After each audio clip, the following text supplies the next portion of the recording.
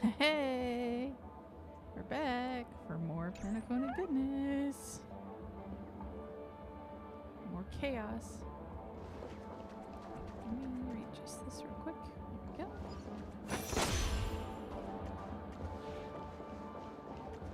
It's my screen. Right.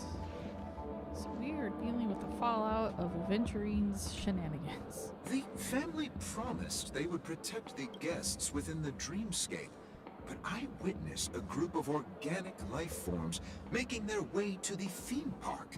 And soon after, a rip tore through the sky, and black rain started leaking out of the void.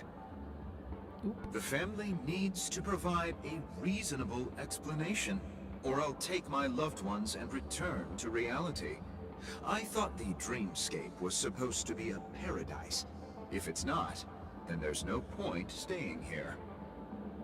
It appears the good sir has seen many great events. And it's true that an uninvited guest has unexpectedly entered the dreamscape. Ooh. However, their target is not the ordinary guests, but the ambassadors of the IPC. The family will certainly ensure that the safety of the guests is of the highest importance. Miss Robin, I know the Bloodhound family has already sealed off the theme park and has control over the situation, but it won't resolve the problem. The family can try their best to protect their reputation, but as a guest, I don't wish to gamble with my life. Ooh. But as you can see, sir, no innocent bystanders were affected in this incident. Perhaps the dreamscape is not as perfect as promised, but there's no place safer than dreams under the family's rule. I believe you know this better than I do. If this incident happened in real life, how many people would be able to walk away from it? It's an argument.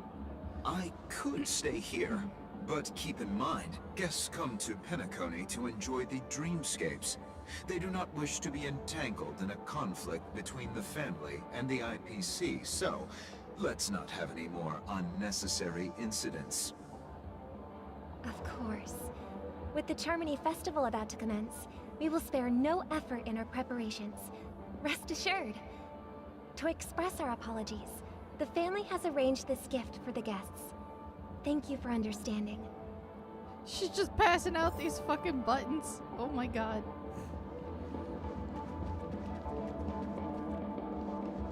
Chaos Gremlin. Hello. May I ask what happened here? Nothing to be worried about. There's been a small rehearsal mishap at Clock Studios theme park. Please stay calm. Hey, are you a fool? You don't even recognize Miss Robin? Who do you think you're talking to? I'm sorry. I've just been transferred to the Bloodhound family, and I'm still not too used to working on the streets. I didn't realize it was you. I'm so sorry. Hey, don't sweat it. You guys have a tough job. I know how it is. How's the situation looking? Oh, we've sealed off the theme park. Most guests are used to bizarre phenomena in the dreamscape, and so far, no threats have been detected. We can expect order to be restored soon. Rest assured, Miss Robin will intensify our patrols to ensure that no incidents occur. Okay. I trust you guys. But regarding what happened in the theme park, what do you hounds think about it? It's okay. Feel free to speak your mind. Well... Actually, I was there shortly after it happened. Is it true that the IPC's ambassadors came with ill intent? And that Galaxy Ranger who easily cut through the sky? Miss Robin, tell you the truth, everyone's been talking about it. The myriad factions on Penacony have already been causing unease for everyone. Thank you all for your loyalty towards the family. The planet of festivities has indeed run into some trouble. representative from the IPC. He's trying to regain ownership of Penacony and is prepared for a hostile takeover. Of course, the family did not agree. The result of the failed negotiations is as you see it now.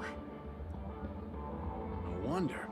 So this is the main reason why the IPC staff are banned from entering the Dreamscape. Did they apprehend the troublemaker in the end? Don't worry. Mr. Sunday is currently tracking his whereabouts, and he'll have something to show for it soon. However, given the situation, the IPC surely won't let this go easily. Therefore, we are relying on you hounds to maintain the order and stability of the Dreamscape. Please be assured, Miss Robin, we take our orders seriously. We won't let those IPC cronies get away with this. Thank you for your hard work. If there are any other members who still feel uneasy, please tell them on my behalf that protecting the Dreamscape requires everyone's help. This is a small gift prepared by the Iris family for the guests. There's one for you too. Please, open it at the Charmony Festival for an unexpected surprise. I can't believe I received a gift from Miss Robin. It How many of these feels does like she have? I'm dreaming. Wait, I am in a dream. If trouble comes knocking on our door, we're not afraid to go to war. Rest assured, the Dreamscape's peace will be protected by the Bloodhound family.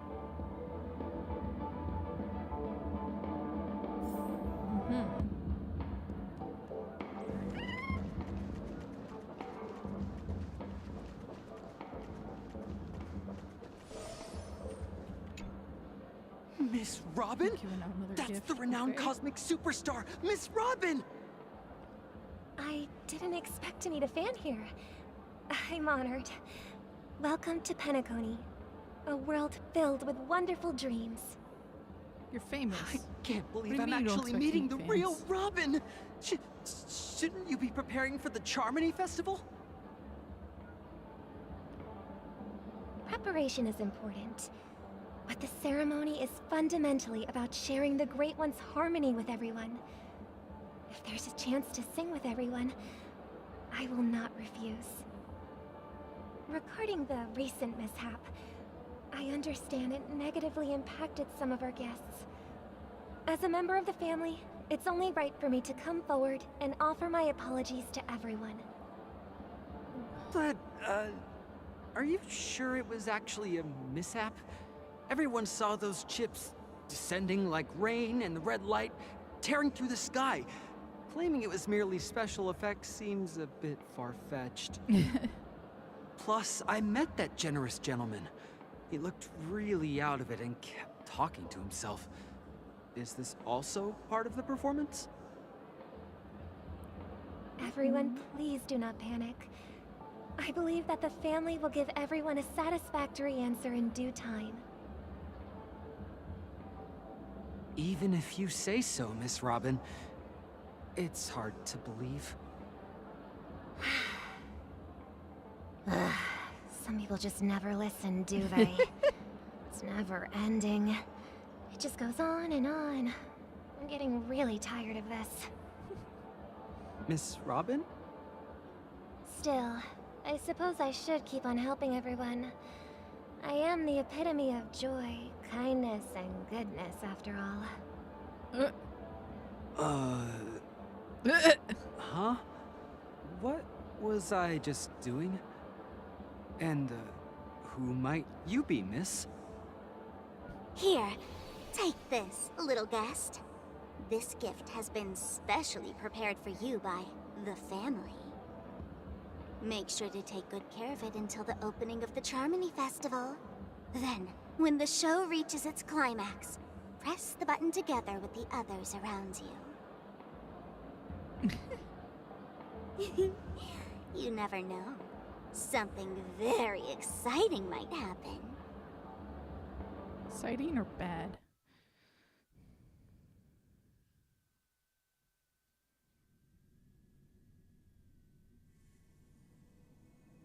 We're back to where it all began.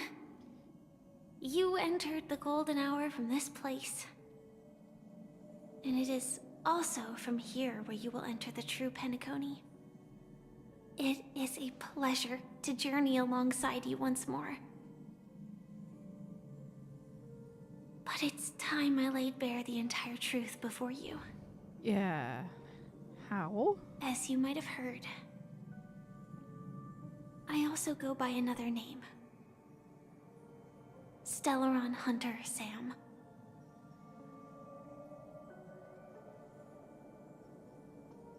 I know you have many questions.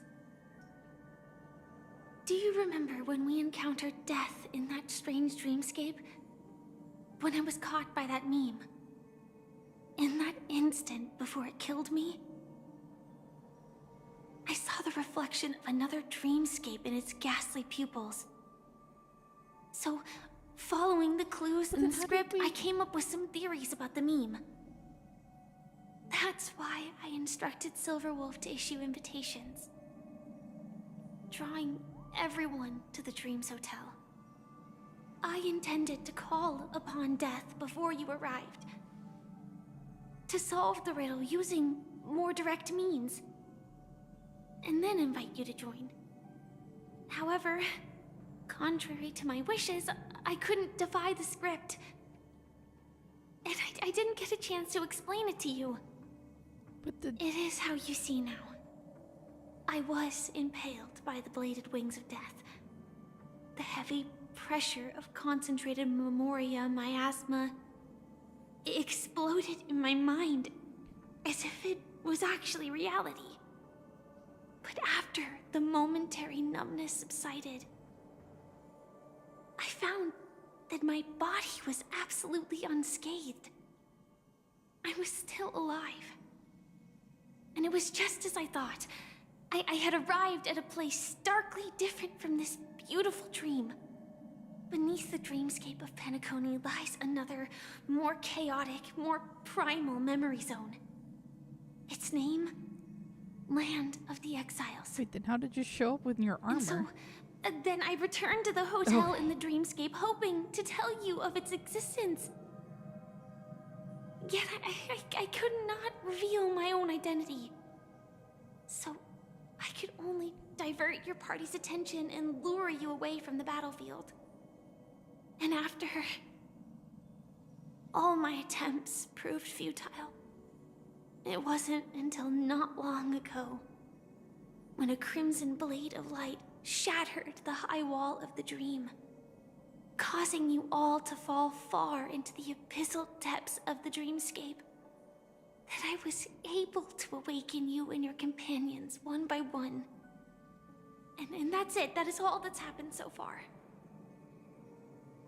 I'm completely confused. I know it's tough to believe all this without reservations. I just want to say, you are very close to the final answer. Just one more thing needs to be done. And then I can prove it to you. Now, let's leave this place. Please close your eyes. Take a deep breath and visualize the dreamscape's outline in your heart. And remember, you must not open your eyes at all times. Huh? 3, 2, 1. Don't be afraid. The one who has come to greet us has arrived.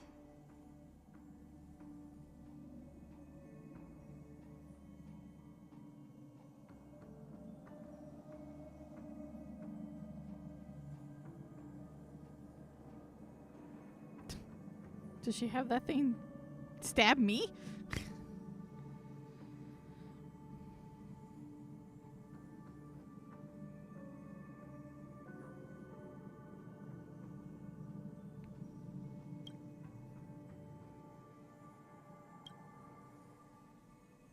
I never knew you could do this. Do you have a driver's license? I do. That is surprising. Why? Because this is Japella, the city of sins? No, it's nothing. I'm just thinking that you haven't slept in 20 system hours. Are you sure you're okay? I'm fine. I'll survive. Same goes for you. I'm not so sure about that. Slow down a bit. Infiltration is over. Feel free to activate Sam anytime you like. There's still some time before the next part of the script unfolds. Let me stay a little longer in this body.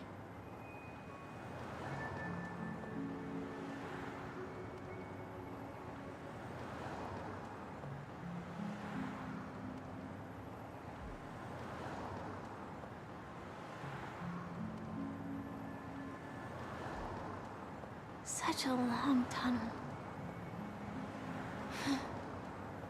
Didn't feel this long when I set off. In half a system hour, it will lead us to Kafka. And then comes the downfall of the Japella Brotherhood. Is that also part of the script? It's in your script too. Sorry. I didn't notice. Their destiny won't change just because of your selective ignorance. I told you before, it's a bad habit. What about you then? Is this the moment you finally find the death you've been looking for? As always, it's a blank slate. It's not on this planet. Why the sudden inquiry? Because I'm currently in a car with a sleep-deprived driver. I just want to get there in one piece. This car has full self-driving capabilities. I'll just put my hand on the steering wheel. Will that do? Hey, don't take everything so seriously. Elio would always say there's only one type of destiny. The inescapable type. He can see the future, and we, likewise, are aware of our predetermined end. But before that moment arrives, we can still choose what we do. We all have this right, don't we? After today, Japella's name will disappear from cosmic history, and the Everflame Mansion will take its place. In the not-too-distant future, you'll receive an invitation. That's your next stop. Land of the Dreams. Penacony. I hope you find whatever you seek there. Be it answers or salvation.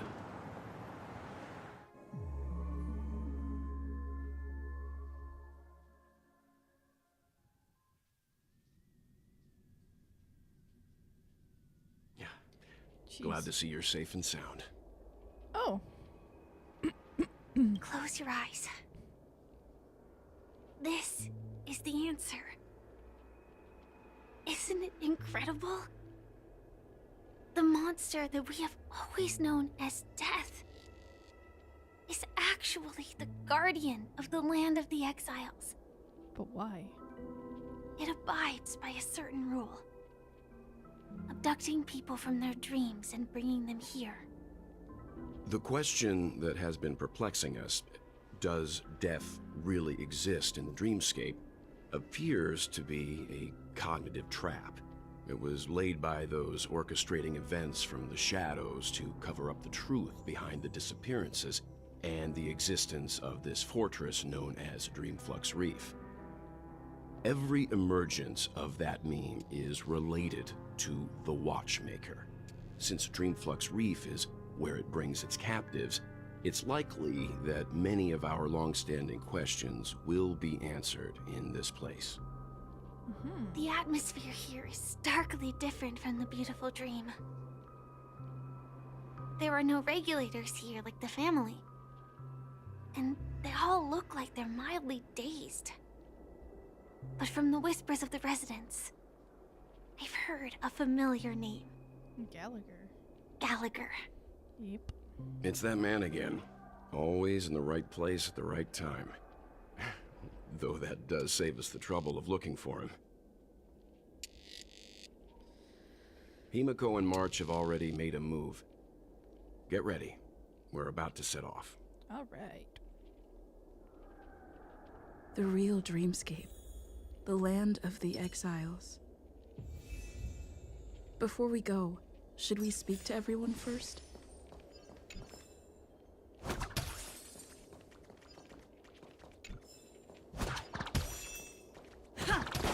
Boom, boom, boom, boom. Oh, there's a box.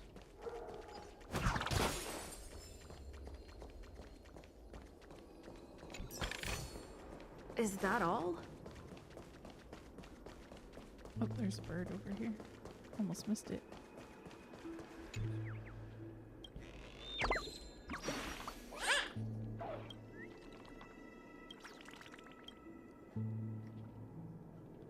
Eh.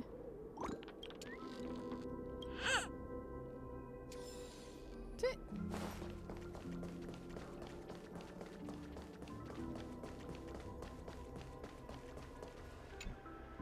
I'm really sorry for waiting until now to tell you everything. 2 reasons. Firstly, the script. In the future that Elio saw, Sam and the Astral Express's confrontation was inevitable. I tried to break the shackles of the prophecy, but this is as far as I could go. That aside, there were also my personal motives. I wished to travel with you as Firefly, and not Sam. Thank you. No. Elio only gave me one instruction. Allow the Astral Express to pursue the Grand Legacy. It means that the Watchmaker's legacy holds great significance to trailblazing. Interesting. And to you. Elio's scripts used to revolve and expand around certain specific Stellarons. But with your appearance, this condition has apparently ceased to be appropriate. Perhaps he also saw the impossible in the future. The impossible. What would that be? Do you still remember the medical cabin I told you about? Well, that's Sam. It belongs to the Iron Cavalry of Glamoth's Firmament Frontline, a Firefly Type 4 strategic assault mech.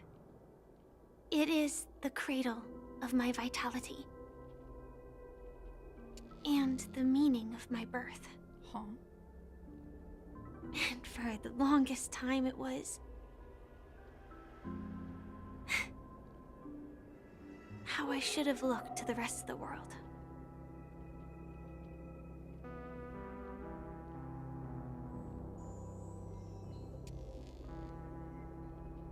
What the? Wait, what?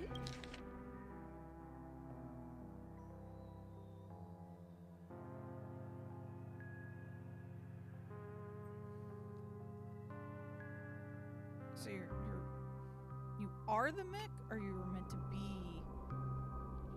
in the mech at all times? What? How does that work? That is not an explanation. The time scale of Dreamflux Reef differs from reality, so we mustn't lower our guard. You're sensitive to Memoria. A slight misstep, and you could get lost in this memory zone. Okay. Something on your mind? Let's talk about it. No wonder Miss Acheron is so averse to drawing her blade. It's hard to imagine such terrifying power could reside in an ordinary sheath. If it weren't for the fact that Aventurine's power originated from the preservation, the entire dreamscape would have been affected. Don't feel burdened by this. Even without that Stellaron inside you, Aventurine would still have found other methods to accomplish his goal. Let's just believe in Miss Acheron. And given her prowess, I don't think we've got anything to worry about. After what we saw? Yeah. During your investigation, he shared a vital piece of information. Mikhail, the former watchmaker who collaborated with the family to construct the Penacony we're familiar with today, had a falling out with the family for specific reasons. But this is precisely where the problem lies. You were clearly investigating a murder, so then why, as a security officer, is he changing the subject to talk about his past with the watchmaker? And now, with Firefly mentioning his name again, it's hard not to be suspicious. Before we found you, she'd already revealed her Stellaron Hunter identity and shared a lot of information. Who would have thought that the Molten Knight's true identity was actually a young girl?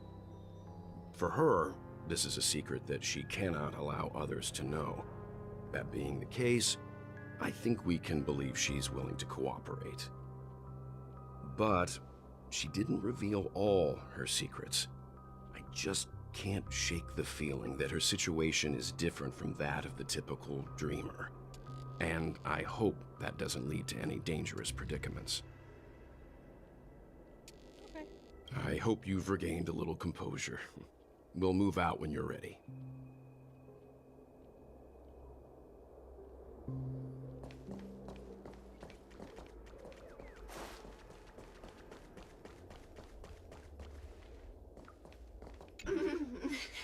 Welcome to heaven. Dreams, true or false, all are ephemeral. That dude is out there just dancing. Might as well drink more Soul Glad instead.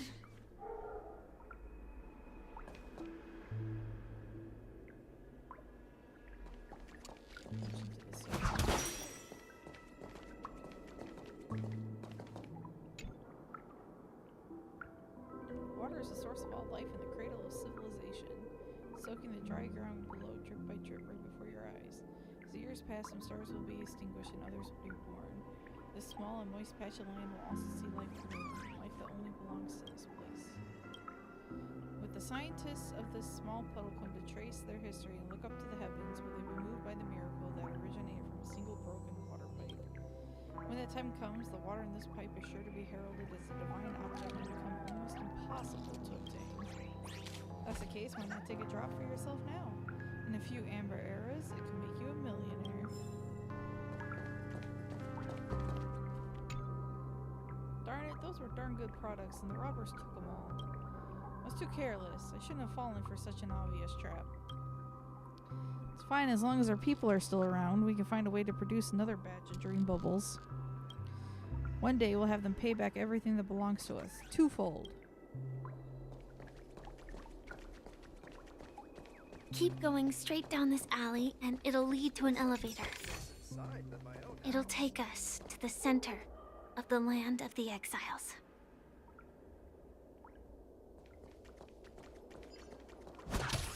Oh, there's a bridge here. Yoink!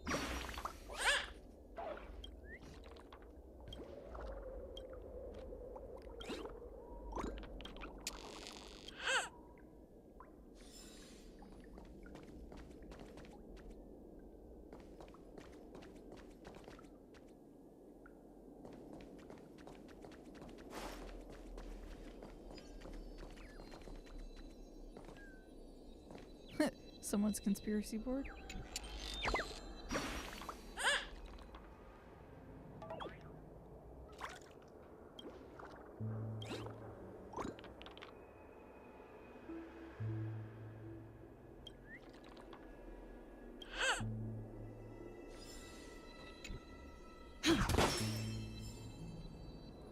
Between two tall towers. Oh, the bird just told me some treasure.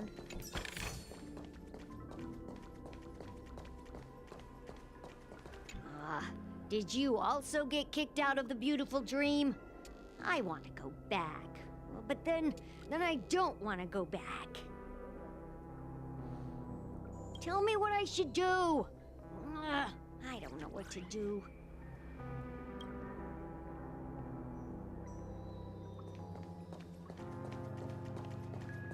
Look at him dancing. Hi there, friend from a distant land. Oh my god, okay. I hear the Watchmaker's legacy is right here. Let's say we go treasure hunting. Mm-hmm.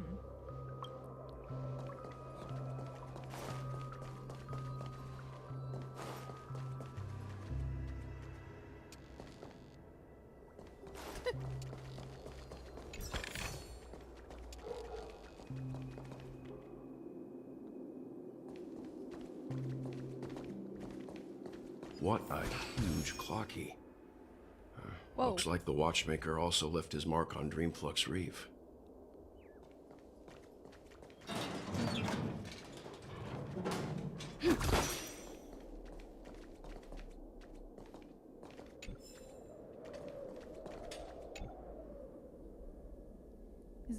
It is a common plot in a lot of movies and video games. A statue like this will rise up and face you in glorious battle.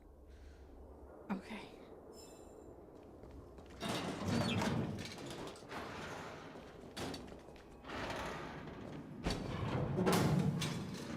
Up we go.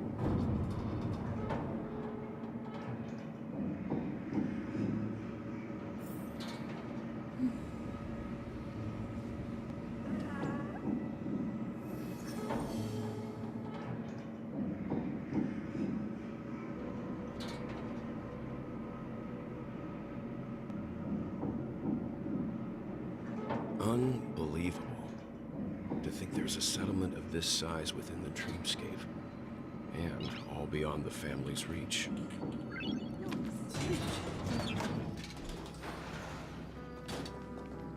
The atmosphere in this fortress is pretty different from that in the beautiful dream.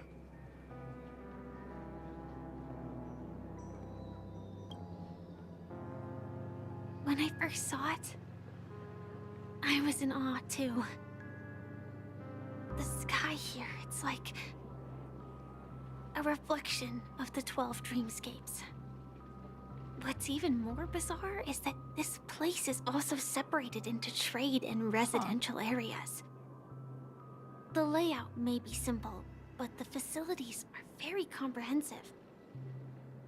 It seems that there are quite a number of people living here. Though both dreamscapes have distinct styles, the architectural designs are quite similar. Works of the same hand, perhaps. Hard not to speculate on the connection. But there's no point in overthinking things. Let's meet up with Himiko and the others first. Okay. Take a right turn at the end of this road and you'll reach the trade district. There are more people there, and perhaps someone knows where she is. Not coming with us? The Astral Express likely needs room for some internal deliberation. In the meantime, I'll try and locate That's Gallagher. fair. Sure. Let's reconnect later. Letting her go was the right decision. Further observations are needed before Misha. we decide whether to trust her. But first, there's someone I need to talk to. Let's go. I'm sure you've already noticed him. He's right over there. The Reverie Hotel's bellboy. How did he end up here? And right after Miss Acheron severed the beautiful dream. We'd better check, just to be sure. This trash can is perfect for me, and perfectly legal for me to stay in. Okay.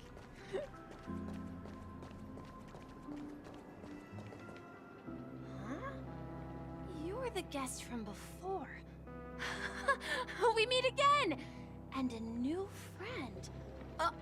Forgot to introduce myself. I'm the hotel's bellboy, Misha. Hello, Misha. I'm Welt. We met in a dream. Oh. And who might this be? It's Clocky. Tick-tock! Old friend and new friend! Let's high-five! Your, memory zone meme? Nope. Clocky is a good friend of mine. We all live here. How did you two get here? This dreamscape isn't supposed to be open to the public. I wonder if it has something to do with Sleepy. So, this is your home? Yep. After my work in the beautiful dream ends, I'll go back home. Commuting used to be more convenient, but ever since travel became cumbersome, Sleepy started ferrying people back and forth between the two dreamscapes. This Sleepy. Can you describe what it looks like? Sleepy is a memory zone meme. Looks fierce and has many eyes. But it's actually really well behaved. Gallagher's been taking care of it. Based on the description, that meme is indisputably death. A nightmare for the family, but for the people who live here, well, that couldn't be further from the truth. Death? Not in a dream, surely. Sleepy's just a little aggressive, and sometimes messes up by fetching the wrong guess. But it would never hurt anyone. I see. Has it brought back any guests recently, say, in the last day or two? We're currently investigating a missing person case that occurred within the beautiful dream. I see. Then you'll have to speak with Gallagher. But he's currently busy hosting a visitor from the Oak family and specifically asked not to be disturbed. Mr. Yang? Well, that's the case, then the Robin is person you're still looking alive. for. Is it Miss Robin?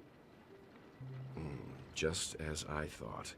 Considering what happened with Miss Firefly, this doesn't come as a surprise. If you're looking for Miss Robin, I can lead the way. She told me that she'd be willing to meet with outside guests. If it's not too much trouble.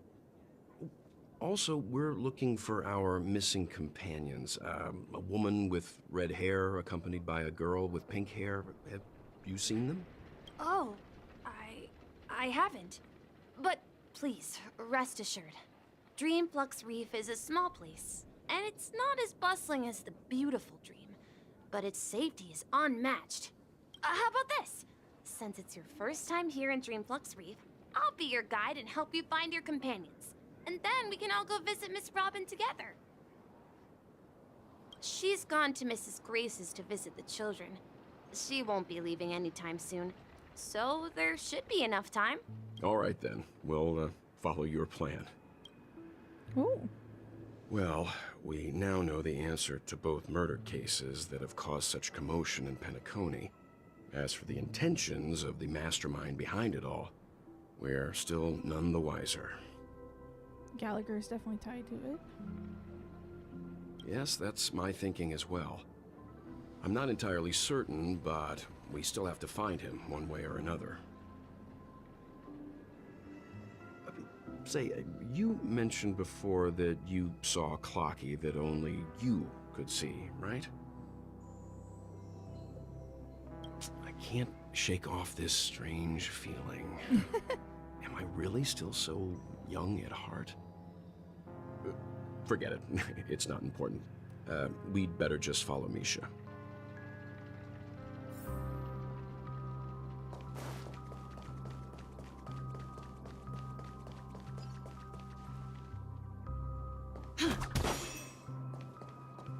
Oh, burp.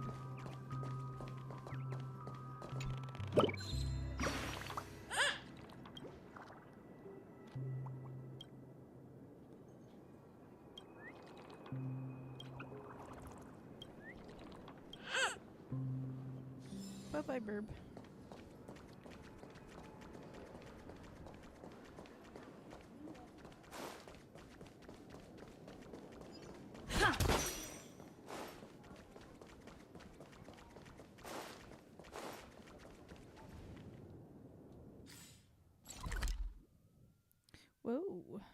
quite the mech.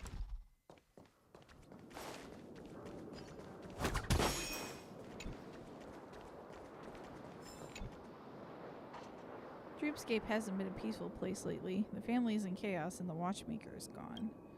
The IPC takes this opportunity to seize this place. Times ahead will be tough for us here. What are you doing thinking about all that? It's not like it's something neither of us can change. Why drown in sorrows when you can drown yourself with a good drink? Okay, got a calm gear.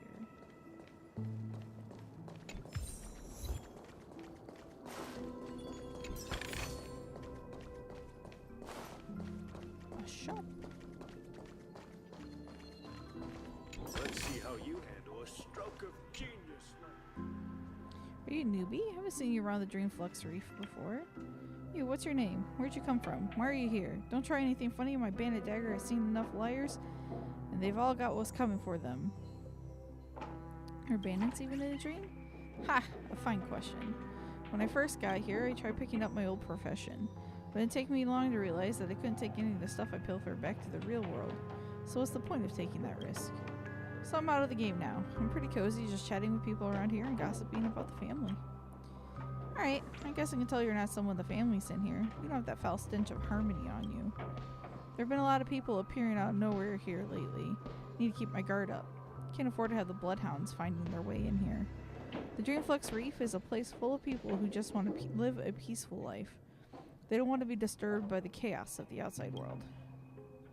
I never introduced myself. My name is Clodagh, and I'm a interstellar cowgirl. Why can I mess with their emotions? Alright. Both of them are like that. Don't worry about that later.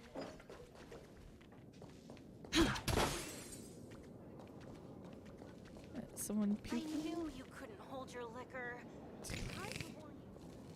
You found me, the demon that is about to destroy this dreamscape. It was probably not easy.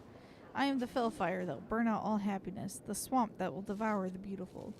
I am the mastermind who causes dreams to fall into nightmares, the inevitable nemesis of the righteous. Abandon all hope. You cannot hope to win against me.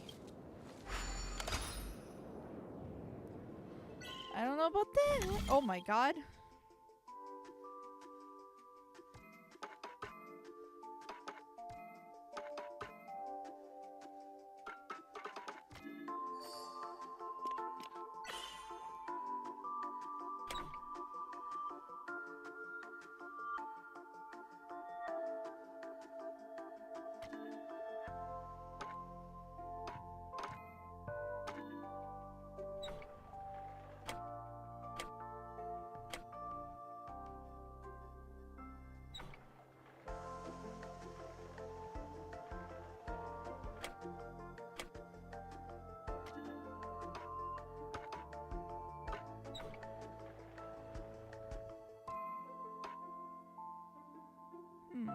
Oh wait, there's this. Okay.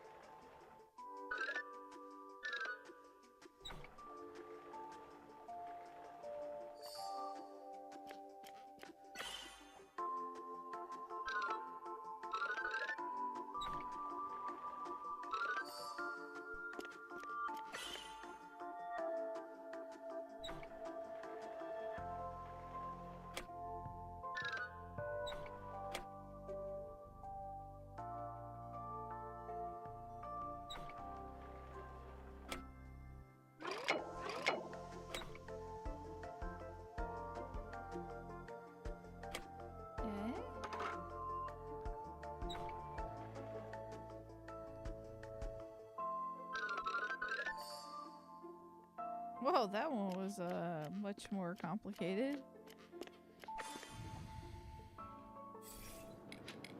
If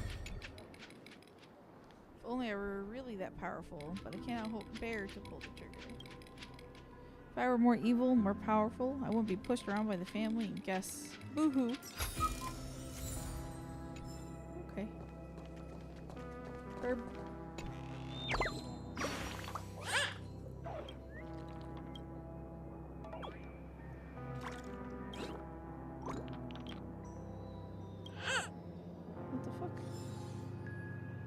it's a cat picture. Hot steam from under the manhole cover is silent and unstirring. Its protection banishes all cold from around you. Wonderful. This must be one of the mystical 7 manhole covers, the manhole cover of preservation. Okay. Welcome. Oh, don't tell me we've got another new guest visiting today. All these new faces in town, I can't keep track of them all. I heard lots of people are coming over from the dreamscapes because of accidents. You look to be the same. Oh, I'm sorry. It's far too easy to natter on about yourself once you get to my age. Let me give you a brief rundown of what we do. We're the only band in all of Dreamflux Fortress. All our staff here are talking automated instruments, just like me. Our main trade is also in automated instruments. For just a few alpha credits, customers can take home the instrument of their choice and have it play for you at home. Of course, I personally am not for sale. We also sell our own vinyl records here. Come here and flick through some if you're ever bored or feeling down in the dumps. I mean, after all, our store motto here is bring joy to the world through music. Hey. We sell music.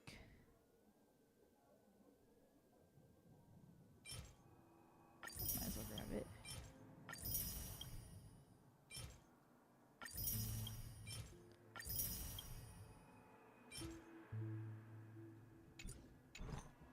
Cool.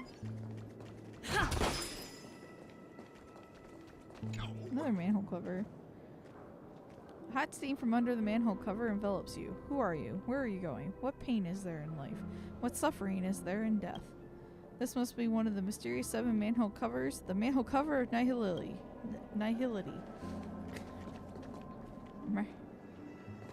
Someone over here is mad.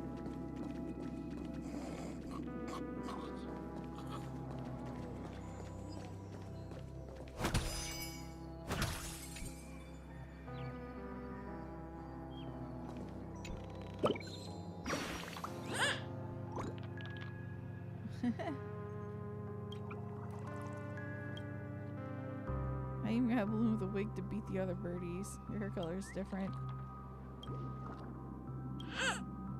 Bye, bird. Looks good.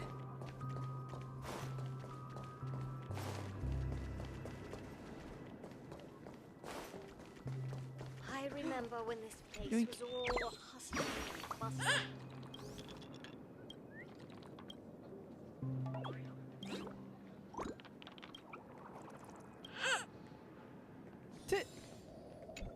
It's another one. The hot steam from under the manhole cover rises gently like a slow exhalation, kissing the cheeks of passerby. It selflessly donates its warmth.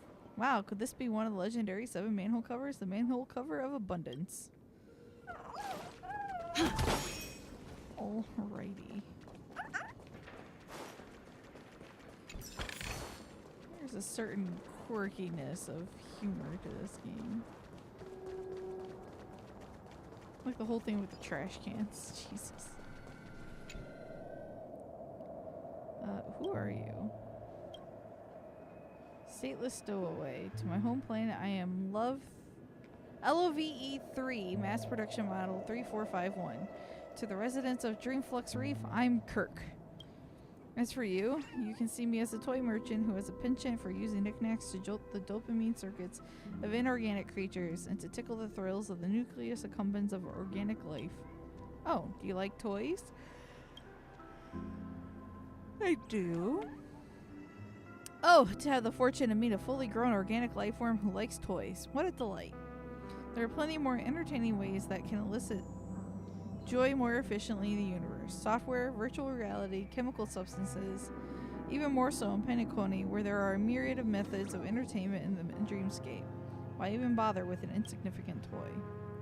But to some inorganic beings, toys are fun devices that are more mesmerizing than games with artificial rules and virtual sensory stimulation in electronic brains. Not every Intellitron has the structural intricacy of Planet Screwlum's citizens. Many of us were once toys to organic life forms. In our eyes, tinkering toys is also playing with a framework that has the same origin as us. Sounds interesting. I know, right? I was quite certain organic beings such as you would understand the concept more easily if explained this way. I love this place. In this dreamscape, be it organic or inorganic life form, everyone's emotions can be expressed freely. I also hope that my own products can elevate such forms of expression. Come take a look at my business when you get a chance. My toys are not your common fare. I guarantee your satisfaction.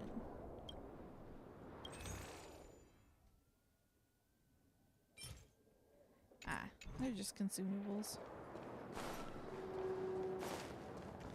Burp.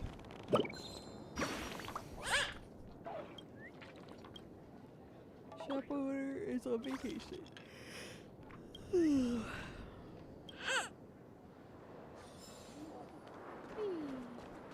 Oh, another manhole cover. Each water molecule is sharing their joy, hand in hand. Is it elation? This must be one of the incomparable... Oh no, it's harmony.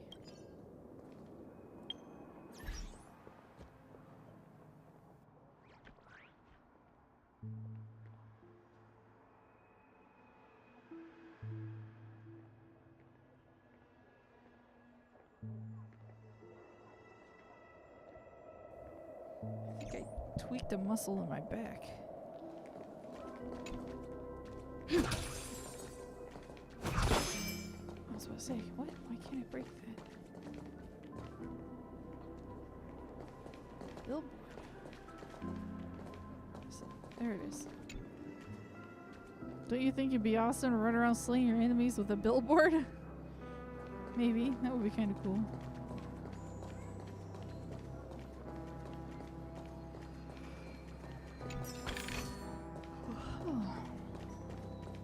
Another one. Dissipates evenly and effectively, like a program that was written long ago. You can be certain that this is one of the manhole covers from the stories Erudition.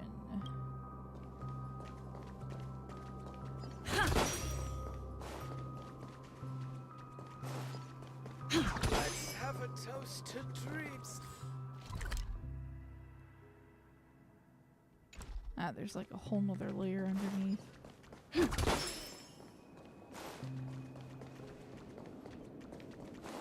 Okay. So this is the so-called freedom of organic life.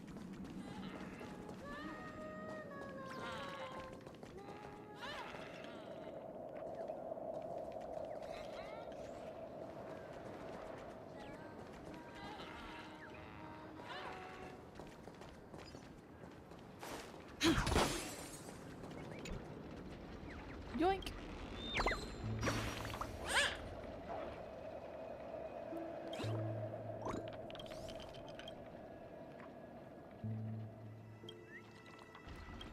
Truly incompetent birdie.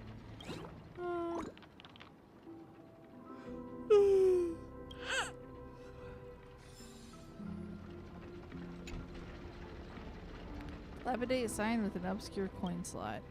Concealed areas up ahead. Please line up to wait for your ride. Note, this stop only accepts ID tokens. Squint your eyes and notice this line of fine print now in the below the coin slot. Refusing to relent, you shove some ordinary coins in it. They are spit out right away. Looks like this one's a picky eater. No choice but to heart-wrenchingly sacrifice your tokens.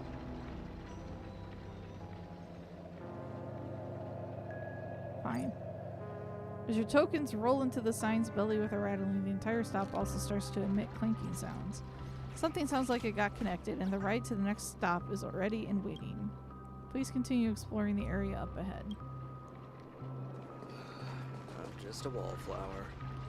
Oh.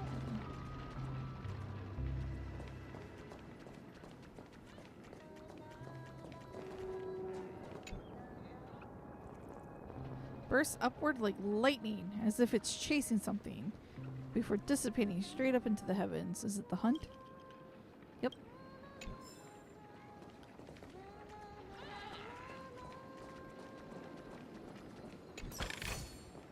Is that all? Whoa. Black hole-esque structure spawned from the loss of Memoria is ravenously feasting on an already destitute world. Thought devoid of any substance, it still exhibits the appearance of gravitational collapse in the dream. What irony. Huh.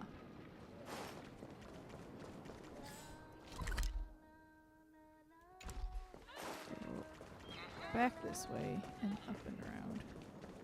It's explore the other side before continuing the story. Book. No! At this rate, the family will be done for! Done for!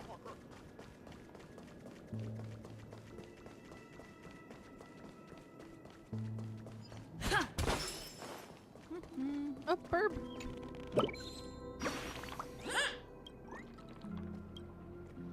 See a little my baseball bat.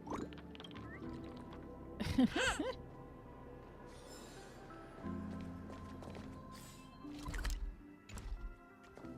should be okay to run across here.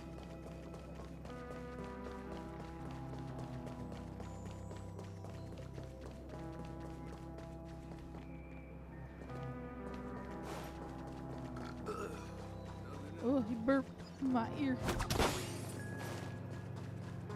Oh. Investigate.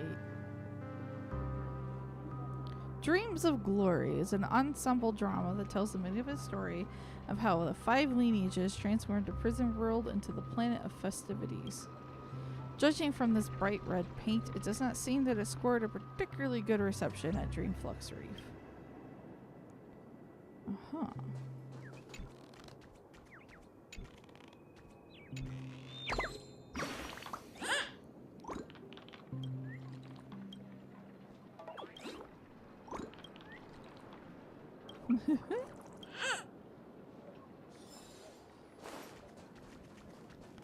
Another investigation?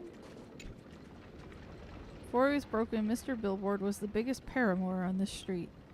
But the woman he loved left in search of fortune and prosperity, leaving only the green glow of grief behind. Uh-huh. Are you really leaving? Tick-tock, fool, stop looking around. I'm talking about you. From that coddled demeanor of yours, you must be from the top side. Have you not faced the truth after staying here for so long? I've seen the family plunder the ticker's rewards, and then it's time to sleep. The dream is a cold, merciless machine where we, you, and I are mere fuel for it. Tick-tock, war! We need a war. We must stop them, defeat them, and tear them to shreds, no matter the cost.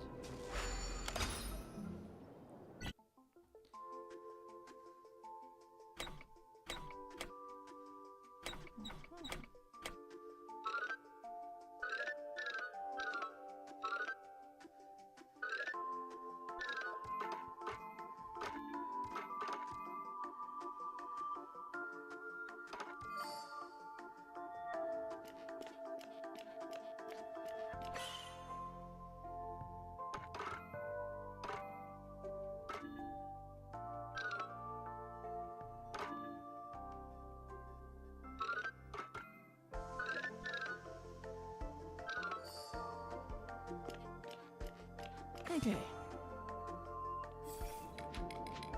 They're getting a little more complicated. War is really frightening. How could I have such extreme thoughts? War will sacrifice so many lives. What if I turn into scrap metal because of war? You have to use gentler means to solve the problem, such as negotiations with the family, improving theater welfare, and worker regulations. Is that all?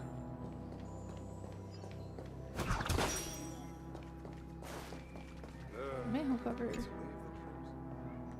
Hostine bursts forth from under the manhole cover, lashing at the world with a fiery roar like a newly birthed volcano. That's right, this is one of the 7. Destruction. I've collected the blessings of the sacred 7 manhole covers. Now your great name is known by all throughout the world of the manhole covers. You want to know what the blessings of the manhole covers do? You're hitting the nail on the head. They're cool, and they're very cool. It's always cool. Oh, I just want a big circle.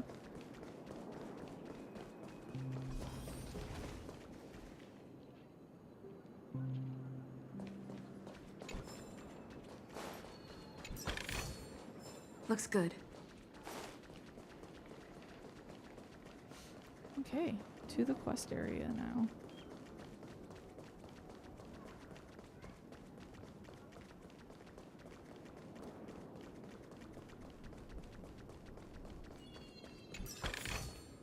Is that another bird?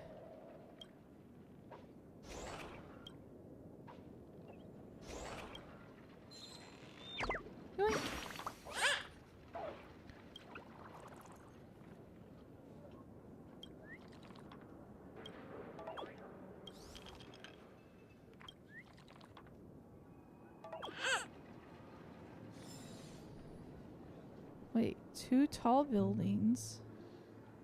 Clocky down below. There's a secret puzzle over there.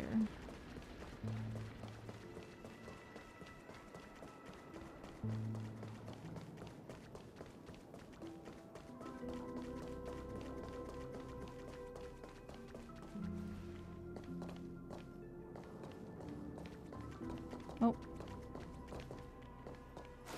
Or not.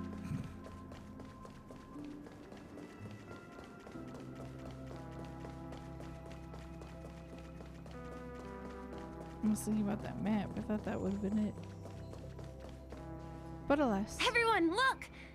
From here, you can see the most spectacular view of Dreamflux Reef. A black hole? No. An accretion disk formed from consolidated memoria?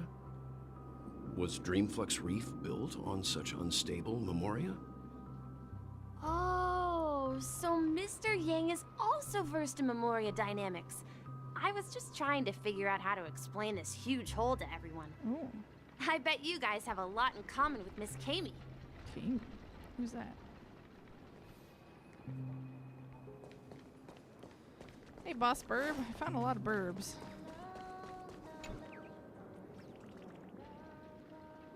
Tweet? Did you go silly from hunting for birds? Take this mission before leaving. Playing the kind origami bird. Fixing up Bruceville. I found half of them. Hell yeah.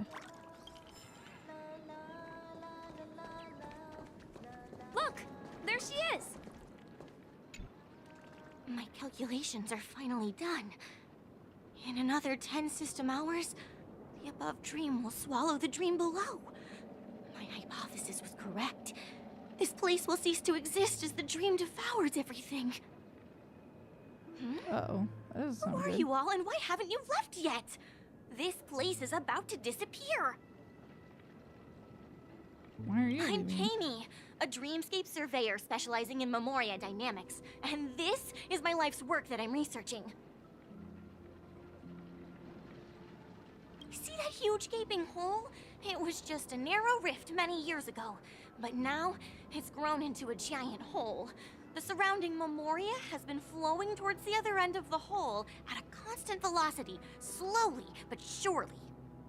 But the scary part is, according to my calculations, the flow rate of memoria has recently changed, and it's faster than ever before. It's almost as if something is sucking it in from the other side. By constantly improving upon Madame Rosalina's memoria measurement method, I've finally obtained accurate results. After 10 system hours, the Dreamflux Reef will cease to exist. It will disintegrate like a melting glacier, and then fuse with the sweet dream fragments on that side of the void. Please don't worry. This sort of thing has happened many times before. Miss Kami isn't a bad person. She's just a bit lost in her own world. Happened before. She'll probably realize she's wrong soon enough. You don't say. There was something else that piqued my interest. Who is Madame Rosalina? Oh, do you know her too? Or are you also a fan of memoria dynamics? We're very interested in Madame Rosalina's achievements. Could you tell us a little more about them? Why, of course! She's an excellent scholar of memoria dynamics, and the first person to apply memoria rate measurement methodology on interstellar travelers. Regrettably, due to the presence of the Garden of Recollection, ordinary people don't pay much attention to the nature of memoria. She departed this world without much fame, leaving only a few thin journals behind. I came to Penacony to learn more about my idol, and went to great lengths to seek out Dreamflux Reef, all because this is her final resting place. Prodigies always meet their demise prematurely. If only Madame Rosalina had more time, she would have discovered a way to reverse the flow of memoria. I felt it. The source is in the golden hour. There is a certain anomalous presence stirring the currents of the memory zone. I must uncover more concrete proof. I must convince everyone. Does the name Madame Rosalina sound familiar to you? I feel like it should. Oh. That's right. It seems like she did a great deal of research and calculations in Dreamflux Reef before abruptly passing away. Miss Katie regularly mentions her. I hear Madame Rosalina passed away during the prison war. She could see the Penacony of today. Its people building homes in the memory zone. I bet she'd be really happy. Perhaps. Our destination is the commercial district. That's where the largest crowds gather in Dreamflux Reef. We might be able to find the others there. March! Ghost! There's a ghost! Don't come near me! Oh my. I'm human and so are you. Can you get a grip? Ah, there you are. I've been waiting for you two. Quickly, come help. I bumped into a member of the family on the way here. He was so scared and I just wanted to calm him down. But... Let me go! Let me go! I've only done good in my life. Why can't I rest in peace after death? Well, this is how it turned out. Ha ha, you're a regular comedian. He thinks he's dead. Although, when I first fell in, I also thought the same. Dear guest, this is not the afterlife. This is Dreamflux Reef. That's right. Did you hear that? Repeat after me. Dreamflux Reef. You're talking to someone invisible. If I'm not dead, what am I? I shouldn't have pushed my luck and tried sleeping in my dream. Curiosity kills the Papashi. Stop asking! You'll alert the monsters. All the dead are right here. All of them. You're not talking about the memory zone meme, are you? Don't say that name! What the? Some eternal.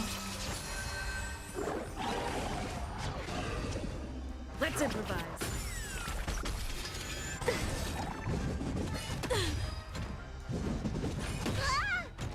Conflict is pitiless. Dreams do come true. Let the show begin.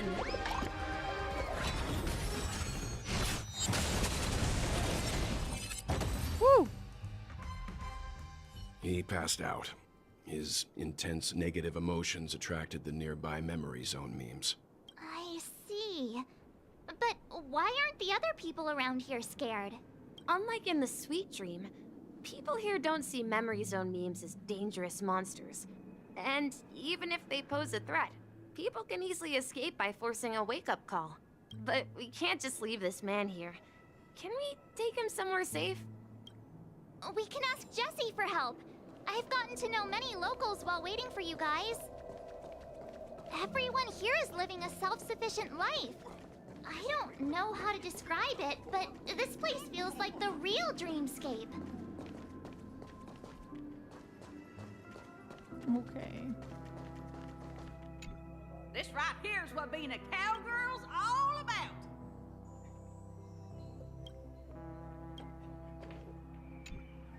Evening, Jessie. Is it evening? Welcome, Miss March. Who might these be? These two are my friends. As for the man lying on the ground, he's a scaredy cat who fainted from fright. I see. Another poor guy who accidentally ended up here. I'll take care of him. There have been a lot of new faces lately. Things must be tough in the beautiful dream. The few remaining havens of freedom in Asdana will soon face trouble. What? Do such things often happen here? Not really, but they're becoming more frequent now. Guess it's one of the signs of the Sweet Dreams collapse. This man has had quite the shock. Could you help me find a Halovian lady march? Her songs can heal mental wounds. Halovian? A Halovian lady? That must be Robin. She's also here in Dreamflux Reef. Huh? Robin? But I thought she... Oh, right. If Firefly is here safe and sound, then it means Robin must be okay too. Misha's about to take us to her to find out what happened. But before that, let's meet up with Himiko. You were with her earlier, right?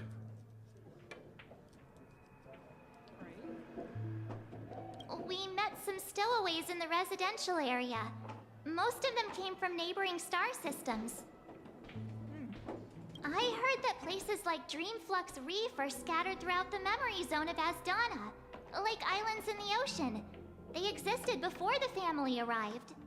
I also heard that when Dreamflux Reef took shape, it was the center of all dreamscapes in Penacony. If that's true, it's no wonder there are so many similarities between this place and the Sweet Dream. Himeko must be gathering information. Let's hurry up and get going.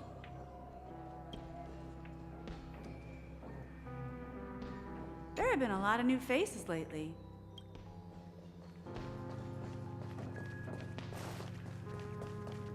This way.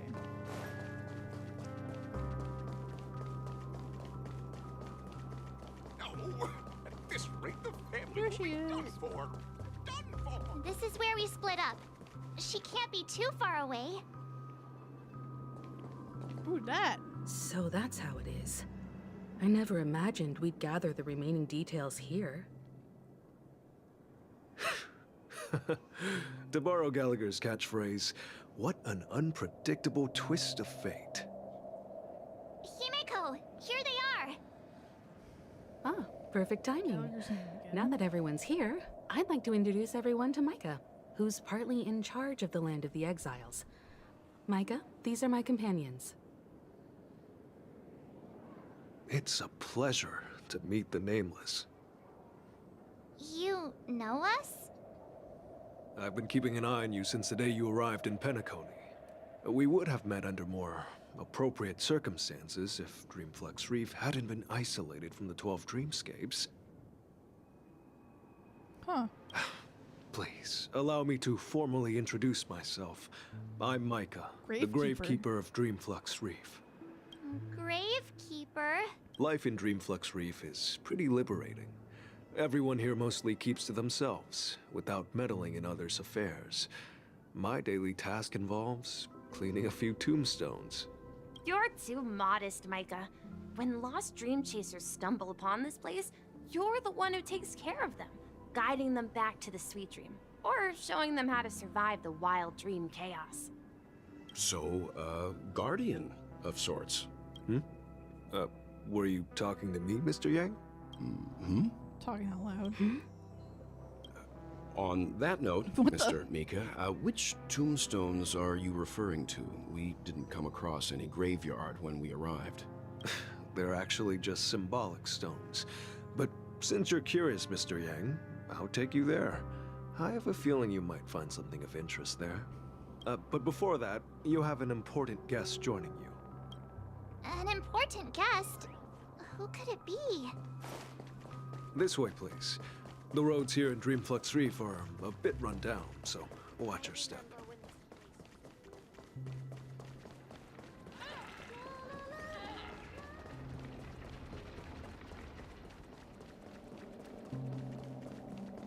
Emotions I can absorb.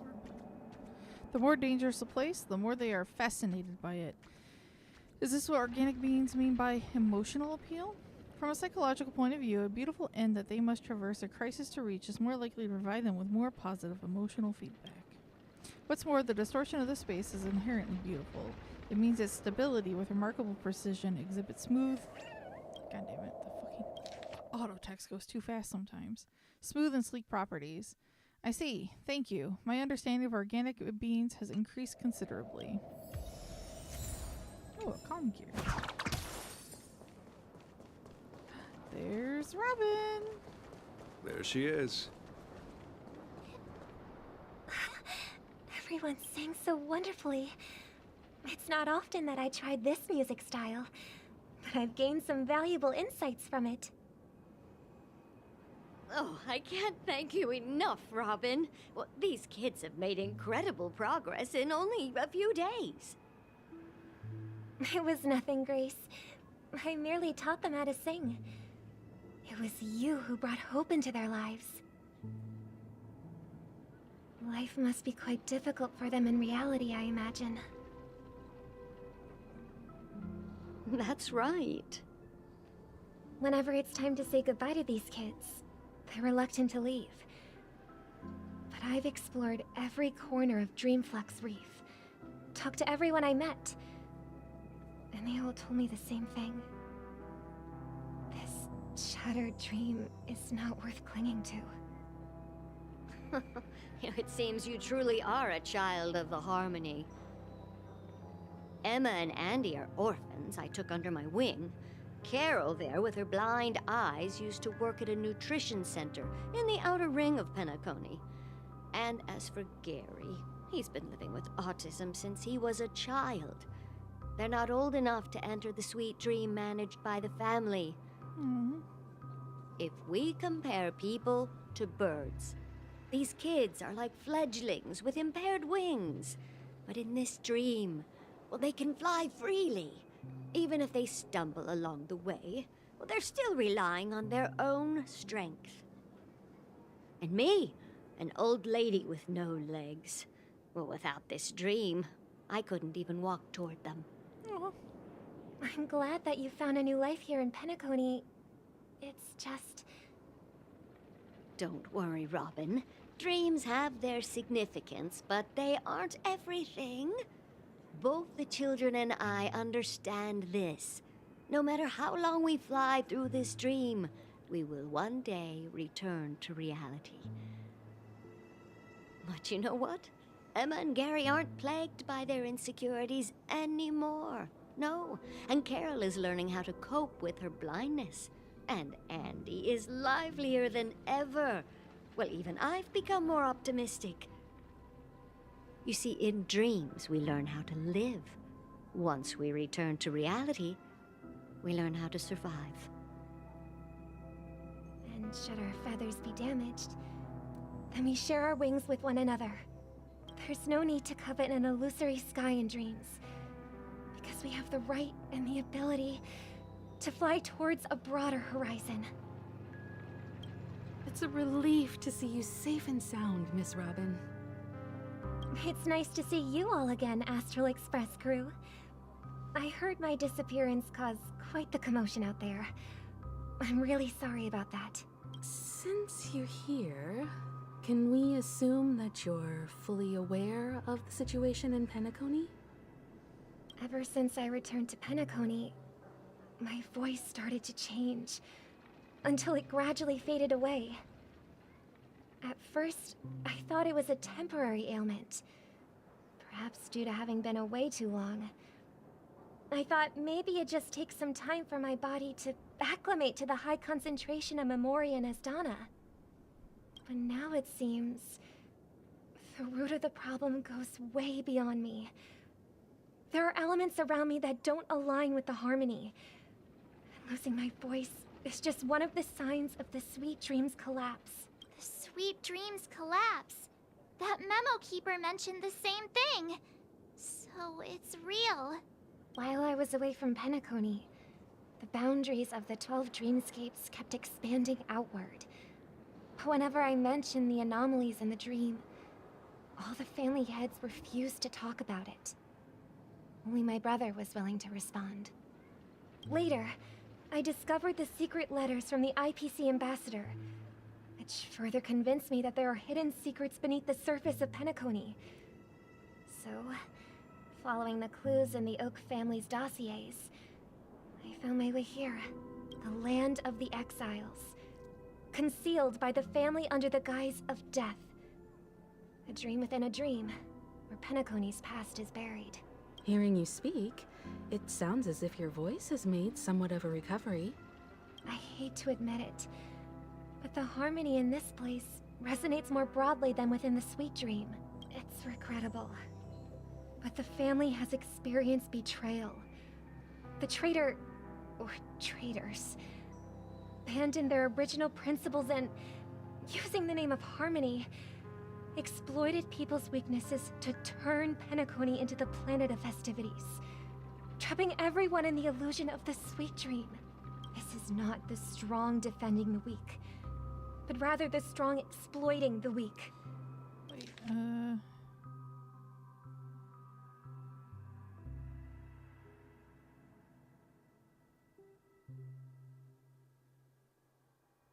illusion, okay. A world without equality won't ever be favored by the harmony. And naturally, those voices blessed by them have lost the ability to sing. Could there be another force influencing the family's shift in philosophy, Miss Robin? Considering what happened with Acheron, it's difficult to conceive of another entity within the realm of the harmony capable of influencing everyone. Unless a power surpassing that of an emanator is involved. I'd heard about what happened to the Cienjo Alliance, but as far as I'm aware, the family hasn't faced any such external interventions. Who knows? Perhaps I've just been away too long and missed something. Regardless, I cannot accept my home is moving towards the very opposite of what the harmony represents, while still claiming to uphold it. I must uncover the reason why Mikhail cut ties with the family, and who exactly it was who betrayed us all. Do you remember our arrangement, Mr. Micah? Well, here's my answer. Oh. I've decided to forgo my role, and never step foot on the Charmony Festival stage again.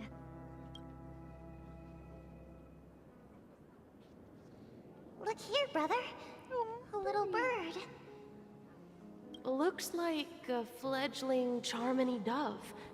But Charmony doves don't live here. So how did this little bird get here? Maybe its parents abandoned it? It looks weak and frail. Why don't we find something soft and make a nest for it? This place is too dangerous for a fledgling. Let's take it with us. We can put it on the wooden shelf in front of your window. Okay. A bird like that must have a beautiful singing voice. But where will it live? I'll ask the family head to build a cage for it. A cage? But then it won't have the freedom to fly. Let's see.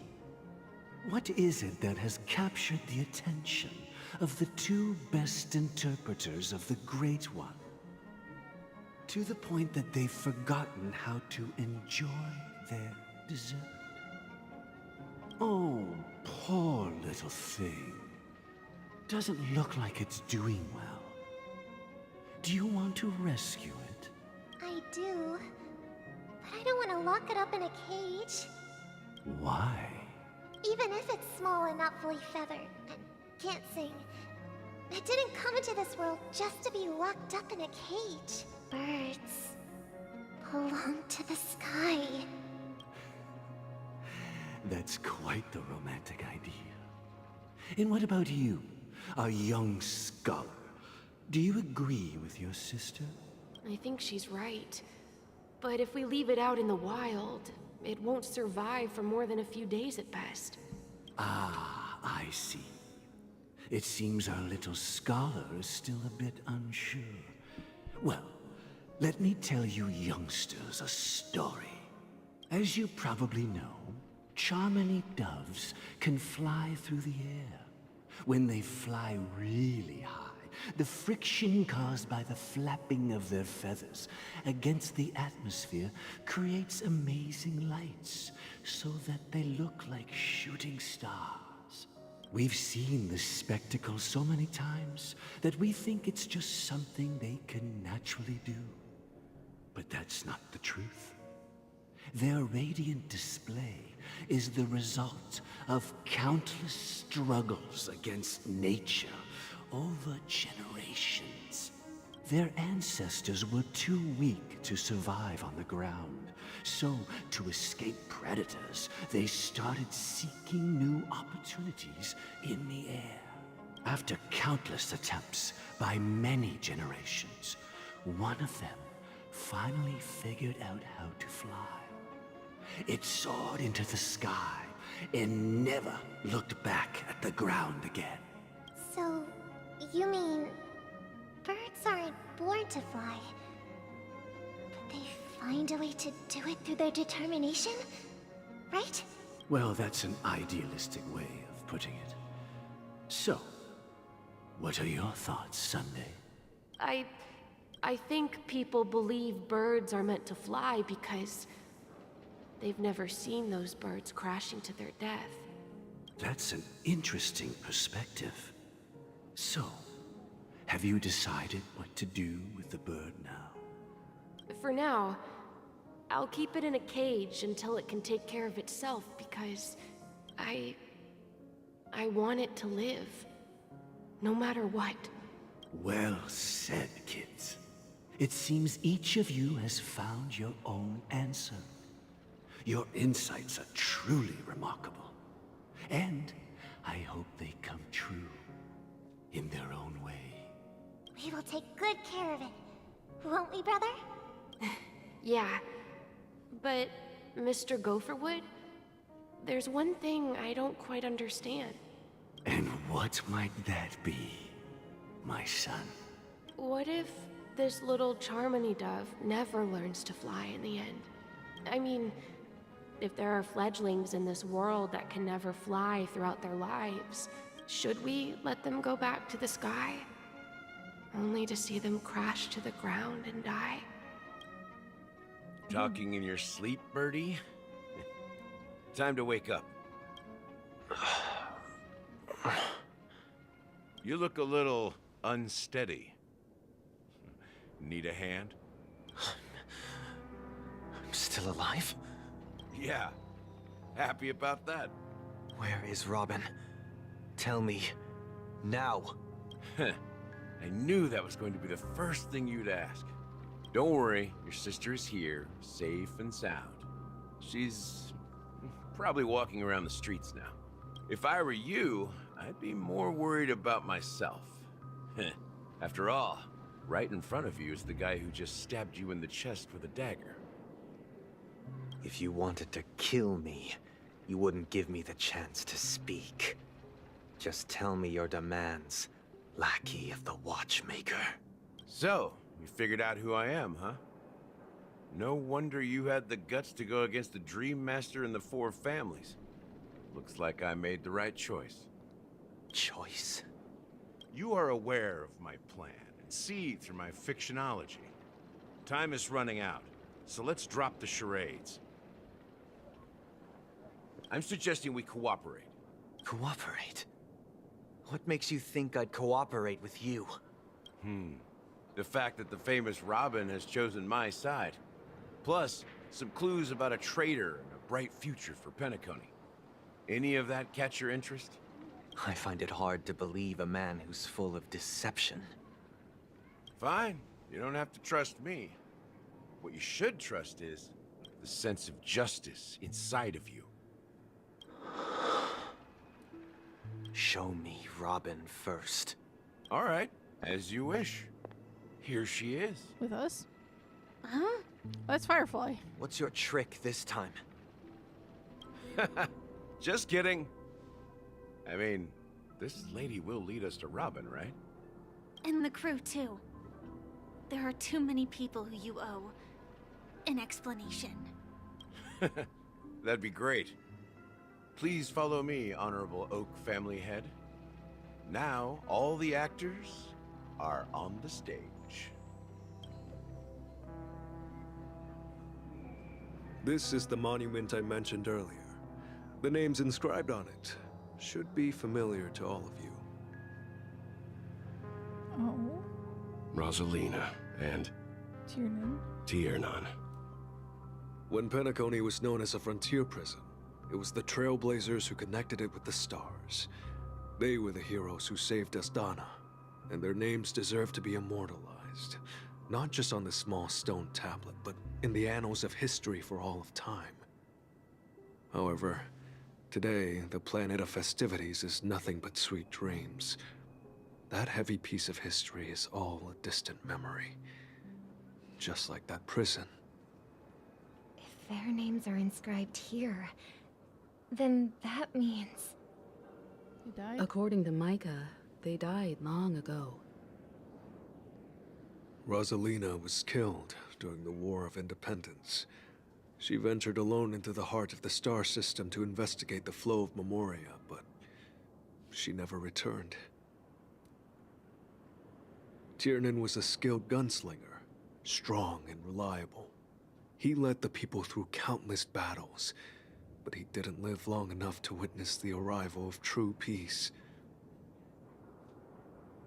In the decade following the war, Penacony faced challenges internal and external.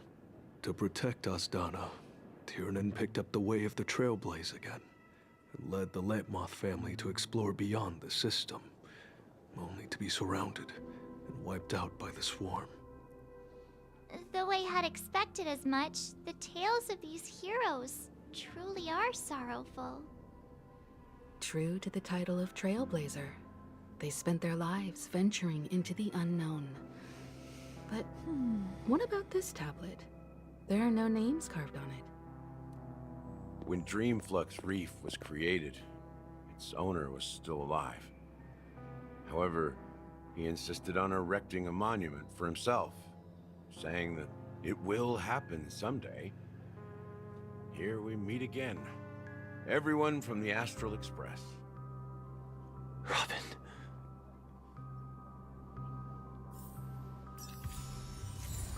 Okay.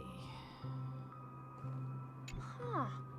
The atmosphere sure is livened up with all these people in here. I brought Gallagher here. It's time to face the truth. Well, I did my job. I gathered everyone here. Gallagher will explain the rest. Brother... There's no need for words. You're safe, and that's all that matters.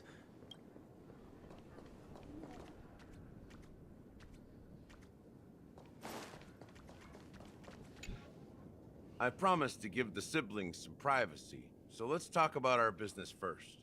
What do you say? Okay. That sounds sensible enough. Since you went through the trouble of gathering the family heads, the crew, and the Stellaron hunters, I'm guessing you have something important to say, Mr. Gallagher? Oh? Is it that obvious? The look on your face is practically screaming, I'm the one behind all this. You're right, Mr. Yang. It is indeed time to come clean on everything. The siblings already know what they need to, and they've made their choice. But you, Nameless, arrived a bit late. So it's only fair that I answer your questions. Before we begin, let me reintroduce myself. I'm the founder of Dreamflux Reef, the deputy of the Watchmaker, and the one who sent out that invitation. As Gallagher, the history fictionologist, I humbly extend my greetings to you all. History fictionologist? So what, everything you told us was made up? Well, don't worry. Almost everything I shared was true. Well, except for the part about the family accepting me back. I double-checked with Micah, and everything he said about the family, the Watchmaker, and Mikhail is true. Thank you for your understanding. Now let's get down to business. I'm sure you're all wondering why I went through the trouble of setting up this battle for the legacy. Inviting different factions, and stirring up a ruckus all over Penacony. Well, it all boils down to something very familiar to all of you. The Stellaron. The Stellaron? But how is that possible? Penacony is a free-flowing interstellar hub. There are no signs of contamination whatsoever. You're totally correct. So, care to take a guess at what that means? How keen. Well, what should I say? I expected nothing less from the person here who is the most familiar with Stellarons. The Sweet Dream doesn't come out of thin air. If you think of the memory zone as the sea, creating the land of the dreams is like filling that wild ocean with earth to make an island. To achieve this feat, without the help of an Emanator of Remembrance or Enigmata, the only way is to use a Stellaron. And that's not something you can achieve with a simple wish. It requires vast quantities of knowledge, time, and manpower. I'm sure you get what I'm hinting at. In Azdana, the planet of festivities itself is a Stellaron disaster. Whoa. The planet of festivities itself is a Stellaron disaster? It all started a long time ago, back when the Watchmaker and his crew liberated the frontier prison. They faced countless challenges as they began building Penacony from the ground up.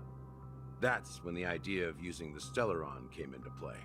The Stellaron first entered the Azdana system during the war. The Nameless warned everyone against the folly of attempting to tamper with such a power, and most heeded their words.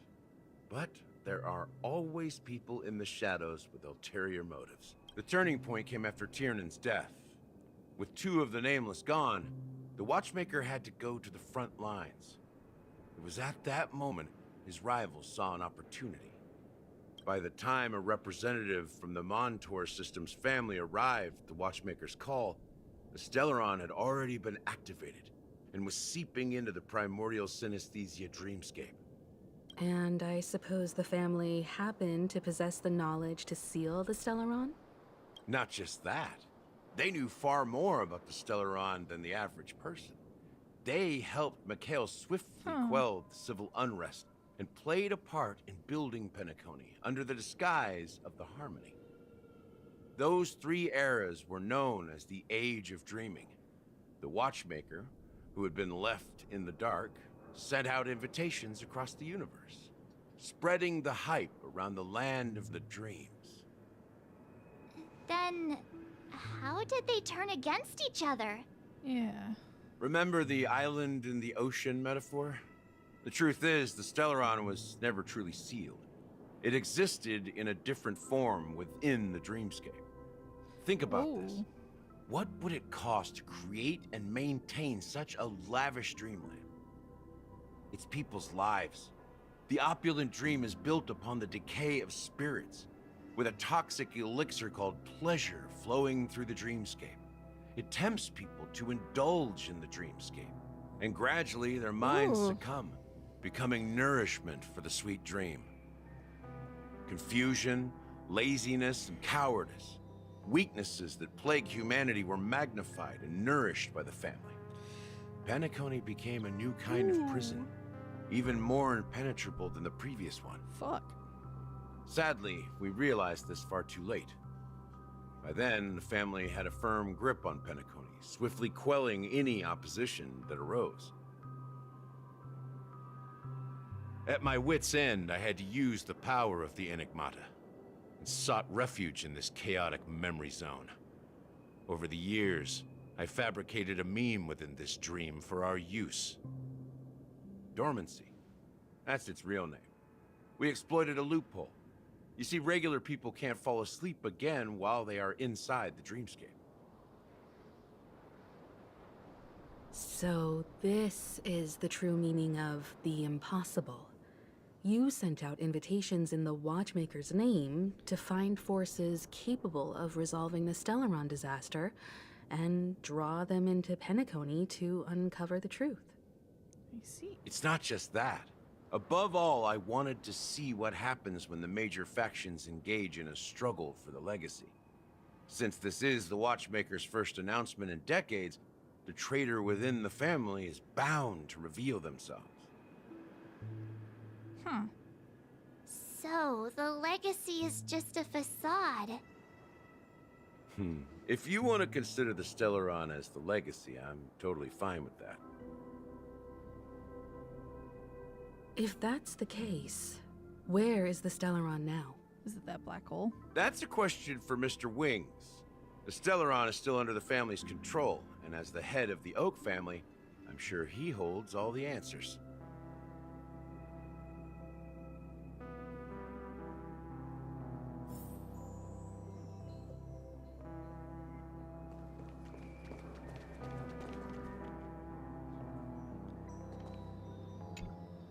Are you done talking? So, will you tell us where the Stellaron is? It is the Penacony Grand Theater itself. As I suspected, it's the embodiment of the family. The edifice that first materialized within the Sweet Dream. That's what turned Penacony into its current state. As for the person who employed its power, Or the stage. it is in fact Mr. Gopherwood, the current Dream Master. Well, that was easier than I thought. Did you conduct your own investigation already? Correct. When I was trying to track down the person who murdered my sister, apart from you, Gopherwood was my second suspect. Confronting me first turned out to be a smart move on your part. I didn't have other options. The Dream Master has been elusive, and even the heads of the families can hardly get an audience with him. I missed. Moreover, Mr. Gopherwood has been kind to my sister and me. And I didn't want it all to end like this. What do you mean by that? To be honest, my brother and I are also victims of the cancer of all worlds. We grew up as orphans, and were adopted by the family when they came to help. Mr. Gopherwood recognized our potential and brought us to Penacony. But I can't just stand by and watch Mr. Gopherwood become an enemy of the Harmony. I won't use my voice to support an evil cause. I won't step on that stage and sing, no matter who the traitor is, or what orders they give me. I won't let the Charmony Festival become an event that destroys Harmony itself. For the paradise in our dreams. Indeed. For the paradise in our dreams. As the head of the Oak family, I'm responsible for ensuring Penacony's promising future. Robin and I will head into the Sweet Dream and confront the Dream Master. And if it turns out that the family has truly strayed from the Harmony, I'll fight alongside you. We'll put the Charmony Festival on hold and make sure Mr. Gopherwood pays for his blood debt. The enemies you are about to face aren't like this old dog here, who can barely even bark. Since our interests are aligned, why don't we team up?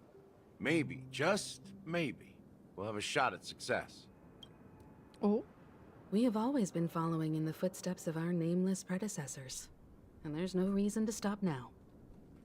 Yeah, we Nameless won't back down from a challenge. Isn't that right, Miss Trailblazer? Oh. Nah, surrender. You got nothing to fear no more. That line actually makes me a bit nervous. Shut up, March. Rest assured, sitting on the sidelines isn't in our nature. Mr. Sunday, Miss Robin, I'm willing to accompany you on behalf of the Astral Express. Having a third party present should help with negotiations. And could make all the difference if things get ugly. Thank you, Mr. Yang. Thank you all very much. The Charmony Festival is about to start, and time is against us. We must hasten. Everyone, let's gather over here. We still need to make some preparations. We get that box first. This trash can is perfect for me.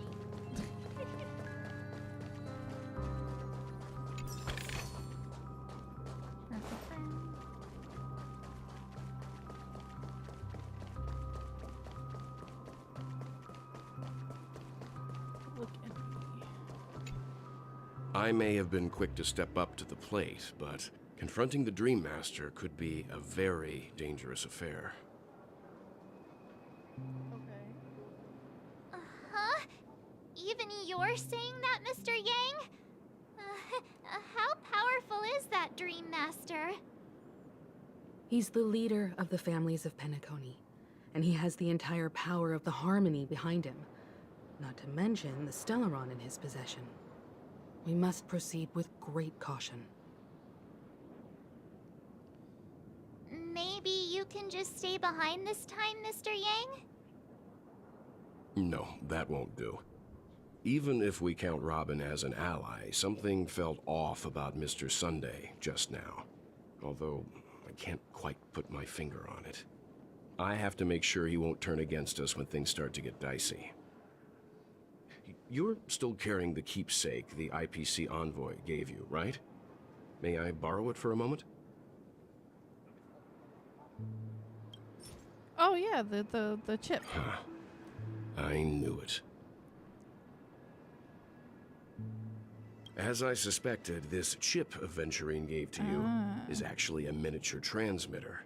If I'm right, he intends to use it to track your location or contact you when needed. As it so happens, this may actually be of some use in the current situation. Aventurine? Is he still alive? And what does he have to do with our mission to confront the Dream Master? Remember what I said earlier? Working with the IPC is a way to keep the family in check. If negotiations go south and the family show their true colors by going after the Stellaron, I'll use this transmitter to send a message to the IPC. It'll be just the opportunity the IPC ambassador was hoping for. The only question mark in all of this is Aventurine's current status. But the IPC is always listening, is he dead or alive? Especially senior strategic investment department heads like him. Getting the message across shouldn't be a problem. Good luck to you, Welt. Well, you take care too. If anything goes wrong, don't worry about me. Just make sure to seal the Stellaron. Spoken like a true hero. Even if the Dream Master is innocent, the family's corruption runs deep. I won't make the same mistake Mikhail did. Let's wish him the best of luck. Don't you have something else to tell us, Gallagher? Why would you say so? Before we departed, the conductor asked us to inquire about the three nameless in Penacony. We've already collected intel about Razelina and Tiernan, so the only one left is Legwork. If I'm not mistaken, we've already met him somewhere, haven't we? It's not enough to say meet, but the answer is pretty obvious. After all, I've hinted at it in quite an evident way. It's him, isn't it? Because he said he's the founder here. I've been watching over you ever since I received the reply from the Astral Express. And I've seen the great effort you all put into linking different realms together across the cosmos. And now, after getting this far all in one piece, you have truly proven yourselves. Miss Himiko, were you the one who repaired the Express and got it sailing through the cosmos again? Yes. And you two, young Nameless, you have very interesting life stories and extraordinary skills.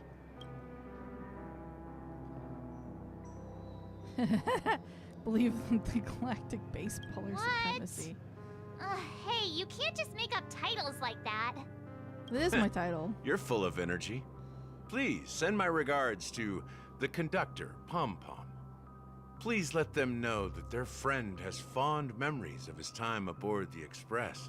Yep, which he reminisces on every time he has a good drink.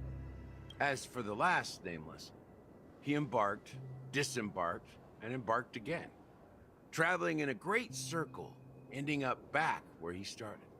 On his deathbed, he told me to find the Astral Express and deliver an invitation to the future Nameless. He left behind a special gift, a true legacy. Something that belongs only to the successors of the Trailblaze. Come with me. Now is the time to reveal it. Huh? Back here again. Sometimes I feel like you're still alive, old friend. Like you've still got so much to say and do. I've kept my promise. Brought the future trailblazers you've waited so long for. Oh. I don't know why you were so obsessed with that train. But I remember your last words. It's not legwork. Don't let us down, old man. Huh? What's happening?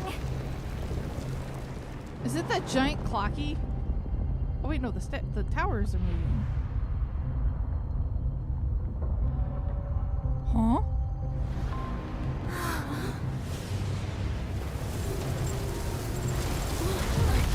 What the hell?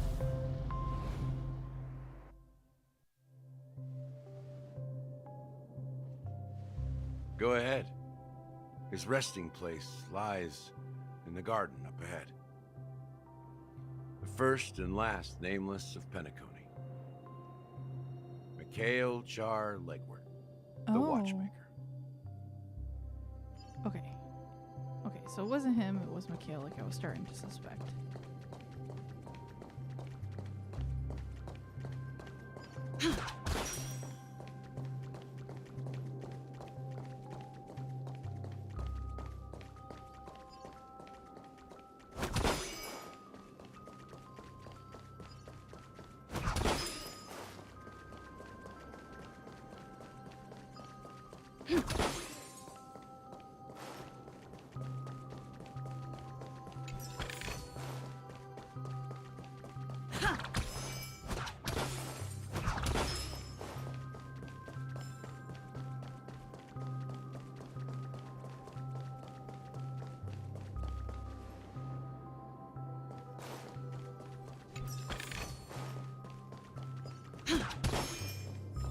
So all the trailblazers that came to Penacony have died. Wait. Beneath the sea surface of Memory Zone, in a garden closest to the full moon in the water, an elderly man rests on a recliner, enveloped in utter silence. The watchmaker, Mikhail Char Legwork, has passed into the endless, timeless dream where no sound could ever awaken him. Sure enough, the watchmaker is the third nameless. Even I could guess that one. The legacy he left behind was a dream bubble. I believe inside that bubble, there's something that holds meaning only for the nameless. After all, when I checked its contents, I found nothing inside. Maybe some trailblaze runes? Even more enigmatic than me. Well, let's have a look. Hang on. As the words cease, Himiko nods ever so slightly in your direction. You take a deep breath, steady your mind, and turn your gaze toward the watchmaker. You press your hands against the dream bubble, and the thick, viscous memoria converges under strain, then stretches outward from your fingertips. As if weaving a delicate web, it gently cradles your palm. A chill travels from your fingertips, carrying with it a myriad of vibrant and intertwined memories, as experience would suggest. But this time, you see nothing at all. Take a deep breath and try to read the dream bubble again. The dream bubble is clearly extraordinary. Perhaps the approach was wrong, you think. Holding your breath and closing your eyes, with one knee on the ground, you press your forehead against the thin film coated in memoria. Yet before you there remains an abyss of darkness, no crimson sun descending upon snow-capped mountains, no gentle laughter, no twinkling stars, no echoes of swords clashing, and most of all, no traces of trailblaze. There is nothing, and nothing is there. Indubitably, this is but an empty dream bubble. Wait, what's going on? Seriously? There's nothing inside this dream bubble? How could a dream bubble be empty? Just as I suspected. That old man always had this strange belief in the nameless and the trailblaze. And I never understood where he got that confidence from. Especially since he never managed to get in touch with the Express while he was alive.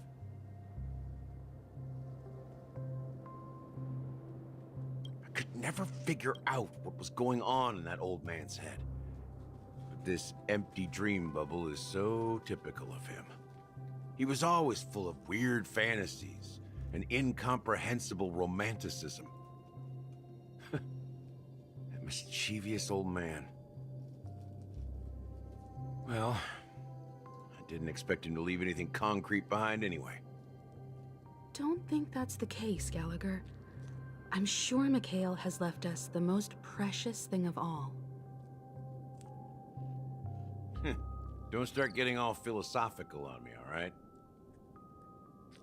Just as Mikhail believes in the nameless of the future, we unconditionally believe in the nameless of the past. How could they leave with regrets for the future when they were ready to dedicate their lives to the land they loved? There must be something contained in this dream bubble. It's just we haven't figured it out yet. You also have faith in the Watchmaker, don't you, Gallagher?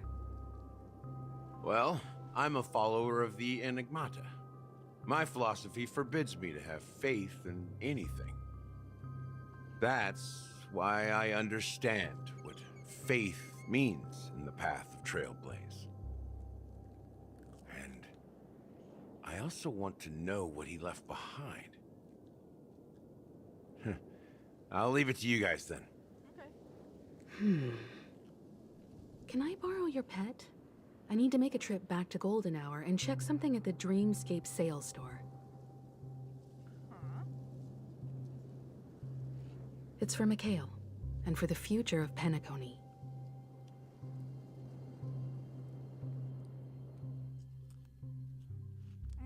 Boot Hill now? Welcome to the Reverie Hotel. How may I help you? Greetings. We're the Nameless from the Astral Express, and we'd like to check in. The Astral Express? But I thought... Yes, my companion's already checked in. My name is Dan Hung, and I believe my personal information is recorded in your system. I see, but your companion said you wouldn't be coming due to a change of plans. Now the plans have changed again. And you are... Me? I'm Pom Pom, a new Nameless who's also with the Astral Express. He's my fellow trailblazer.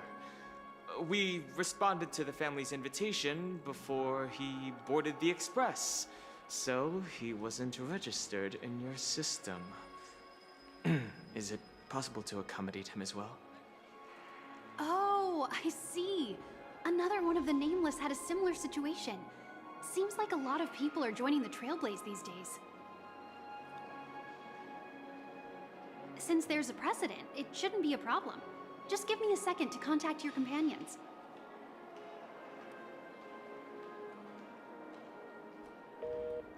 I'm sorry, dear guests, but it seems I'm unable to reach the other members of the Astral Express. What do you mean by unable to reach them? My apologies. This is the first time I've encountered a situation like this. However, the system indicates that those guests are still in the Dreamscape. How about this? Give me their room number, and we'll go check on them ourselves. I'm afraid that's not possible. I need to verify both of your identities before I can share any guest information. Good. How about you just wake up someone? Let's say, Welt? I'm sorry, but there are strict rules regarding forced awakening. It cannot be done without the proper clearance. So nothing works, huh? What's your solution then? Are you saying we sleep here? At the reception? Please be patient. We need to contact your companions in order to confirm your identities.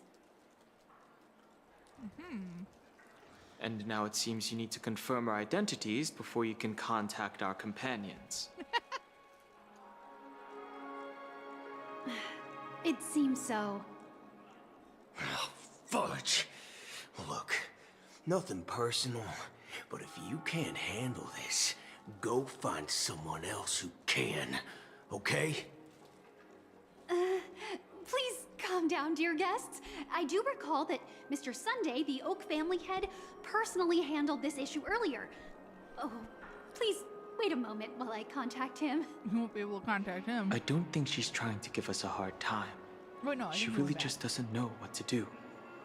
I'm around I have a bad feeling about this. You tried to contact them on the express earlier, but they didn't respond.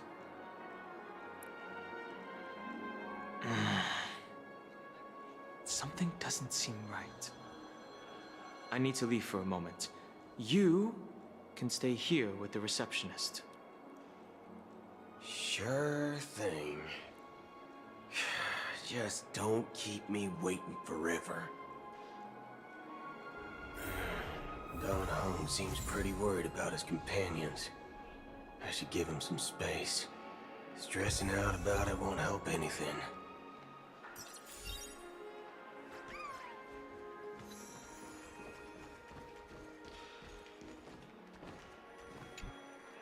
The Charmony Festival is about to start! I'm so excited! Hey! You guys here for the Charmony Festival too? Well, I didn't come all the way here specially for the festival. Honestly, I don't really even know what it's about. But I heard it's a lot of fun! Well, back in my homeworld, Anaria, we have festivals like that all the time. My dad threw me a birthday party one time that was just as extravagant as the Charmony Festival. Oh, come on! The Charmony Festival is a once-in-an-amber era event. How can a birthday party compare? Oh, Lord. Well, you never know, right? Maybe on her world, birthdays only happen once in Amber Era. Oh, Boo Hill. Anyway, let's forget about that. Have you heard about the, unsettling things happening in the dreamscape?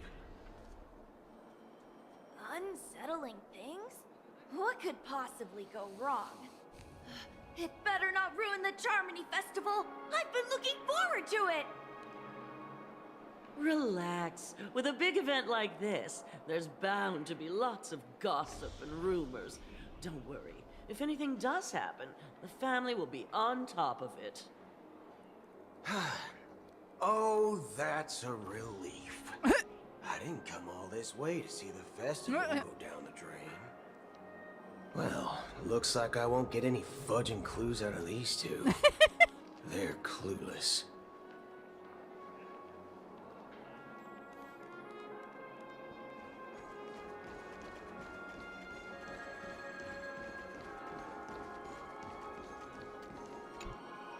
Greetings. I'm Cody of the Bloodhound family, head of security for the hotel. How may I assist you? Hello. So, there's something I wanted to ask about.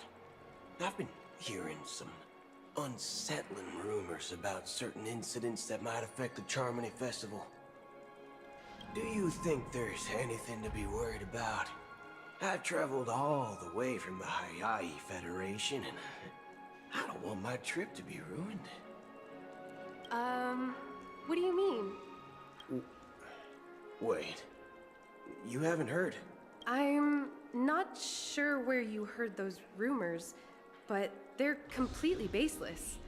I can assure you, as a representative of the Bloodhound family, that everything is going smoothly for the Charmony Festival. Mm-hmm. At present, all of the families are focused on making sure the festival starts on time. Even the Dream Master himself has arrived. So don't worry, your trip won't be in vain. That's a relief to hear. She doesn't appear to be acting. So, it seems that even the hotel staff are out of the loop. Back already? Hasn't she returned yet? Nope. I'm starting to wonder if sending her to contact Sunday was a good idea. Neither the staff nor the guests seem to know anything about what's happening in the dreamscape, and wherever we go, all we see is people enjoying themselves. Definitely not a good sign. I agree. Another unusual thing is that the Oak family is supposed to be in charge of organizing the council and managing everything inside and outside the dreamscape. However, I walked around the hotel, but didn't meet a single member of the Oak family on such an important day. Well, I'll be forked. If I remember correctly, the head of the Oak family is that Sunday guy, right? We shouldn't linger here too long. Let's go back to the Express for now. Not so fast. Have you ever robbed the IPC, bro? If you run away now, everyone will be chasing after you. Are you suggesting we sit here and do nothing? I wouldn't say do nothing, but let's stay put for now. Even if the family has ulterior motives, they couldn't have anticipated us showing up here. We're the surprise factor for them. They don't want to attract unwanted attention from certain outsiders, so they won't do anything reckless. See? The IPC lackeys are keeping a close eye on this hotel. If I were a family member, I'd find an official excuse and keep the surprise factors here. If we just wait here, that would be like walking into their trap. Of course, we don't need to walk into their trap. I gave a backup plan to the memo keeper. If it turns out we won't be allowed to enter the dreamscape, she'll order a drink for me in the VIP lounge at the hotel. In reality... A secret signal. That's right. Oh, a concrete object can indeed help the memo keeper establish a connection with you. But Boot Hill, if you have more backup plans in the future, I hope you'll let me know in advance. I'm sorry, but it's one of my quirks. I have too many unreliable friends. And if I reveal that I have backup plans, things can go awry. And that would leave all backup plans completely useless. How do we get into the VIP lounge? This is where my street smarts come into play.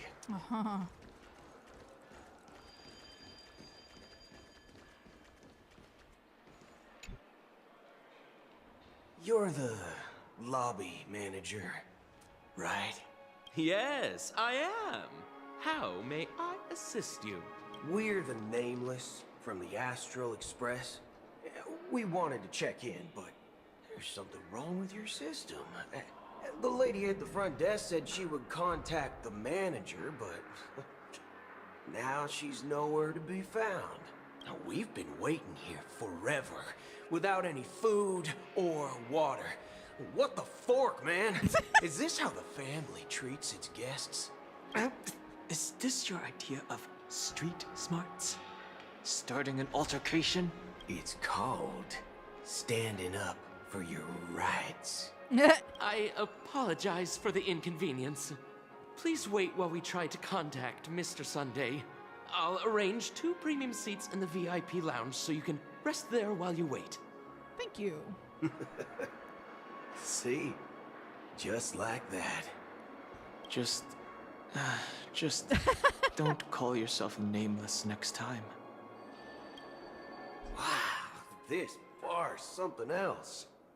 Certainly worthy of the planet of festivities.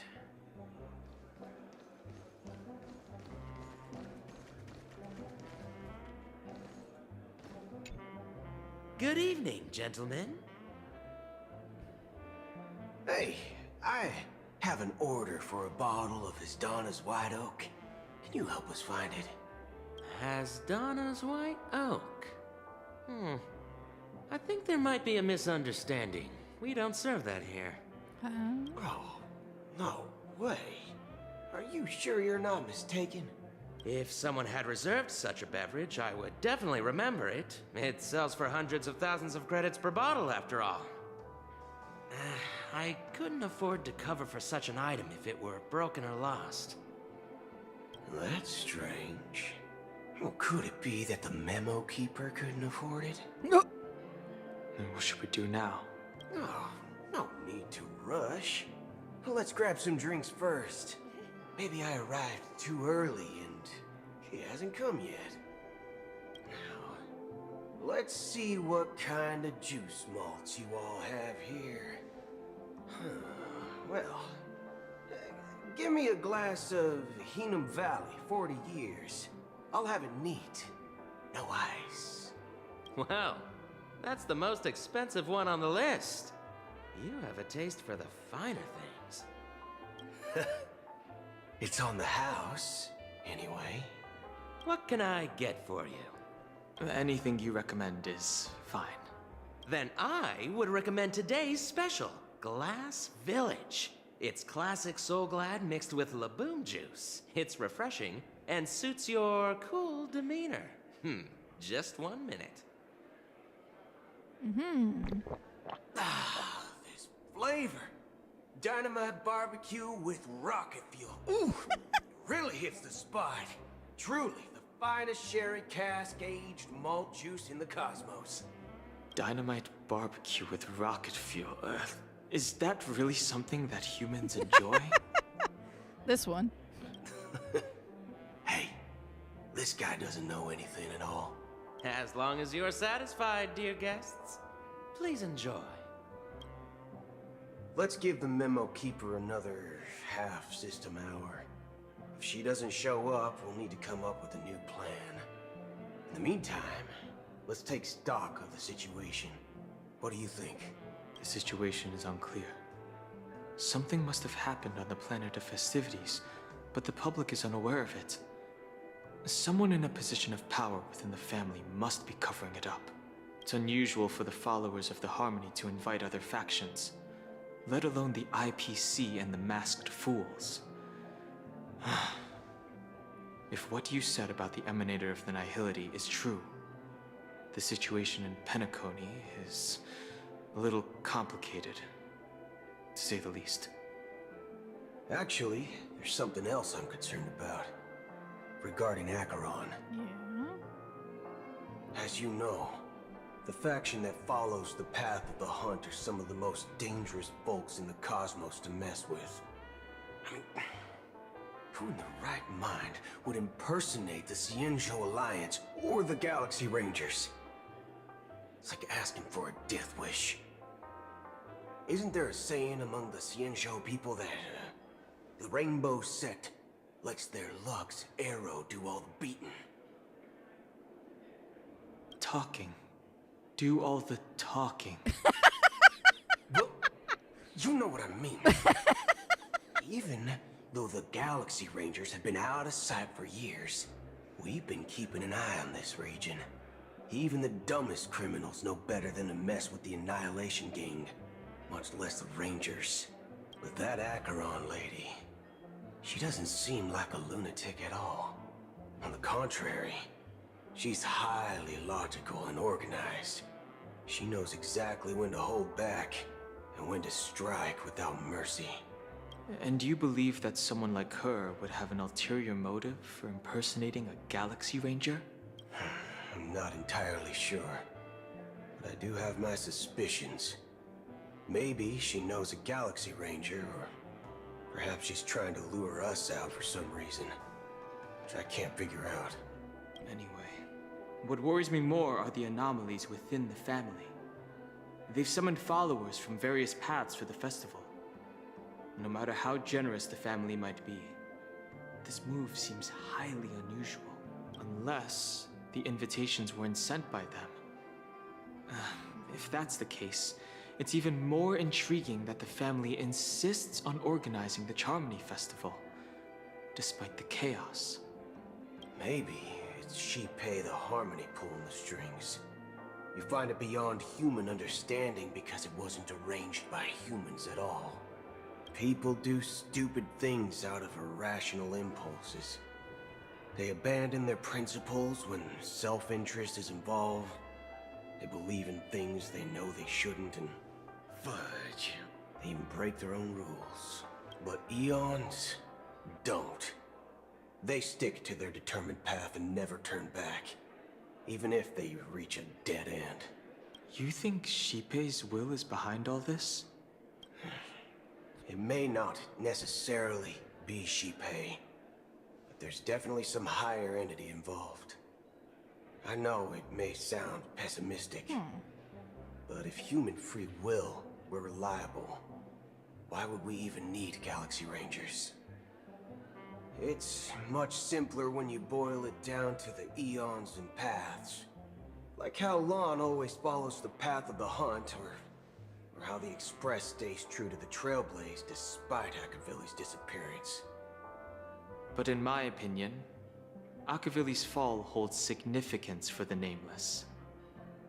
Oh, so you're saying the Nameless now have to take responsibility for their own choices because their absolutely right leader is gone? Exactly. I believe the purpose of the journey isn't just about following a path that's always considered absolutely right. Oh. It's more about doing your best to choose the right path for yourself among countless possibilities, even with limited insight and judgment. I don't know what you've been through, but I agree that people must take responsibility for their choices, because no one else can do it for them. That's why the Galaxy Rangers need to uncover the imposter and figure out her true intentions. Just in case. I have a backup plan if the Memo Keeper doesn't show up. This is my final backup plan. I promise. You sure have a lot of cards up your sleeve. Well, going back to my old career would make things a lot easier. By the way, when you were walking around the hotel, did you happen to see any important-looking guests? What's your plan? It's simple. We just grab some hostages and use them as bargaining chips with the family. Or maybe we can even take their identities. No need for that. We'll return to the Express now. Wait. Are you getting scared? Draw your weapon. Let's make a big scene. Are you leaving, esteemed guests? Would you like to cancel that As Donna's White Oak you just ordered? Huh? Huh? As Donna's White Oak? But didn't you just say... Ha ha. Looks like you are a bit intoxicated, esteemed guests. You ordered a bottle of As Donna's White Oak just a moment ago. Looks like your Memo Keeper friend has finally arrived. Oh, right. Sorry, my memory's not the best. You know, too many modifications and all. Anyway, let me check. Well, fork me. It says Donna's White Oak, all right. And there's a note. I'll be waiting for you on the Astral Express. Gotta go back anyway. No mistake. That's her message to you. She knew the hotel wasn't safe, so she suggested we find another place. Well, looks like we took a detour, but now it's back to the Astral Express. So, what are we waiting for? Let's go.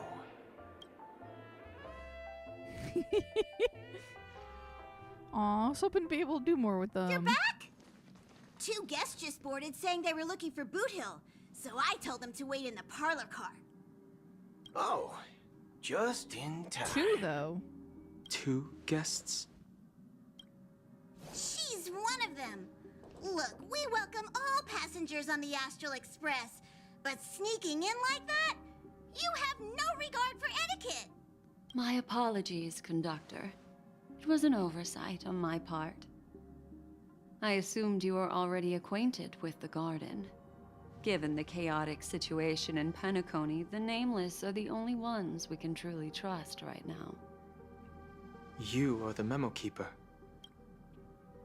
Pleased to meet you, Dan Hung. I've seen you in others' memories.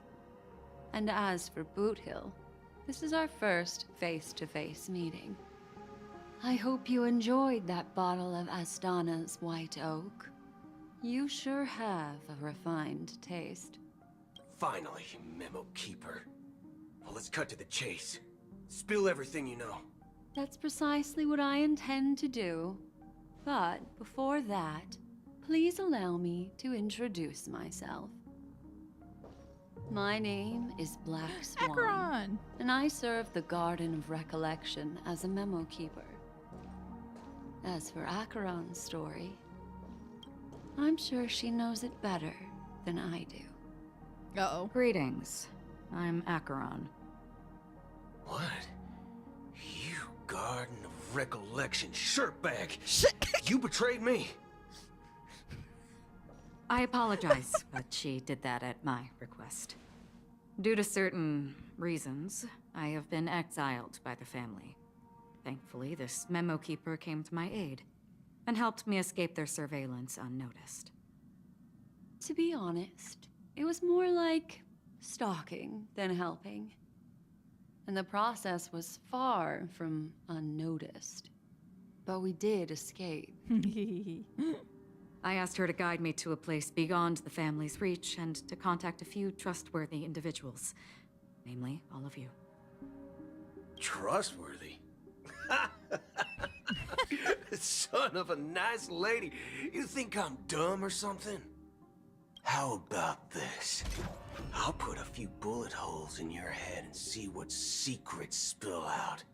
Then, we can talk about trust. It doesn't have to be like that. I'm willing to answer all your questions, but not right now. If my cover hadn't been blown, we might have had more time, but at the moment, we don't have any other options. No other options? What do you mean? This is the only way I can ensure everyone's safety. I kindly request an immediate warp jump out of the Astana star system. Because of the Stellaron imploding. But what about our friends still on the planet? Is requesting? As far as I can tell, she's not a threat and seems to be telling the truth. I've briefly traveled with your companions and know their whereabouts, Dan Hung. Please rest assured, your nameless companions are safe, but they need our help. As for Boot Hill, you may have guessed, I've been waiting for you. Galaxy Rangers are known for their elusive nature and limited contact with each other, so this was the only way I could reach out to you. Only by doing this can I find a true Galaxy Ranger and fulfill a long-standing promise. To return his relics to their rightful owner. Someone once told me that every rainfall is like a gift from the heavens, a sign of their mercy upon the world. Raindrops are said to be the tears of the gods, shed in response to the sorrows of the world. Their constant pouring is a reminder that the gods haven't abandoned us yet. So,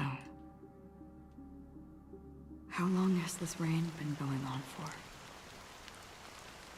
I used to believe, just like you, that it would eventually stop. Years and decades passed. And in the end, such hope faded away before the rain did. Looks like the god you mentioned doesn't exist after all. As he spoke, the remained fixed on the distance. Amidst the fine drizzle of black rain, countless shadowy hands emerged from the sea, shrouded in the ethereal mist, reaching out towards the sky, one by one. Well,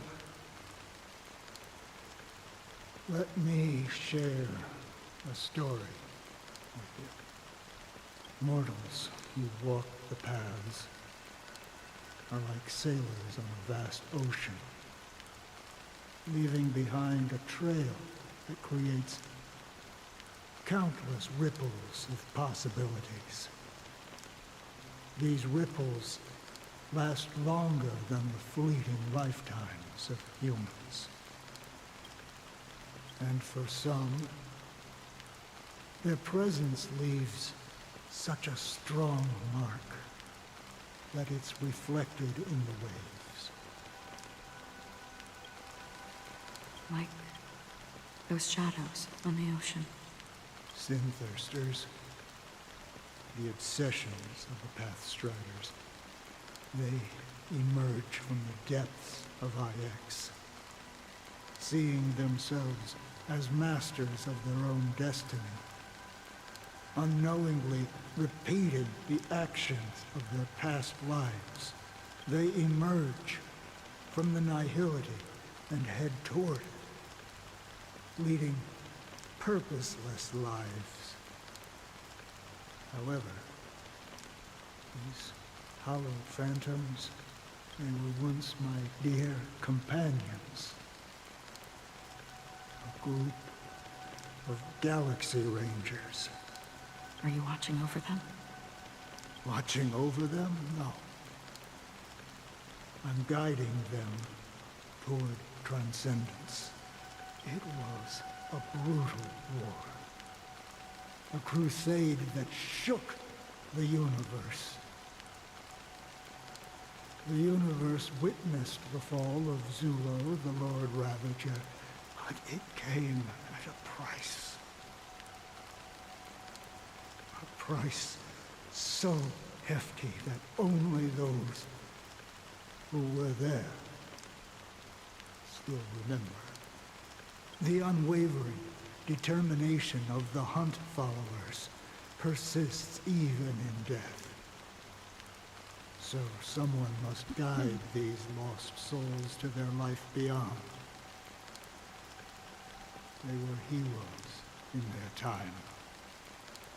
And they shouldn't be reduced to mere puppets of nihility. As for me, I've suffered too many losses on that battlefield to advance any further. And that makes me the most fitting person to carry out this task. But you know, these sin-thirsters, they're not who they used to be.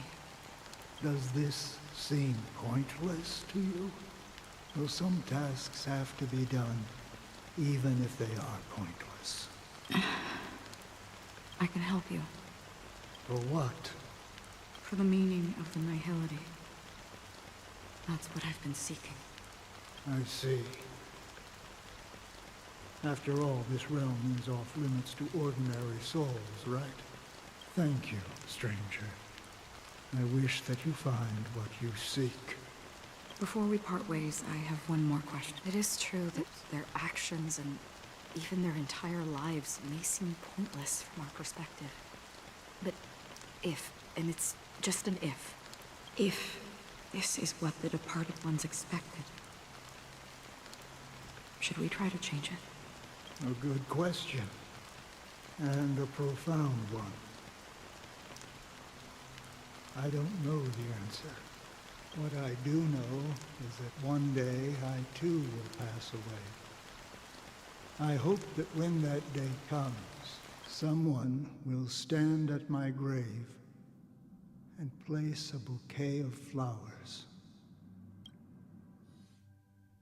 Oh, okay. Oh, actual Robin now. 9 hours till a Charming Festival. When I appeared as a child, my speech, mindset, and soul reflected immaturity and innocence. As I grew into adulthood, I left behind my childlike side. I humbly request your blessings, esteemed advocate of Shipe. Come to me, my kinship. I have sought their presence with us. As you wish. I have faithfully served the Alfalfa family for nearly a decade, promoting the path of the harmony to the best of my ability. However, I made a mistake yesterday. While I was preparing dinner for the family head, I accidentally dropped a prepared dish on the floor. Out of laziness, I lied and claimed that everything was ready. Although the head has dismissed me as punishment, it has been tough to sleep with the guilt still gnawing at me, as I worried that the seeds of evilness may have taken root in my soul. So, I confess to you now, to seek atonement for my sins. Do you sincerely repent and vow to change your ways? Yes. Have you examined your soul and confessed all your sins? Oh, yes. Are you willing to accept the process of atonement? Yes. Very well. Show your dedication and goodwill to the family, and you shall be reinstated among them. Now, please, leave in peace. Oh, praise Shipe. And thank you, esteemed advocate. Next, please step forward. I wholeheartedly confess to you. Please, pardon my sins.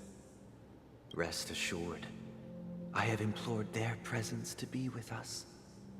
As long as you are sincere, absolution will be granted. Oh, great. You know, I arrived in Penacony as a stowaway. I sold everything to get a ticket. My house, my land, and my 2 children. I see. Please, go on. My children were starving, and I hoped they'd have a chance at survival if they became slaves here. If I can strike it rich here, I'll lift them out of that situation and give them the life they deserve. But the Bloodhound family got wind of it. They're on my tail, hunting me down. I thought I could bring my kids here. It was all my fault. All my fault. The family is ready to forgive all sinners. I'll ask the Bloodhound family to cease their pursuit. You don't need to live in fear anymore. Oh, thank you. Thank you. I'll work my hardest to redeem my children and make them part of the family. Praise the harmony! Next, please step forward. Hey! Long time no see, Mr. Sunday. The most esteemed individual in Penacony, and the next leader of the Oak family, right? I have sought their presence with us. Let us proceed. Sure. Let's just get this over with. I have sinned. Please forgive me. I wasted half a pizza at breakfast, and a bottle of Soul Glad. That's it. Nothing more. Can we wrap this up? I've got a Robo-Ball game to catch, you know? Do you seek to atone for your sins through good deeds? My sins? Well, starting to sound like a saint, huh? Well, let me tell you something. Neither the family nor you have the right to judge me. You think nobody knows what your precious family has done? About the watchmaker? Huh? Don't kid yourself, Featherbrain. Those dream chasers might be fooled by your act, but don't fool yourself. Before you start spouting off your holy verses, answer me this. Where does the power of the Oak family come from? your power. What makes you think you can sit there all high and mighty, looking down on everyone else? Well, I've spent enough time in confession today to enter the Harmony's paradise, right? Then I'll take my leave. Good luck with your election, and, don't make me regret my investments in you.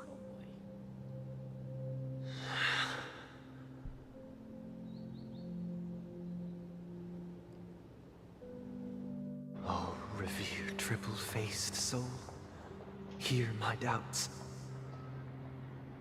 Who can judge the strong when their power hides their crimes? Who can vouch for the weak when they will pay any price to survive? Who can comfort the purest souls when even they get led astray? If the strong defending the weak is truly the foundation of paradise, then who is responsible for the suffering and anguish in this wretched world? Brother? Brother? Brother, are you all right? I'm fine. I've been working long hours, and I just made a trip to Dreamflux Reef and back. So, I'm a bit out of sorts. But it'll all be over before we know it. You've been working non-stop on the Charmony Festival, Mr. Sunday, and no one could have predicted this incident. Even if the Stellaron does pose a grave threat, I still feel sorry for all the trouble we've caused you. No need to worry about troubling anyone. The Charmony Festival was meant to spread joy and harmony across the cosmos. But now that we know the truth, I'm afraid we'll have to cancel it. It has always been our wish to make everyone happy, so... we'll do our best to explain everything to the Dream Master. I'm sure he'll understand. Even if the negotiation does not go smoothly, I'll refuse to go on stage. Without the Chord Master, the Harmonious Choir would not arrive, and the Charmony Festival would be just a grand performance, and nothing more. I'm relieved to see your determination. You know, since arriving in Penacony, we haven't had any contact with this Dream Master himself. I'd heard of the heads of the 5 major lineages, but the Dream Master is a mystery to me. The Dream Master rarely grants an audience, even for us. But, given the urgency of the situation, he's agreed to meet us in person. Perhaps you'll be the first guest to meet the Dream Master in years, Mr. Yang. Let's hope we can reach a consensus that satisfies everyone. Indeed. Let us hope so. It's about time. We'll have to get ready for the meeting. I apologize for any inconvenience caused by the urgency. Don't worry. I'll be waiting here. Dear, it's Mr. Sunday! Hey, come over here! Looks like someone needs help. Let's go check it out. A drunk someone.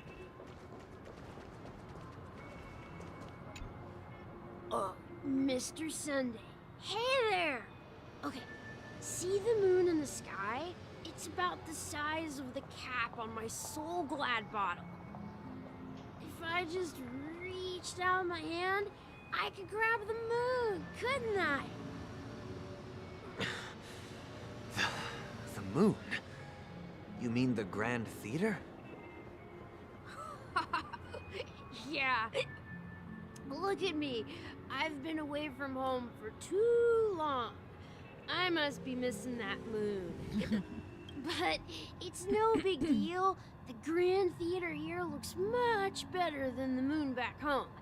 It's just magnificent. They told me not to sell everything I had just to come to Penacony. How short-sighted. Selling everything you had? Why would you go to such lengths? Why? Can't you see? Life back home is miserable. It's not really living at all. It's better to be here at Penacony. No pain, no worries about tomorrow, just sweet dreams. You can do whatever you want. That's what I call living. Yeah, now this is the life. Is this truly living? Huh? What did you say, young lady? I didn't quite catch that. Oh, it's nothing, sir. You see, the traffic on Glauc's Avenue can be dangerous. How about I ask a Bloodhound family member to escort you to Ideen Park over there, so you can continue enjoying your sweet dream? Oh, yeah, that's a great idea. Wow, no wonder you were the leader of this sweet dream. You're totally a lifesaver.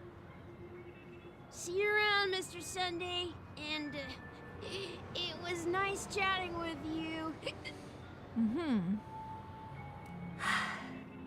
What's up, sister? This is the land of the dreams. But why do they live like this?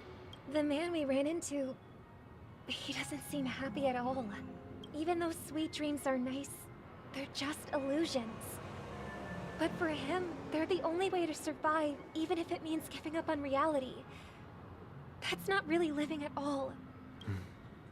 I suppose you have a point. But, in my opinion, that's how most people live their lives. Why do you say that? You think that man is not actually living, but that's not quite accurate. Even without Penacony, people create their own illusions called self-value. People believe they have a predetermined value to fulfill. Gaining value means gaining power, and those deemed worthless are seen as the weak. However, value doesn't come out of thin air, and there's a limit to it. To accumulate value, people have to take from others. So, the weak get exploited and oppressed. Are you suggesting that this is not how things should be? Exactly.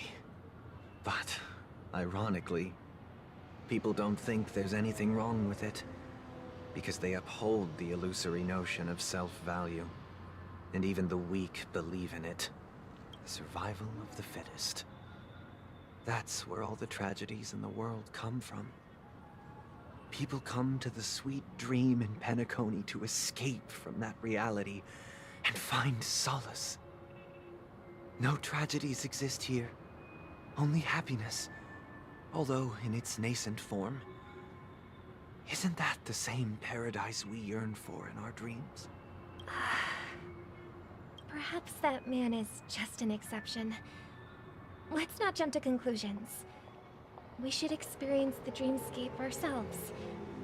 Just as I did at Dreamflux Reef. Yes, seeing is believing. I'll accompany you.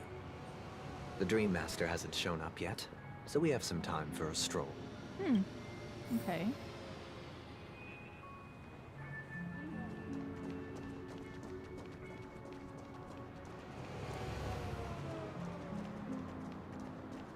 Talk to this lady. Glad to meet you again, Robin. How are the preparations for the Charmony Festival coming along? We're all so excited about it. It's going smoothly. Thanks for making the trip to join the festival. You're too kind, Robin. It's a pleasure to have guests from all over the universe celebrating day and night. I can't stand being lonely or bored, so this jubilant dreamscape is perfect for me. But if this went on forever, would it get boring too? Nah, not at all. Who would get tired of having so much fun? Every day, you get to wear fancy clothes, explore all sorts of dream bubbles, indulge in delicious food without gaining weight, and you never get old or sick. As long as you can afford a room, this place is the ultimate paradise. But you know that only a few things can be brought back from the dreamscape to reality, right? That's exactly why I don't plan on bringing anything back. Just enjoying the dream itself is good enough for me. I mean, I'm not one of those long-living species. I only have around 60 or 70 years in this lifetime, and there's so much to worry about. Being happy here is pure bliss. Only in this sweet dream can I truly feel like I'm in control of my life and fate. Who would want to go back to reality after experiencing this bliss? I see. I genuinely wish you all the happiness in the world. And I wish you a fantastic performance, Robin! I'm off to the Blue Hour for the ball. See you later.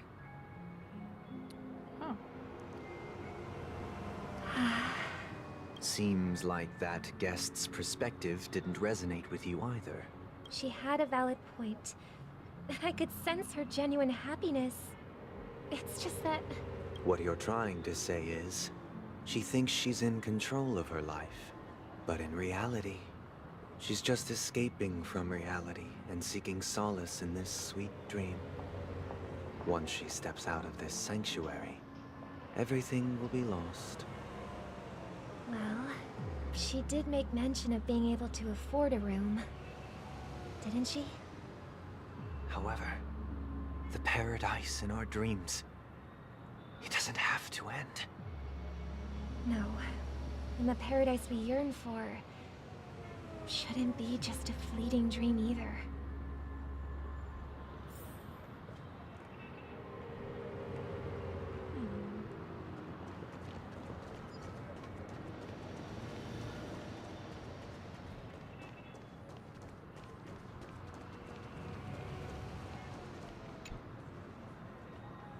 The scenery in this dreamscape is truly breathtaking, isn't it?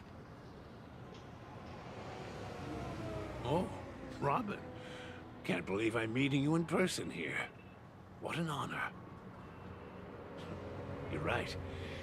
Even though time stands still in this dreamscape, it always feels fresh. I find something new every time.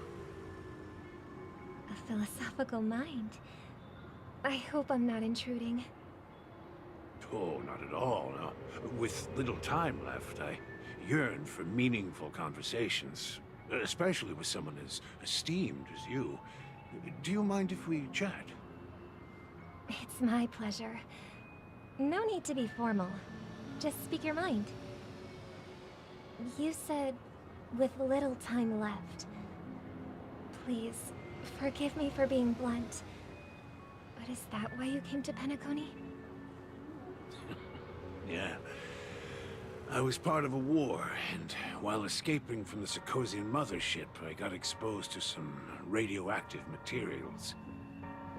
And then, all my comrades died, and my hometown was wiped out by neutron bombardments. I couldn't bear to live with everything I knew gone. That's when I heard about a possible solution here, so I came. How heart-wrenching. I hope the family has been able to help you. They have, and I'm truly grateful for that. They provided me with a comfortable room, the most advanced life support devices in the cosmos, and a stellar team of caregivers. My physical body is now in the dream pool, sustained by life support. The me you see here is whole, rational, and no different from any other person. But I can't say the same for the me in the hotel room. My true appearance? Huh? I hope you never have to witness it, Robin. So, you'll be living forever in this dreamscape, right? Just being able to live at all is good enough for me.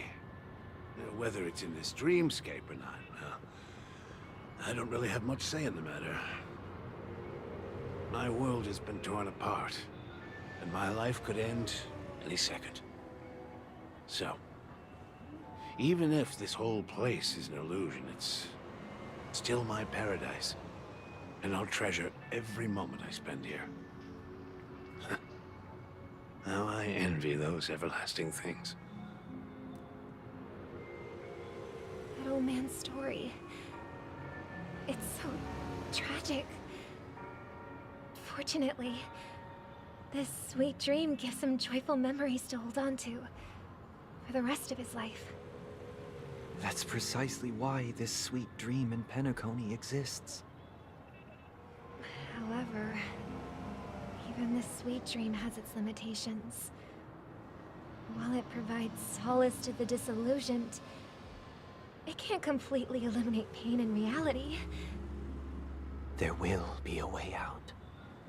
Penacony is already on the right track. You okay, Sunday? Sounding a little strange.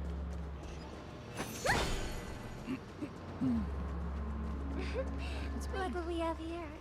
A lovely young lady. Wait, is that me? Brother, what a surprise to see you again. Show yourself. Your trick won't work on us. I've heard that a skilled mass fool received an invitation too. That must be you, right? Did you enjoy yourself? Barely. The people here are way too gullible. A little bait is all it takes for them to bite. And they run away at the slightest hint of danger. In other words, they're naive and cowardly. Now that you've had your fill, it'd be wise to leave before it's too late. The music of the harmony doesn't tolerate discord. What? Now that you have the real Robin, I'm useless? Oh, how disheartening. I've done so much for the family. You should be thanking me, because if it weren't for me cleaning up this mess, Penacony would still be in shambles. Don't you think? That was a personal request from the head of the Iris family, and it has nothing to do with us. Step aside and stop causing trouble for the Charmony Festival. The Charmony Festival? You think you can scare me? You think I've no idea what you're planning? I don't care what you're thinking, Chicken Wing Boy. Chicken Wing Boy. But I'm pretty sure our lovely Robin won't be appearing on stage. After all, you're well aware of what a sorry state this dreamscape is in under the banner of harmony. Penacony, the land of the dreams. Is this truly the paradise you desire? Stop it. What's the rush, Chicken Wing Boy? Did I get to you? Our paradise is none of your concern, Masked Fool. Leave now, or the family won't tolerate you anymore. All right. I'll go. But Robin, I suggest you seriously consider this. Do you really believe those living in dreams can escape pain and find true happiness? Well, I've done my part. And now I'm simply waiting for the fireworks to begin. Here, the last 2 gifts for both of you. And don't lose them. If by some unfortunate chance the Charmony Festival starts against all odds, remember to use them, and it'll be thrilling. I heard a raven cawing in the distance. It seems the Dream Master will arrive soon.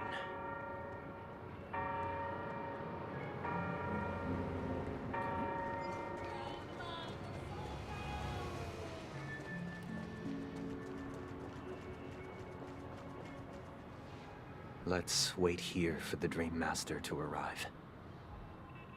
Okay. By the way, brother, I heard you no longer have a sweet tooth. Back when we were kids, you used to steal my desserts. Seems like a lot has changed during my absence. What exactly happened? Well, someone has to stay awake even in this sweet dream. But that someone doesn't have to be you, or anyone in particular. You're carrying too much on your shoulders, brother. The paradise in our dreams. It shouldn't be like this. Penacony is nothing more than a dream. It can't erase the worries and pain of reality, or bring true happiness. It only offers an escape from reality. Nothing more. Remember the old man we met earlier? Without this dream, he might have completely lost himself. That might be true, but even without Penacony, he could have chosen another path. As far as I know, the Intelligentsia Guild has been promoting their rehabilitation techniques for a long time now. That path may have been more ordinary and challenging, but now he's in a comatose state, and the sweet dream has become sort of end-of-life care. His fate is sealed. Is Penacony granting these people a future? Or is it taking it away from them? Well, don't forget this. Not everyone really has a future. The future for humanity is like the sky for birds. People mistakenly believe that flight is inherent to birds because they've never witnessed those birds crashing to their death. Do you remember how we took in that little Charmony dove when we were young? Yeah. That's what I think. We took care of it. Provided food and water, groomed its feathers. And later, when I decided to leave Penacony, I opened the cage and set it free. Well, I didn't mention what happened to it in my letters because I didn't want to upset you. Shortly after you left, it crashed to its death right in front of your window. I had surmised as much. I knew you wouldn't have avoided mentioning the bird for no reason. Despite that unfortunate outcome, I still believe it was the right decision. Birds aren't meant to spend their lives in cages. They belong in the sky, even if they can't fly.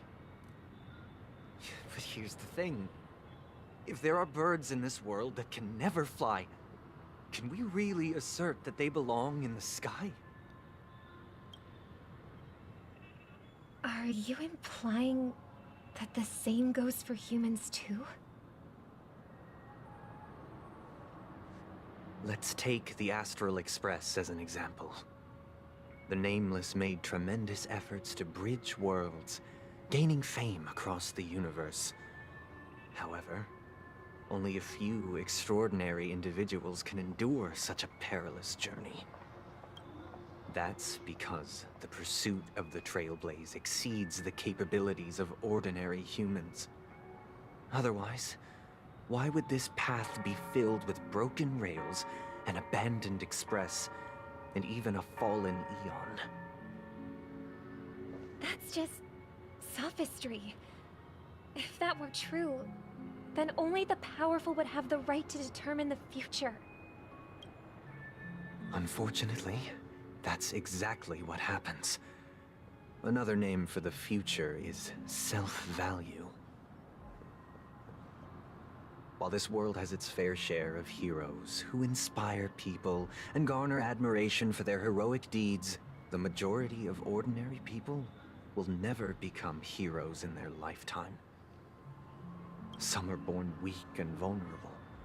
Some find themselves trapped in unfortunate circumstances. Some fall victim to malice and cowardice. When it comes to survival, everyone is equal. And the weak can only watch as their value gets constantly diminished by external forces. That's why we should care for the weak and support them as if their suffering were our own. That's what the Odes of Harmony have always taught us. While the Harmony holds noble aspirations, the strong will always be strong, and the weak will always be weak. Even in this carefree dream. Human nature contains greatness, but it also harbors inherent weaknesses that can't be eradicated. In the end, if people can't even secure their own survival, they won't care about the illusory future of equality. As long as the law of survival of the fittest prevails, there will always be fledglings crashing to their death. But if people don't live for the future, do they merely exist for survival? If even you, my brother, don't believe that the Harmony will save the weak, then which Eon can make our dreams come true? People often forget that when the first bird took flight, the entire world envisioned a future where no more fledglings would ever crash to their death. Are you reading, sister? What are you reading? Mr. Gopherwood gave me a picture book. It's about the story of the harmonic strings. If I could become a chord master, I'd like to summon Dominicus, the harmonious choir. I want to sing with everyone and spread our wishes so that all can feel happiness and joy. I see. Then I would summon the harmonious choir too. Don't you have a wish of your own, brother? Of course I do. It's just that it includes your wish and everyone else's. I long for a true paradise where everyone can find peace. Then let's build a stage there and invite everyone to our performance so that both our wishes come true through the power of the harmonious choir. It's a deal then. Yeah, it's a deal. But how can I become a chord master? Maybe you will have to become a star first.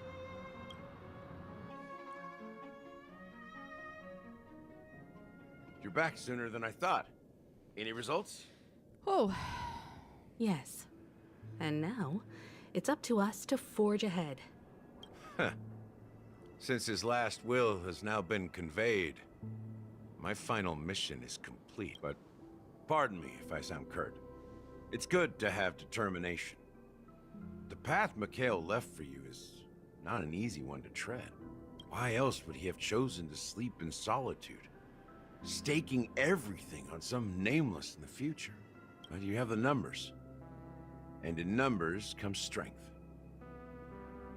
So that might just delay your inevitable a little more. Got any more encouraging words? As I see it, relying on Welt's negotiations alone is far from enough. Regardless of whether the other party will be compliant, negotiating simply allows us to meet them as equals and won't grant us an upper hand. Penacony is our rival's home turf, and we already have very few chips left to play with. Rather than idly sit around while the family's got us blocked off, an offensive approach might be a wiser course of action. We're more familiar with the Stellaron's properties than most, and since it's the key to stabilizing the sweet dream, it's vital to the family's interests. By attacking their core interests, they're bound to retaliate hastily. And as the saying goes, haste makes waste. That's right. As long as we pose a threat to the Stellaron, either with words or otherwise, we have a chance at gaining the upper hand.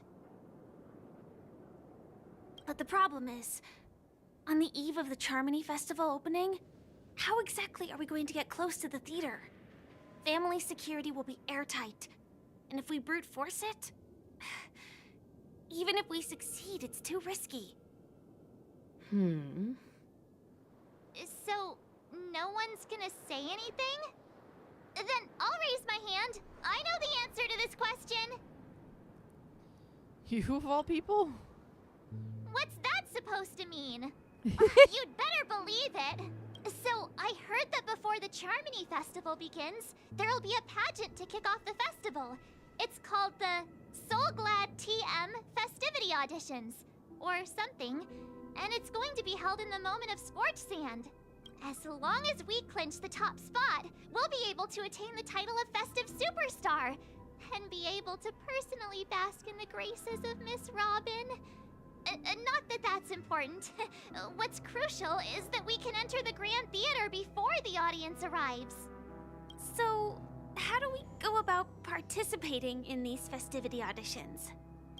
I've already procured special invite tickets from Miss Robin's fan club. To tell you the truth, I had been preparing to join the auditions all along, but now it looks like even if I scrape through, I probably still won't have the chance to shake Miss Robin's hand. So they're still running this thing, huh?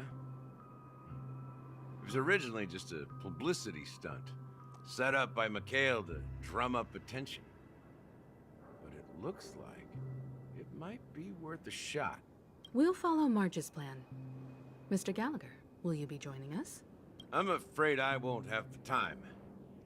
As a virtual character, I've already completed my final mission. Whether Penacony can awaken from this dream is all down to you. Should we ever cross paths again? I'd love for you to visit the Express. All right. I'll have to add to that data bank of yours you've got on the Express. And Miss Firefly, we thank you for all your support. We're faced with a formidable enemy. As long as the Astral Express and Stellaron Hunter's objectives are aligned, we're willing to cooperate with you. We've already come this far together. I'd like to join you for the rest of your journey on Penacony. I'm pleased that we can finally fight shoulder to shoulder. I couldn't ask for a better ending. This is also the spirit of the Trailblaze. Now, everyone, let's prepare to move out.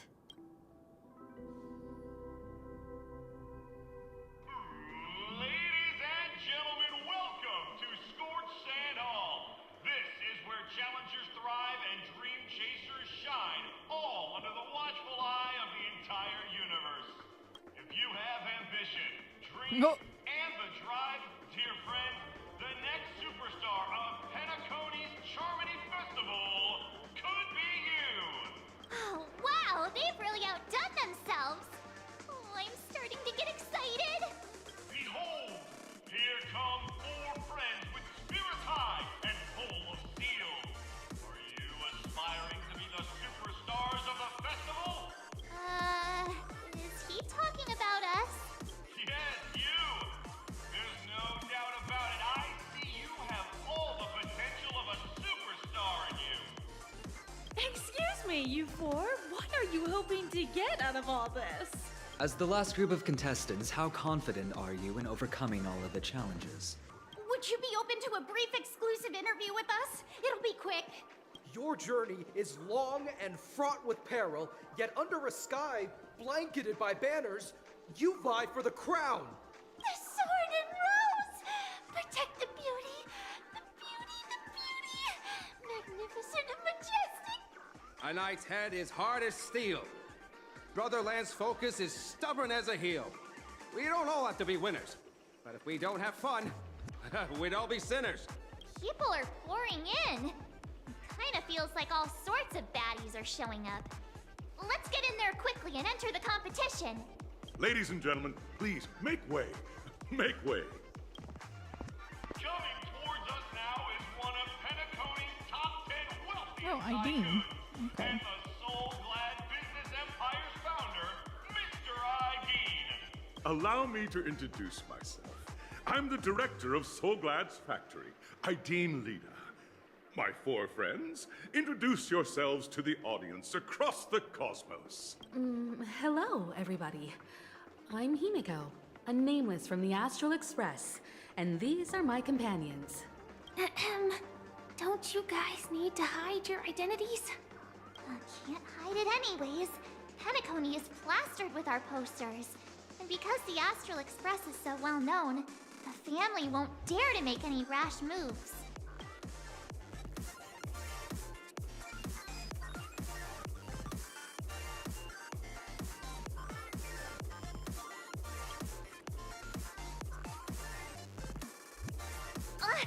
Don't expose my net handle to everyone!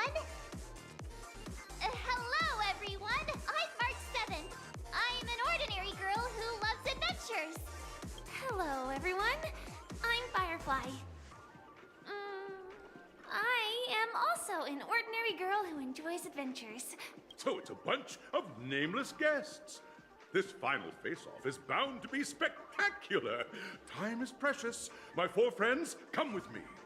Grab a bottle of Soul Glad and make your dreams a black. Okay.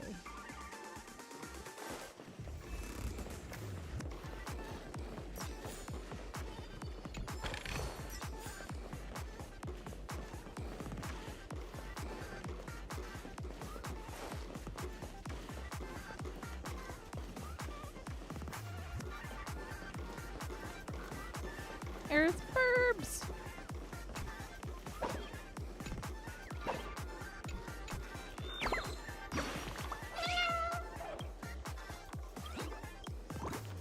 Pretty good.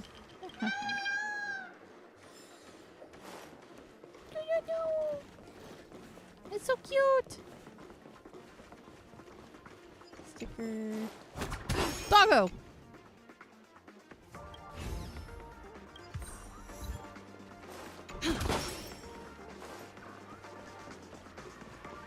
This place is buzzing. That's right. This venue is a miniature representation of that time known as the era filled with boundless possibilities.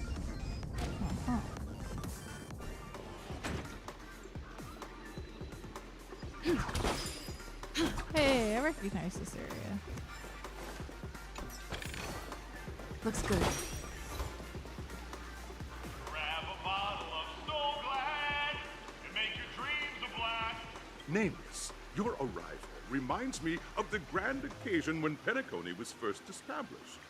I was still a young, bright-eyed lad back then, lured here by the watchmaker's ads, full of zeal and ready to make my first fortune in life. Once, during a particularly grueling day, I passed out and was resuscitated by a drink from Mr. Sousa. That sweet taste has since been etched in my mind, and that was what drove me to create the Soul Glad that we all know and love today. The dream-chasing era was truly a wondrous time. Oh, I miss those days, and the watchmaker. Scorched Sand Hall is my homage to that time of boundless possibilities. I wholeheartedly hope you make it to the finish and emerge as the next superstars of Penacony. Now then, is there anything you'd like to say before the competition officially begins?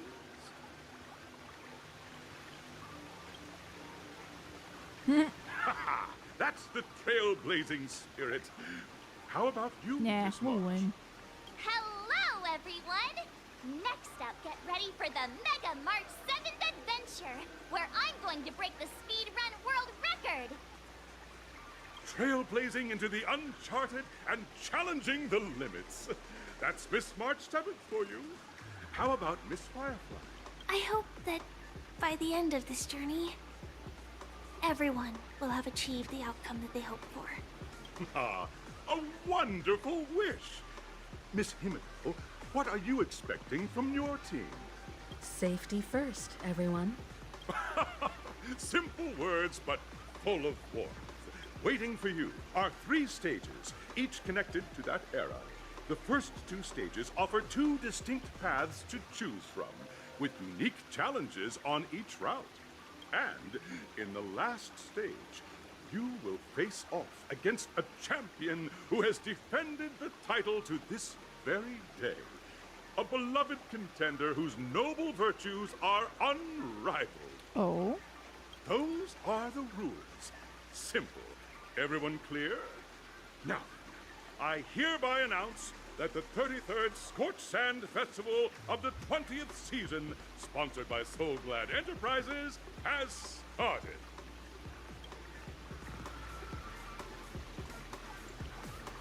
Everyone, as the Charmony Festival is drawing closer, We must reach the end as quickly as possible. Factoring in efficiency and safety, splitting up into 2 groups is the best choice. March and I haven't no— Fine by me. Whoops. Let's do it. March and I haven't known Miss Firefly for too long and aren't overly familiar with her. It'd probably be better if the 2 of you paired up. Wait. Yeah. All right. I don't have a problem with that.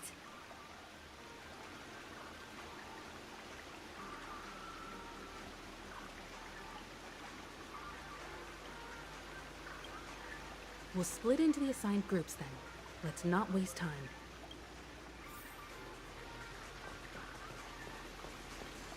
Grab this.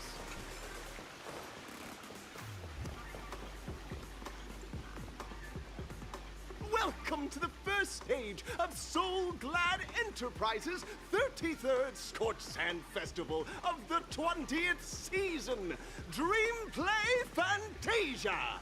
In this stage, you can choose between 2 challenges, the School of Acting or School of Action.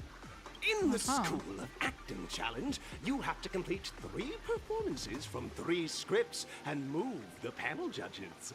In the School of Action challenge, you have to defeat 3 groups of enemies convincingly and reach the end. Now, make your choice.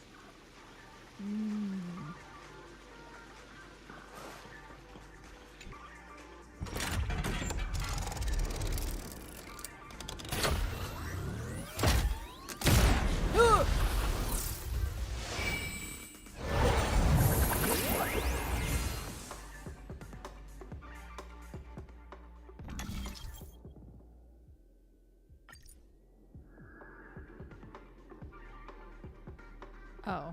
Which one's which?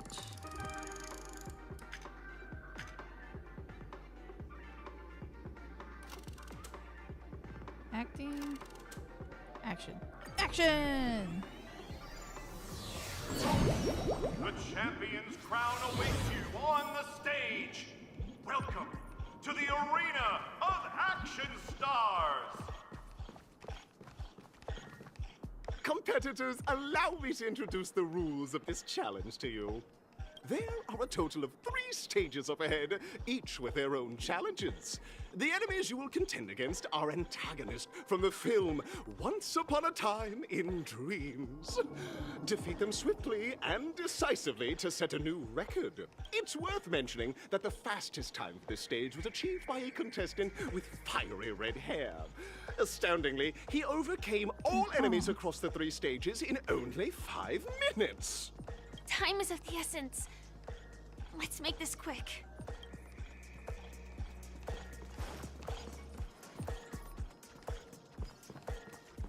Where's the bird?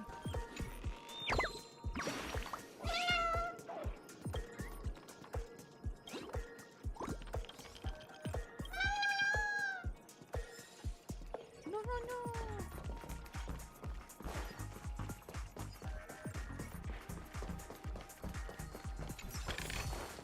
Is that all? Got this clock. Not very cool escapes his lips. He must be imitating Brother Hanu.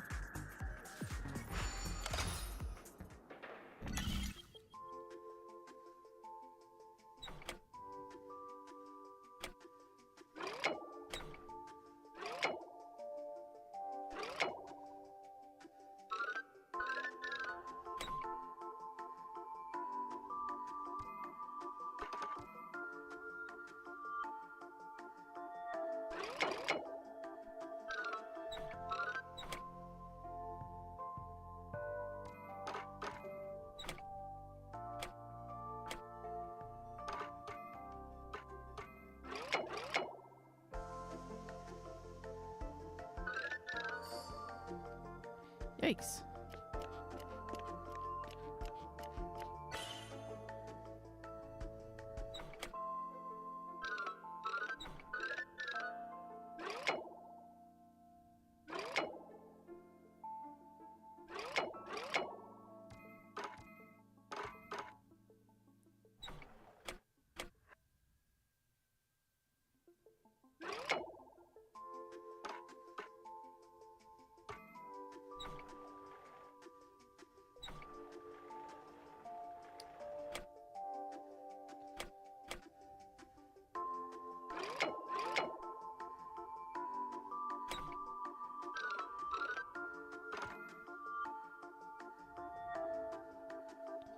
No.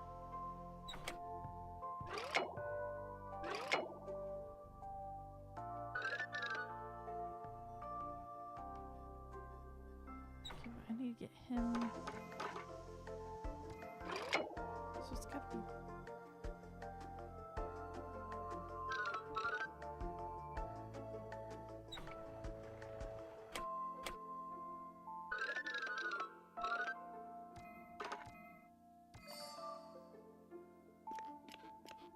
Ah, okay.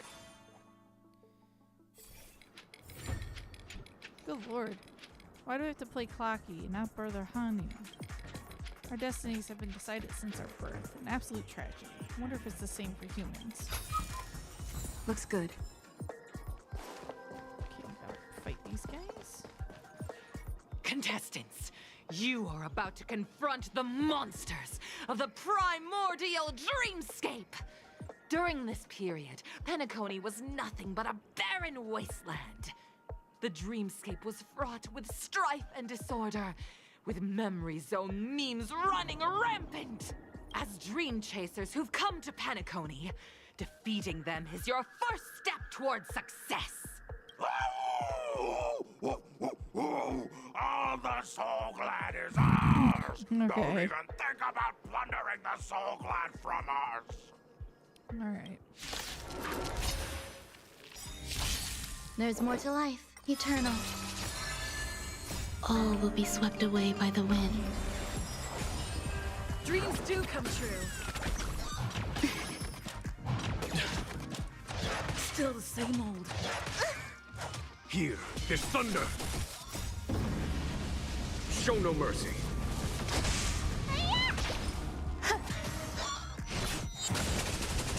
Let's improvise. Let the show begin. What's in your prescription? Conflict is pitiless.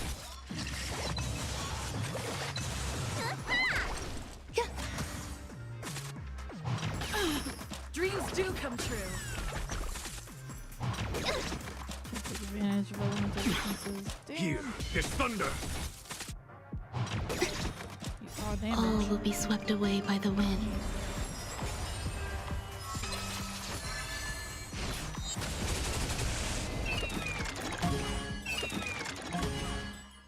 Okay. Soul Glad! My Soul Glad! Pretty simple. I just hope these tests don't take too long.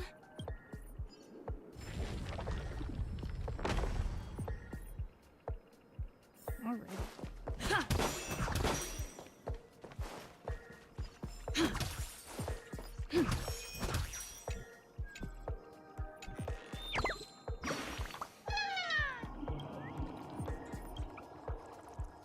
Oh no, not a monkey.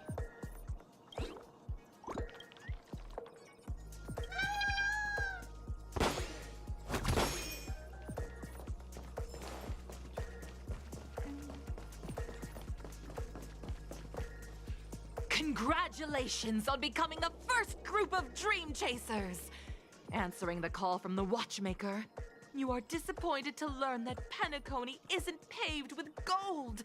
Oh no. Resigned to your current plight, you start from the hierarchical dredges, biding your time for a chance at success. Just as you're about to give up, a downpour sparks a business idea. You enter the umbrella business! But just as things are looking up, you encounter a competitor. Defeat them and emerge victorious from this trade war. Okay. Is our opponent so glad? Because this is Soul Glad Enterprises' 33rd festivity auditions of the 20th season! It's all gonna be one big advertisement for Soul Glad, obviously. Isn't this just product placement? Uh-huh. To safeguard the integrity of Soul Glad, I will soar high into the sky and become its shiniest star. Whoosh! Whoosh! Oh, eternal. All right. All will be swept away by the wind.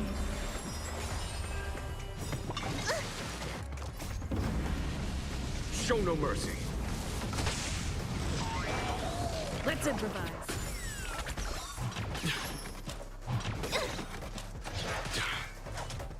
What's in your prescription?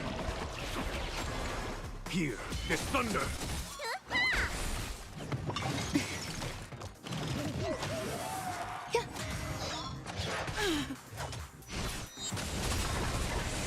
Let the show begin. Dreams do come true.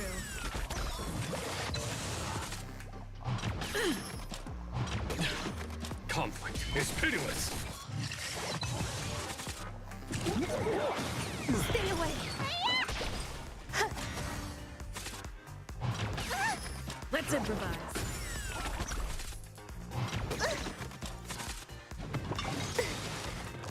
All will be swept away by the wind.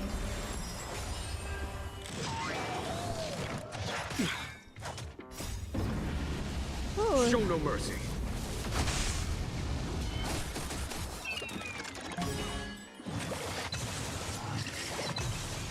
What's in your prescription?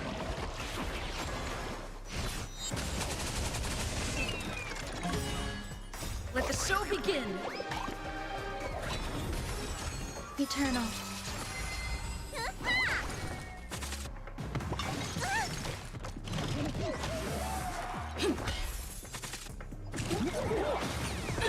Right conflict is pitiless. Show no mercy. All will be swept away by the wind.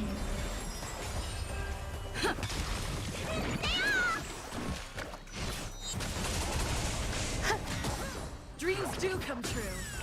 Here, this thunder. I don't have Let's shields. improvise. I've been training with me anymore. Let the show begin. Existence is unity.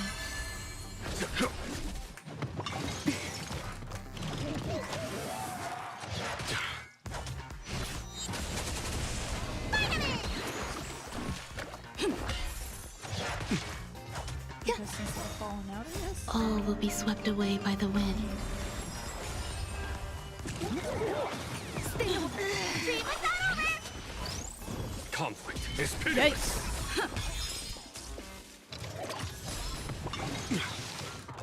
What's in your prescription?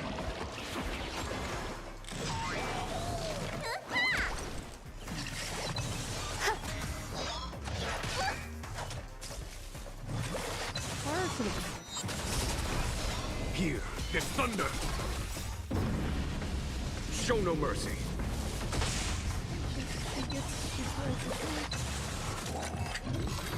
Either way, we won. The world kisses me with pain, and I provide with soul glad in return. Whoosh! Okay, now.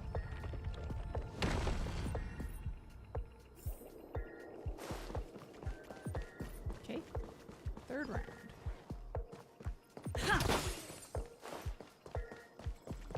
Oh.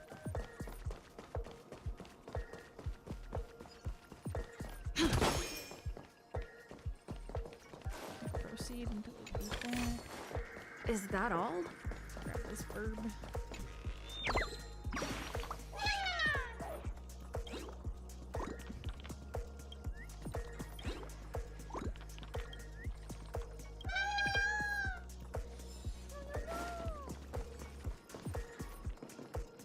Congratulations to our two Dream Chasers for establishing yourselves as budding stars in Penacony. However, now you face a competitor selling at low prices, pushing you to the brink of bankruptcy. Not bankruptcy, no! No matter how lengthy the battle, you always persevere. Topple this powerful opponent, and the tides will turn, paving a way to success. None will take my soul glad away from me. I will use the transmutation arcanum to turn into a dinosaur! Oh, dinosaur! Devour my enemies! Grab Okay, a now. bottle of Soul Glad and make your dreams a blast! Fuck. Oh. Existence is unity. Let's improvise.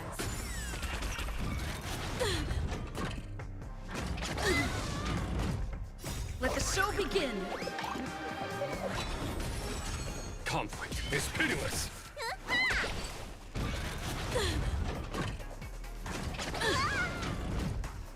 All will be swept away by the wind. Dreams do come true.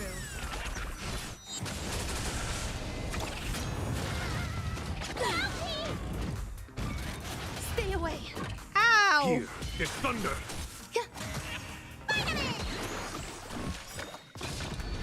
Still the same old. Yikes. Show no mercy. What's in your prescription?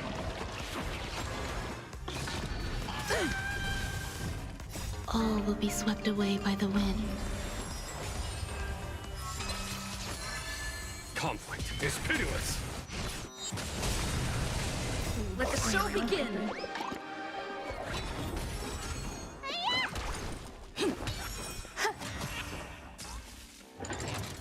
Here is thunder.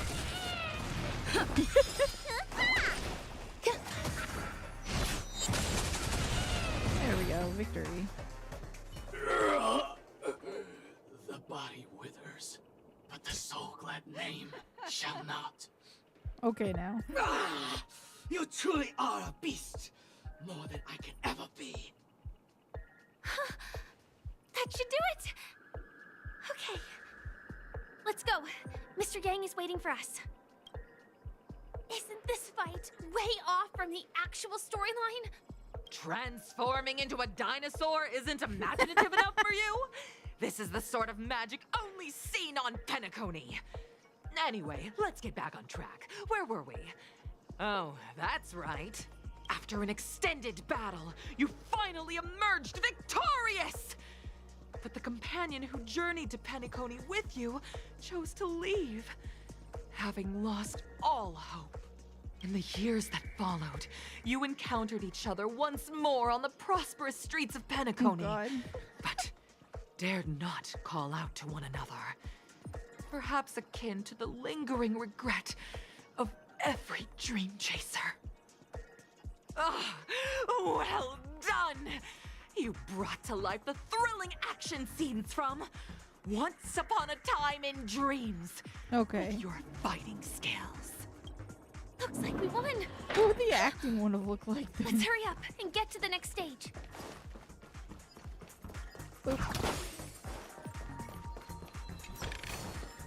Is that all?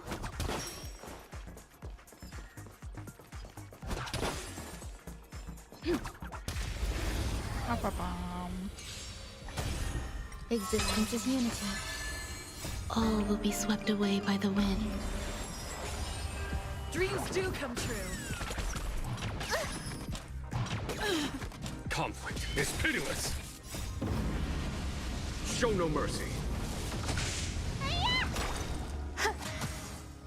It's the Gashapon machine. Let's improvise. Let the show begin. Here is thunder.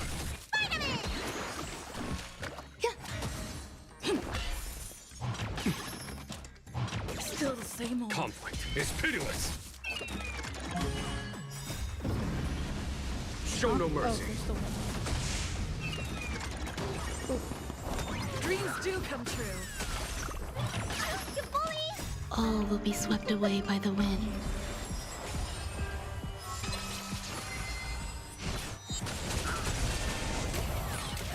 Here is thunder. Let the show begin. All will be swept away by the wind. Conflict is pitiless. Let's improvise. There we go. Yay! Reach the end of the story in your own way. Oh, nothing. Not even a bird. Okay.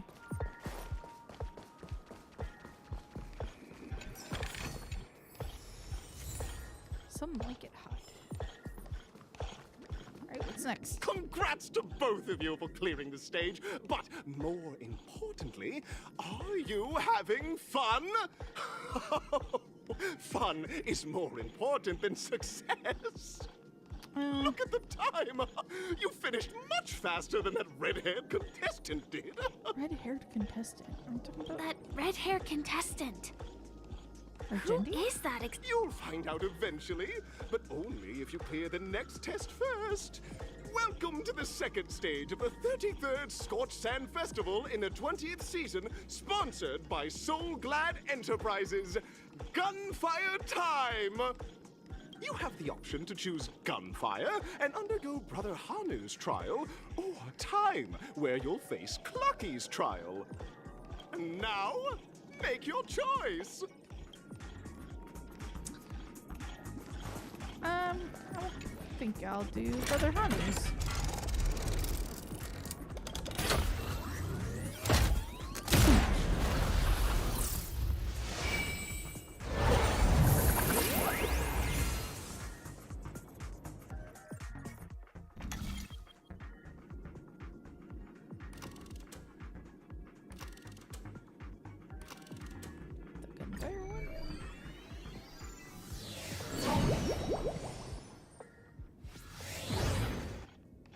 Dear friends, welcome to the enchanting universe created by the Watchmaker.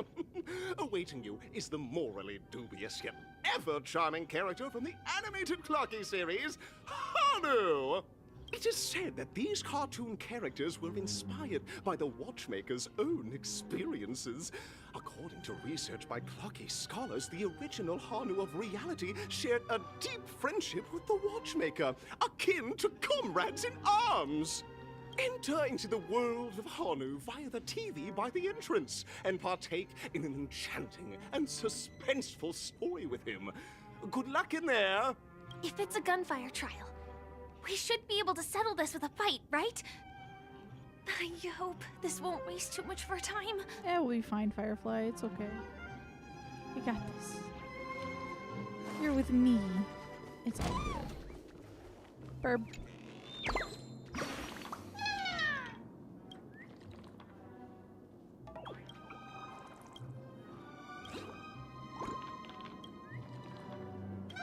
Okay.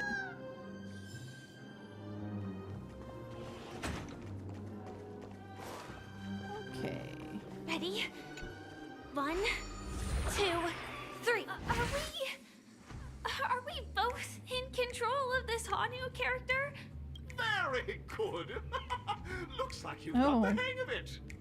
In this Hanu's Adventure episode, Boss Stone has gathered his battleships for an assault on Dreamville. Old Buzzfly, Cousin Wolf, and Bombhead are all raring to go. The brave Hanu must thwart their advance and protect his home. Alas, Hanu presently is ill-equipped to fend off the malevolent mischief makers, which is why he is preparing to seek out the Puzzle Gentleman's aid. Go forth and speak to him.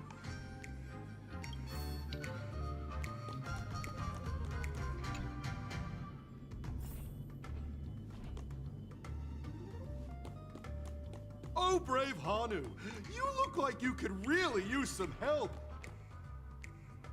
Long time no see, Hanu. You look pretty stressed out. How about an intense and thrilling game of Dream Jigsaw to blow off some steam?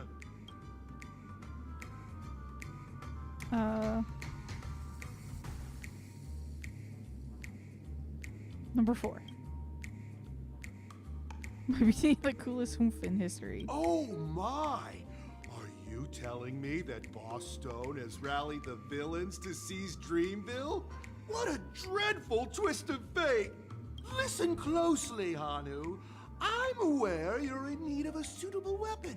And I also know there's one just upstairs. But you know what? You'll have to play an exhilarating round of Dream Jigsaw first. No Jigsaw, no moving forward.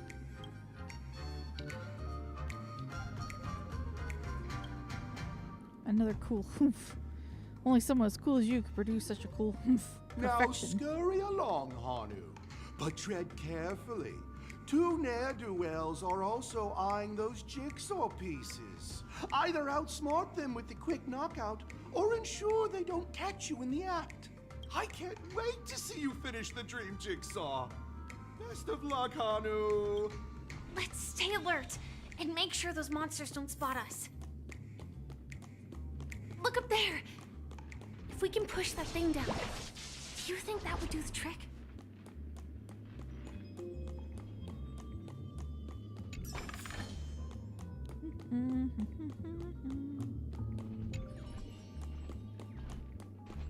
There's a bird here.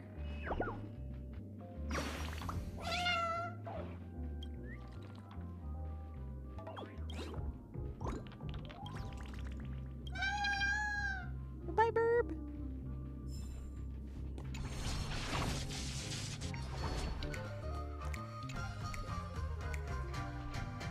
Oh shit. You don't see me.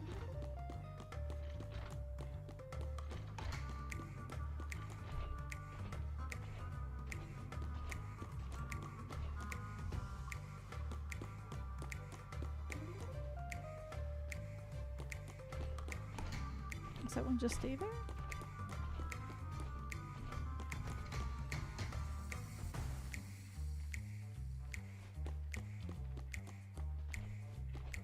This one's wandering around. That's the last puzzle piece I need.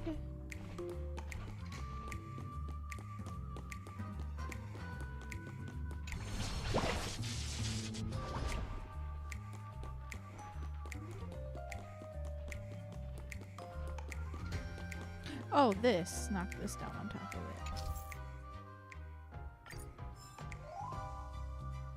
Push it.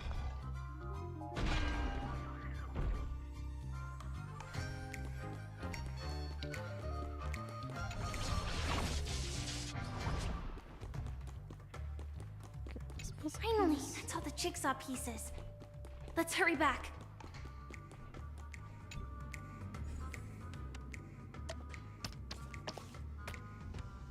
Oh, not this one.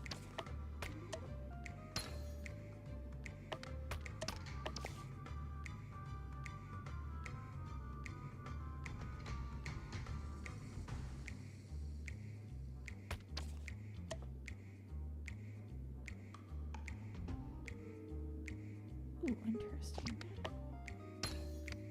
Ah, sideways. That's one. Okay.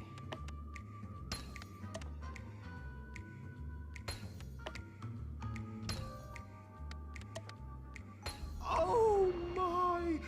The exquisite sensation of perfect alignment! My organizational itch has been quite thoroughly scratched.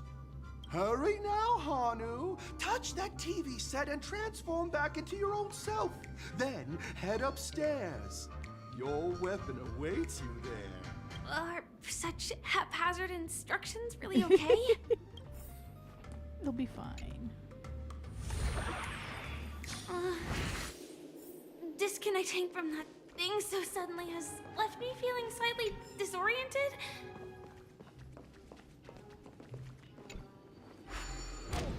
Back. There was another button, it looked like over here. Ah. We'll have to go up here first.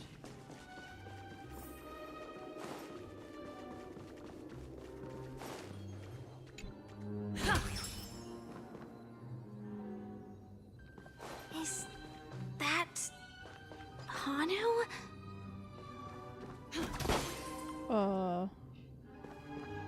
So it would seem.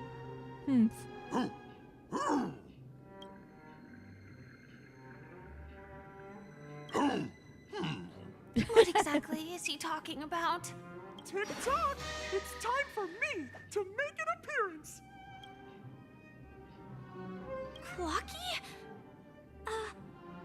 I can also see him. Is this character part of the show? In Dreamville, Clocky is everywhere and can do anything! Like right now! I can be your translator! Tick-tock! Hanu says, battle! We must do battle!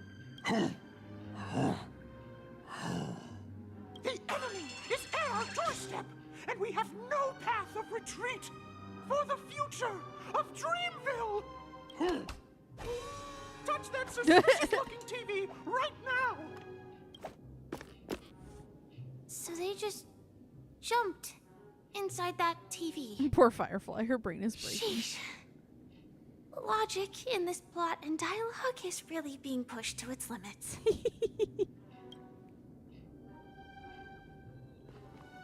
Well, here we go again.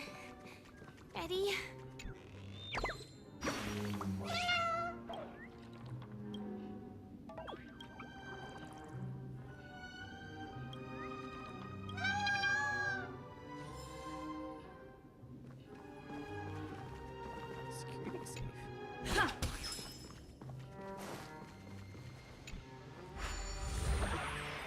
I am gradually getting used to this. Huh. Who knows? I might even be able to perform some high-level moves with Hanu. Oh? Did someone say high-level movies just now? That's right, pal. The upcoming script is just exploding with all sorts of high-level shenanigans. Last we saw, Hanu was preparing for battle. Suddenly, he hears heavy footsteps coming from the hallway. Malevolent mischief makers have broken into his home. But brave Hanu won't go down without a fight. He instantly sprints for the storage room, ready for a do-or-die showdown against the baddies. Ooh. But we still don't have any weapons in hand. Guess what? Hanu's favorite bazooka just so happens to be in that storage room. So get a move on.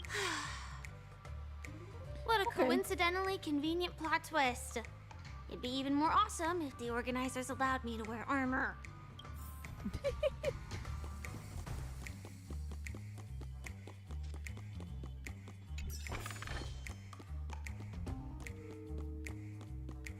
The storage room. It's behind the shelves, right?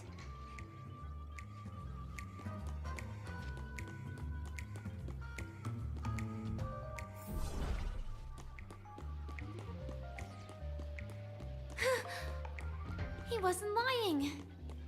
There's actually a bazooka here. Yep.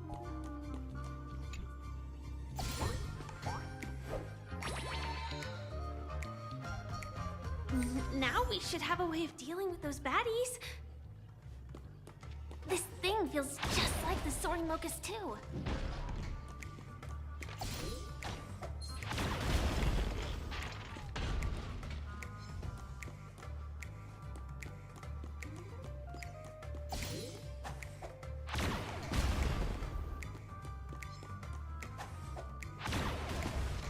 Boom. Oh.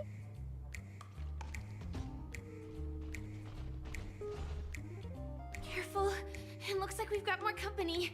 Get ready to fire!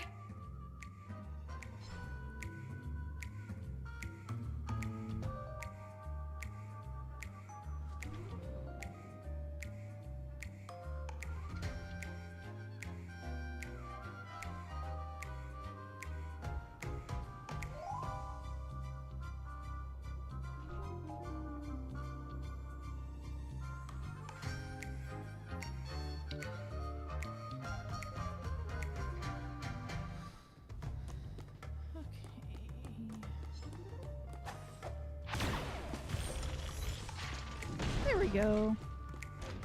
All with one shot. Oh shit, more?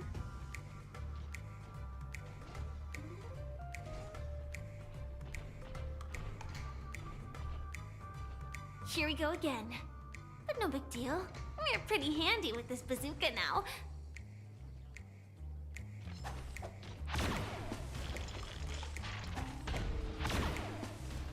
I missed.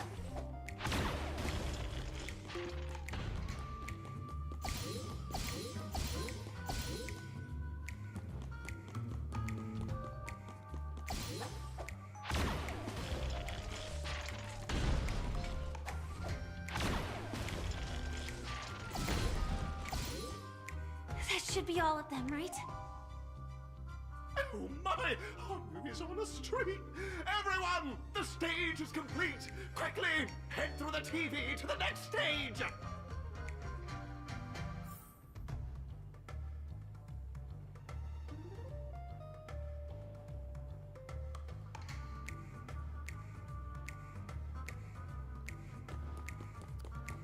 Awesome! Now we can transform. Wait, there's this whole other side over here. Does this just lead back to that other room?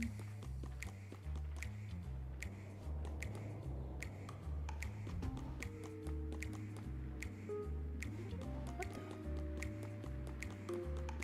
Oh.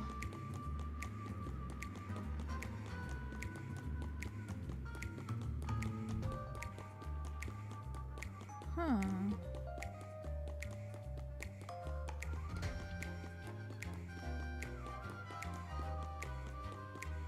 Well, this would be the lead.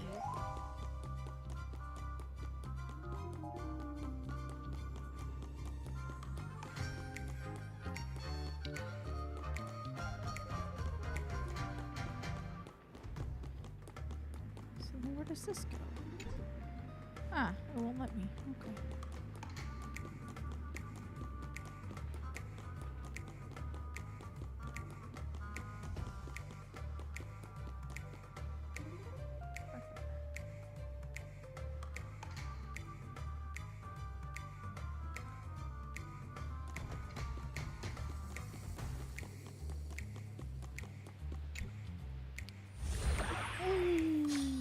Well, that's that. But it is gonna be hard to let go of this bazooka. Never mind.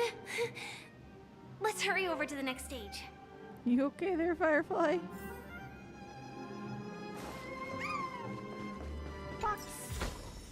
Great. The more the better. Ah, I just jumped in the gun.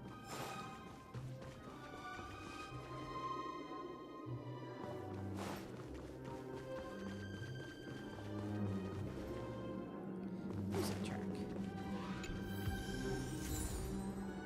Little Caesar. Looks good.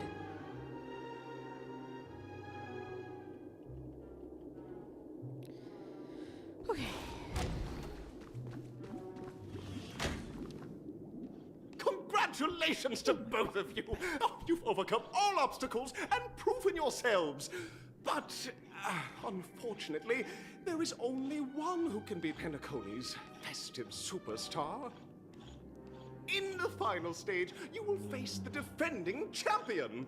If you fail, you will lose the opportunity to become the festive superstar. Welcome to the 33rd Scorched Sand Festival's third stage in the 20th season, sponsored by Soul Glad Enterprises, Superstar Showdown.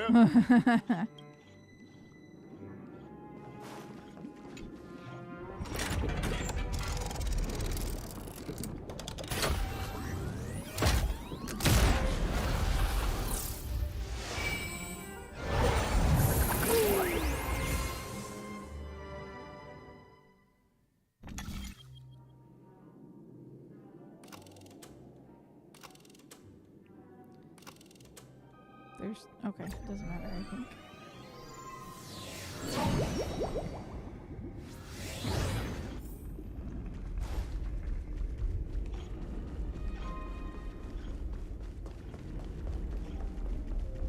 It is! No way. I think I just saw someone. Someone extraordinary. It is Argenti. Holy fuck.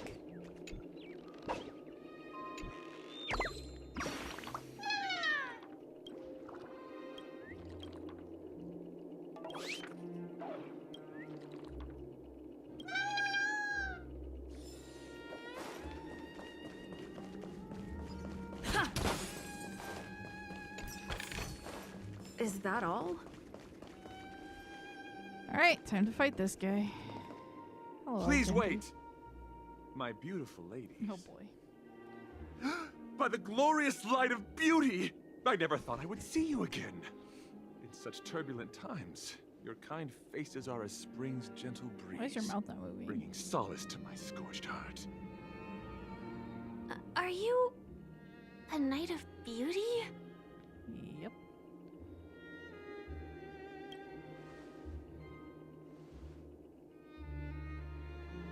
Upon hearing of the impending festivities, I commanded the one and only to bring me to Penacony with full haste.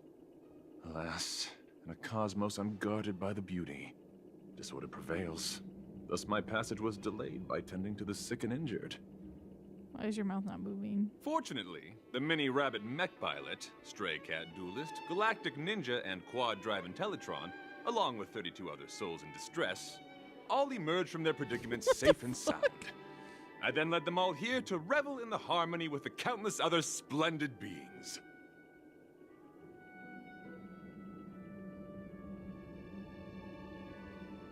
You're quite the savior, aren't you? I do not deserve such praise. Unfortunately, that dashing IPC ambassador, whose radiance matches that of a beautiful peacock, remains in a woeful state. Ugh, how I wish he too could partake in this splendid occasion. Adventuring? Okay, let's get back to business. Since fate has brought us together, it stands to reason that you both seek the accolade of the audition's victor, correct? His mouth flaps are broken. Though upon arrival, I was once mistaken for a towering silver-armored fugitive with Oh. fiery red flames due to my lack of eloquence. It matters not, for all these trials stem from the land of the dream's beauty. What matters is that I now stand before you. Our paths have crossed. I, Argenti of the Knights of Beauty, am humbly requesting a battle with you both, in the name of the Code of Chivalry. If I am fortunate enough to emerge victorious, kindly grant me passage to the Crown of Victory, and recognize that Idrilla, the beauty, is the most peerless beauty of them all. Dear friend, Isn't Idrilla also please dead, ready though? yourselves Ah. for this trial set forth by the beauty. Show no mercy. Bear witness. Still the same old. What was your gimmick again?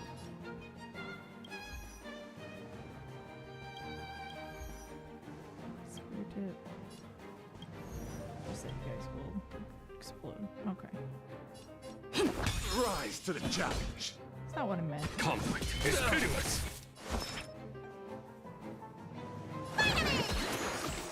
Great teamwork. You're fighting a gentleman. Put forth all your might.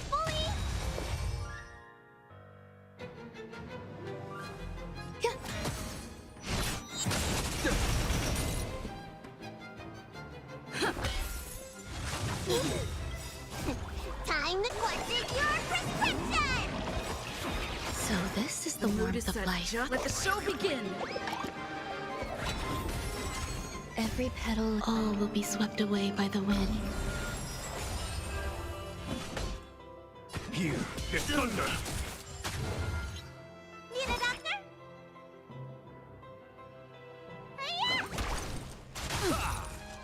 Let's catch up. Some value, I suppose. Existence is unity.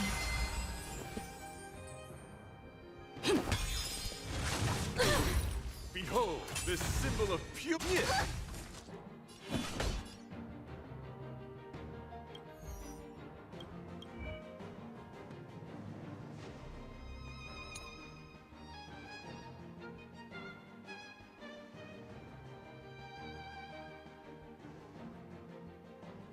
Okay, so give me attacker.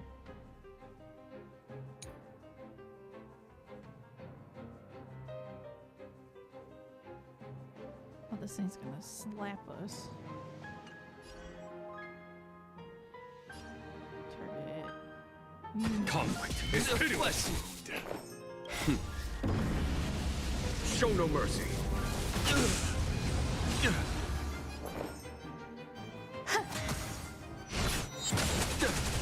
Let me tend your wounds.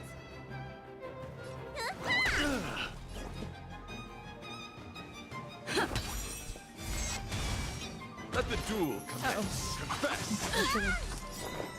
Every petal in life, all will be swept away by the wind.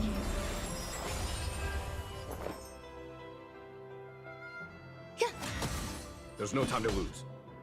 Here is thunder. Dreams do come true.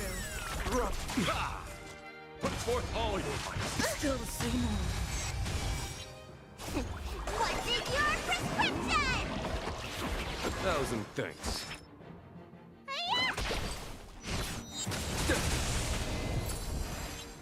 There's more to life. Eternal. Hell Stay in yeah. step. Bear witness. To The mood is set. Just let the show begin. Follow my charge. Conflict is pitiless. Let me tend your wounds.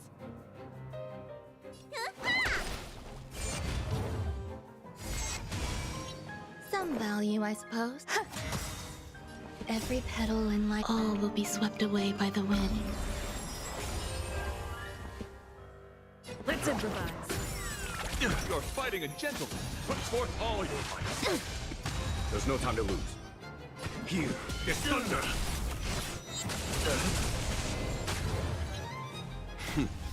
Tell me. Show no mercy. The flesh wound. Let's I'm So this is the warmth of life. Existence is unity. Take your positions. Behold, this symbol of pure. Oh. Stay in step. Dreams do come true.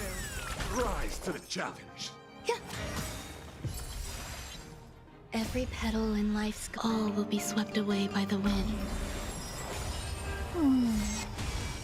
Let me tend your wounds. Great. Let the duel commence. Confess. Time to what is your prescription? 1,000 thanks. The mood is set. Let the show begin. Conflict is pitiless. Take your positions.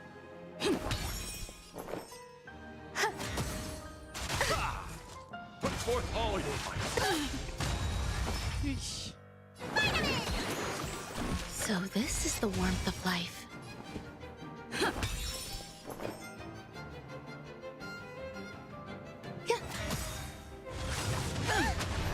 Every petal in life's all will be swept away by the wind. Follow my charge. Here is thunder. Flesh would bear witness. To God, Show no mercy. rise to the Need challenge. a doctor? 1,000 thanks. You're fighting a gentleman. Put forth all your might. You bully! Some value, I suppose. There's no time to lose. Conflict is The pitiless. flesh wound. What is your prescription? 1,000 thanks. Let's I'm loyal. that was concerning. There's more to The life. mood is set. Let the show begin. Existence is unity. Let me tend your wounds. Great teamwork. Follow my charge. Behold, this symbol of pure. Was that it? Stay in step. Every petal, all will be swept away by the wind.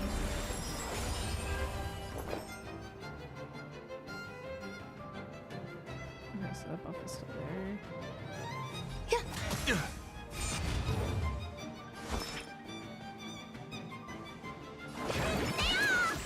1,000 Let the thanks. duel commence. Confess!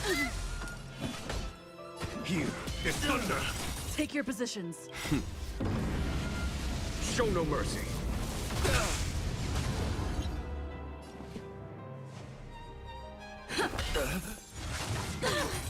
Some value, I suppose. Eternal. Every petal, all will be swept away by the wind. Rise to the challenge. Put forth all your might. Still the same old. What's in your prescription? Great teamwork. Still with the first bar.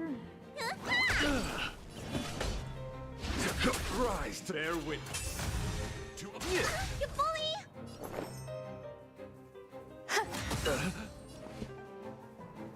Dreams do come true. The mood is set. Let the show begin. Need a doctor? the flesh wound. Conflict is pitiless. You're fighting a gentleman. Put forth all your might.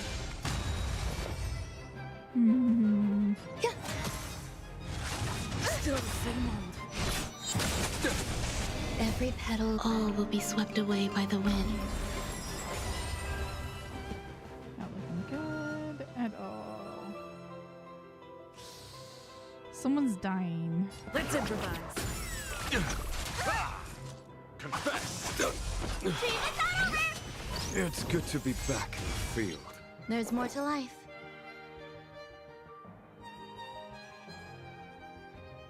Eternal. Here is thunder. Let me tend your wound. Show no mercy. The flesh wound.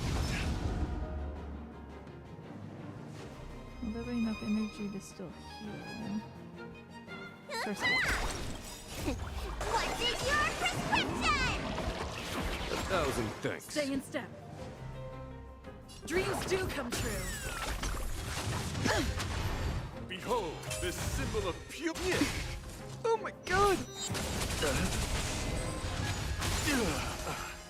Your convictions, my friend, are indeed ours. Some value, I suppose. It's a pity. The laurels of victory belong to a driller. Every petal, all will be swept away by the wind. Conflict is pitiless. Take your positions. Let's improvise.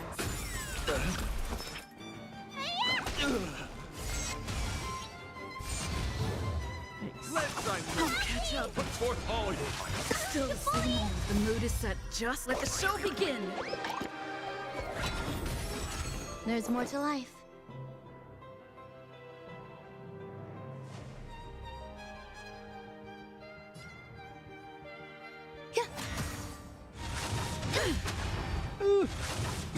No! Intermission's over. Ooh. Casters. Got triggered that time. That's not good. Dreams do come true. Here is thunder.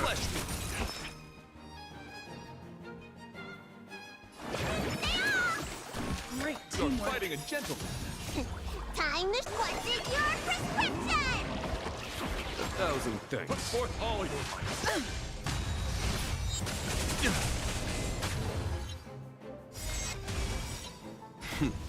Time. Show no mercy.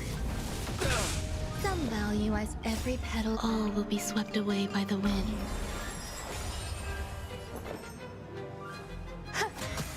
Take your positions.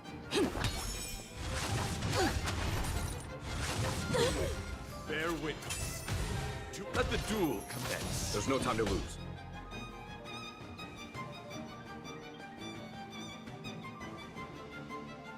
Conflict is pitiless. Need a doctor?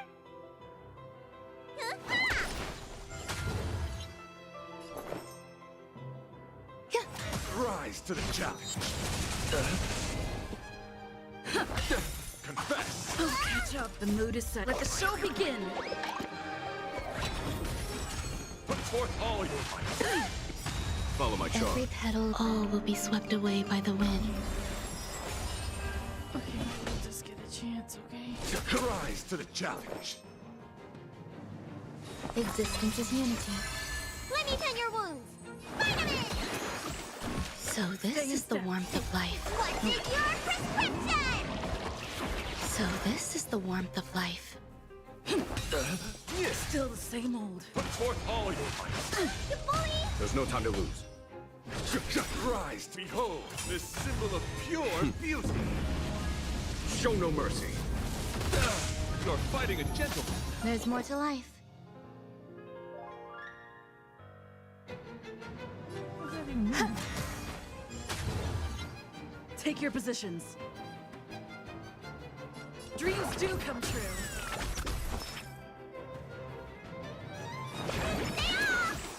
Great. Pledge thy glory. Put forth all your might. Every petal, all will be swept away by the wind.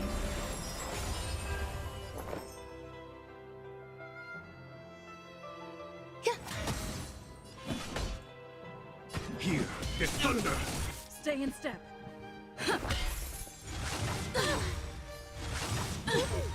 The mood is set. Let the show begin!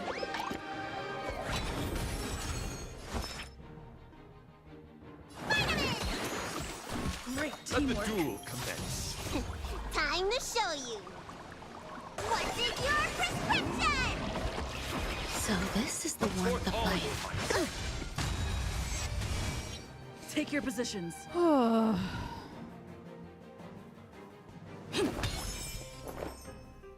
Existence is unity.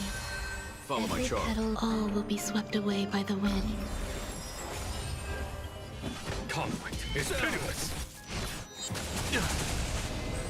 Rise to the challenge. Bear witness.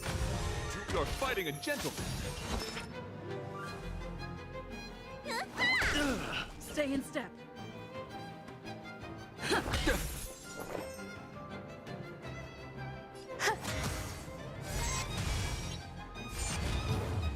Confess. Put forth all your might. Still the same old. There's no time to lose. Show no mercy.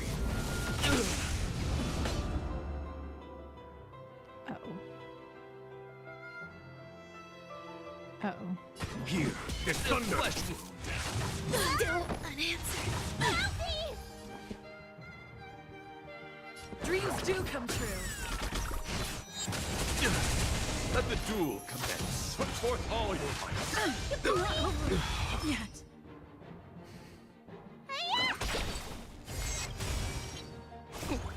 What is your prescription? I hate him. I hate fighting him the first fucking You're fighting time. a gentleman. Let me tend your wounds. Pledge thy glory. Put forth all your might.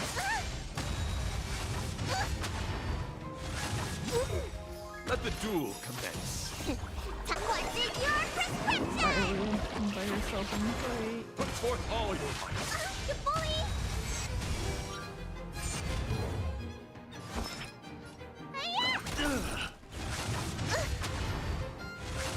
Put me out of my misery, please. You're fighting a gentleman. Confess. Put forth all your might. Yep.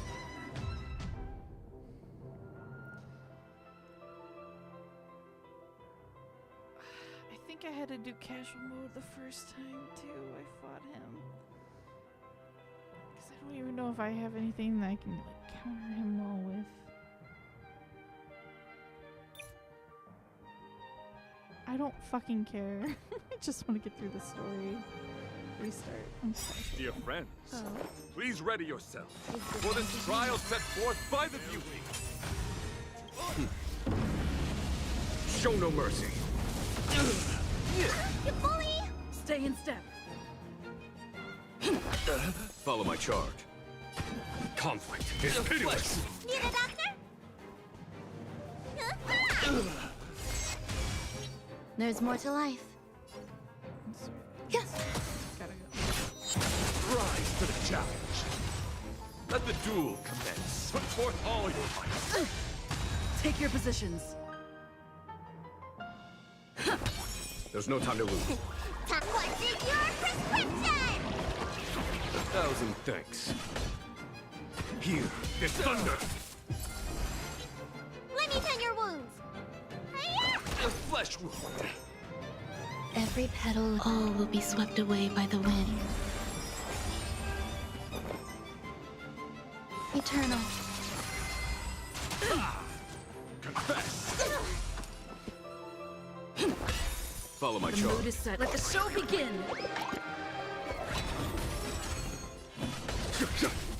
Some value, I suppose. Rise, behold, this symbol of pure.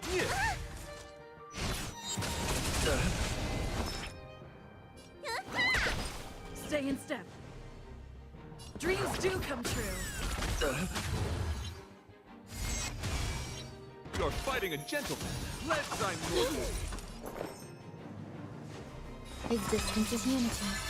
Take your Every position. petal, all will be swept away by the wind.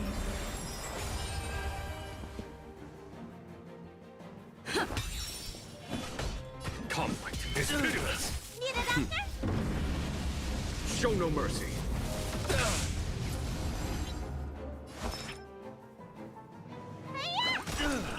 Enjoying yourself? Put forth all your might. There's more to life. Rise to the Stay in step. challenge. There's no time to lose.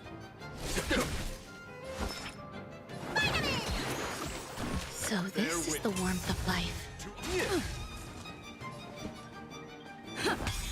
The mood is set. Let the show begin. Ay, ay, ay, Follow my charge. Here is thunder. Let the duel commence. Put forth all your might. Every petal, all will be swept away by the wind.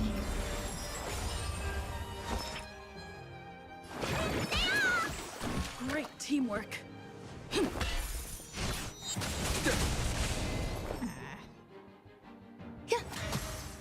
Enjoying yourself? Confess. Conflict is pitiless. Your convictions, friends, are indeed ours. It's a pity. Show no mercy. The laurels of victory belong to a traitor.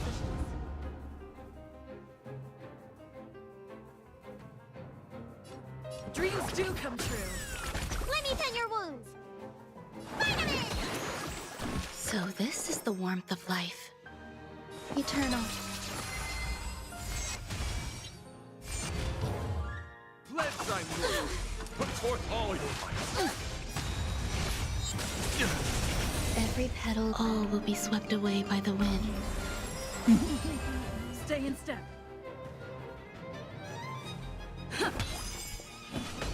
Here is thunder.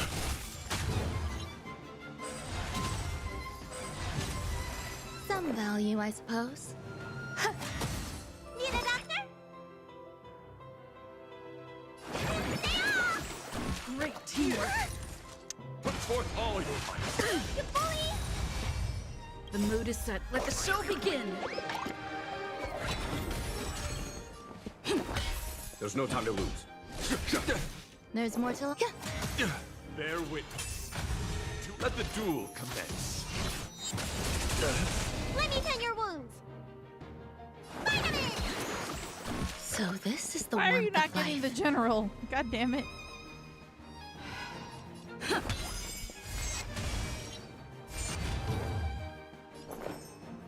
Existence is unity. Every petal, all will be swept away by the wind.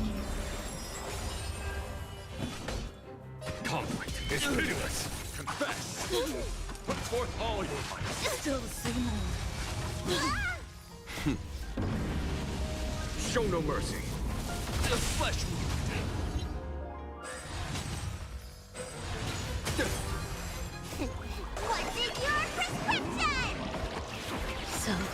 the warmth of life. Need a doctor? Rise to the challenge. Rise. Put forth all your might. Follow my charge. Take your positions. Behold this symbol of pure beauty. Let the show begin. You're fighting a gentleman. Some value, I suppose. Eternal. Every petal, all will be swept away by the wind.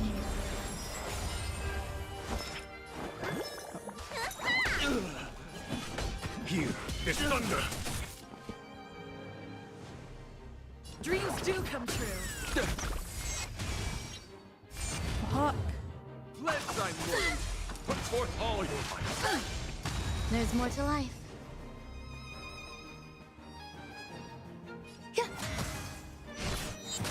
Rise to the challenge. Let me tend your wounds.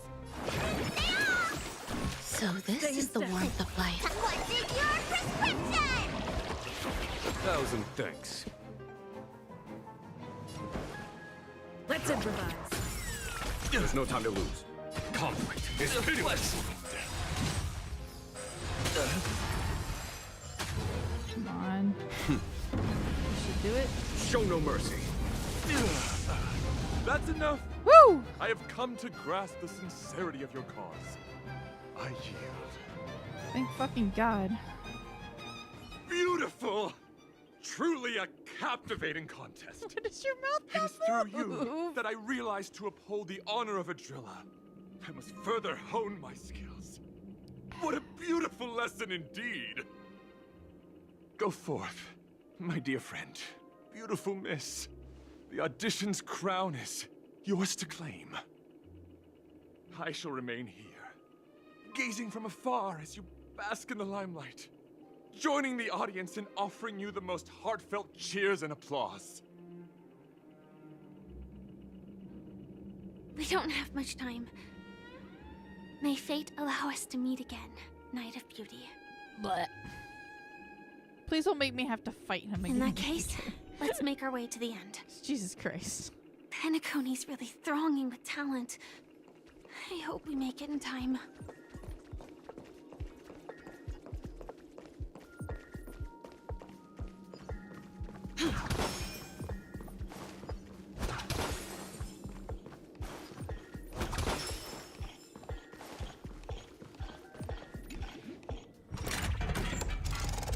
All right, here we go.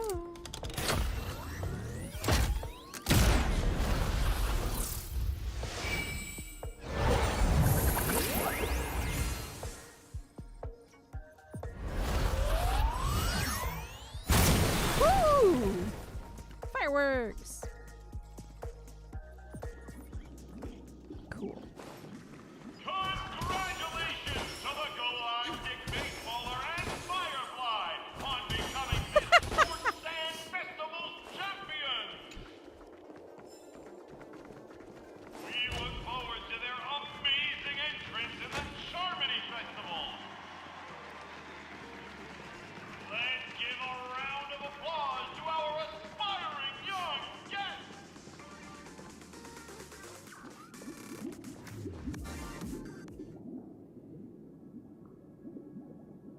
Congratulations to the both of you on becoming the festive superstars of this year's Charmony Festival before entering the Grand Theater. I, on behalf of the organizers, extend my sincere congratulations to you. Why not Robin? Wishing you joy under their radiance. Where's Robin?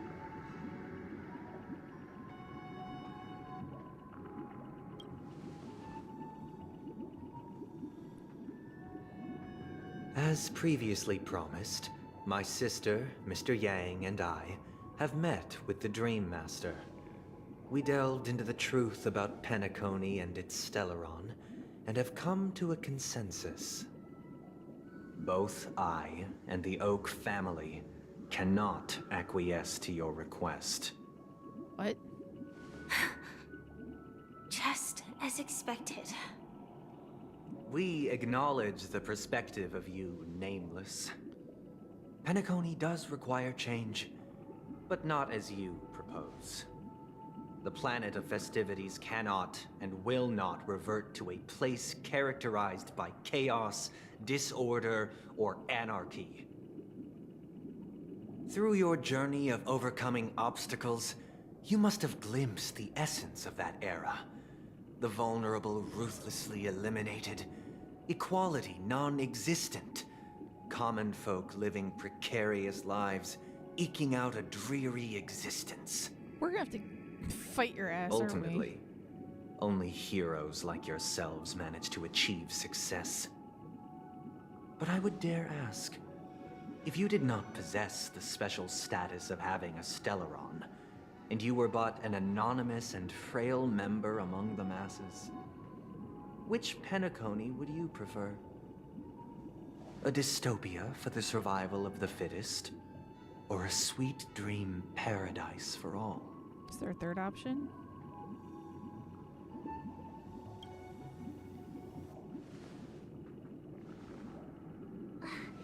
That's not the point. Don't let him mislead you. Well, I don't like Mr. either Sunday, option. Even if the members of the Oak family can't fully agree on what to do about the Stellaron, now's not exactly the time to be holding an extensive discourse about Penacony's past and future, is it? The Stellaron issue concerns the life and death of everyone on Penacony. If anyone has a better suggestion, the crew is more than willing to listen. Also, it'd be best to tell us the ins and outs of that meeting. This way, we'll at least know what Welt and Miss Robin are dealing with, and the reason why they failed to make our appointment.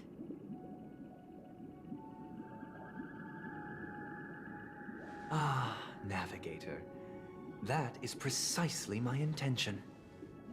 With all present, let's begin by discussing the details of that meeting.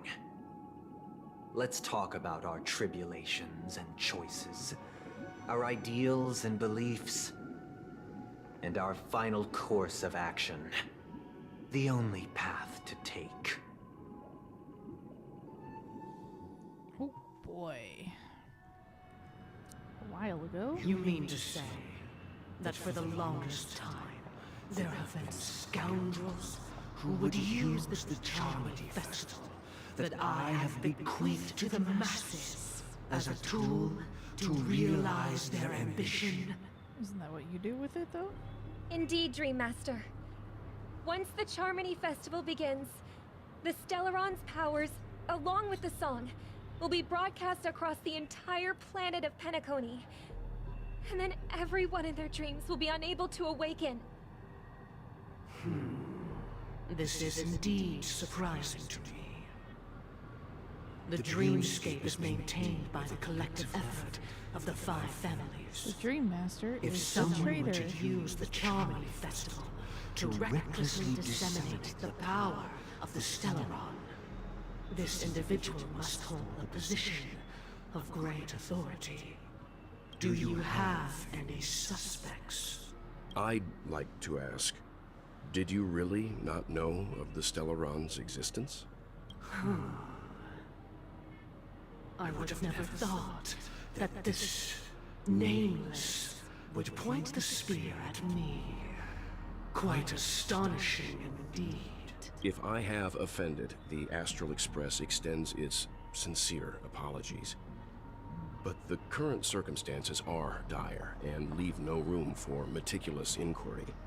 We're doing this out of concern for the Dreamscape's safety. So, if you could, please alleviate our concerns. Dream Master, it's just to prove that the Charmony Festival has nothing to do with the Stellaron. If we're being overly cautious, I will return to the stage to offer tribute in song, just per the arrangement. Sunday, Robin. I've watched you two grow up, and know your dispositions like the back of my hand. Both of you, right now, can surely be lauded as their most devout advocates. I already know your resolve. The magnitude of this matter is enormous, and cannot be taken lightly. Since Mr. Yang has asked with such earnestness, I will personally respond in kind. If there is a need, the entire Oak family will be mobilized to heed your call. Someday, might I ask you to beseech them to cast their light unto me, and question me in their stead, so that no lies may be concealed? I will do as you command. Robin, could I entrust you to be present as a witness, to document the truth, and to proclaim my innocence, so that all slander may be utterly dispelled? I will do as you command. May thy will be carried out on earth, just as it is in the heavens. Oh, triple-faced soul, please sear his tongue and palms with a hot iron, so that he will not be able to fabricate lies and make false vows. Let us begin. There is nothing else to prepare. Understood. Question. Have you devoted your life to your god, never worshipping other gods? Naturally. Do you love your god as you do yourself, always heeding their admonishments? He's not specifying naturally. Harmony.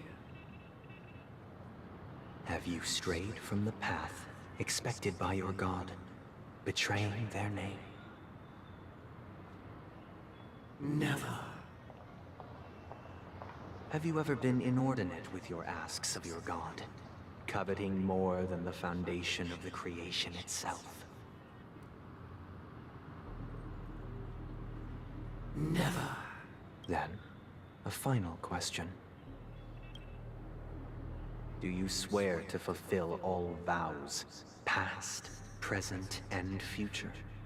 With the Eon as my witness, if I do not deliver on my words, or if I renege on my vows, may I be cursed in accordance with divine law. Specified, or what God specified. They have seen your faith, and have endorsed your faith.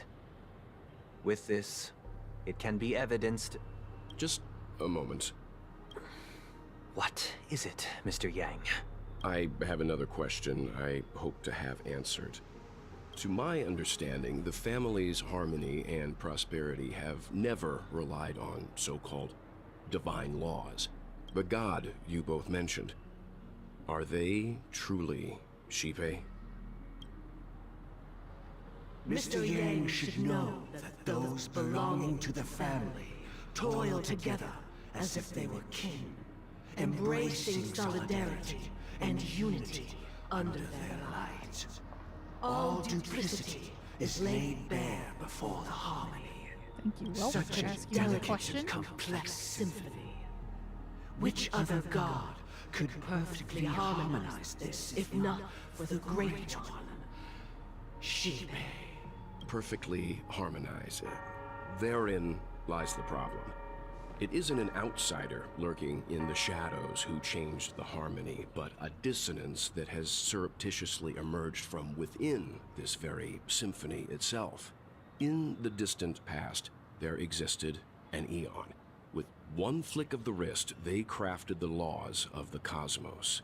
Their followers formed the Beyond the Sky Choir, spreading solemn and reverent hymns throughout the universe. Later, they fell.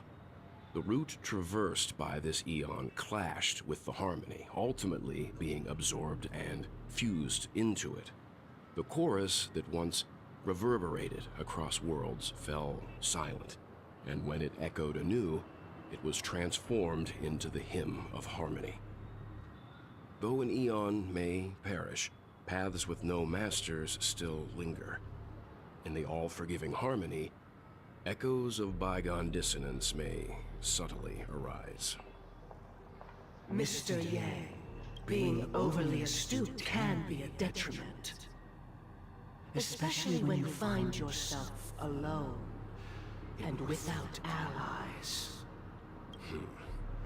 So this is how it is.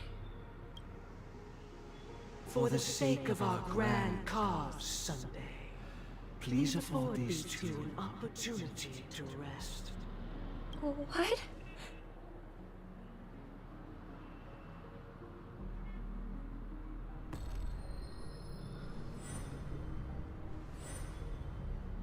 Sorry, Robin. It's just you.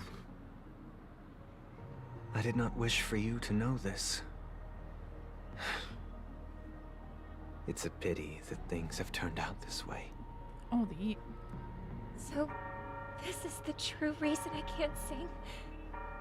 The shadow that envelops Penacony is actually... We were never children of the harmony. Our ideal paradise could not have been crafted by Xipe. True bliss can only be guaranteed by the one who transcends the many.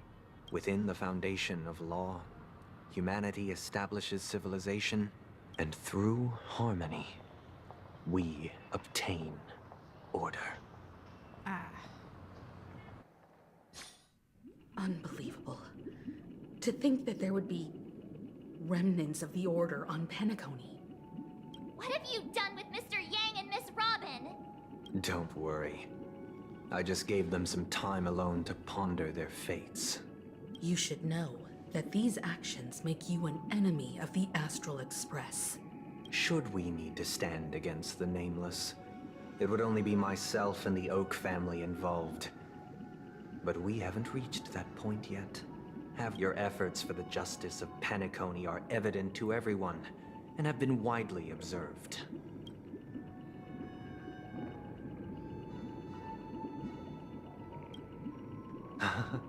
Patience is a virtue. However, I won't hold it against you. On the contrary, I'm here to make my intentions clear. If it is the Order that drove you to imprison Welt and Robin, and you're using them to coerce our compliance, then there'll be no point in entertaining any type of discussion. You're mistaken, Miss Himiko. They are in very safe hands, and just as the family has always proclaimed, no one can be harmed in the dreamscape, least of all in the beautiful new world belonging to the Order. Penacony and the entire universe have witnessed far too much innocent bloodshed. The strong wield their blades against the weak, and the victors push the vanquished to the brink of life. Natural selection. The world abides by this principle, establishing the well-being of humanity atop the corpses of the downtrodden. Only we, or rather, I, possess the power to put an end to this farce. So you've decided to resurrect a dead Eon? No one's ever done such a thing. If Miss Himiko is interested, let's draw back the veil and speak candidly. I've always firmly believed that people can understand one another through peaceful means. I'm willing to divulge the unembellished truth as to the intentions of the Order's Pathstriders, so that you will make better judgment for the Astral Express, for Penacony, and for this stretch of the universe. Words can hardly do justice to the beauty of that ideal. So, come with me, everyone. Let us retrace our steps, and see once again where this road leads. Huh? Where'd he go? Welcome. This isn't any location in Penacony's dreamscape. It's my inner world. The reason the scenery before you remains unchanged is because your consciousness has drawn on similar concepts to fill in the gaps. Did you do the same to Welt? It's a tuning process. Stronger in effect and more draining on the mind. The gray-haired guest has experienced it before, so she should understand what it entails. Tuning allows you to intuitively grasp my feelings, which also means that I cannot hide anything from you. Now, everyone, please look at the huge screen. The road we once took begins here. From this point on, you will witness the numerous decisions I've faced. I've selected a portion of these to share with you. I believe after going through similar predicaments, you'll be able to better understand my thoughts. Let's begin. The first decision. A story about a baby bird. This story happened when Robin and I were very young. We were victims of the Stellaron disaster, and the family's Mr. Gopher Wood, who would later become the Dream Master of Penacony, saw that we siblings had no one to turn to and took us in, later on. Robin and I lived a time with nary a care in the world. One day, after dinner, while my younger sister and I were lounging about in Mr. Gopher Wood's yard, we spotted a fledgling Charmony dove all on its own. That baby bird was tiny. It didn't even have all of its feathers, and it couldn't sing. When we found it, it was already on its last breath, having fallen into a shrub, probably abandoned by its parents. We decided to build a nest for it right there and then. However, thinking back, that winter was unusually cold, with fierce winds at night in the yard, not to mention the many poisonous bugs and wild beasts in the vicinity. It was clear that if we left the fledgling in the yard, it stood no chance of surviving until spring. So, I suggested we take it inside, place it on the shelf by the window, and asked the adults to fashion a cage for it. We decided that when it regained its strength enough to spread its wings, we would release it back into the wild. The tragic part, something that we'd never considered, was that this bird's fate had already been determined long before this moment. Its destiny was determined by our momentary whim. Now, I pass the power of choice to you all. Faced with this situation, what choice would you make? Stick to the original plan, and build a nest with soft net where the Charmony dove fell. Or build a cage for it, and feed it, giving it the utmost care from within the warmth of a home. I eagerly await your answer.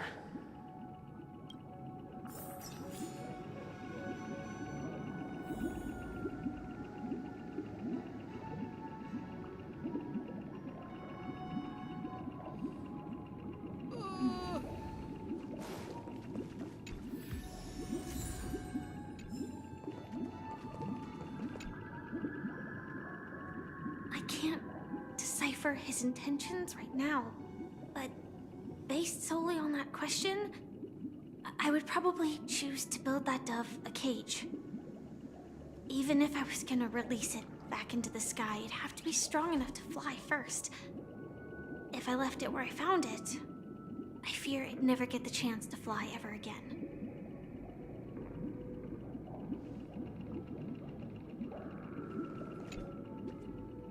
It looks like he really has no intention of imprisoning us. If it's just a quiz, I suppose it's fine to humor him. Back to the question. I would personally choose to build the little Charmony dove a cage. No special reason. I do think that a fledgling should have the right to fly into the sky. But if it can't even live to that point, then there's nothing to talk about to begin with.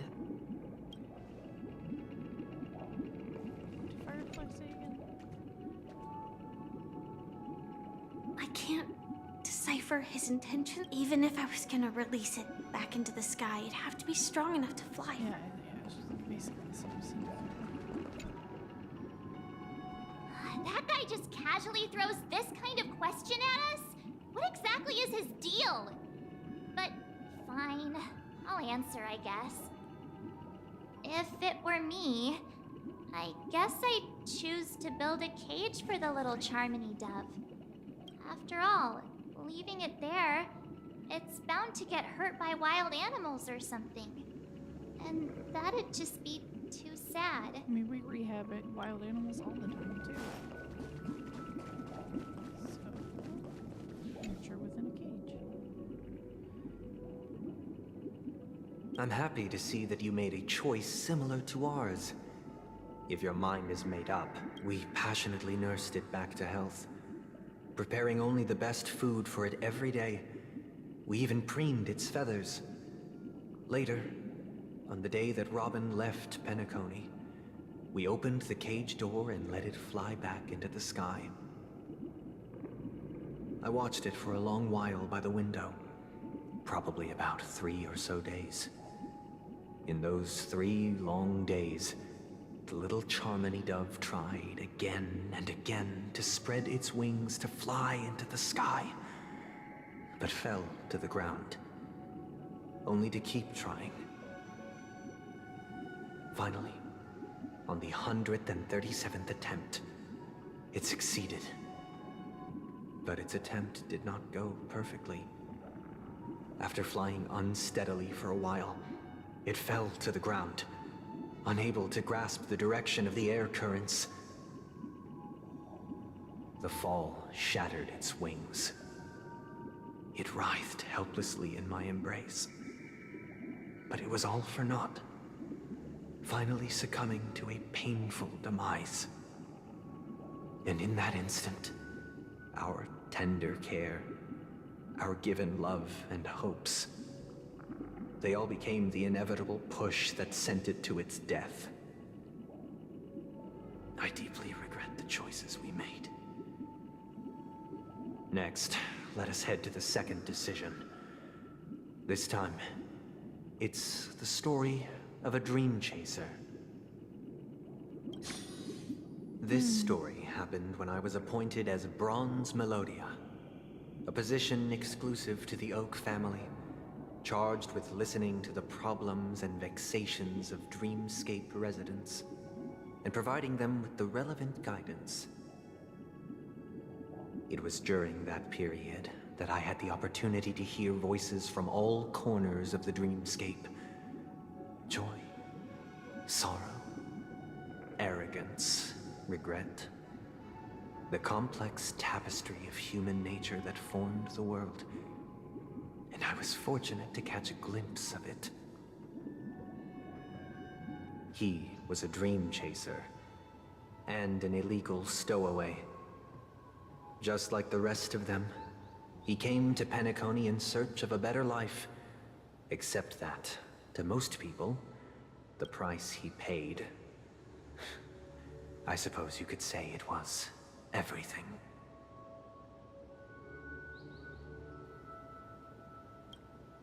He told me, I sold everything I could at home. The house, the land, even his 2 children.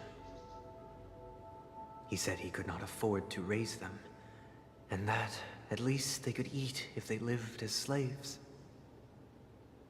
He had a plan in place. He would buy back his children once he had made his fortune, and enjoy Penacony's beautiful dream with them.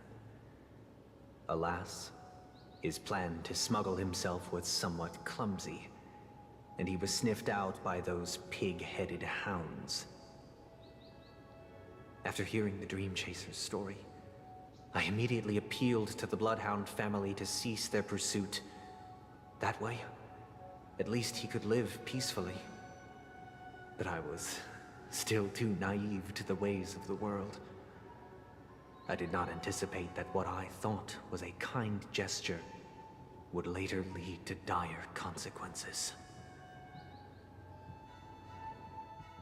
I'll tell you the outcome soon. For now, I'd like you all to make a choice. Will you do as I did, and try to convince the Bloodhound family to stop their pursuit, so that the Dream Chaser may live peacefully and realize his wishes? Or will you remain silent, leaving him to languish while the hounds are hot on his heels, until his inevitable judgment arrives? I look forward to everyone's decisions. Who knows? Perhaps they might even alter the outcome of this tragedy.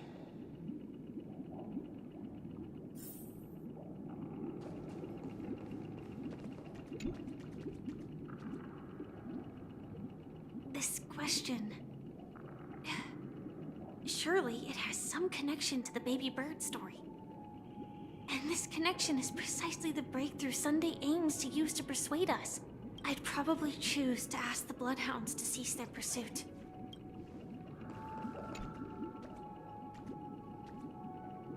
A dream chaser story. If I acted out of kindness, I would bet what cruel repercussion would this choice result in? I think Sunday must have been deeply impressed by the limitations of the strong defending the weak through this incident.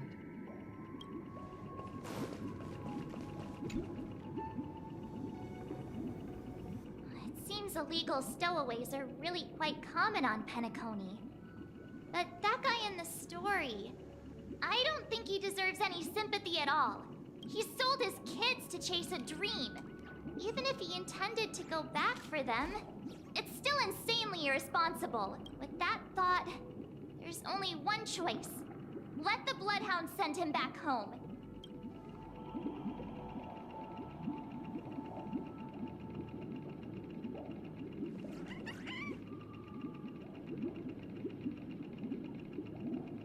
Wow, March. I wasn't expecting that. I'm honored to witness you arriving at the same decision. Out of respect, I'll share with you the dire consequences that my choice back then brought about. First, the outcome. He attained major success. After avoiding capture, he ran a business for a few years, very quickly making a name for himself, elevating his status. He might not have become a tycoon like old Audie, but he was considered a character of excellent repute. Now then, did he realize the wish he set out to achieve? No. The last time I saw him was in the real world, where the Hounds were going to permanently exile him, and I was the accompanying Bronze Melodia. The mission was simple. Listen to the criminal's repentance. He told me the reason he was in this predicament was because he conspired to usurp the head of the Alfalfa family. When I asked him about his 2 children, he instead responded with a question. What children? In the end, my heart aligned with the harmony, and the good deed I dared to undertake held no value, turning instead into a wrongdoing. It created a lamentable oppressor and countless oppressed individuals. As to your choice, I once again offer my heartfelt apologies. Next comes the third and final decision. And the story this time is my own. This story happened the day I was appointed the Oak family head.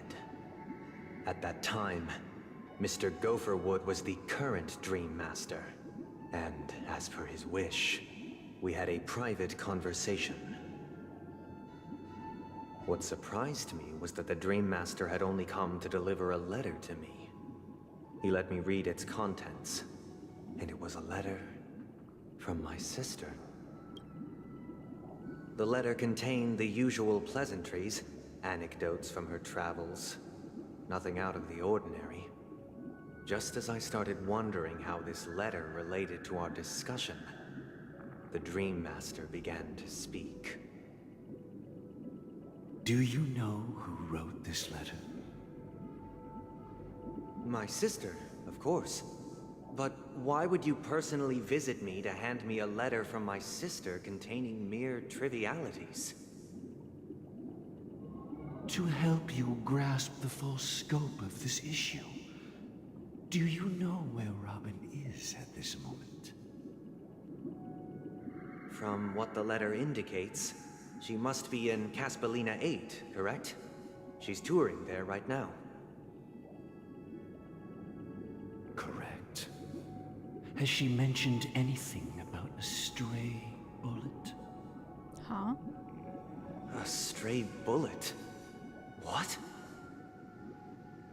A war has broken out on that planet. It is because of this very reason that Robin chose this destination. To spread the word of the Harmony. And to save the lives of that planet. She personally made for the front lines. She hoped to ease the people's suffering with song, and was willing to brave mortal danger to deliver the IPC's medical supplies. Unfortunately, stray bullets show no such compassion. Whoa. Is she all right? If the operation was successful, she should probably be recovering in the field hospital. By the eon above, the bullet struck her neck directly, yet possibly as a reward for her consistent deeds of harmony, it didn't hit any vital arteries. Once you've attended to your outstanding tasks, it'd be advisable to write her back as soon as possible. Those damned savages! I'll pack my bags right away. My gratitude for bringing this to my attention, Mr. Gopherwood. Now you understand why she always wears such elaborate neck ornaments, don't you? How could this happen? Miss Robin? It's all in the past, so please don't worry. I share this in the meager hope that you will understand the Harmony's limitations and predicament. As grandiose as the strong defending the weak sounds, many times, it is nothing more than wishful thinking. Likewise, I've prepared one last question, one last choice. But rest assured, this choice will not have any grave consequences. Because this is merely a figment of imagination, a nightmare that has haunted me through countless nights. If you ever had the opportunity to make a choice like I did, would you still support Robin's journey on the path of harmony?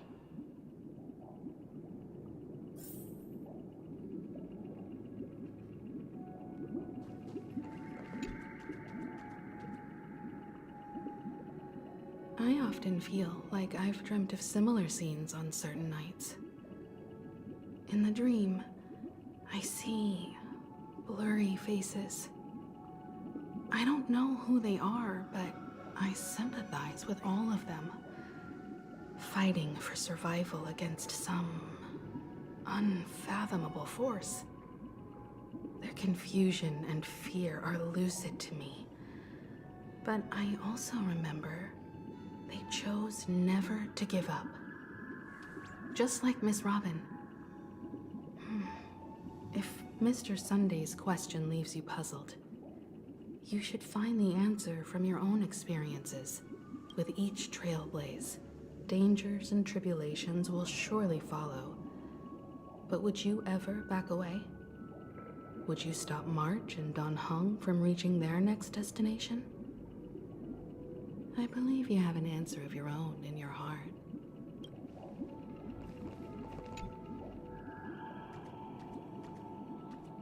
Miss Robin's courage is admirable. And here I was thinking she was just another superstar celebrity. But the fact that she is also Mr. Sunday's younger sister?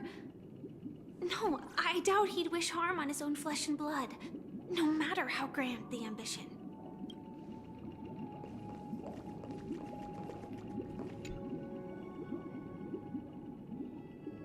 I can't believe that happened to Miss Robin. The strong defending the weak is a great mantra, but if I had to pay such a price, I don't know what I'd do.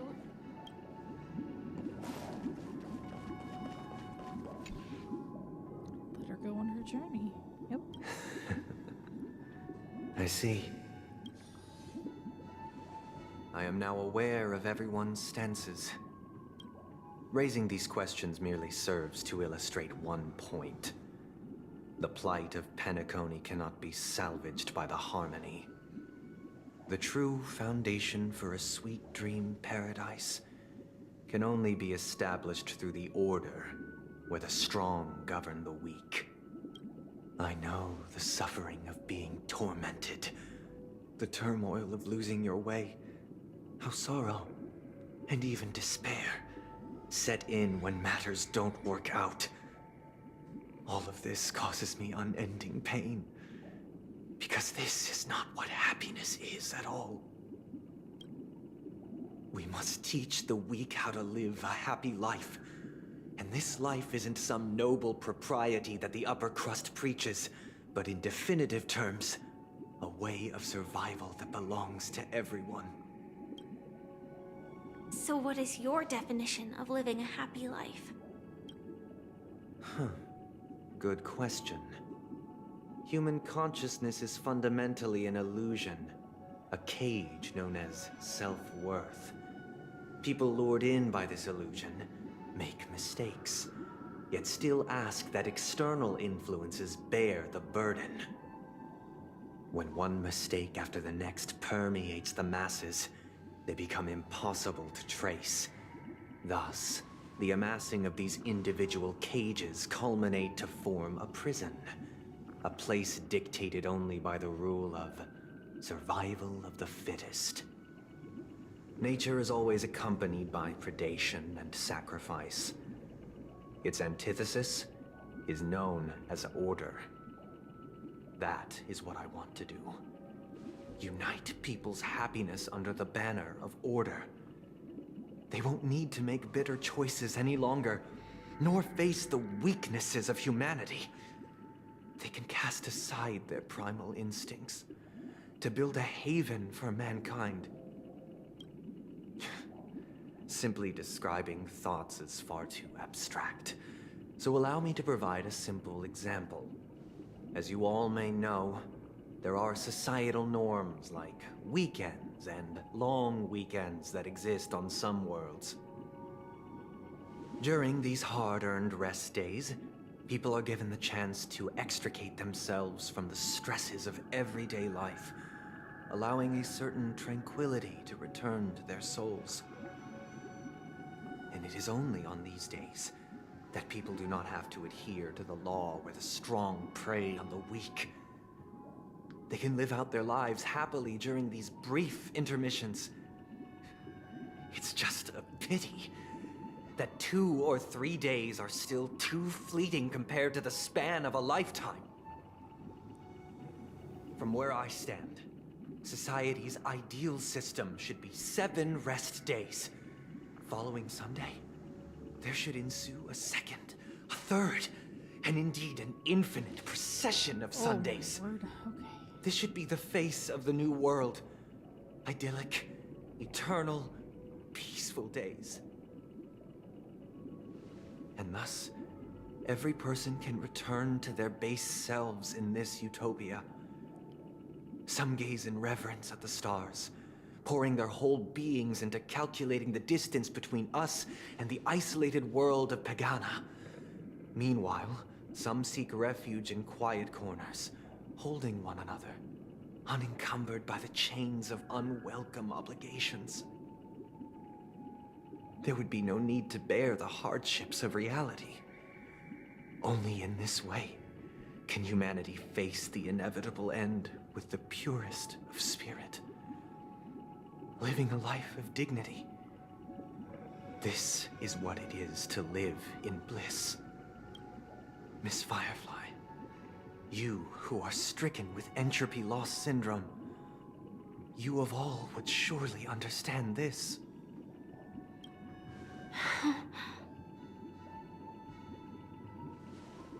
It sounds like a flawless theory. But what is the price to attain all this? The cost is minute, merely a personal and eternal sacrifice. If this paradise is to be maintained for everyone, someone must remain trapped in solitary awakening, until the end of the cosmos. Awakening. Which means that this so-called paradise is still a dream. Stepping into this paradise means forsaking reality, correct?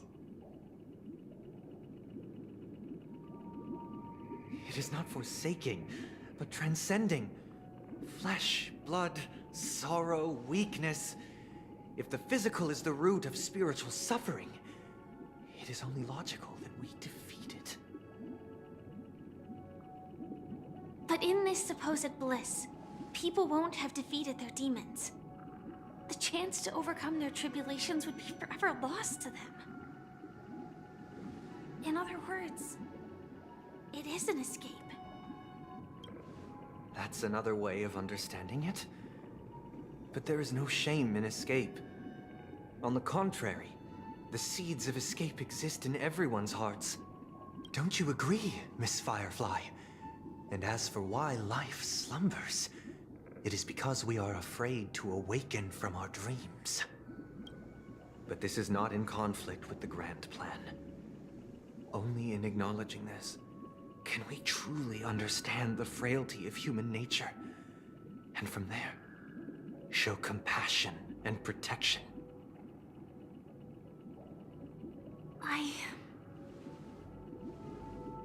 I admit that you are a born leader. Your perspective on humanity brims with pessimism. Yet you express compassion for all, even when your heart pities them. But unlike you, I live for the self. From my perspective, individuals making choices for themselves is their birthright. The want to escape may be innate in the weak. But whether they are weak or not, it is not up to another to decide. Perhaps in your mind, you also view me as weak?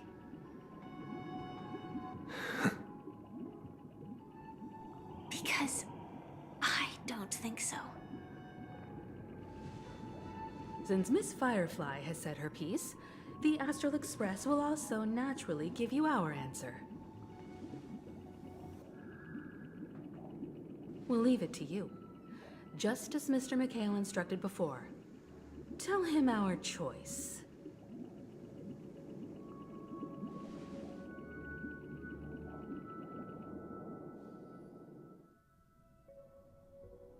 What is this place?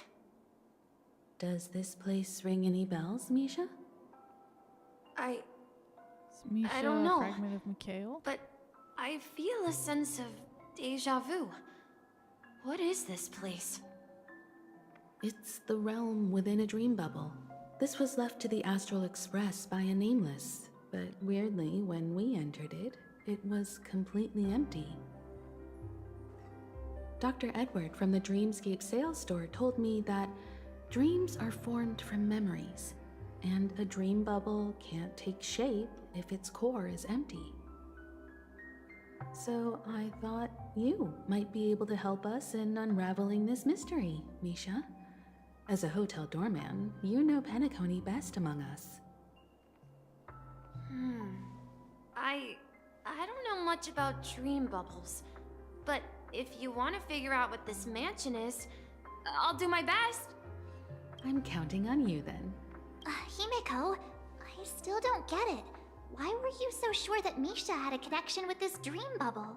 I wasn't sure. It was just a hunch. But since Misha feels familiar with this place, my hunch might be correct.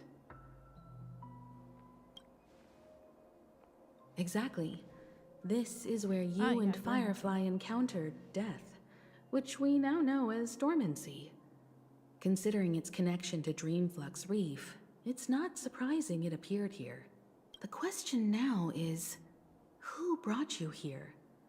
Based on the clues we have so far, it's unlikely to be that masked fool. So identifying them is crucial to us. We're drawing closer to the truth once more. Let's give Misha some time, as I believe he'll unveil the secret of this dream bubble. All right, but there are doors all over the place. Which one should we choose? Do you have any idea, Misha? I guess... maybe this way?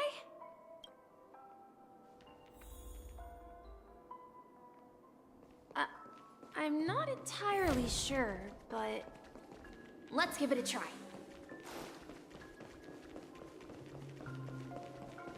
Wait, you managed to choose the right door on your first try? Weird. This place is quite different from the hotel. But I feel like I've been here before. The story just keeps going. Even lived here for a while. Oh boy.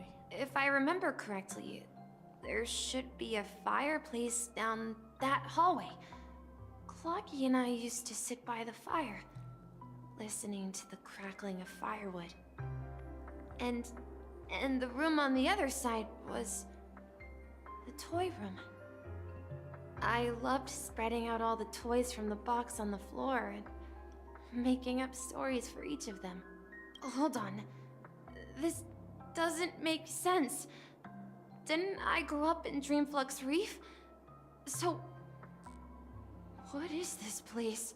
This could be a case of amnesia. Don't worry, Misha. It's common for everyone to forget certain aspects of the past. Those memories haven't vanished. They're just lying in the depths of your mind. We can surely get them back.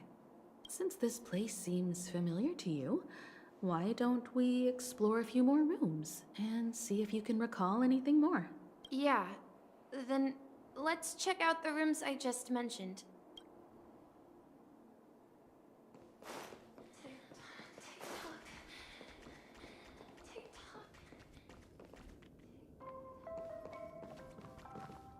Mikhail, that's the name. Now we all know him as the Watchmaker. So, who is he talking to? Do you know anything about it, Misha? I'm sorry. I don't know much about the Watchmaker. But, Mikhail... Anything special about that name? Mikhail is Grandpa's name. Grandpa? Do you mean you're the Watchmaker's grandson? But we haven't heard anything about the Watchmaker having descendants. And the name Mikhail is not rare. Perhaps it's merely a coincidence. Could you tell us more about your grandpa, Mikhail? Yeah, sure. He was a seafarer who fearlessly ventured into mysterious seas and storms. He was always on the sea and had lots of friends who accompanied him on his travels. He didn't want me to call him Grandpa because that would make him sound old. He believed he was still young. The name Mikhail was given to him by his parents, Mihaly and Elise, both renowned seafarers. Every time he came back, he'd share his logbook with me and tell me about his adventures at sea. I want to become a great adventurer, just like him. It appears that the Seafarer has nothing to do with the Watchmaker. So, perhaps it's just a coincidence. So, where is your grandpa now? He went off on a new journey. And it's been quite a while since I last saw him. So, where has Clocky gone? Did he leave to protect Dreamville?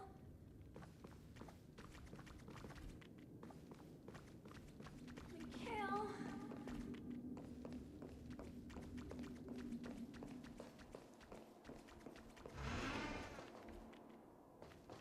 Oh yeah, I've been here before.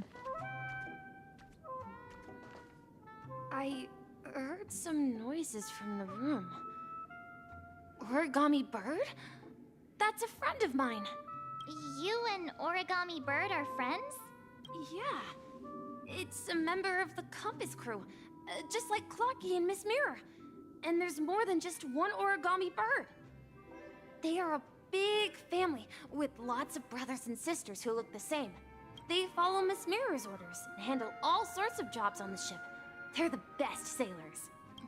Sailors? Can origami birds be sailors? Could you tell us more about the compass, Misha? The compass is a ship bound for the new world.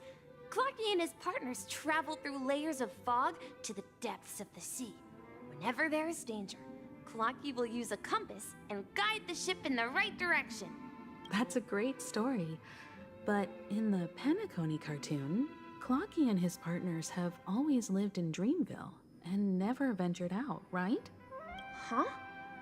Oh, that does seem to be the case. Weird. I clearly remember Clocky arrived in the New World in the end. Perhaps Clocky has a hidden past. I think I hear the sound of water. You once mentioned there's a magnificent fountain up ahead.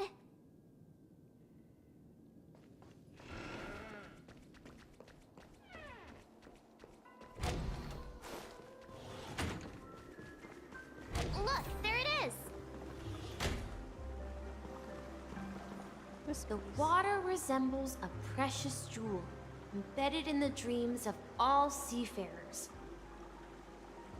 Every time I gaze at the shimmering lights beneath the waves, it feels as though I'm back in this place, standing by your side. Have you recalled anything, Misha? Yeah, I saw these sentences in Grandpa's logbook. He used to say that despite the perils of the sea, whenever he stood on the deck in the afternoon, overlooking the sparkling waves, he would think of this fountain in front of his house. He often said that those moments felt like returning to his family's side, and the difficulties at sea didn't seem quite as challenging. You know, I quite understand such sentiments.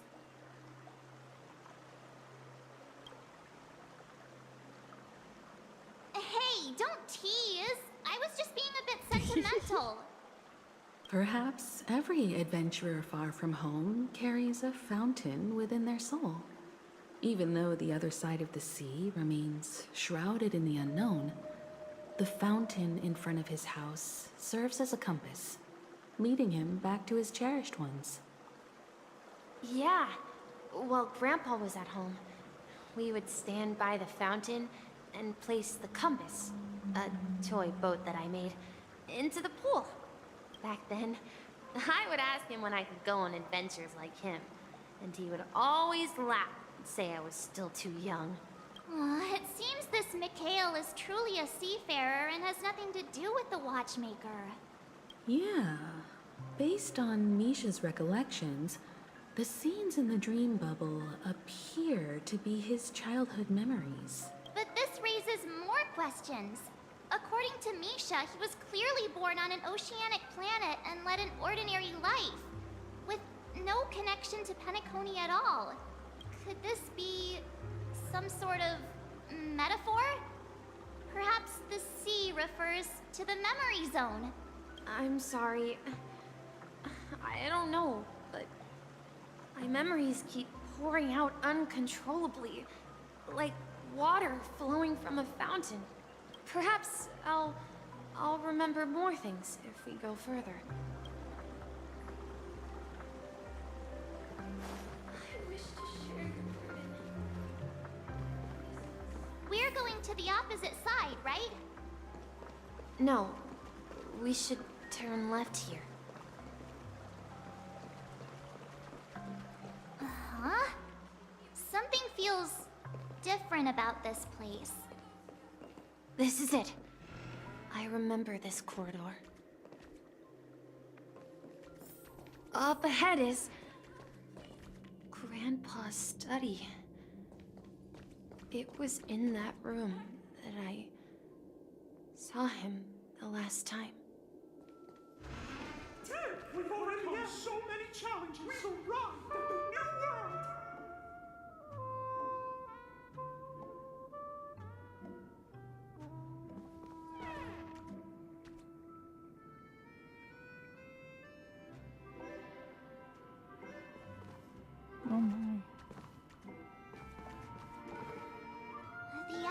in this room feels totally different. Misha! You finally come! Clocky, here! Huh. Yeah. This is the room where we first met each other. Are those books on the bookshelf logbooks left behind by that seafarer? Yeah. Whenever he came back, he placed a logbook on the bookshelf in his room. They contain records of his expeditions to every corner of the world. He described our world as a fountain. At some point, the sea started to gradually swallow up the land where people lived. Yeah, it's all big one.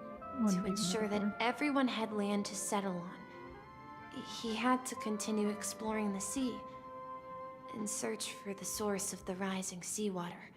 On that day, he called me to his study, telling me that he was embarking on another journey. However, I could sense the gravity in his expression. It was the same look I had seen on my father's face before his final voyage. I asked him if I could go with him, but he said that my adventure lay elsewhere and told me to stay home and patiently await a certain sound at the door. What sound? He told me about a vast ocean in the sky, an ocean of stars. He spoke of a train that transports children with a desire to venture far away, traversing the sea of stars without ever stopping. He said that he knew the crew on the train, and that he had asked them to take me along. He said the journey I had always dreamed of would start there. A train? Could it be? Us. It's the Astral Express.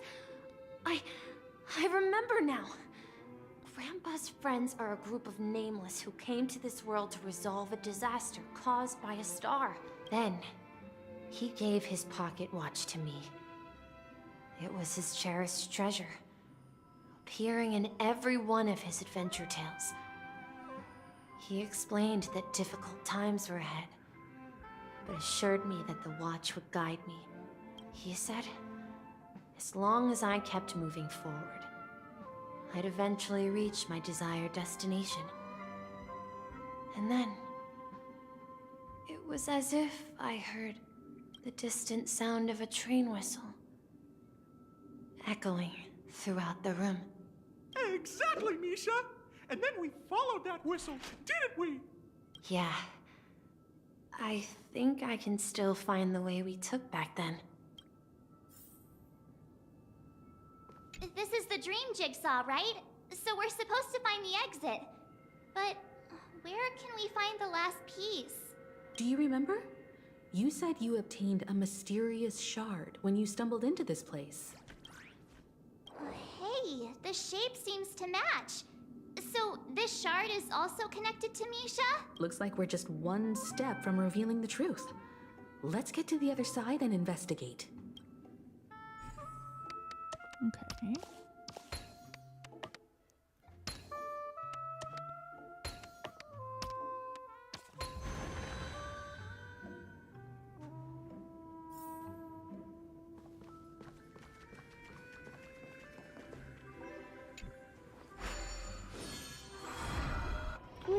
This is it. This is my room of clocks.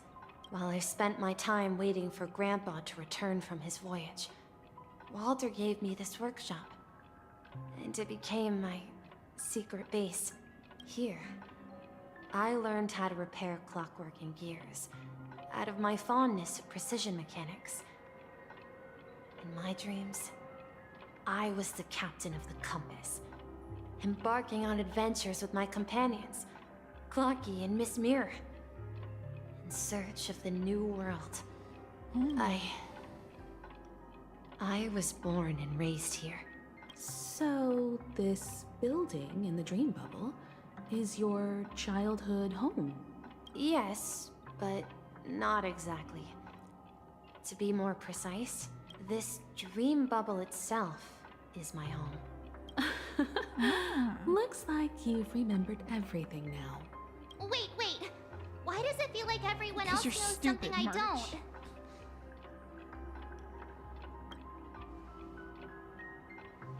March, do you remember when she mentioned the clocky that only she could see? Yeah, the little guy here, right? But we all saw him in Dreamflux Reef, right? And Mr. Yang even greeted him. Looks like everyone on the Astral Express has a childlike spirit. The answer lies in the Astral Express. Her experience shows that neither Firefly nor Acheron can see this clocky. They're not trailblazers like the rest And of us. when we were in Dreamflux Reef, you may have noticed that for some reason, nobody outside of the crew had ever talked with Clocky. A mimetic life that can only be seen by a select few. It's just like a hidden message left by someone for the nameless. But Misha can see Clocky too, right? They even grew up together. But Misha hasn't started the way of the Trailblaze yet. That's the key to the mystery, March. Now, take a moment to recall. This is for people that didn't quite Have put you pieces ever together, I seen suppose. anyone outside of the crew interact with No. Misha? Misha has only been interacting with us. Wait. No way! That's the answer, March 7th. This dream bubble is the place where I was born. And I'm a dweller in this dream. Just like a memory zone meme. I should have stayed here and waited for you. But when reality and memories merged, I unconsciously pushed open that door and left the bubble with Clocky. So it's not that the Watchmaker's dream bubble is empty, but rather the stuff inside ran away? And the whistle you heard was the sound of the express arriving at Penacony? That's one way to see it, but I believe there's a longer story behind all this. It's best for Misha himself to explain all the details. How about we start with your name? Now, should we call you Misha or Mikhail? Thank you all for helping me rediscover my true self. Now, please allow me to reintroduce myself. I was born on Lushaka, in the Presmere system. Adopted by seafarers Mikhail and Char. Oh, okay. They gave me a treasure. A name that carried their hopes.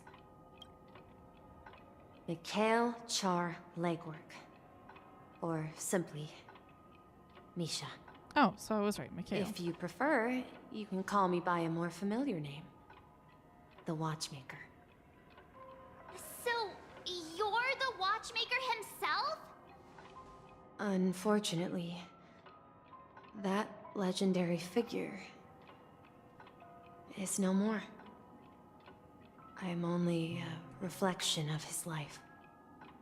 As for the child who has been with you, he's the innocent protagonist of Misha's childhood dream.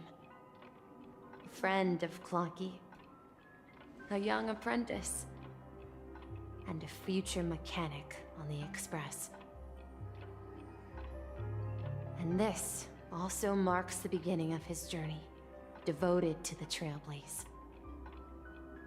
At the end of the journey, I left this little flame, which I so cherished, in my deepest dreams, hoping to pass it on to the nameless of future generations. However, he somehow left the dream bubble and forgot all about his task. I apologize for all the confusion this caused. Because he was born with a desire to trailblaze, wasn't he? I don't think Misha has forgotten his role as a guide. He remembered it, And that's why he mistakenly appeared as a hotel doorman in her dream from the very beginning.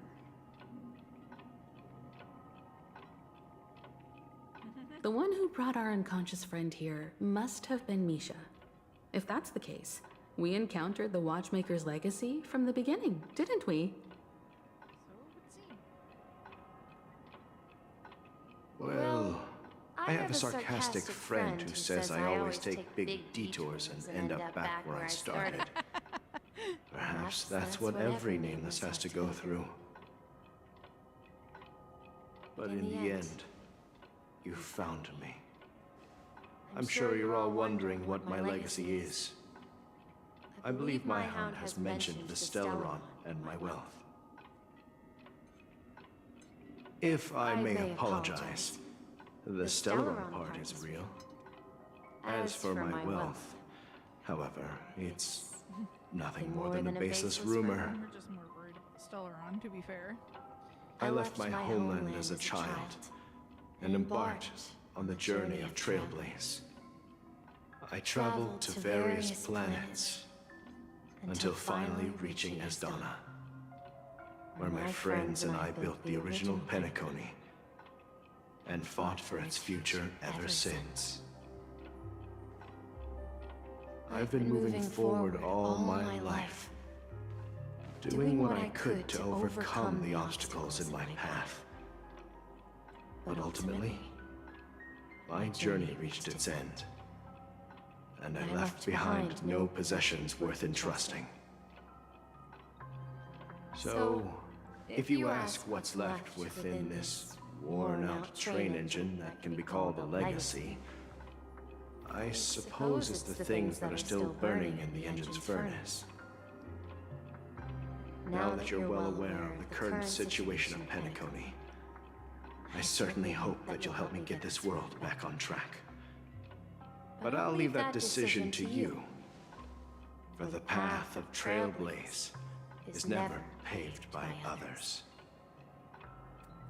All I have for you is a story and 2 gifts.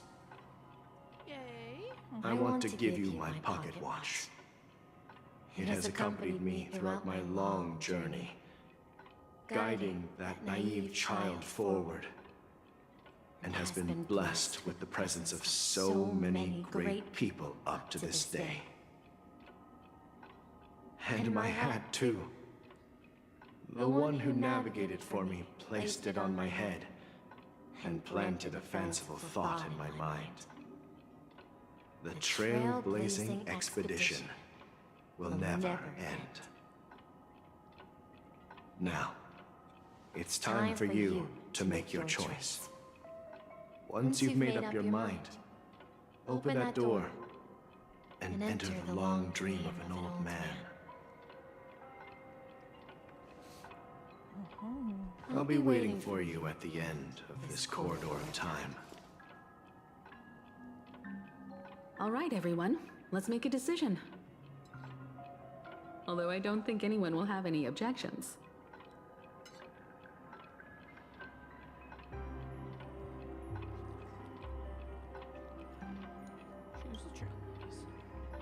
Of course. We've come this far. Surely there's no other option than moving forward. In that case, it's unanimous. Then let's proceed together to the end of this dream and tell Mikhail our decision.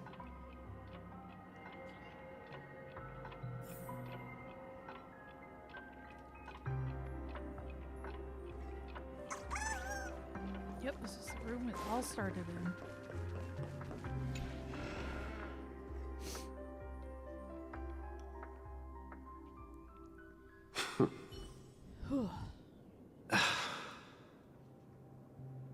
Mikhail, where are you going? Someone has to step up and save Lushaka. So why can't it be me, Misha? Please don't go. And if you must, please take me with you. Don't leave me alone. Even without me, you know how to proceed forward, brave Captain Misha. The compass is waiting for you. Haven't you always wanted to be a better adventurer than me? Now go, board that train and start your journey. Where are you going, Mikhail? I'm going to clean the floor in the parlor car. I've promised the conductor. Wait, first tell me, did you fix this watch? Yeah? I know what it looked like before. Its chain was broken, the back case torn, and the marks on the dial all worn out. How did you manage to fix it? Well, it's hard to explain, but I knew it could be fixed. It's the hands, Mr. Amundsen. Its hands were intact and pointing in the right direction, so I knew there would be a way to fix the rest.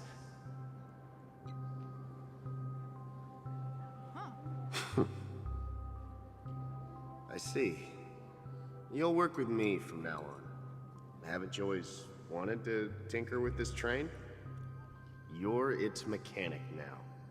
As for the conductor, I'll do the talking. But I only know how to fix watches. Don't worry. You've got what it takes. I'll teach you what you need to know. Where are you going, legwork? It's time to head to our next stop. Oh? I'm staying in Astana with Rosalina and Tiernan. I see. This place reminds you of home. The people of Astana have only achieved a tiny victory, and still have a long way to go towards true freedom. Hanunu needs us. Don't worry, not all journeys lead to the stars. Even if I leave the Express, our path of trailblaze will continue. Yeah. I knew you wouldn't stay on the Express forever. Leave in peace, my friend. And, take this with you. This is Mr. Amundsen's hat. But why? When he departed, he said he would leave it to his best student. Well, I suppose the time has come. Farewell, legwork. Take care of Tiernan and Rosalina. And don't forget to write to us.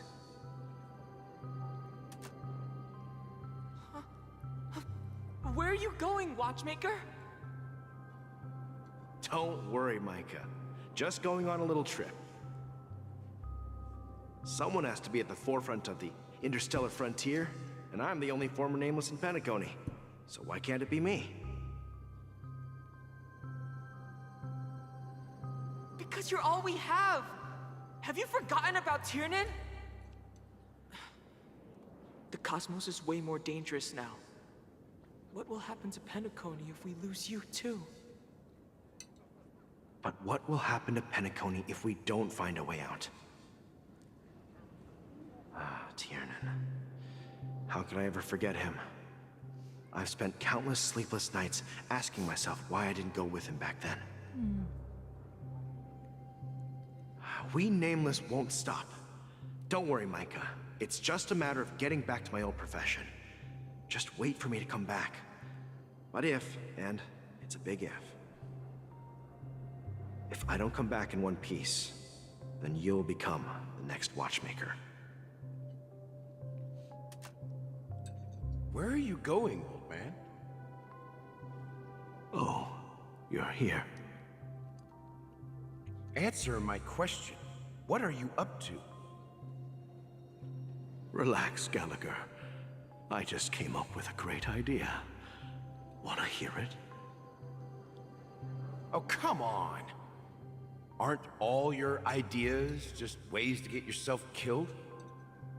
I may be blunt here, but you're the last remaining hero in Penacony. If you die too, the secret of the Stellaron will go to the grave with you. Yes. I'm afraid there's no way out in Penacony, so I'll have to consider alternatives beyond Asdana. We'll organize a festival using the Watchmaker's legacy as a facade, and send invitations to the entire cosmos to gather people here.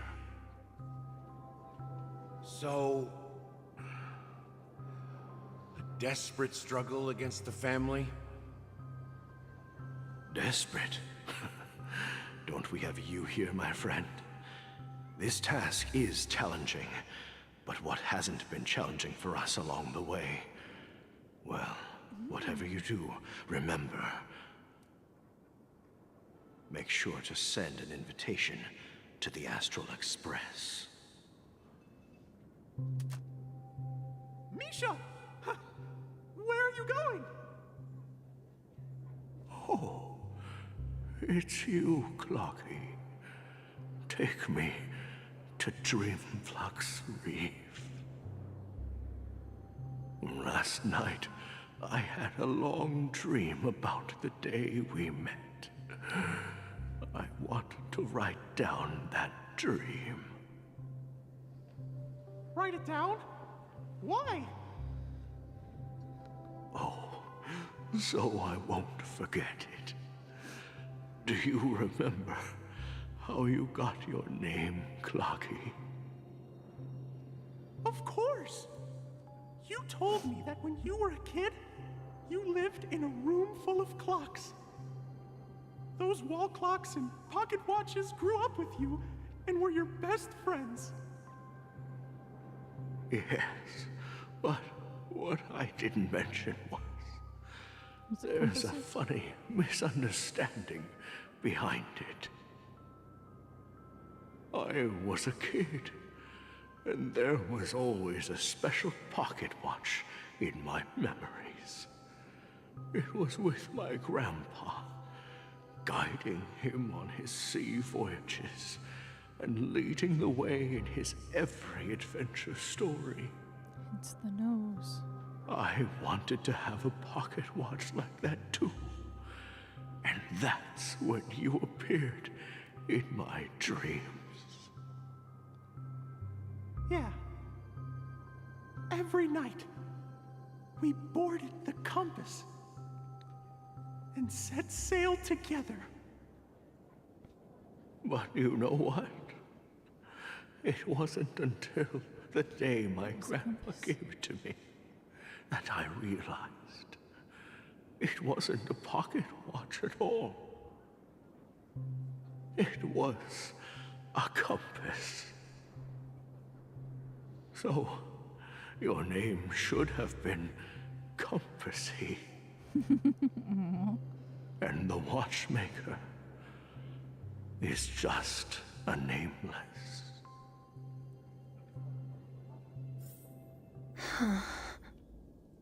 We've arrived at Dreamflux Reef. So, where to next? You know, Clocky, I don't think I'll be going anywhere else.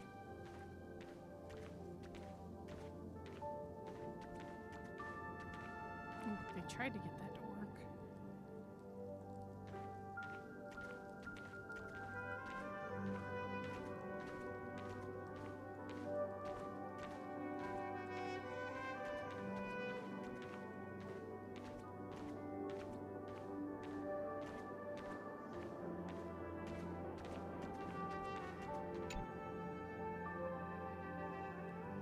I've traveled far enough, and it's time for a little break. Oh. So, we'll set out again. When you're rested? No, I'll stay here. And then, this is where it ends. This is...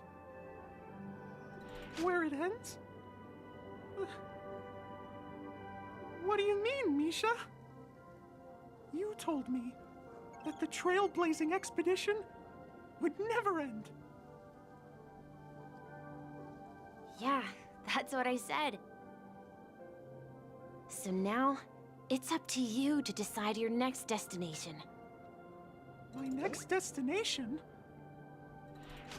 What's that supposed to be? I've been following you. Misha? You're acting weird today. If you're feeling down, we can just do what we usually do. With the clockwork. No, I'm not feeling down. As for clockwork, yeah, it resolves all problems in this dream. So, do you know what clockwork actually is? I'm not quite sure. Well, everyone gets lost at times. They may hesitate and doubt which way to go. That happens in this dreamscape and beyond. But don't worry. Everyone goes through moments of uncertainty and hesitation. Eventually, they gather the courage to make bold decisions. Whether it's calming, happy, angry, or sad, all they need is a little nudge to take that step toward where they truly belong. I'm leaving that little nudge with you, and I hope you'll share it with others. Such is the essence of clockwork, the will of the Trailblaze. Clocky's hands spin around non-stop, indicating confusion, frustration, and weakness. But ultimately, people still need to move forward. That hat. Just like your hands, always pointing ahead. This is where my journey ends. From now on, it is your path to walk. Trailblazing means taking paths your predecessors forswore and venturing even further. Oh. The Penacony in Mikhail's dreams does not belong to order. Whoa. Hello. I can't believe that Eon would cast a glance at Penacony at a time like this. Is it because of the resonance from the legacy of the Trailblaze? Or perhaps the bond between you is so strong that it even impresses an Eon? Well, there might be another possibility. Perhaps they want to witness, on behalf of the fallen Eons, who will hold the future of Penacony.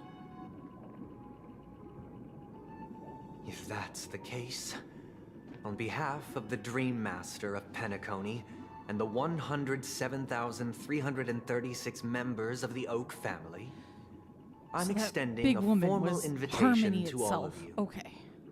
I'm cordially inviting you all to the Penacony Grand Theater to participate in the upcoming Charmony Festival. And, of course, you won't be in the audience, but on center stage. Since the future of the Stellaron, Penacony, and even the entire cosmos is at stake, let's draw a conclusion there, in all fairness. If you truly believe in Akavili's path, then show me their courage and determination.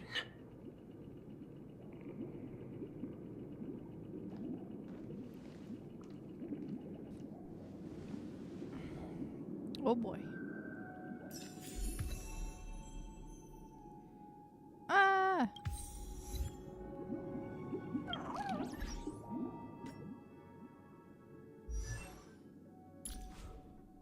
I finally get my first idol in. Unknown to each other, yet united in purpose, we make the same choices. Okay. Does that mean he wants to fight us during the Charmony Festival? I'm afraid so. This is weird. Aren't Arc villains usually plotting some dirty conspiracy in the end? But he actually said something like, "in all fairness." Could it be that he's underestimating us? Well, in my opinion, Sunday is deeply committed to his own philosophy and genuinely wants to prove that the Order is right. I sensed a strong conviction and a desire for dominance in him. Maybe he won't accept the outcome unless he wins fair and square. That's why he'll give it his all in the upcoming battle. I flexed too hard with my swag. Guess now I have to pay my dues. I did not want to actually get that option. Every time an important moment arrives, you hesitate. We've even dealt with a Lord Ravager of the Destruction, so a follower of the Order won't be a big deal. Anyway, we can't leave the Stellaron unchecked. This is about trailblazing a bright future for Penacony and fulfilling Mikhail's and his predecessors' long-cherished wishes. Now that we've taken up the mantle, we can't afford to fail them. However, the same applies to the Order. Their plan didn't materialize overnight, and they have the profound collective consciousness of the planet of festivities behind them. A desire to dream, to slumber and escape reality. All those hidden emotions have given birth to the sweet dream of the Order. They've harnessed the will of an entire planet to create an Eon. This confrontation is far more complicated than a simple power struggle. To secure Penacony's future, fighting on the stage alone is not enough. What do you mean? Are you not coming with us? I believe Firefly is trying to say that she's heading off to another battle. Oh.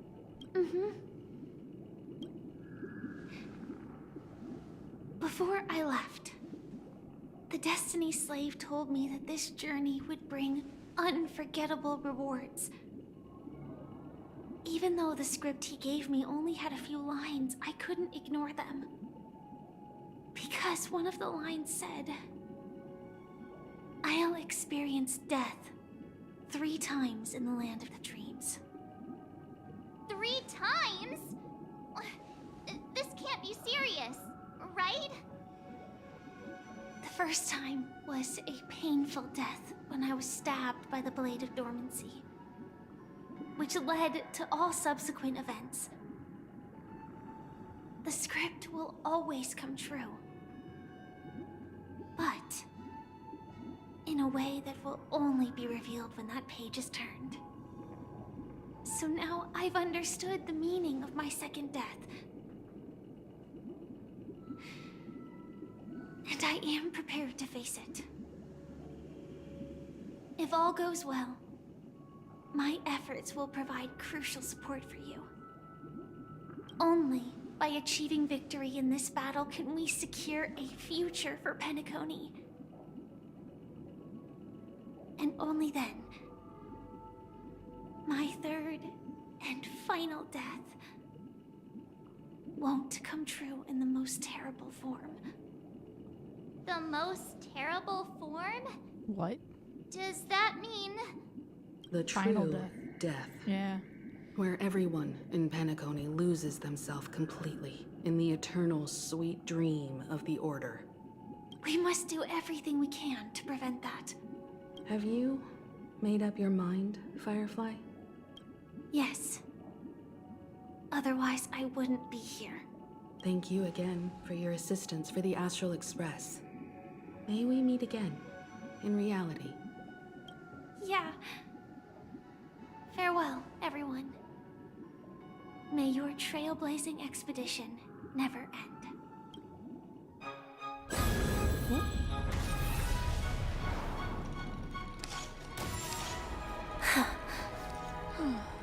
I dreamed of a scorched earth. Everyone, are you ready? A new shoot sprouted from the earth. It bloomed in the morning sun and whispered to me. Like fireflies to a flame, my biggest death. May we meet again in reality.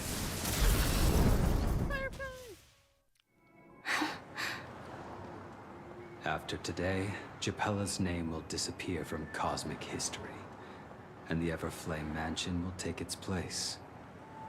In the not-too-distant future, you'll receive an invitation.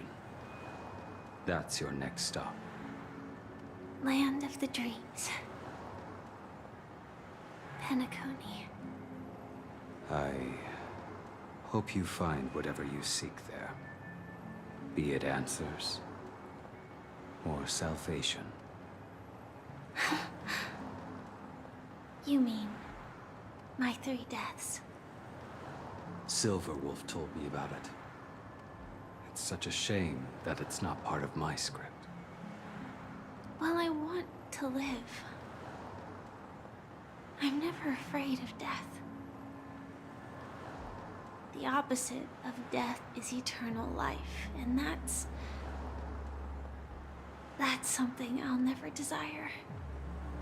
People die, and I am no exception. Death is like a script, a fate that cannot be defied. But that's exactly why we have to choose where we want to rest forever. Do you exist just to perish? Are you not the same, Blade? The end you desire is not one dictated by others. If I were to die now, I would only be a weapon. I believe I should die as a human. Though its definition escapes me, isn't this the answer that ordinary people look for their whole lives? A name that can be carved onto their tombstone. The tombstone that belongs to me once bore the inscription, Glamoth's Iron Cavalry. Then it changed to Stellaron Hunter. But one day, it will bear the name Firefly. And all the brilliance she showed at the end of her life.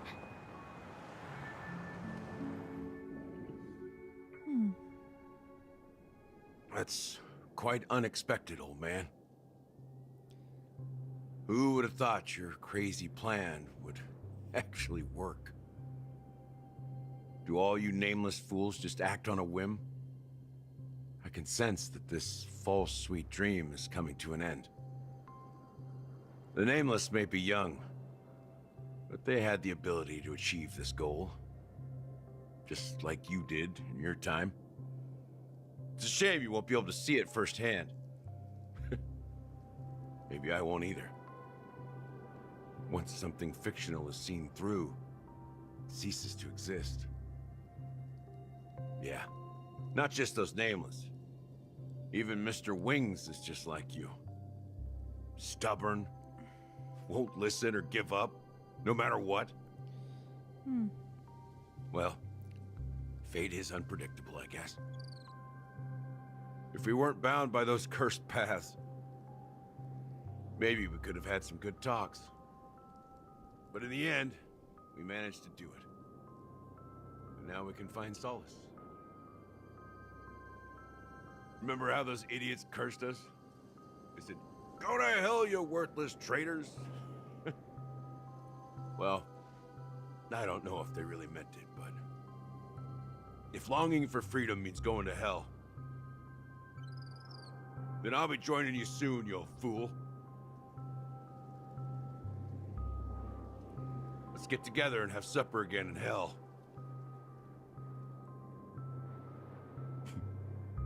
Oh, I almost forgot. There's one more thing. Here's to you. A glass of hello and goodbye, Trailblazer. To the imperfect tomorrow. Gallagher. It's warm here, isn't it? You're lucky to have found shelter from the rain. Let alone fresh berries in this desolate place.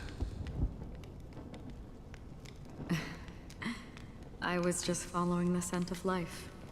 It's particularly strong in a place like this. It's a shame these berries don't have much flavor.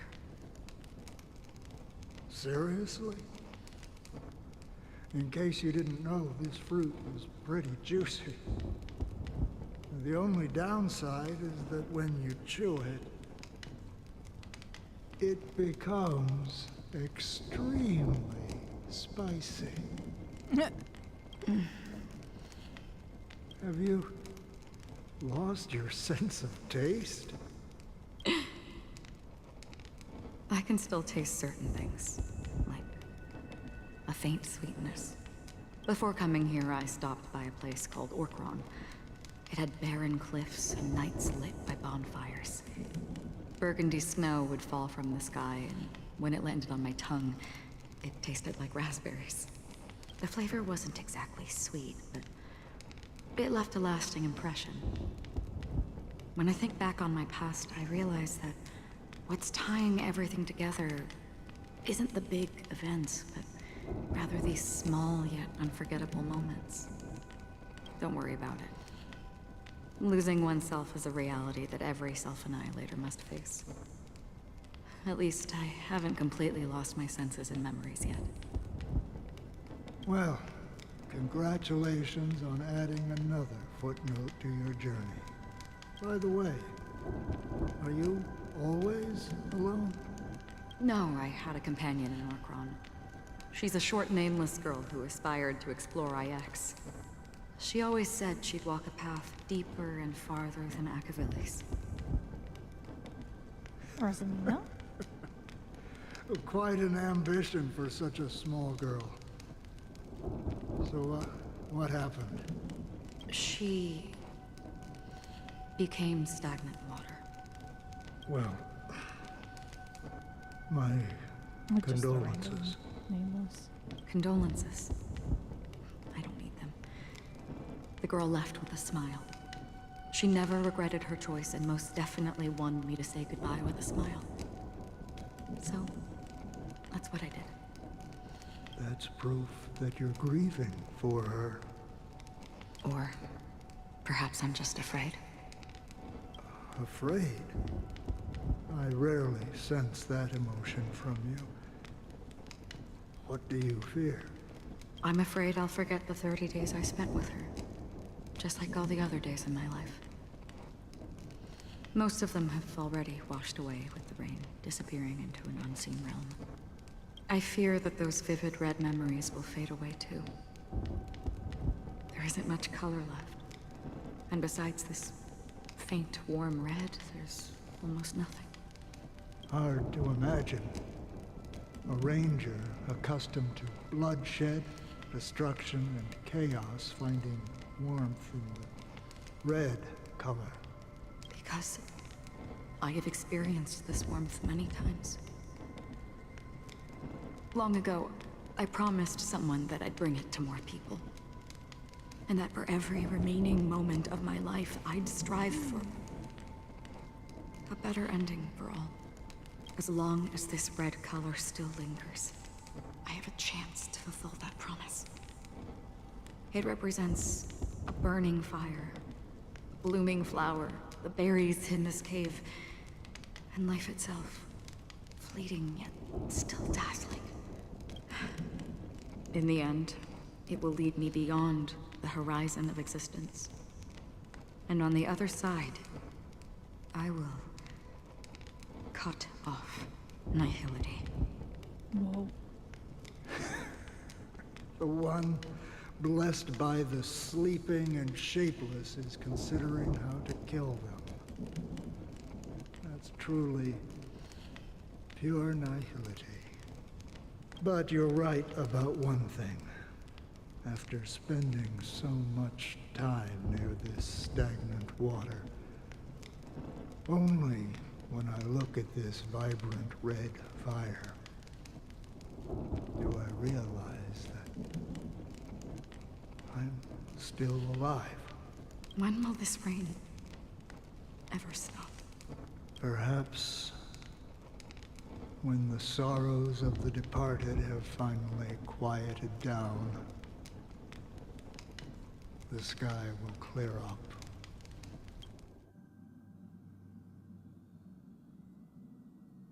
Have you heard of a planet named Biari Scamandros, Don Hung? It's one of the paradises under the influence of the Harmony, a sought-after wonderland for the inhabitants of the Dardanum Major and Minor systems. Okay. Half an Amber era ago, the family held an unprecedented festival there. Oh. And after that, everyone on the planet became part of the family. Fell into order. Do you think the same thing will happen on Penacony? Yes. Or how else can we explain it? The family deliberately used the Watchmaker's invitation to keep all the Pathstriders here, but banished the Emanator of the Nihility. Because of the Nihility, I'm rarely affected by the power of other paths, but somehow I can unconsciously infiltrate them.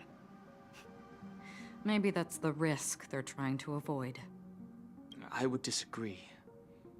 Biari Scamandros is not part of the credit system or connected to the Silver Rail.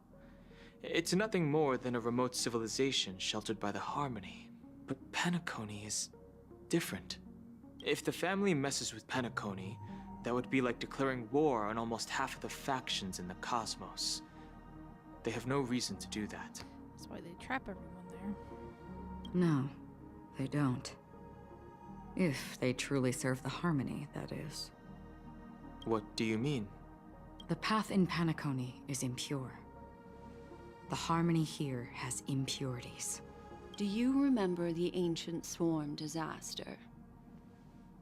Tazeront, the propagation, brought endless havoc to the universe, and it eventually evolved into a fierce battle among all eons. 2 paths lost their eons in that war, the propagation and the order. Coincidentally, their downfall is related to a certain eon. Shipe, the Harmony. Okay.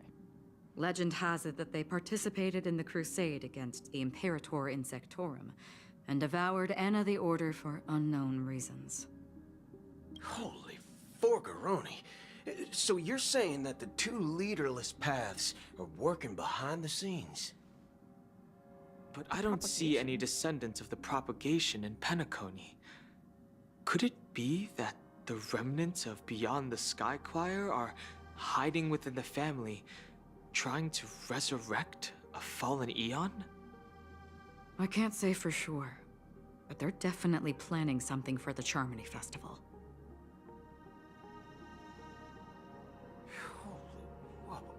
Now, this is getting way too complicated. Is this why you want us to leave Astana right away?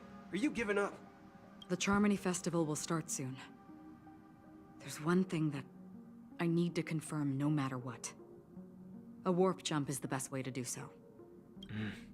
Time is running out. I have another plan. What's that? Hold on. Are you thinking of using the Jade Abacus of Allying Oath? Exactly. The assistance from the Lawful Cloud Knights would be enough. Think it over carefully.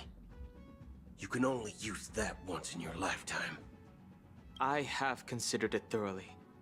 My companions are... they're also once-in-a-lifetime treasures. Aw, the hung.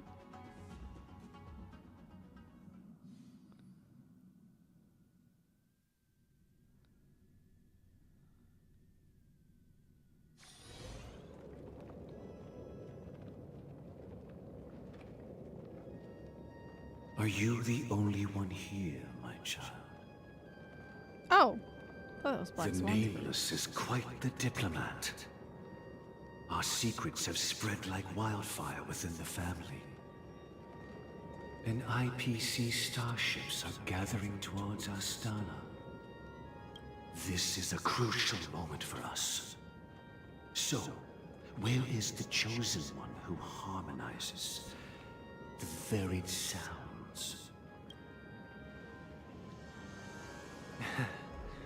What do you mean, Master? I'm right here in front of you, aren't I? You know, she was supposed to be the star of the Charmony Festival. In our plan. But the plan has changed.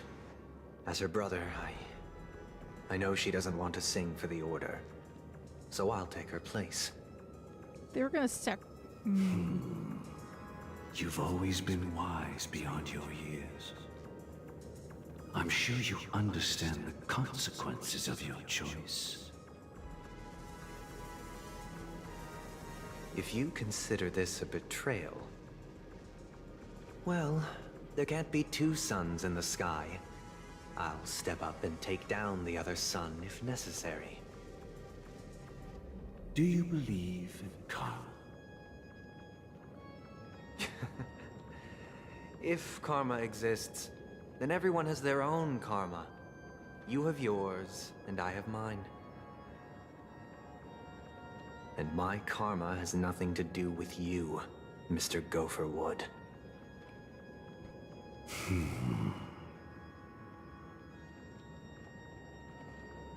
All right.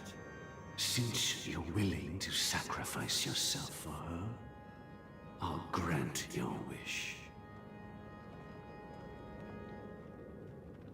Well, the compromise came sooner than expected. Why? You and your sister were born as twins of the Order. And one of you is destined to follow this path to the end.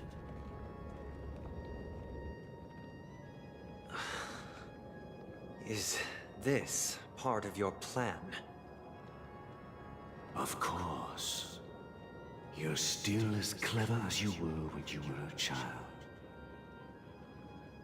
The opening is near.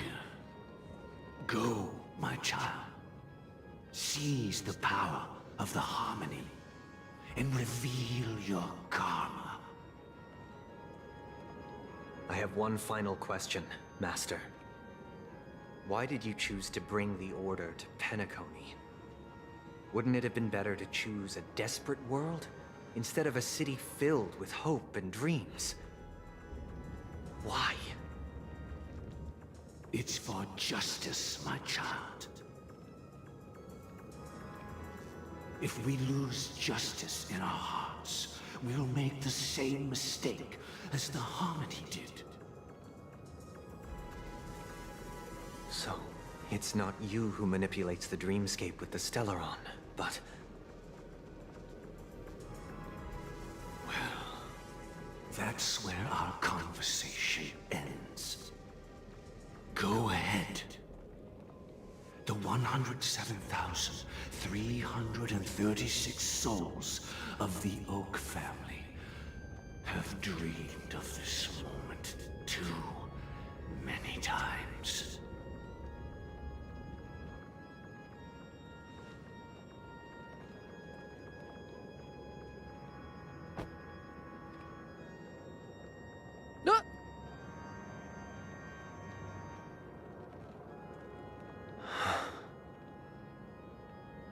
I shall ascend to the heavens, becoming the scorching sun. Bathed in my light, my people shall flourish, while all evil shall be eradicated. That's a lot of dead birds.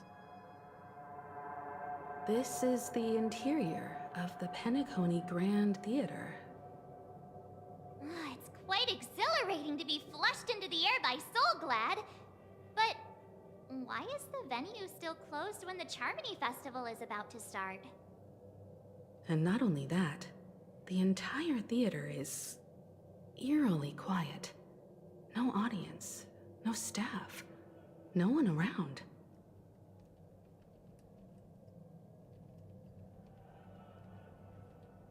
The Charmony Festival was a flop at the box office.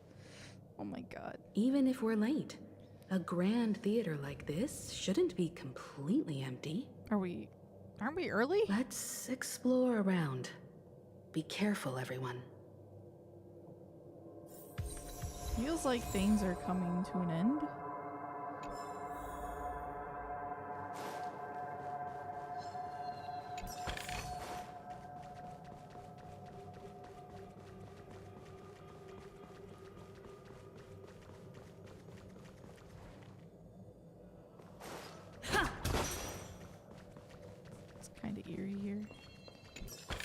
gosh, the atmosphere here is so creepy and unsettling. Even if there's no audience Thank you, March, yet, for your input. there should be some staff around. Why is it so silent? Yoink.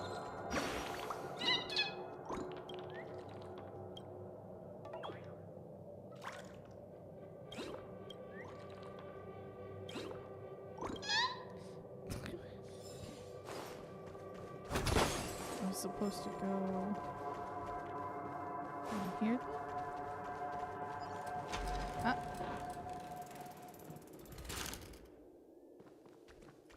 So weirdly animated.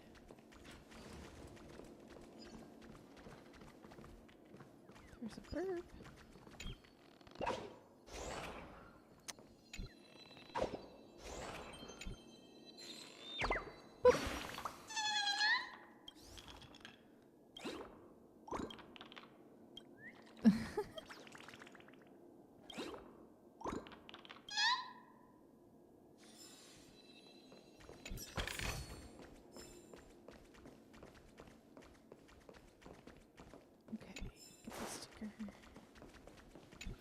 This. Huh. Puzzle. So lonely. I'm so lonely. Guests, come have a chat with me, embrace me, and dismantle my dial.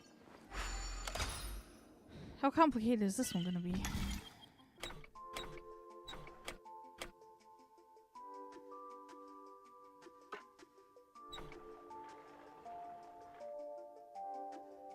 Nope, it breaks it there.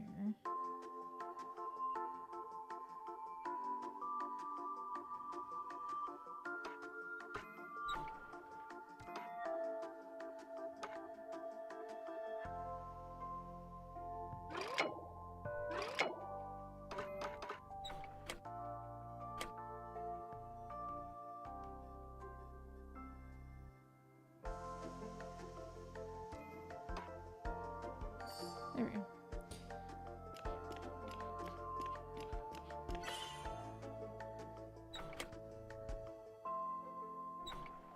What the?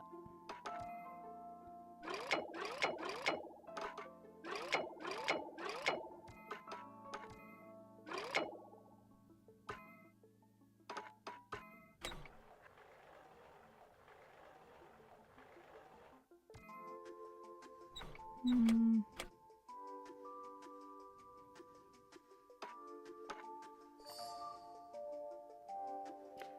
Ugh! Those pieces were so confusing. My brain.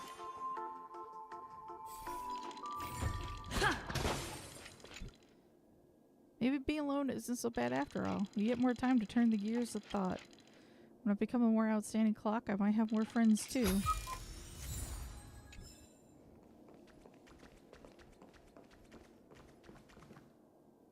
Okay, I'm ready. What?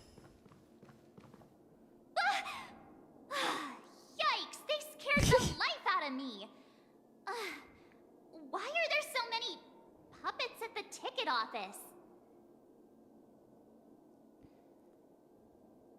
They won't suddenly start moving, will they? Stop it! Are these puppets part of the stage setup? Even so, it's so eerie that the entire front hall is empty. Something weird is happening. Something feels off. We're in the right place, right? Or are we in the wrong place? There's no other grand theater in the dreamscape. So Sunday's messing with us? He said we'd have a final showdown on the stage, but why is there no one here? My apologies for the delay, March 7th. That look. You scared me.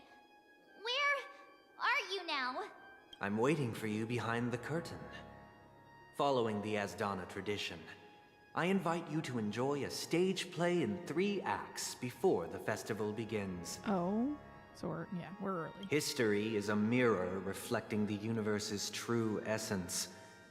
Let's use this opportunity to delve into the rich history of Penacony and the Eons. Within it, naturally, the future takes shape.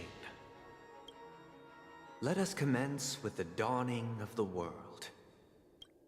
After the Dusk Wars, darkness veiled the sky, and chaos consumed the earth. Enna the Order emerged, destined to restore all existence.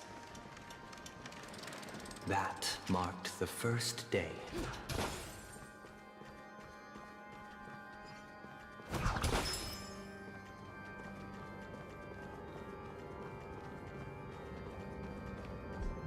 Oh.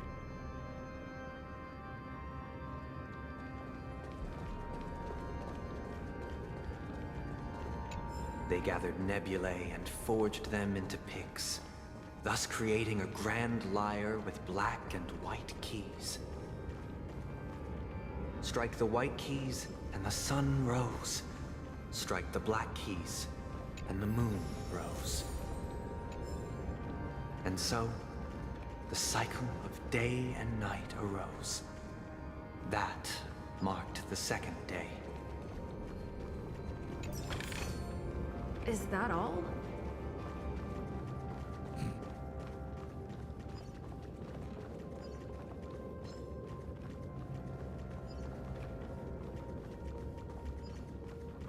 Save more or thorough exploring for later. The puppets are gathering around the frame.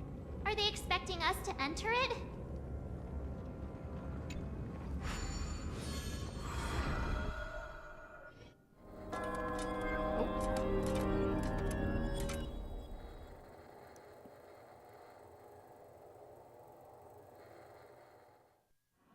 Where are we now? The atmosphere here looks similar to Sunday's inner world. Perhaps this so-called stage play is created with his abilities. This act is named Ode to Prisoner. Oh boy. Given the atmosphere here, I believe it's about Penacony's past.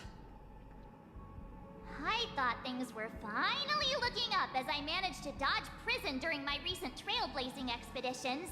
But now it looks like I'll be back behind bars again. Again? I genuinely wish to avoid a violent clash with my esteemed guests from afar. Therefore, I've arranged 3 acts before the situation becomes irreparable. Where shall we start our narrative? Well, let's start with the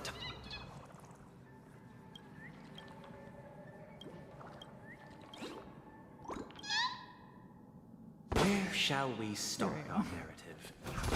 Well, let's start with the time when Penacony was still a frontier prison.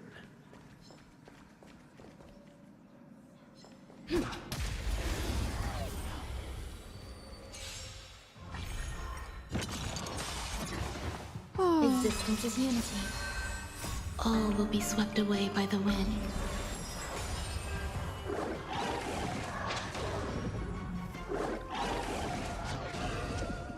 Let's improvise. Let the show begin. Conflict is pitiless.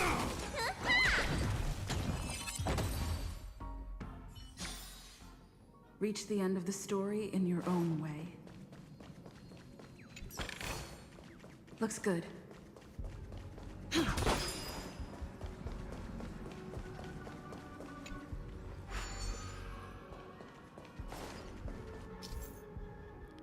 Scattered dream bubbles bring... Cannot form bubble bridges.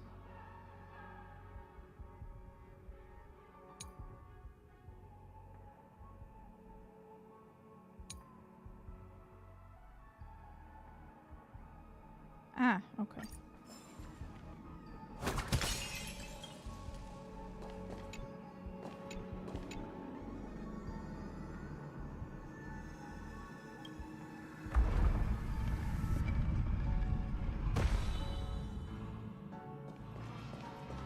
This place In 2147 AE, a prisoner named Hanunu ignited a struggle for liberty and emerged triumphant. IPC referred to it as the War of the Frontier, while the Asdanians dubbed it the War of Independence.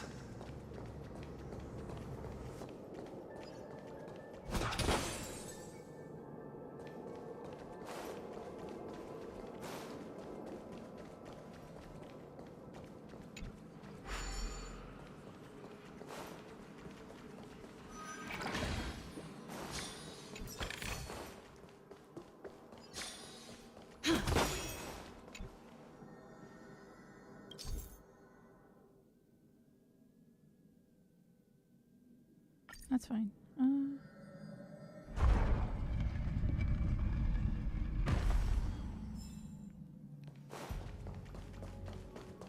Oh, it just gave it back to me. Okay.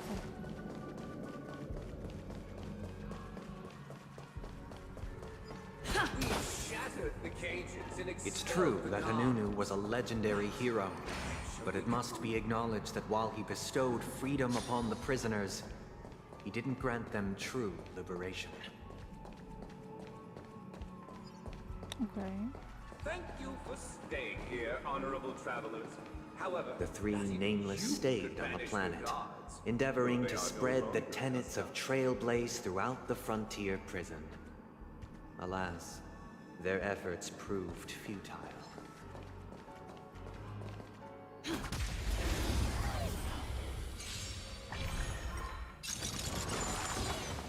Eternal. Let's improvise. Conflict is pitiless.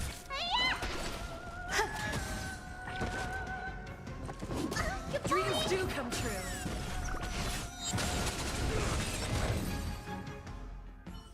thank you for staying here, honorable travelers.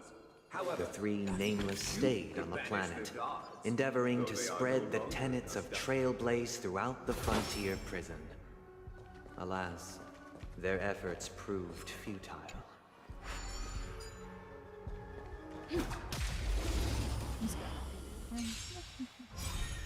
There's more to life. Existence is unity. All will be swept away by the wind. Show no mercy. Let's improvise. Let the show begin.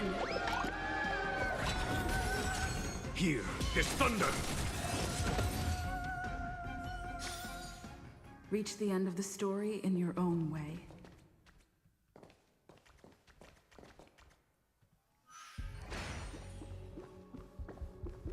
let's build another prison. Once again, Asdana was engulfed in war, this time the enemies originating from within. The prisoners remained prisoners for the rest of their lives, fighting for freedom rather than living for it.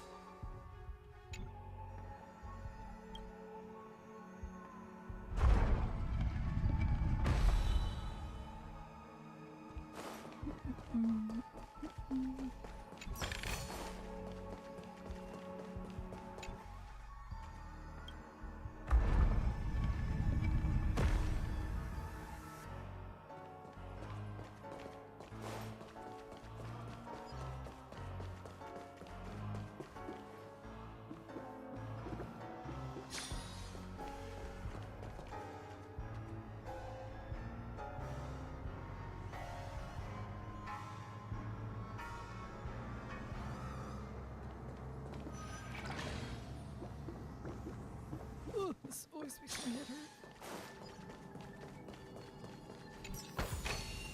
Looks good.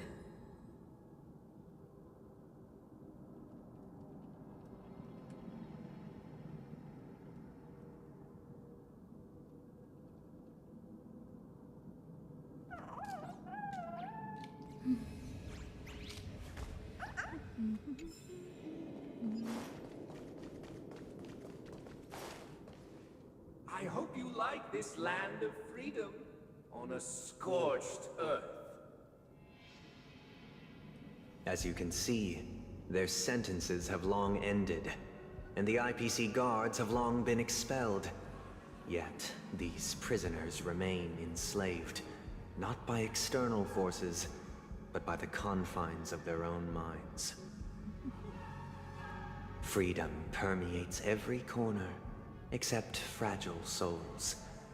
It gives solace only to those who believe in its existence. Prisoners, this is my order. What did they give Learn you? the essence of freedom and teach your fellow prisoners to fight for their lives.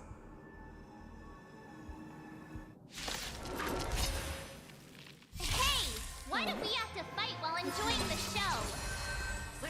For I desire not only your enjoyment, but also your assistance in its completion. Show no mercy.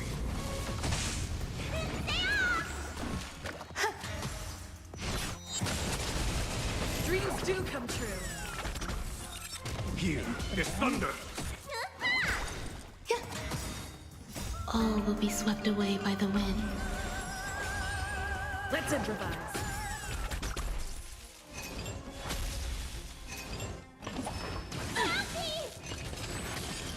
Conflict is pitiless.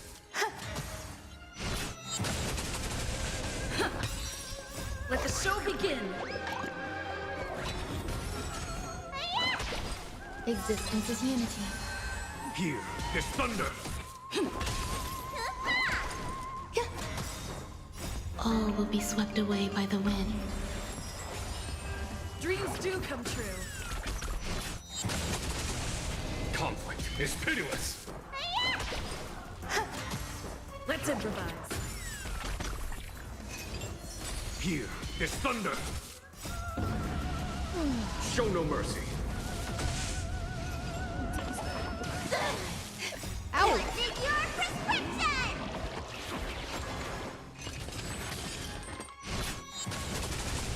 Eternal.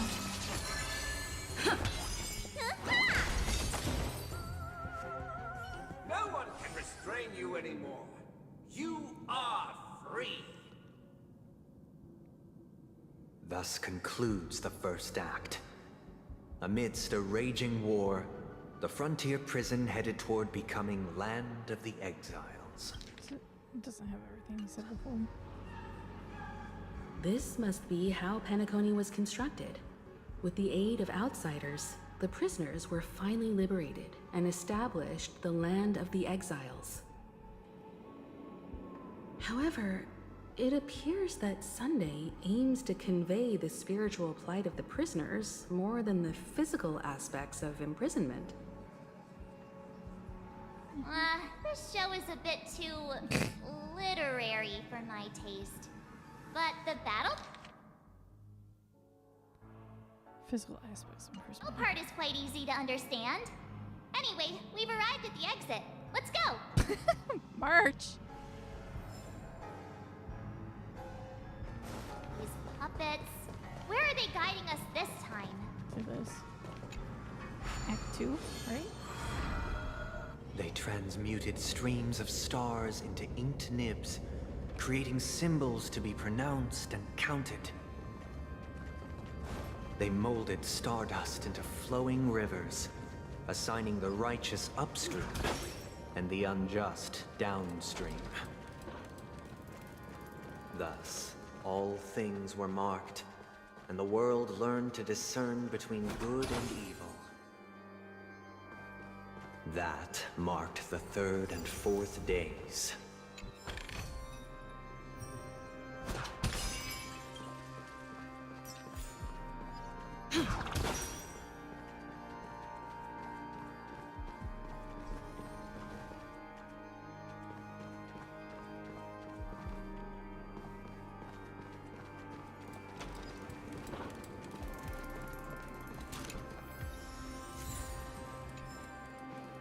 Look, another frame.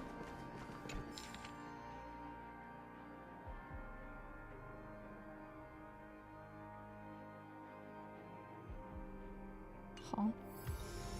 Oh, sticker. Sticker.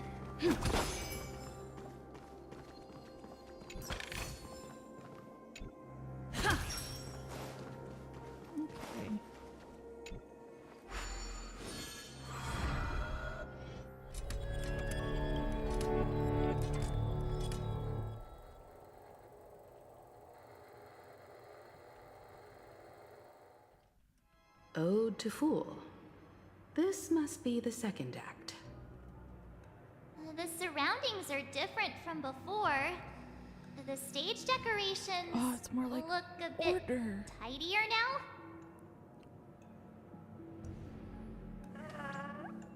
Behold the ensuing tale, a struggle for power. Penacony witnessed the ascent of the 7 major lineages: tree, grass, flower, bird, beast, fruit, and insect.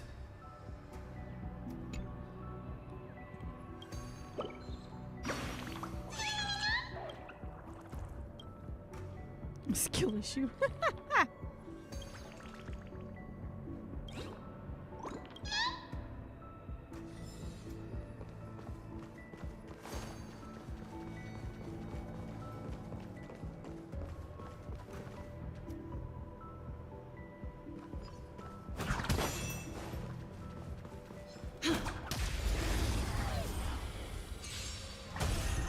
Existence is unity. All will be swept away by the wind. Dreams do come true. Let the show begin. Conflict is pitiless.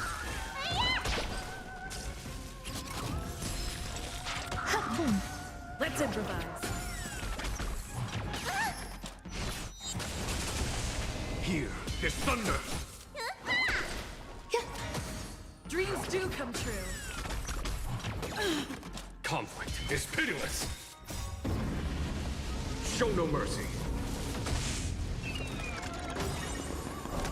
Let's improvise. Let the show begin. Eternal. All will be swept away by the wind.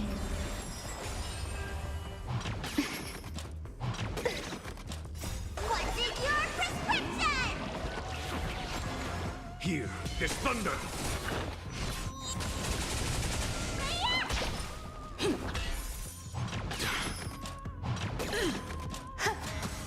Conflict is pitiless. Show no mercy. Dreams do come true. Ow. What's down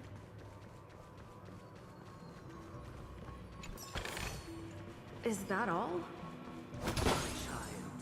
You did not serve the The leader of the Alfalfa family sought to defect to the IPC, trading freedom for survival. However, his eldest son slew him in the name of righteousness and ascended as the new family head.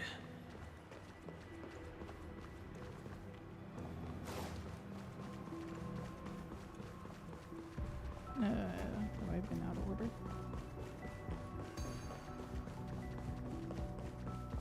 So I'm clearly supposed to go this way.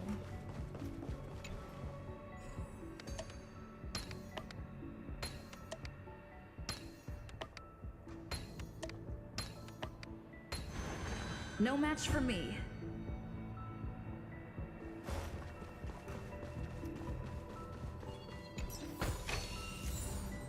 Welcome to this mansion, dear outsider. Land of the Exiles was in disarray, besieged by both internal and external perils.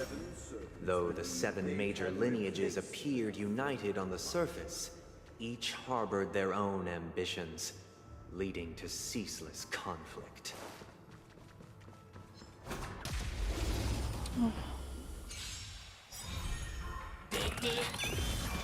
All will be swept away by the wind. Let's improvise. Let the show begin.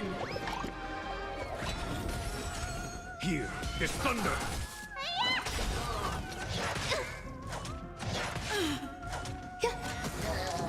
Dreams do come true. Conflict is pitiless. Let's improvise. All will be swept away by the wind. Here is thunder! Show no mercy!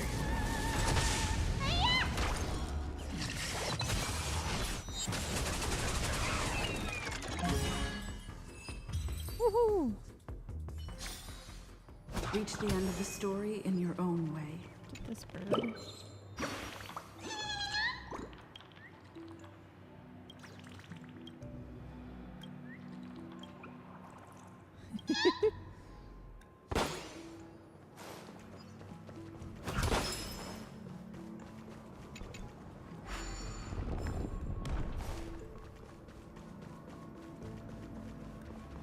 Welcome to his mansion. Land of the Exiles was in disarray, besieged by both internal and external perils. Though the 7 major lineages appeared united on the surface, each harbored their own ambitions, leading to ceaseless conflict. The Black Plum family was the first to fall. They withered away in the White Desert event, orchestrated by the leader of the Alfalfa family sought to defect to the IPC, trading freedom for survival. However, his eldest son slew him in the name of righteousness and ascended as the new family head.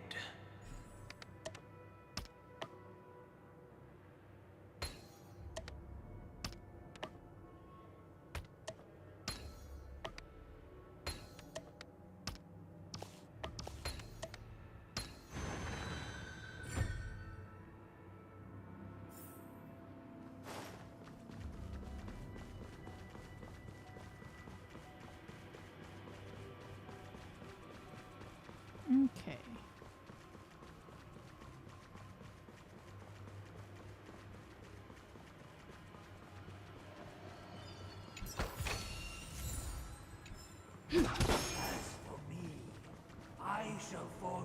Only when Gopher Wood led the family to Land of the Exiles and earned recognition from all 5 major lineages did Penacony earn its new name, the Land of the Dreams.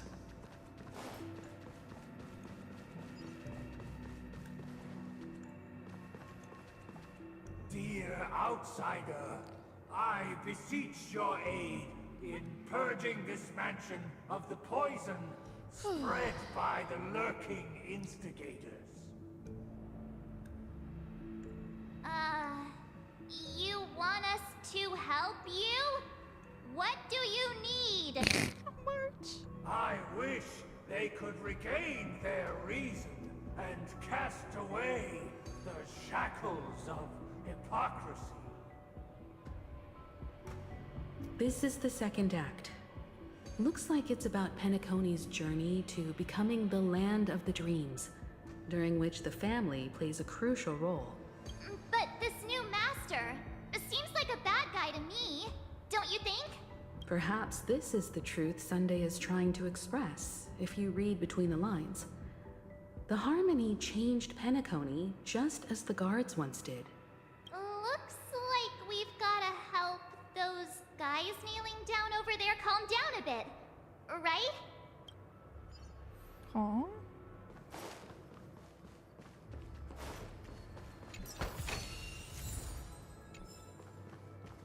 Master! Oh, you will return in due course, and I shall stand vigilant, awaiting the reward for my loyalty. Only calmness can shield people from the lingering poison of the past, proclaimed the new master.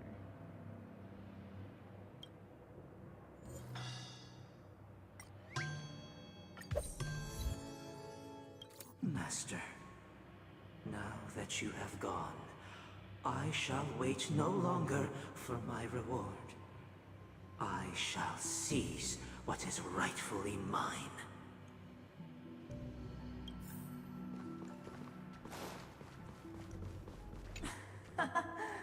In the absence of my master, I am free.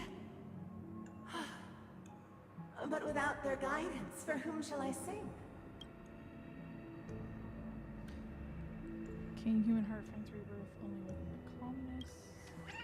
So switch you. I shall sing for my new master, just as their noble voice once resonated throughout the cosmos. I see, I see, I see. Once, I stood as the most loyal guard among all the servants. Now, with my master banished, it's my right to assume control of his dominion.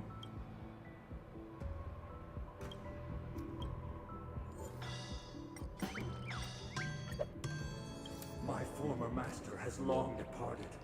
But why do I still fear the remnants of his creation?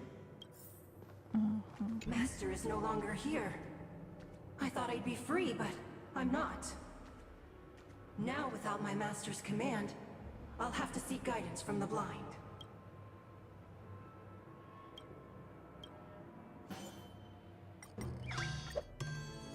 Master is no longer here.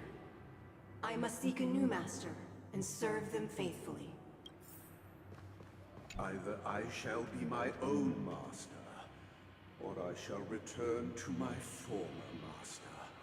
I shall not submit to a new master under any circumstances.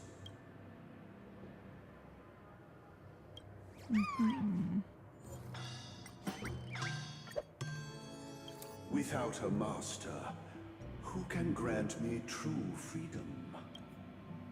Thank you, dear outsiders. My servants have regained their sanity. Heed me, one and all. Your former master shall not return. It is through righteousness and unwavering support for one another that we shall attain true perfection. Cast aside the veils of hypocrisy and embrace one another. Get ready. Looks like another fight is about to begin. Immersive theater.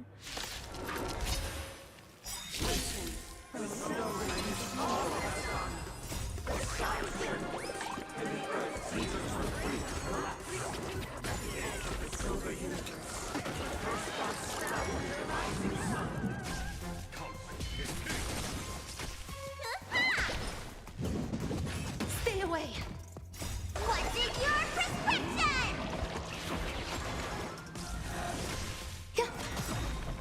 All will be swept away by the wind. Let's improvise. Enjoy yourself. Ooh. Here is thunder. Show no mercy.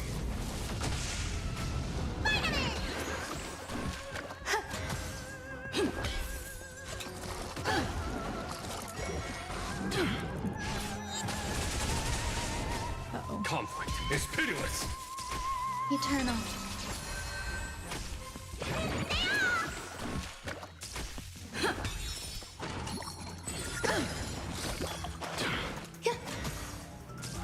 Here is thunder. Let the show begin.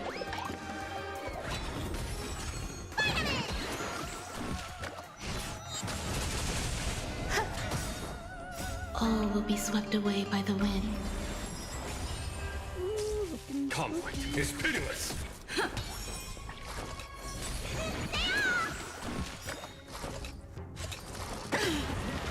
Oh. Existence is unity. Here is thunder.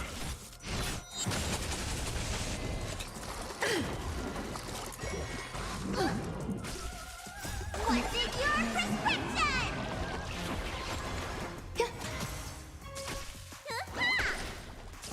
Dreams do come true. Conflict is pitiless. Show no mercy.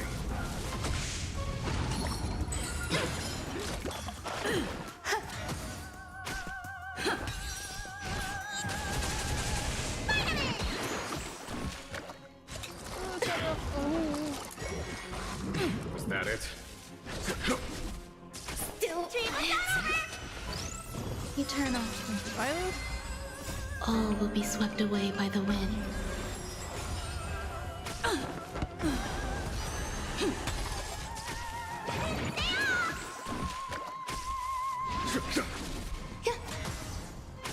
Let's improvise. Let the show begin.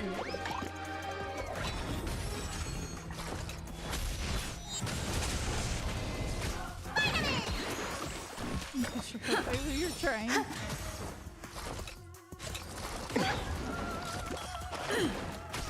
Here, this thunder. Existence is unity.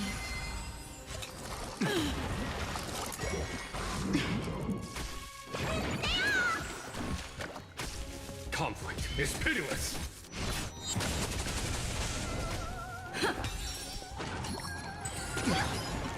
What's in your prescription? Enjoying yourself? All will be swept away by the wind. Here, this thunder. Show no mercy. Okay. Alas, they remain but slaves till the very end, with the illusion of freedom. Thus concludes the second act. Amidst an illusory harmony, Land of the Exiles charted its course toward becoming the planet of festivities. This is how Penacony fell under the family's control. Since the arrival of the Harmony, the Land of the Exiles has undergone dramatic changes, not all of which have proven beneficial. This guy really loves dramatic scenes. Bet he comes from a whole lineage of stage performers. Oh, March.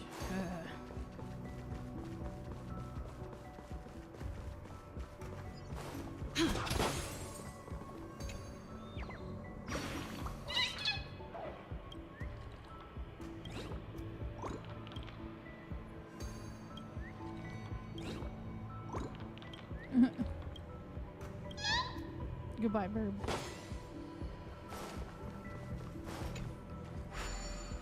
Okay, time for Act 3.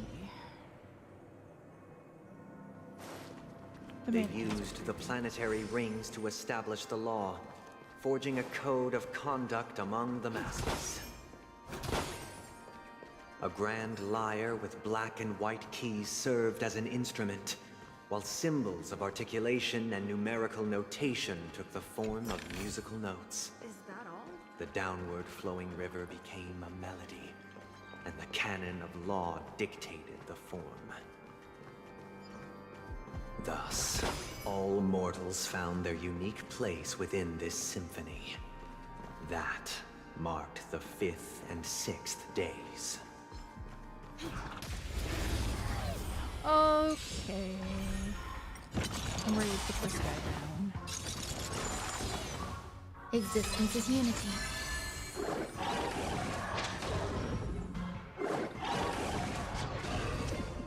Dreams do come true.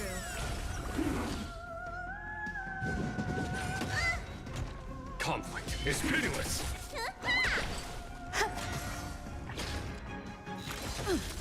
Let's improvise.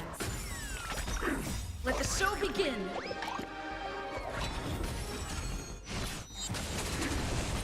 Here, this thunder. Dreams do come true.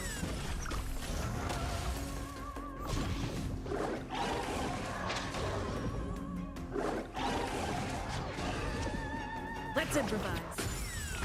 Eternal. Three bulky boys. All will be swept away by the wind.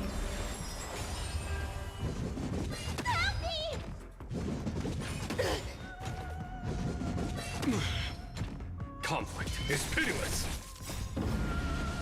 Show no mercy.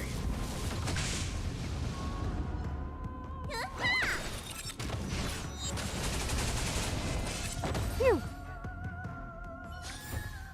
Give me that box. Thank you.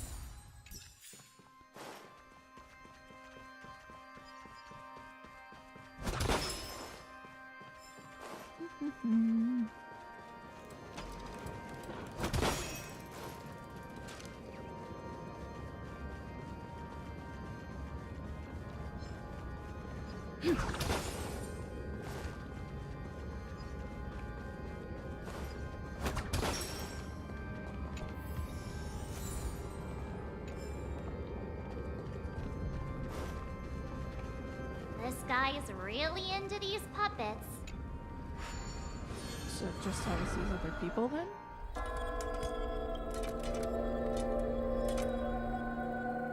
Act 3. Okay. Oh, I get it now. The last scene is all about singing the praises of the Order. And the atmosphere here is completely different from the previous two scenes. It's almost... This is and the serene. concluding act of this play. I have showcased the past and present of Penacony, hoping that my desire for change resonates.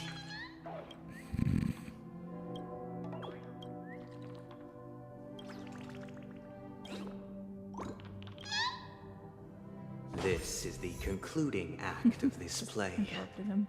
I have showcased the past and present of Penacony, hoping that my desire for change resonates within you. And now... The fuck?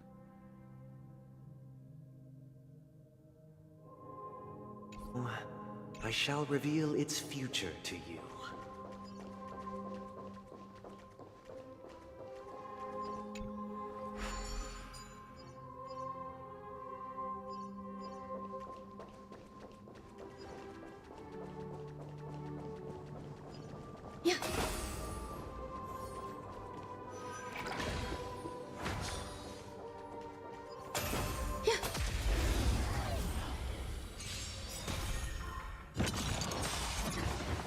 Existence is unity.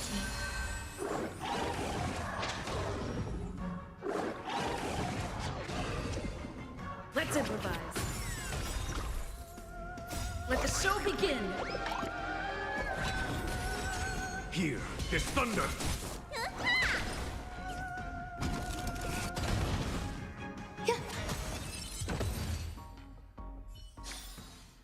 Life. A true marvel. A few decorative designs wouldn't go amiss.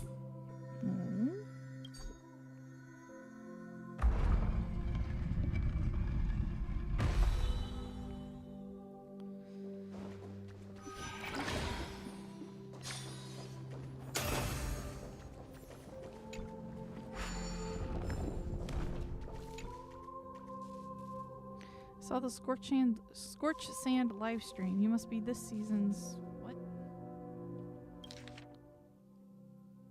Festive superstar. I love you so much. Please give me your autograph. No, please let me shake your hand. No, please be with me. Desperate much?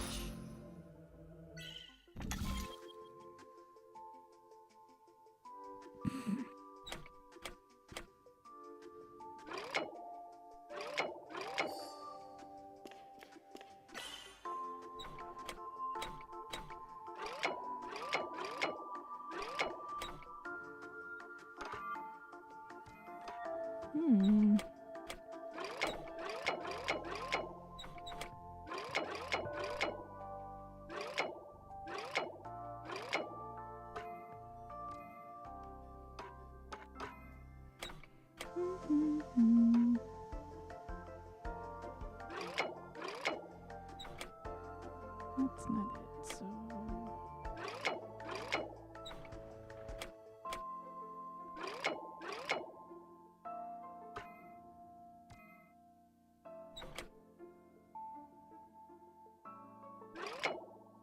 This doesn't even show up.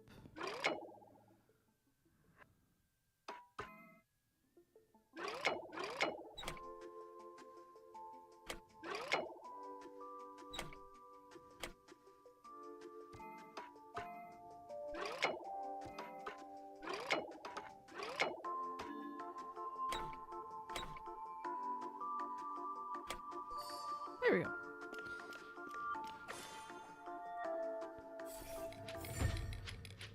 Hi. Hi, goodbye.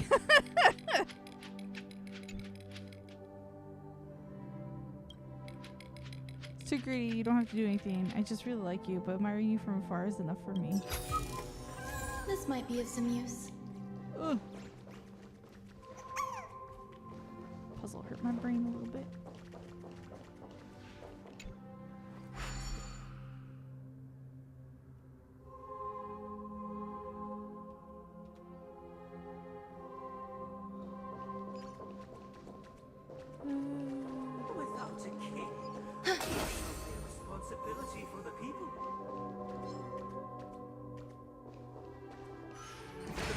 lack foresight.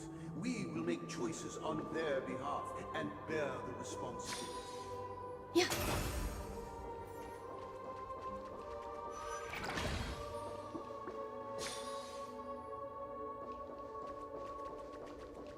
Without a king, who shall protect the weak and stand against the mighty?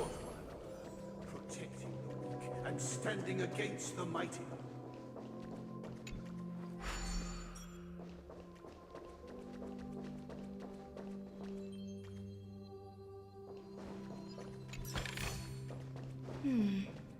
A few decorative designs wouldn't go amiss.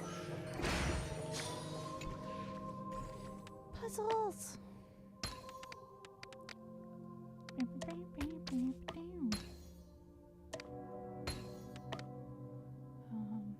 Not here, down there. No.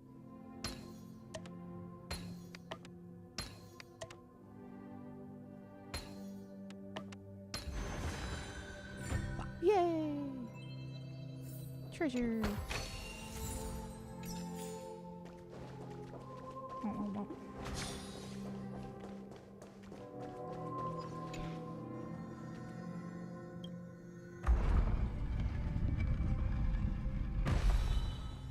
Oh, I'm gonna need that bubble back. Thank you.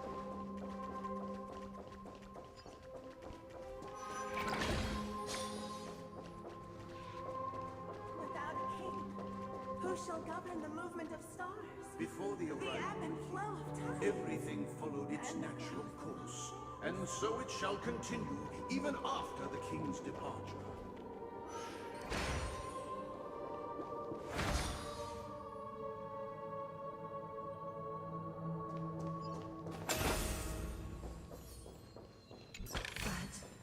This might be of some use. We no longer have to become the new king. For we have become kings of all things.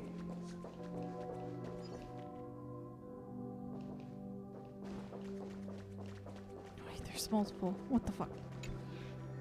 Move.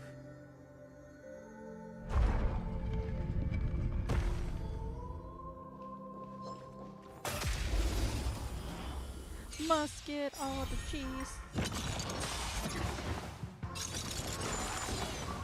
Eternal. All will be swept away by the wind.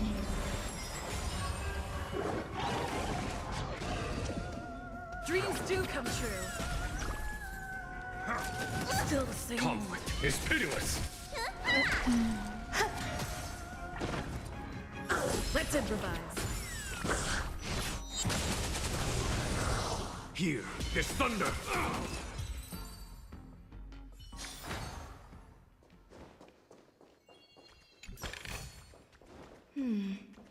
A few decorative designs. Move that back.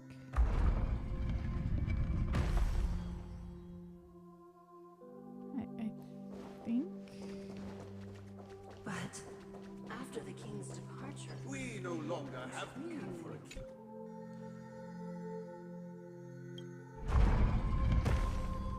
Okay. Yeah.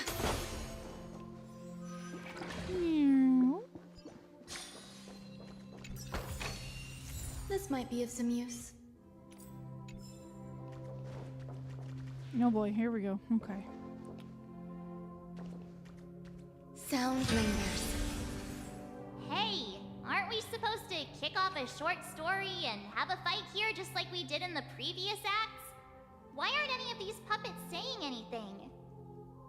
Perhaps we'll need to complete the story ourselves, just like we did before. So, do you think their mind needs tinkering or something? Oh, that's supposed to be her clue to me.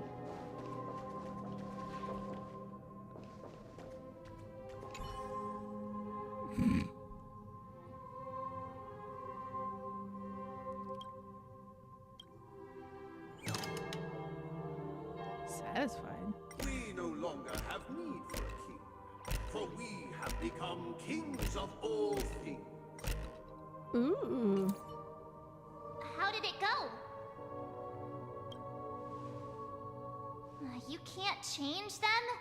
What does that mean? My apologies for my negligence. I forgot to inform you that the final part was scripted long ago. Oh. Let our previous king recount it to you.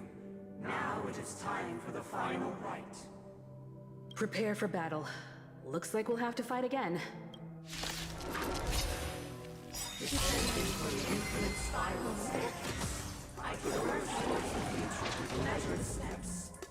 No need to remember or seek my assistance. For the contours of my mind shall be set with upward spirits.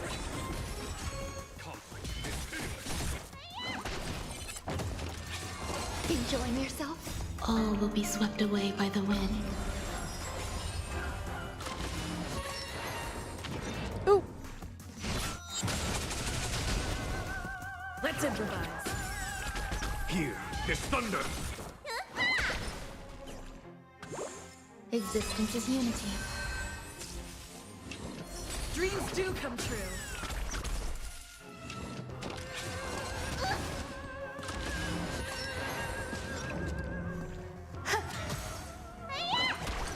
Let's improvise.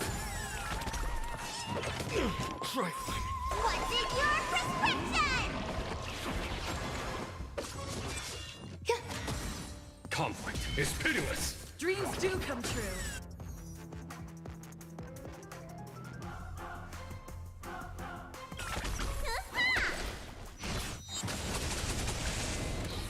Uh-oh.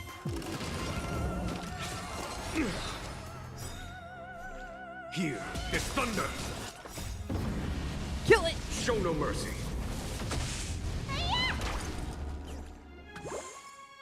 All will be swept away by the wind.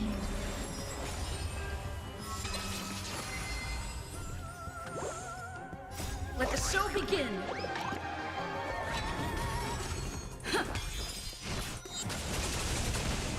There we go. In the hushed expanse of a nocturnal reverie, I leave faint traces behind. No need to remember me, or to recall the essence of dreams. What is mine shall wane, while you shall transcend its delicate nature. Oh. This is the final scene. It's much more straightforward. He wants to expel the harmony and establish an empire based on the order. Let's go. Once this stage play concludes, it'll be time for the main event, the Charmony Festival.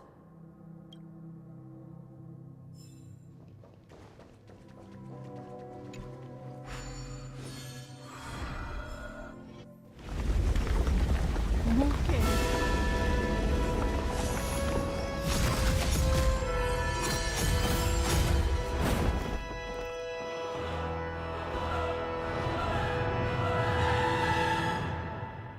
Whoa.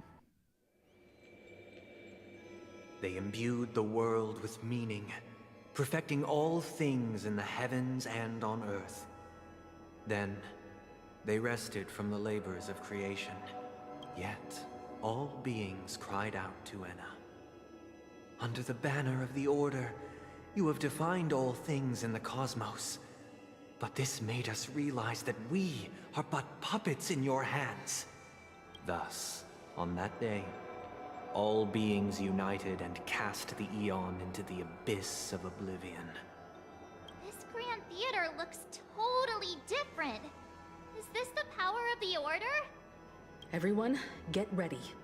This could be a tough battle.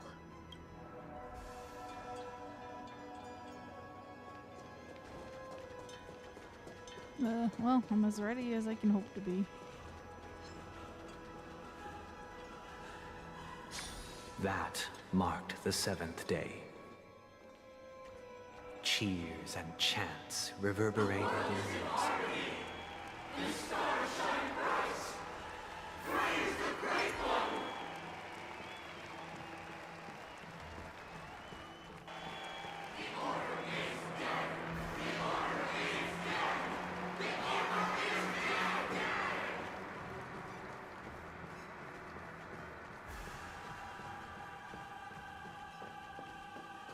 Hello, Sunday. Look! There he is! That concludes everything related to the Order. What are your reflections on this, my dear guests? Nevertheless, this is but a trivial blip in the annals of galactic history. What truly matters is the course this river shall take in the days to come. You've arrived at the perfect moment. The Charmony Festival is about to commence, and it would be a shame if you were absent for the Harmony's prologue. Allow me to extend my warmest welcome once more.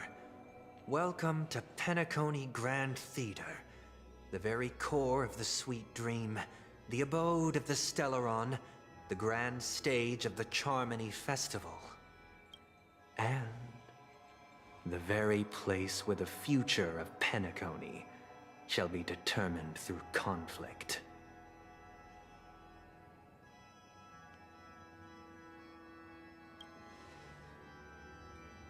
Your unwavering faith in the Trailblaze is truly impressive. True goodness can only be achieved through faith. Allow me to point out that falling into a permanent slumber is not happiness, especially when those people are driven by someone else's will in their sleep.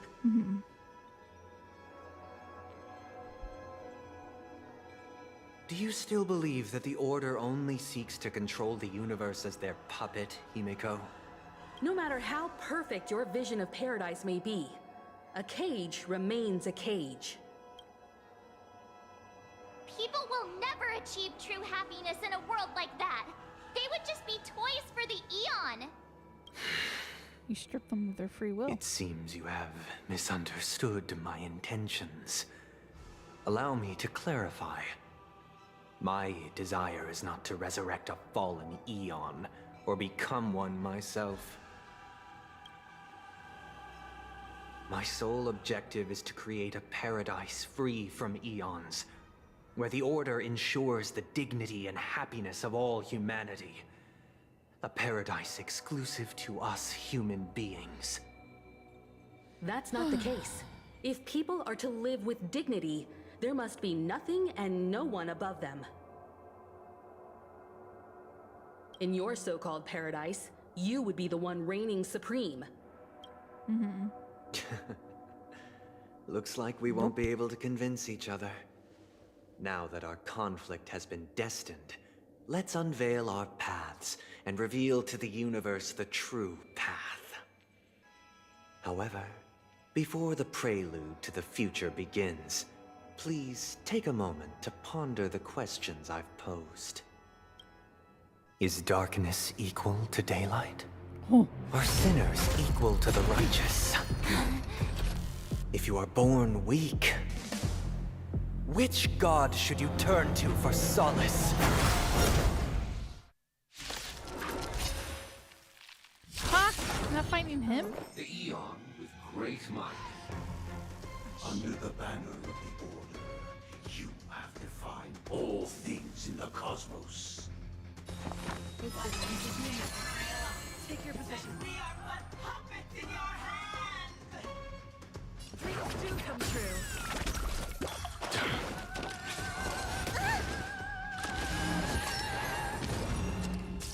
Follow my charge.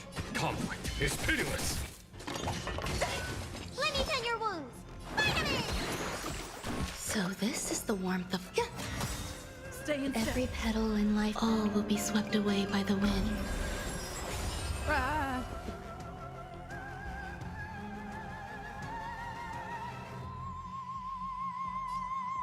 Let's improvise.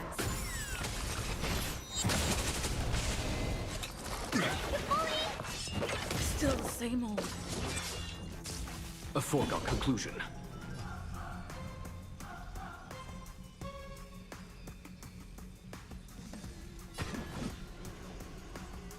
Here is thunder!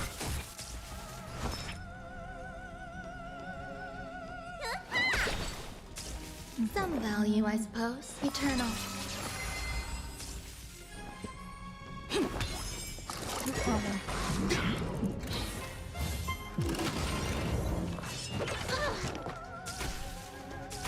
There's more to life.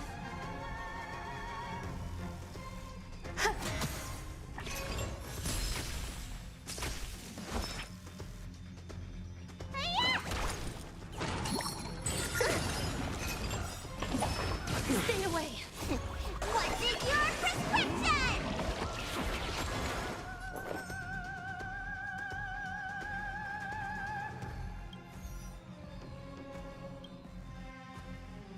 Existence is unity.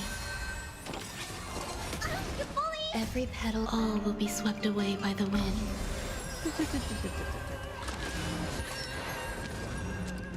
Damn it!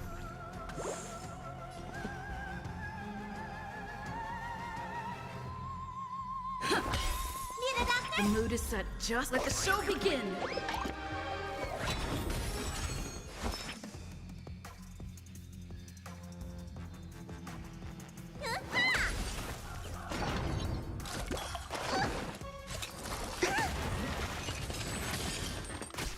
Grace and elegance.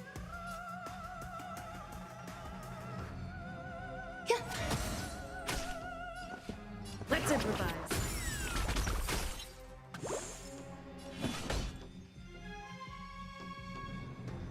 Conflict is pitiless. Show no mercy. Was that it?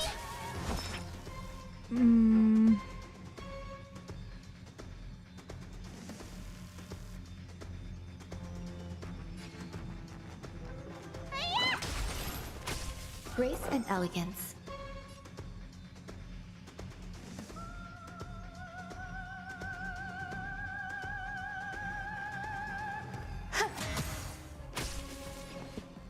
Dreams do come true.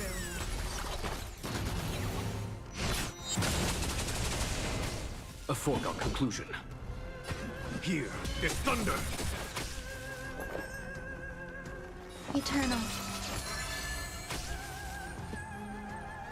Let's improvise. So this is the warmth There's no of time to life. lose. Take your position. There's reasons behind that. It's not ideal, but it's just because the rules stupid. Let the show begin.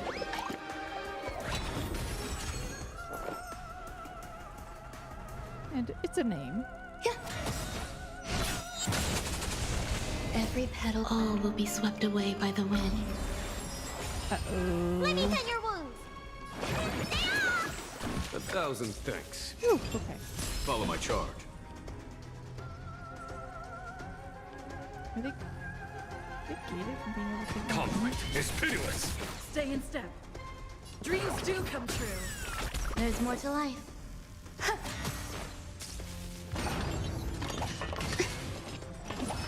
Stay away. Need a doctor?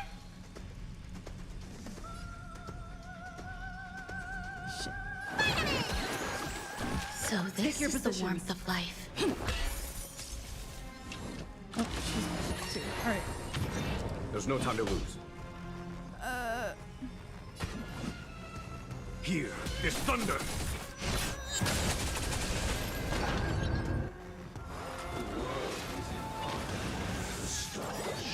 No. Show no mercy. Time. What is your prescription? So this is the warmth of life.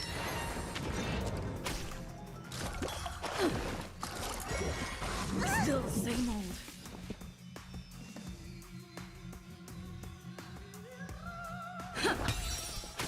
Let me tend your wounds.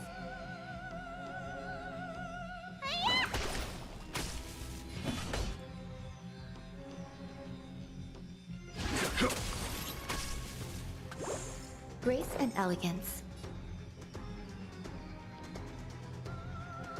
Existence is unity. Every petal and all will be swept away by the wind.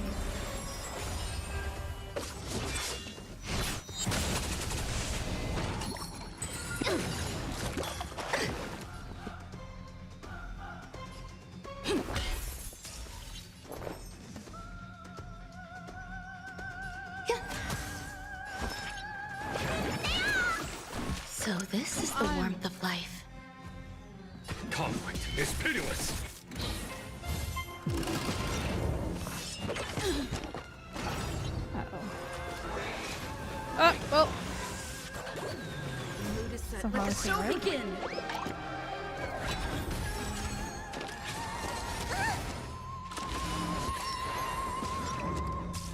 Stay in step.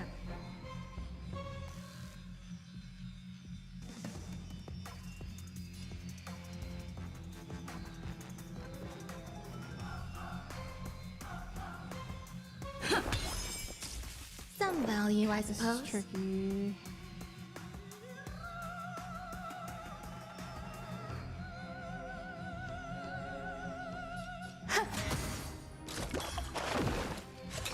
Enjoying yourself?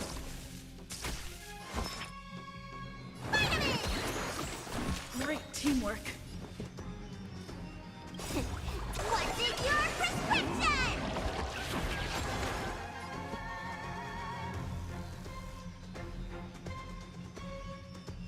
Dreams do come true. Book one. Grace and elegance.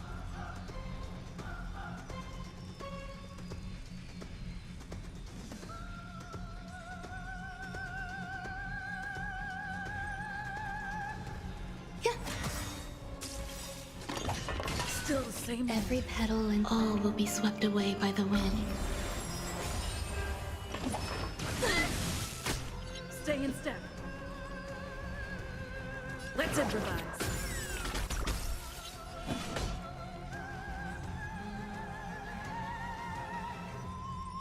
Here, there's thunder!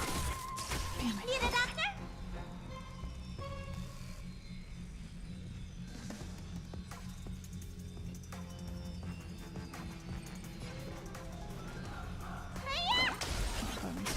Grace and elegance.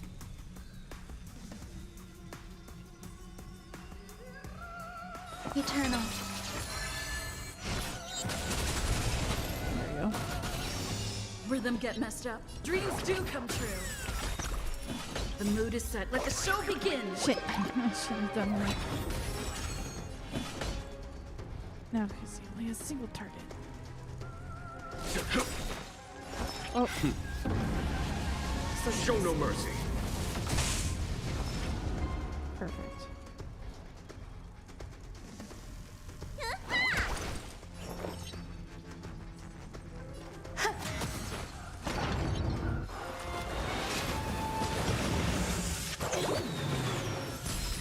Every petal and all will be swept away by the wind.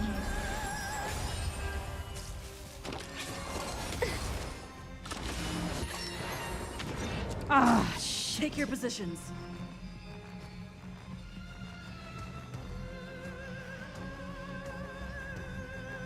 Let's improvise.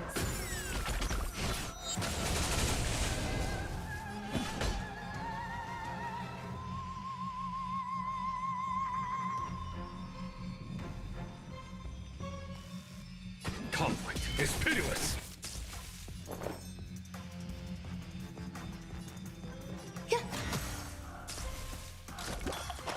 Not good.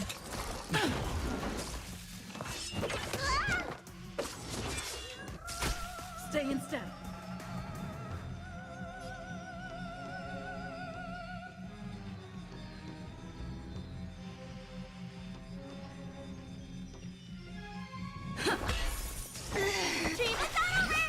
Let's continue.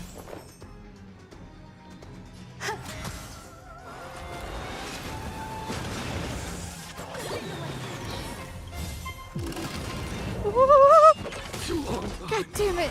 It's good to be back in the field. Take your positions.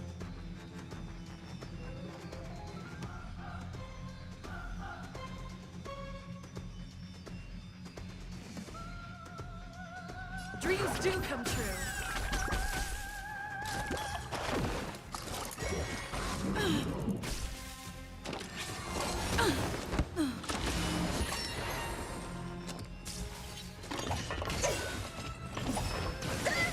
Every petal and all will be swept away by the wind. Still unanswered. Let me tend your wounds. There's no way tiny little Bailu can do this all on her own.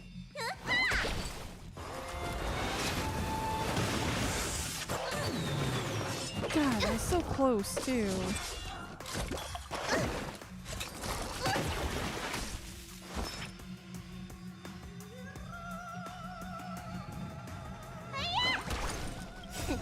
What's in your prescription?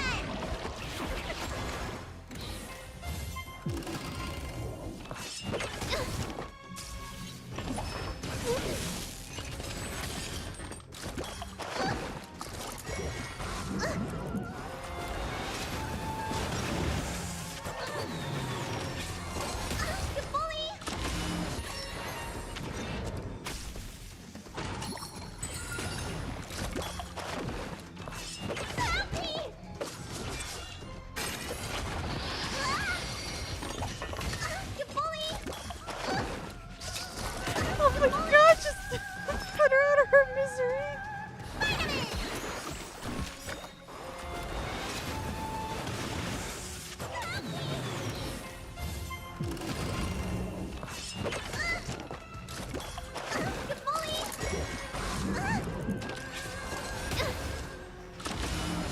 Yeah, there's just gonna be stuck in a loop.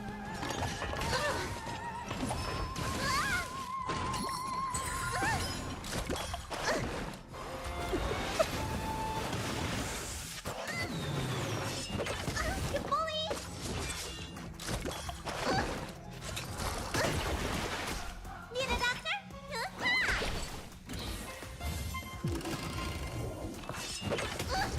Come on. Where's the doctor? Ah, fuck it. I don't care. How tragic. The Eon with great minds. Under the banner of the Order, you magnify all things in the cosmos.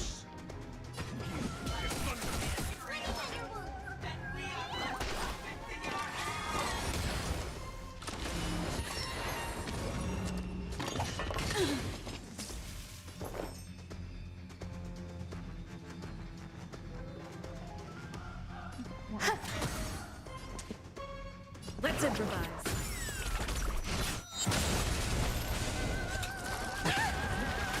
A foregone conclusion. Conflict is pitiless. Need a doctor?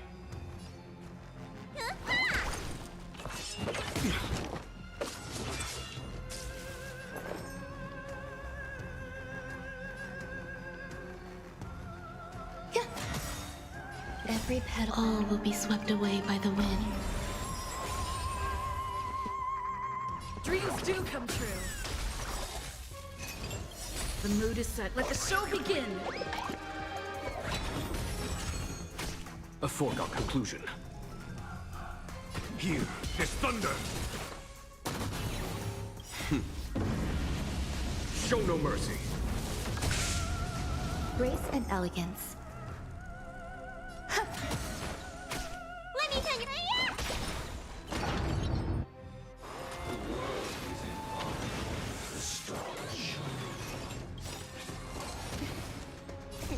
Todd, what's in your prescription? Great teamwork.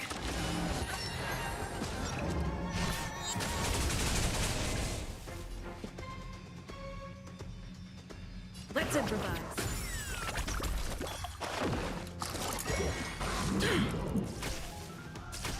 Follow my charge.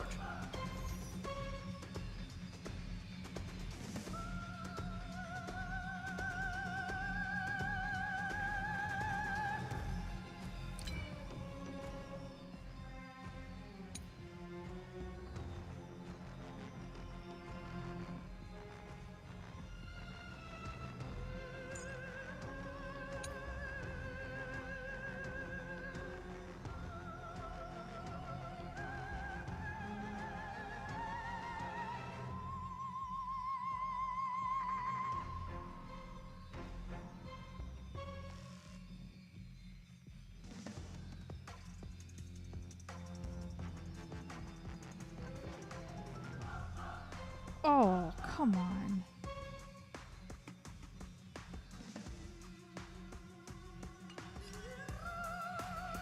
Conflict is pitiless. Take your positions. Dreams do come true.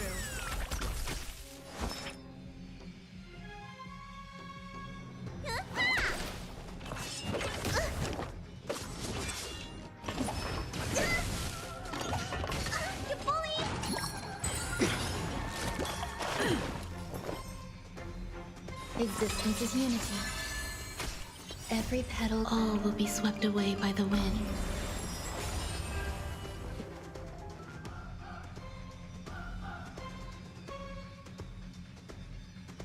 Let's improvise.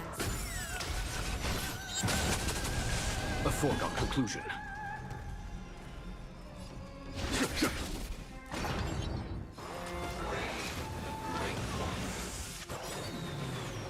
The mood is set. Let the show begin!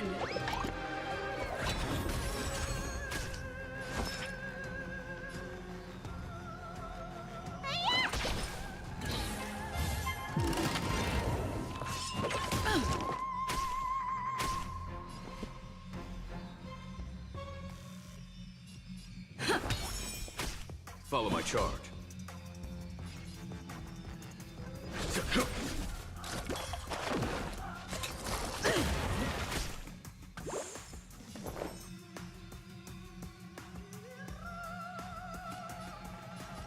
Eternal.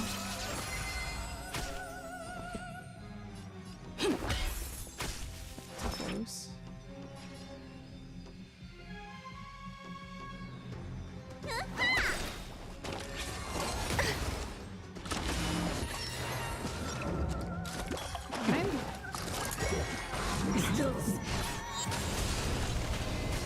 A foregone conclusion. Here, there's thunder. Rhythm get messed up. Show no mercy.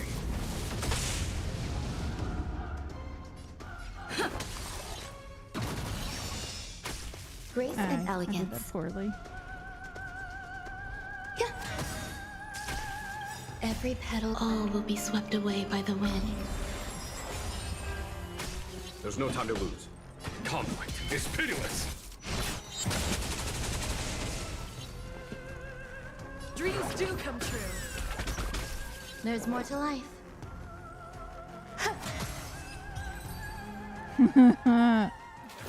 I already know your decision. I now permit you to gaze into the sun. On these 107,336 stones, The almighty and powerful strings of harmony are at my disposal. The supreme tuner, harmonious choir, Dominicus! Oh. Lost souls, come and meet your master. The embodiment of the harmony? So the true purpose of the Charmony Festival is to usurp it?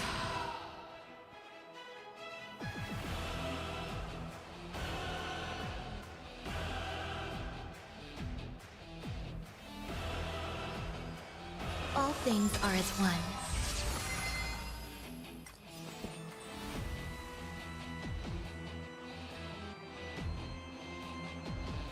Listen up!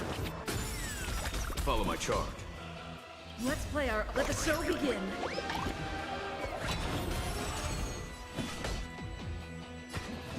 Here, there's thunder. Let me tend your wounds.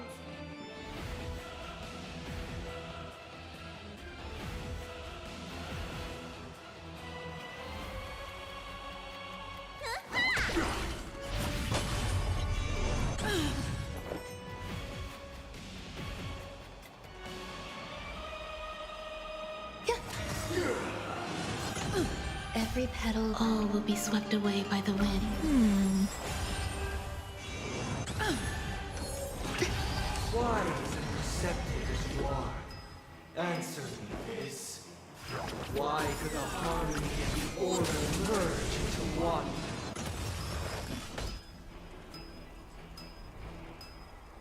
Conflict is pitiless.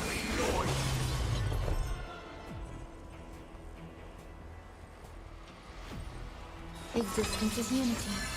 Need a doctor? Why is everybody silent? The noise is fading.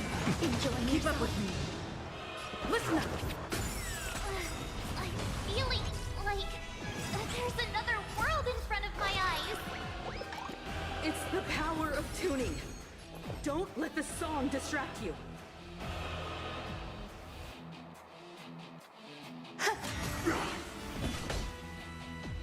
Here is thunder's orderly noise. Time.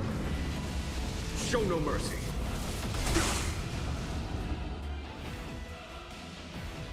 Wake up!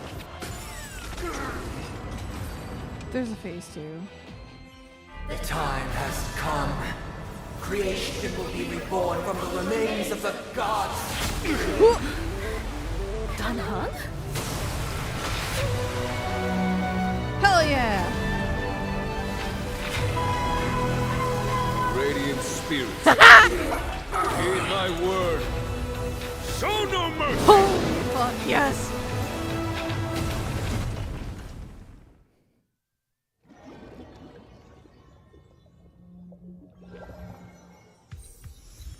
Wake up! Wake up! Hey, wake up! The sun's frying your butt! Are you alright? Can you hear me? Huh? Do you remember your name?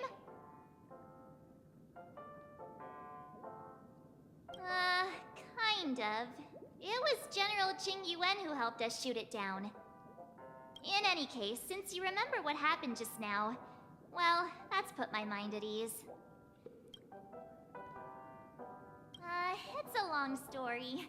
Simply put, Dan Heng used the Jade Abacus of Allying Oath when we were in the middle of a fierce battle, and summoned the General to help us just in time. Huh? And then we returned to reality. Look, this is your room. Everyone else has also returned from the dreamscape. Himeko and the rest are at the lobby discussing matters with the General. And now that you're awake, we should tell the crew that you're alright. Come with me. Huh? Not going to come chat with me, sleepyhead. That voice. Is that Black Swan?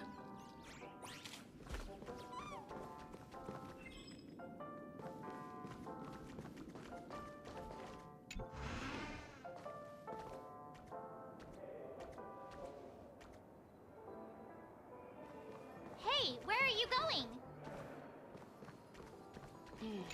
Seems the older I get. Is that all? Hey, we meet again, sleepyhead. What's Miss Black Swan doing here? Nothing, Miss March.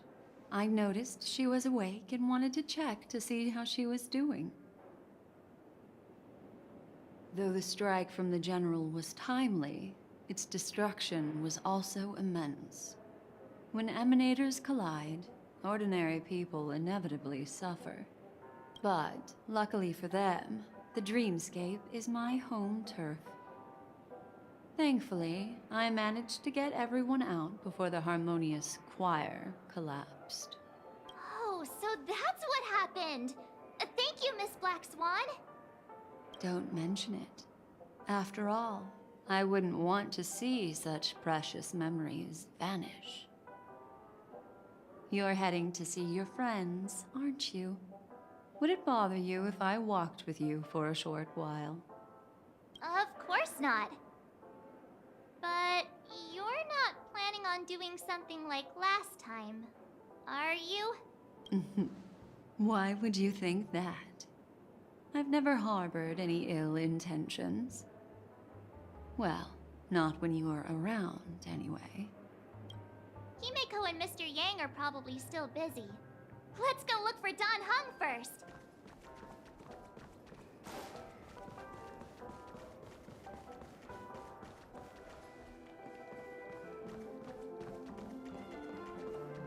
Huh, there he is with Boo Hill. Look, he's still talking to that cowboy. You're awake. How do you feel? Well, fork me. You must be that Stellaron they were talking about. I'm loving Boot Hill. I myself Allow me to introduce him to you. This is Boot Hill, a Galaxy Ranger. During our pursuit of a certain person, We crossed paths and just so happened to uncover a shocking plot being concocted by Mr. Sunday. Which is why we sought you out, to help the Astral Express save the world together. No need for thanks. The Galaxy Ranger's principle is correct every injustice one sees. That's how you lot in the Cienjo put it, right, Don Hung? More or less. Wait, hold on a sec.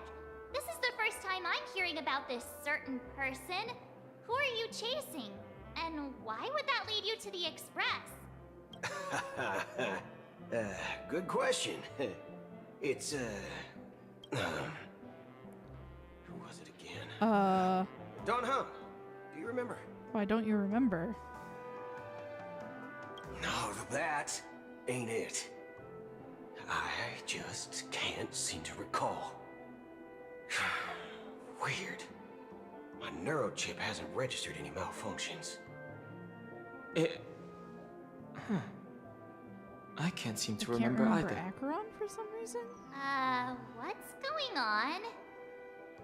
Heck. Forget about it. If it slipped all our minds, reckon that person was just a minor scoundrel. Unimportant. Ain't gonna stop us from piecing together the story anyhow. Yes, when the dust settles, I'll just think of a way to recall it in the memory zone. Okay. Everyone, let's hurry up and look for Miss Himiko, shall we? She's now a minor star on Penacony, and the entire hotel's concerned about her well-being. You're right. Let's head to the lobby then. Be soul glad, shaken, not stirred.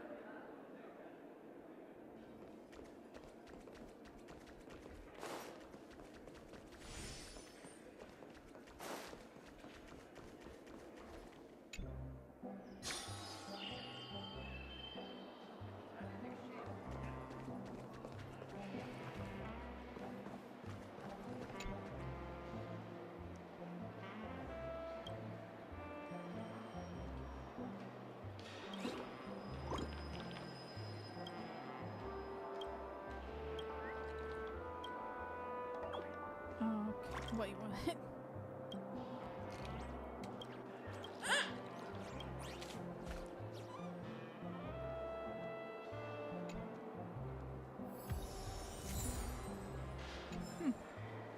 Okay. Look, they're with the General. That's all right. In these times of conflict for the sake of utmost safety, it is only right that the Alliance steps forward to mediate on behalf of the Astral Express. We must not allow you to take unnecessary risks. Furthermore, despite the IPC's eagerness for success, it prioritizes peace above all.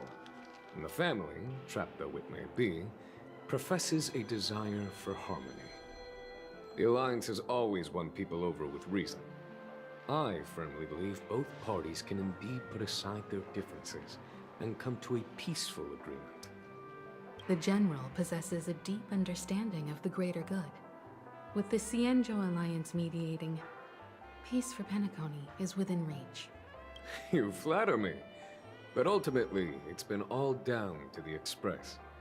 Without your efforts, this sweet dream paradise would have been claimed by the last remnants of order before there was even a shot at peace.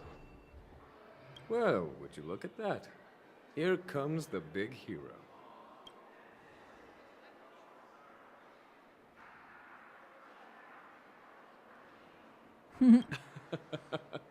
If it isn't the galactic baseballer, a true hero who dares to take action. Are you okay? I heard you couldn't wake up. Are you feeling unwell? Don't worry, Mr. Yang. There's nothing wrong with her. She practically burned through a lifetime's worth of jokes on the way here.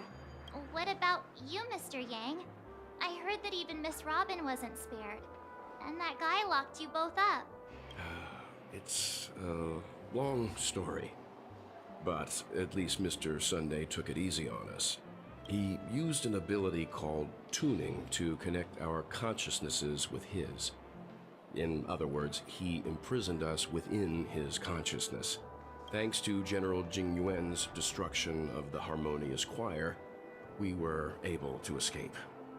He used that tuning on us too. Does that mean that we were almost imprisoned as well? I can confidently say now, he was truly after a fair fight with us. Had he wanted, he could have easily taken us down, without so much as lifting a finger. Speaking of the Oak family head, where is he now? It's complicated, but in a nutshell, he's now the former Oak family head.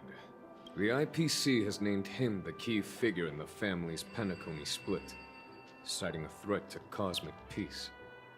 He must represent the family and answer for the unrest caused. His trial is set to take place at Pier Point. The family quickly labeled him and the remnants of the Order as enemies, declaring the turmoil an internal rebellion. This move effectively barred the IPC from intervening in family affairs on both moral and rational grounds. Everyone really has their own agenda, after all. Then, what's going to happen to Miss Robin? She and Sunday won't be able to deny their involvement in the Charmony Festival.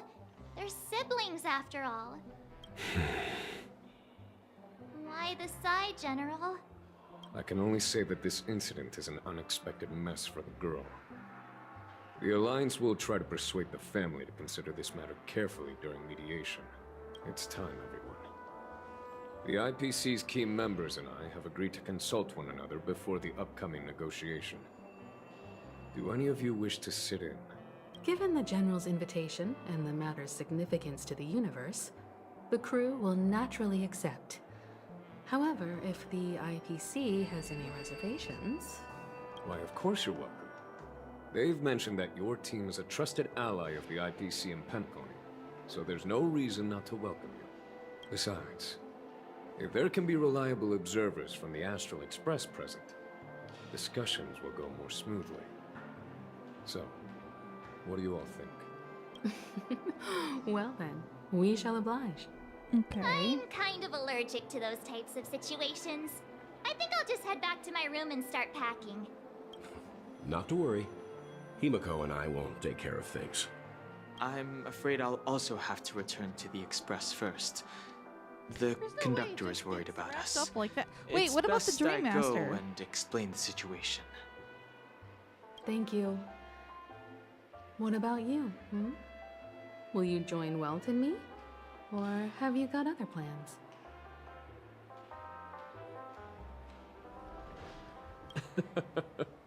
Good guess. Although I'm not too sure of the reason, the representatives from the IPC have insisted on her presence. Allow me to lead the way. Follow me, please. It's because of my connection with the Aventurine? The negotiation will commence at the hotel lobby. Everyone, please follow me.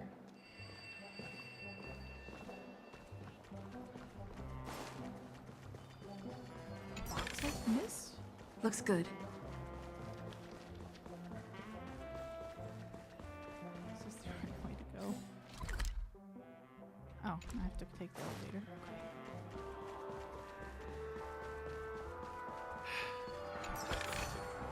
Okay. Is that all?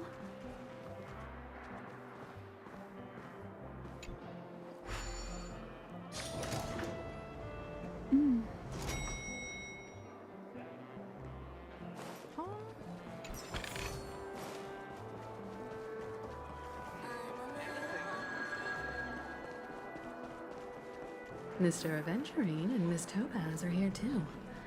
Oh, and who is that over there? The Intelligentsia Guild's Dr. Ratio. This assembly is quite something. Well, I'm glad to see Aventurine's okay. Why is there a record of your stay from last month? It's been a while, my Astral Express friends. I would also extend my sincere thanks to you, General of the Lawfu. The presence of everyone here assures that the talks will likely reach a conclusion that satisfies all sides. Oh. Looks like everyone has come with expectations. Care to share? Of course. Topaz, if you please. Sure, leave it to me. In summary, it's good news. after much deliberation from the Strategic Investment Department's council, the absolute majority of members have agreed to the following resolutions. In light of long-term considerations for interastral peace, and by authority of Pierpoint HQ, the Strategic Investment Department, on behalf of the Interastral Peace Corporation, will permanently relinquish its claim on Penacony sovereignty and offer unconditional support of the family's rebuilding efforts on Penacony. Huh? Now that's something.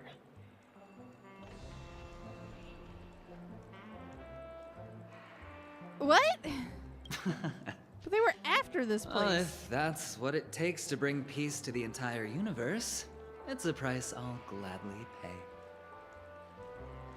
Has the IPC finished sharing all its thoughts? Then it's our turn.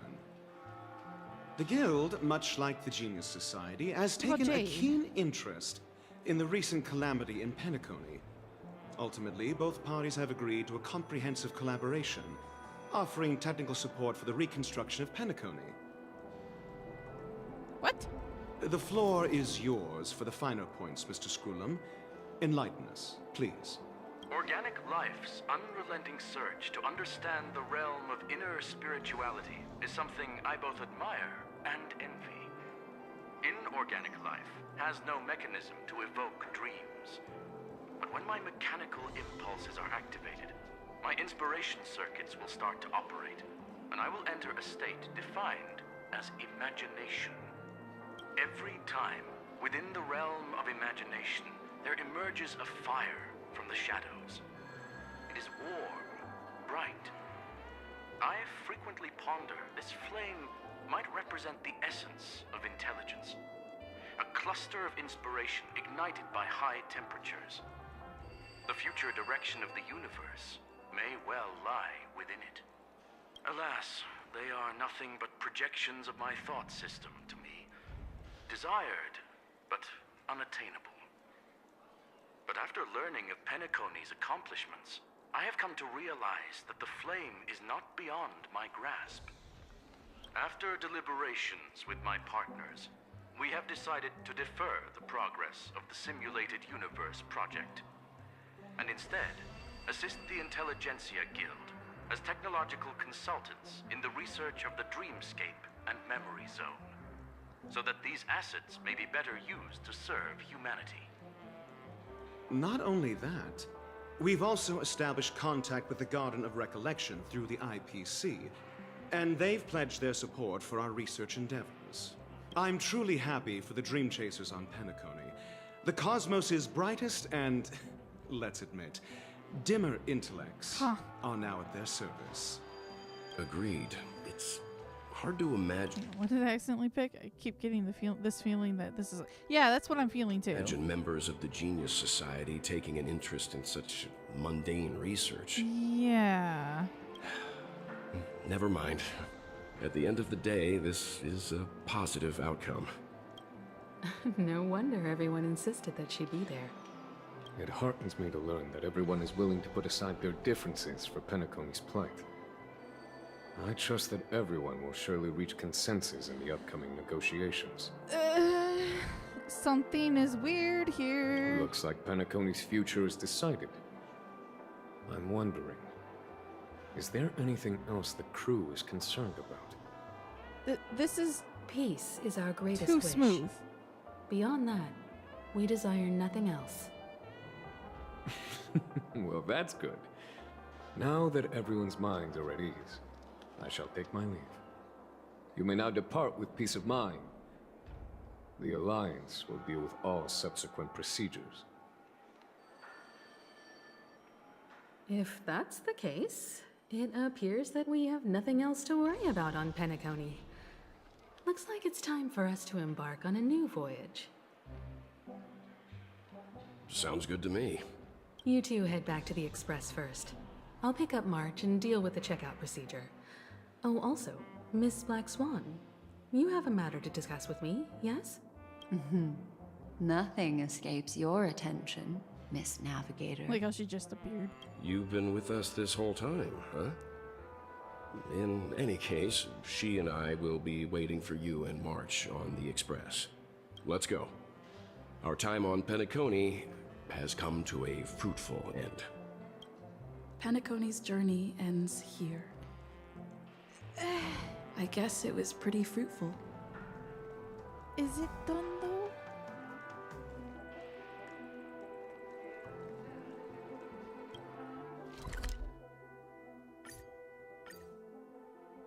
The navigation meeting is about to start.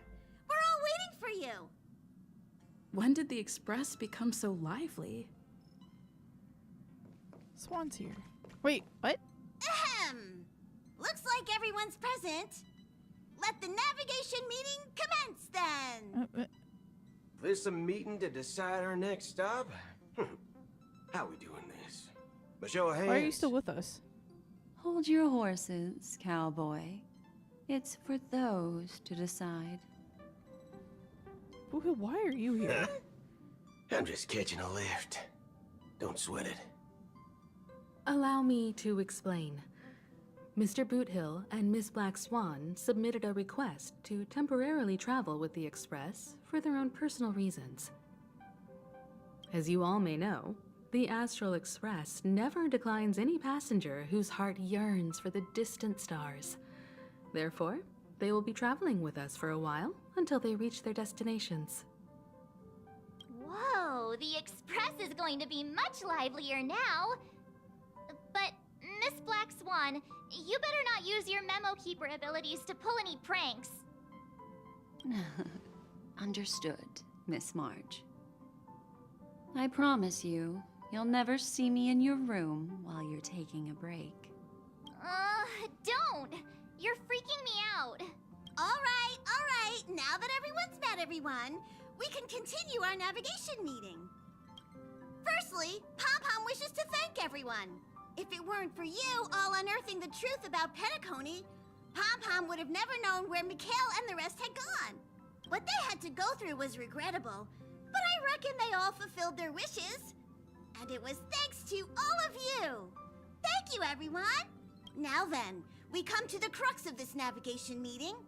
We must decide on the Express's next stop. Let me introduce our current options.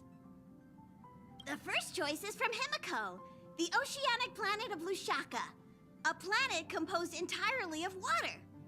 Many aquatic races reside there. Of course, it's also the home planet of the venerable, nameless Mikhail. Ooh, that could be fun. The second choice is the agate world Melustanen, suggested by Welt. It's famed as one of the initial sites of the Stellaron disaster, and the place where the beauty Idrilla ascended. Today, it's celebrated as a planet of undying allure. The third choice is Edostar, a planet nestled within a vast ion storm region, currently under assault by the Antimatter Legion. However, the distress signals from there have recently ceased, prompting the IPC's wish for us to check in on the situation. The last choice, courtesy of Black Swan, is the glass belt Petravia, a massive belt of asteroids that was turned to glass by the Lord Ravager Zephyro. These days, it's apparently known to house one of the branches of the Morning Actors Troupe. Ooh, so many options. I'm seeing stars already. Next up, everyone will select the destination that they wish to visit, and then we'll put it to a vote.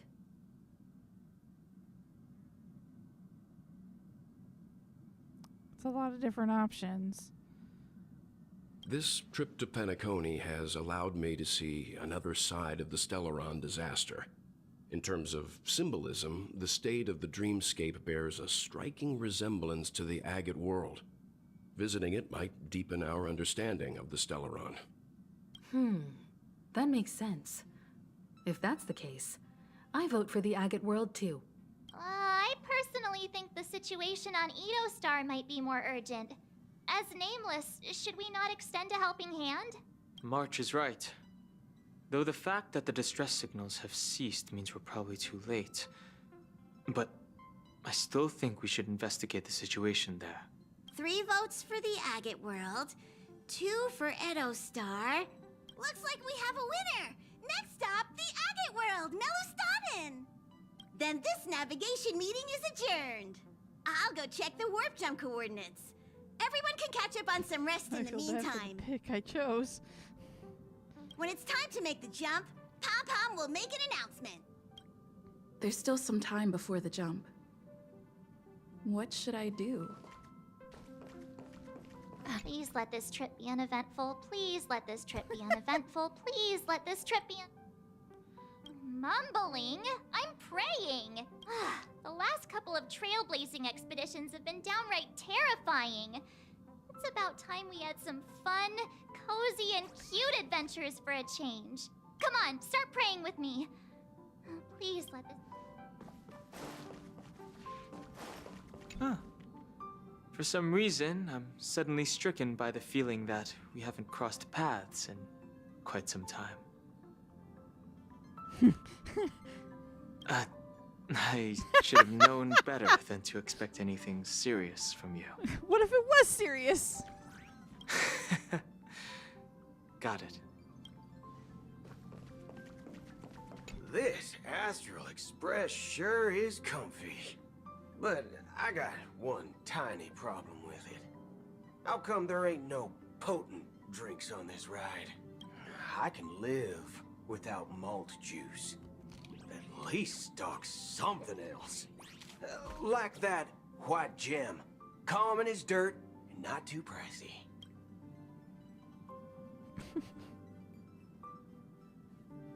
Thanks, sister.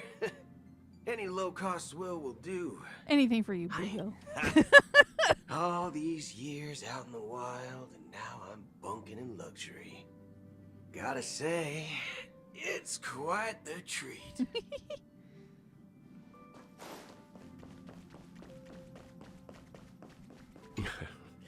You're fast becoming an excellent trailblazer.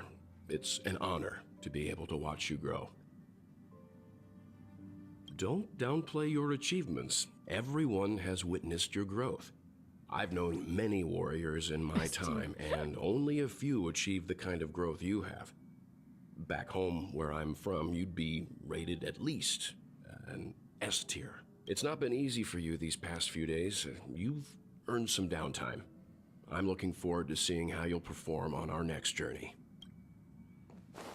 Come to think of it, this trip to Penacony was the first time we trailblazed together, wasn't it?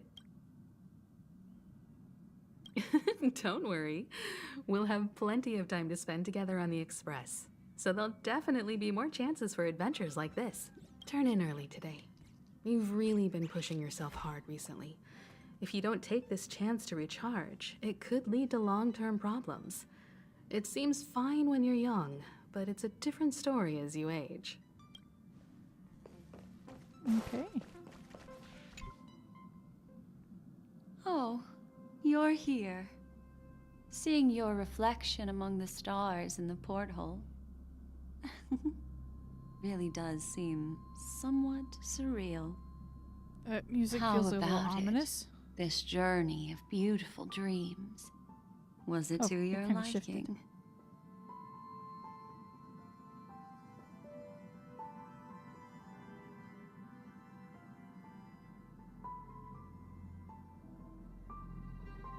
Number 3. There's a rich scent of curiosity here. Such memories can be irresistibly captivating. So, how about you hand that small parting gift back to me? I'm quite eager to have it back.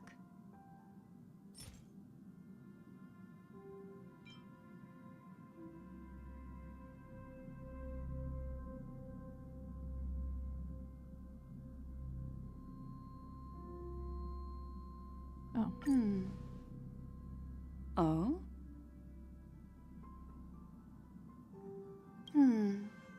Never mind. I just stumbled upon a particularly fascinating spot in your memory. Huh? Before I explain, I would like to apologize to you. This farewell gift I gave you isn't really a compass from the memory zone, but merely an empty light cone. Remember when we entered the hotel in the dreamscape for the first time? and I procured a few trinkets from your companions. Their functions are similar.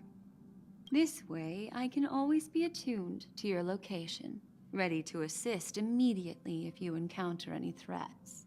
But this is not its most intrinsic function. Light cones are slices of light used to encapsulate solidified phenomena. This empty light cone is the same. It can etch your memories in their most vivid form, and then allow me to admire and manipulate them, turning them into unique mementos. Oh. All the world is born from the power of mind and soul, and that power is memory. To prevent ourselves from being forgotten by the world, we must make the world remember us, or use our memories to recreate it. Life, seemingly vast, offers but a scant collection of impactful memories. Some joyful, some sorrowful, some light, some heavy. But you are different. Memory is a reflection of the future.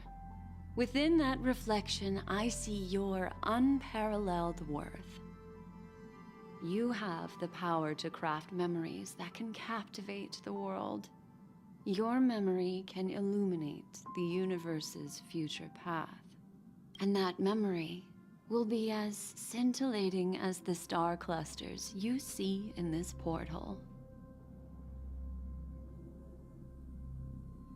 Precisely. But do you know the deeper meaning behind it? No. The reason is simple. In this grandiose and ostentatious dream of the families, only you personally experienced the entire course. Oh. Patience, my friend. I will reveal the answer to you, but that time is not now. Turn around and take a look at your friends. Every one of them is reveling at the arrival of their next destination, all filled with hopes and expectations of their own present and future. Revealing everything at this moment would be a bit of a buzzkill, wouldn't it? I'm looking for an opportune time, a time when you're totally at ease. Perhaps when the night grows hazy and you're about to drift off would be the most opportune. How about one fine night? I will prepare the candles, aromatics, and even a cushy couch to create a cozy dreamland for you. And then I will tell you the answer in the form of a little bedtime story to lull you to sleep. Hi! Hello! Attention all passengers! The express is about to make the jump. Please be seated and hold on! It looks like we're finally about to set off. There are countless gleaming memories out there waiting for us. Why don't we just leave it at that for now? Ah, that's right. As a small token of compensation for playing that little trick on you with the empty light cone, I will gift you with some words. They hold great significance to me. Life is akin to a winding labyrinth where memories serve as our sole companions. You'll remember these words dearly, won't you?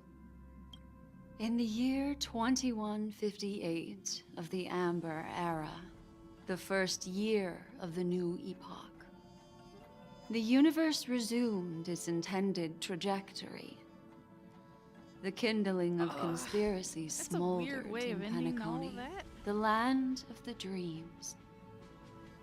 Failing to erupt into a blaze, it instead flickered briefly on Klapoth's anvil, before vanishing in the blink of an eye. But I know the new The areas, dead none of those areas. and those fated to die remain in their eternal slumber, while the living find solace in deep sleep. All clamored in a cacophony of silence and then went about their own ways. The cosmos emanated a vitality characteristic of a new era, all for the modest price of a brother and sister's mild grief. Babies are born as stars extinguish. The silver rail unfolds. The story of the Astral Express comes to a close, yet it also embarks anew.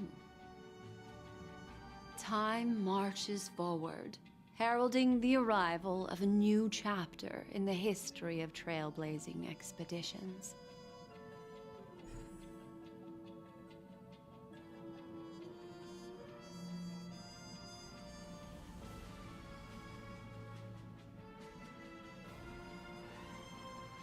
What?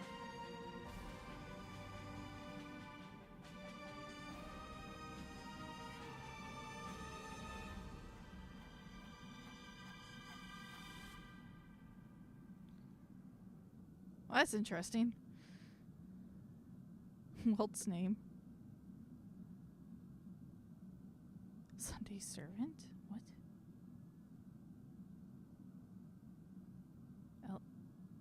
Huh?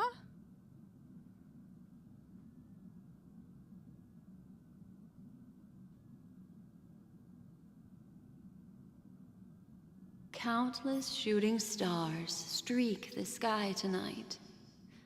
If you can pick the what about right Firefly? one, it will carry your wish to thousands of distant worlds.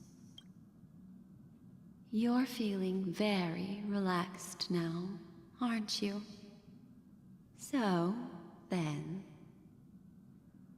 it's time to tell you a little bedtime story. Well, let's start with a conclusion. The crew was defeated in the battle against Sunday. Everyone in Penacony failed, and no one survived. But don't panic. The truth, as horrifying as it may be, is not yet irreversible. What do you mean? There's still a glimmer of hope, and that's why I'm here. Next, I'll use this empty light cone that carries all your memories to relive everything that happened before. And when this story reaches its end, I'm sure someone as clever as you will notice that. There's a major flaw in the story you have experienced. Yet, within that flaw lies a glimmer of hope. Are you ready for it? Do you remember everything? When the clock turned back, the Express started a warp jump, sending you to a strange dream. You were bewildered back then. Yeah. And then a Galaxy Ranger named Acheron showed you a way out. When you arrived at the Reverie Hotel, you met the doorman Misha and had a confrontation with Aventurine, an IPC representative. Thankfully, Acheron appeared again and helped you. After that, you saved Firefly and explored Penacony together. During the tour, you ran into Sparkle disguised as Sampo and accidentally entered a child's dream. There, I rescued both of you from death, but Firefly didn't return to reality. She realized the truth and tried to involve you in her plan, but that resulted in an accidental death. Even more unsettling, you soon encountered another murder. The 2 cases of death prompted you to investigate the truth behind the sweet dream. Despite your efforts to gather information about the 2 victims, you didn't make much progress. But you did learn about the watchmaker from Gallagher. Meanwhile, Aventurine was secretly carrying out his scheme, in which you were one of the pawns. In the midst of a fierce battle, Acheron revealed her true identity as an emanator of the Nihility and unsheathed her sword. That strike foiled Aventurine's plan and opened a passage between the Sweet Dream and the original Memory Zone. Upon your arrival at Dreamflux Reef, you learned the truth that death was actually dormancy, as well as the truth about the dreamscape, the Stellaron, and the bellboy, Misha. You split up with Sunday and Robin, looking for a way to seal the Stellaron. However, it turned out that Sunday and the Dream Master had their own hidden agenda. And you had to engage in an ultimate duel on the stage of the Charmony Festival. Finally, the story reached its conclusion. You emerged victorious, with the Trailblaze triumphing over the Order, and Penacony embracing a bright and peaceful future. This marks the end of the thrilling journey in Penacony. I'm sure you've already noticed something unusual. I'm feeling stupid. Haven't you? What? How it ended? The major flaw, which contradicts all the known information, hides in this story.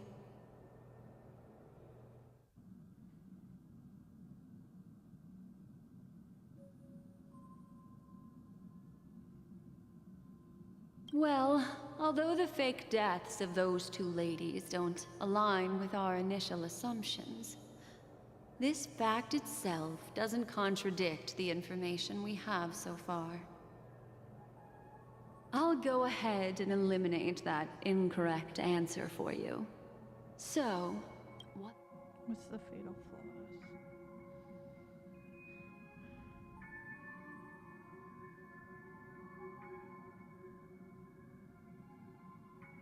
are you suggesting that the sleeping and shapeless never bestows its gaze upon anyone, and thus no one can truly possess the power of the nihility?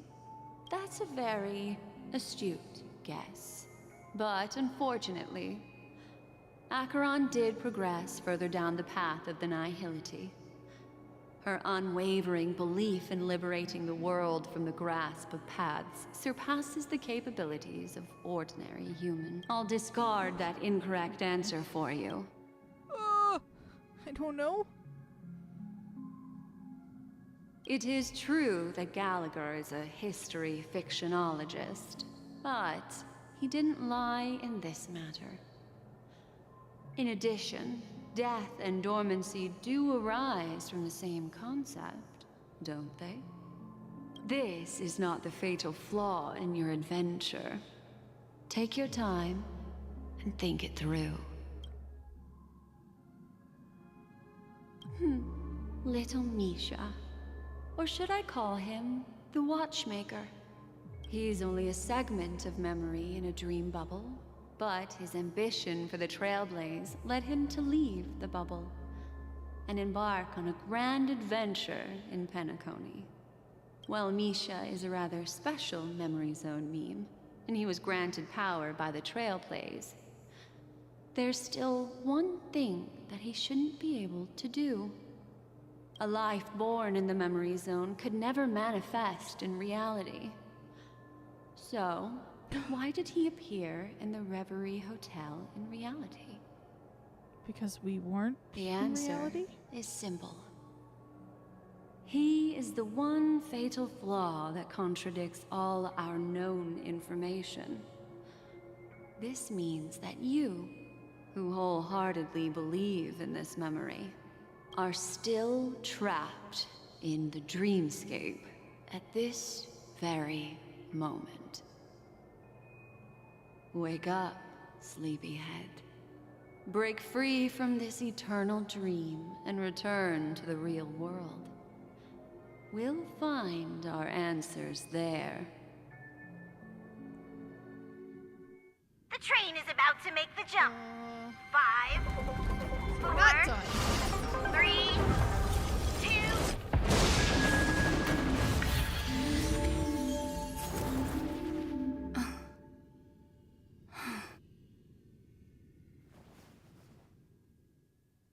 What?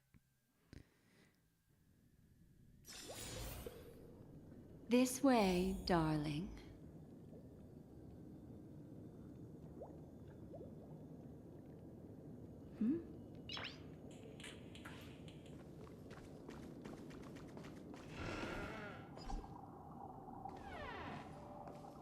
There's Acheron. Not another one. Thank you so much, Black Swan. Finally, I can breathe a sigh of relief.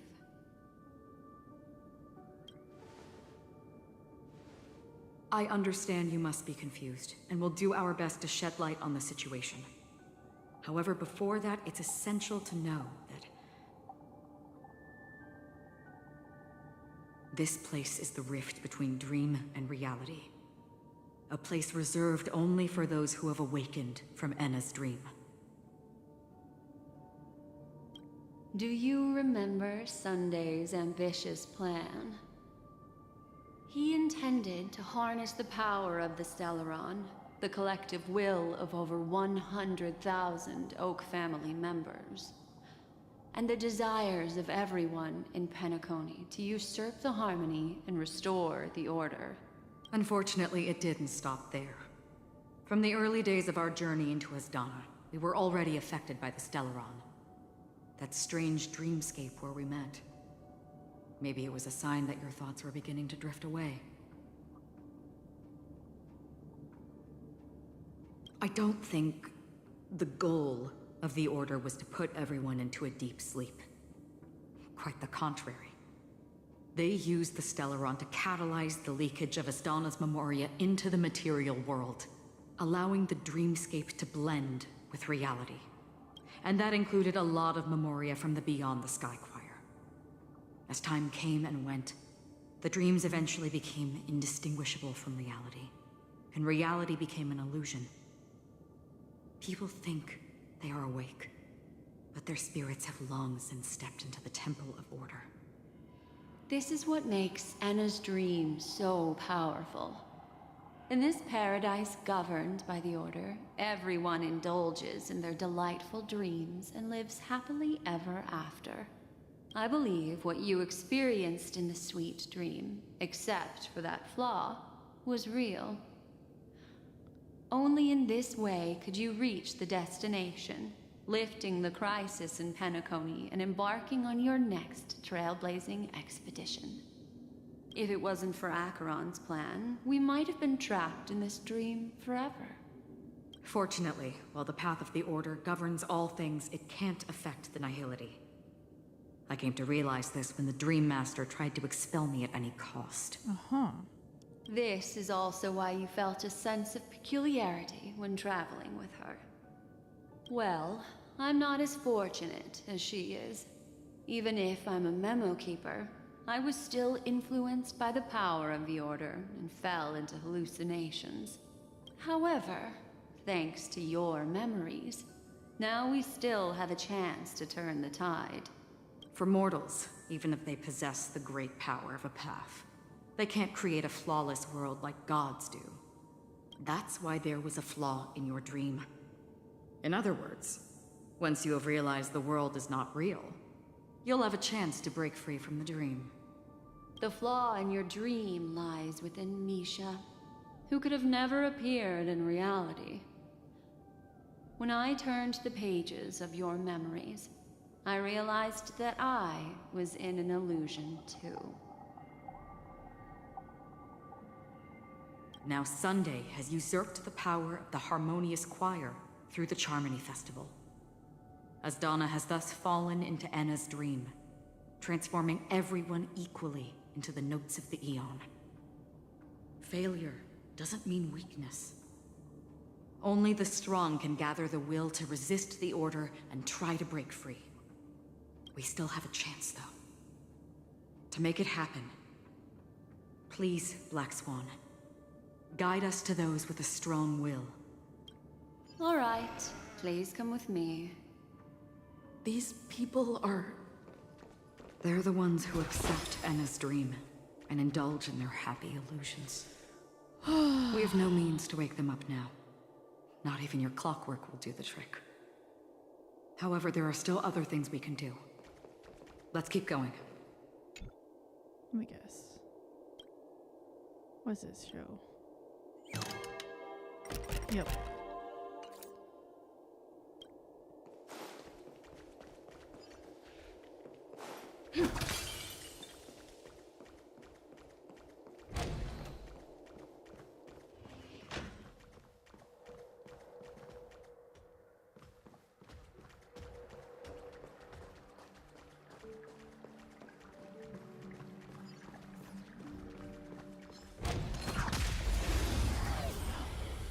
It was gonna see me. All will be swept away by the wind.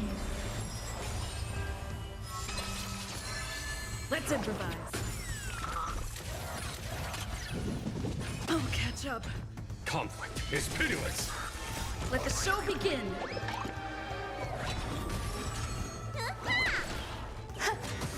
Dreams do come true.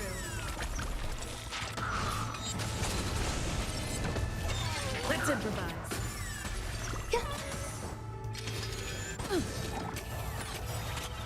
Let the show begin. Here is thunder. Existence is unity. All will be swept away by the wind.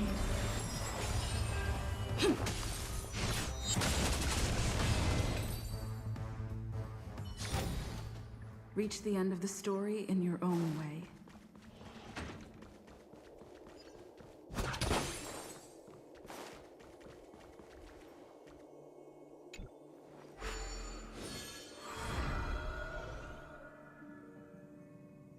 Nope, wrong way.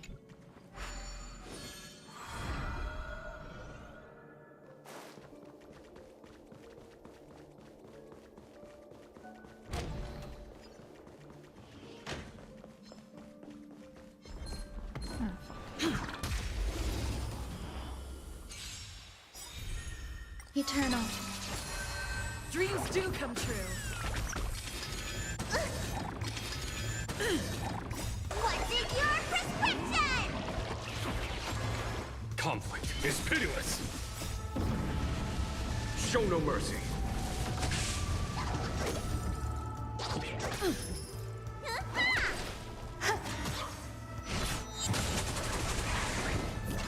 Let's improvise. Let the show begin. Here is thunder.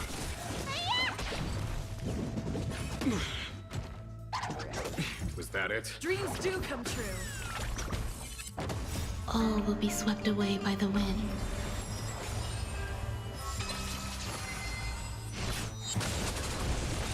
Conflict is pitiless. Show no mercy.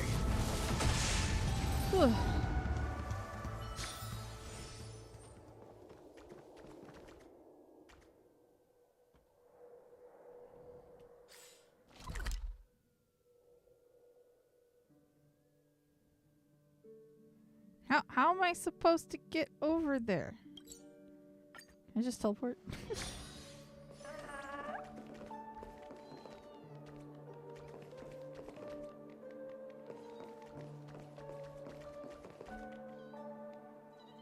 Ooh. Here we are.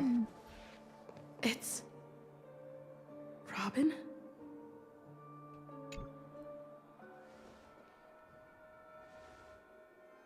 Finally, you've arrived. Let me introduce you to Robin. She woke up from Anna's dream by her own will, and it's this tough lady who led us here with her song. I woke up for the same reason as all of you.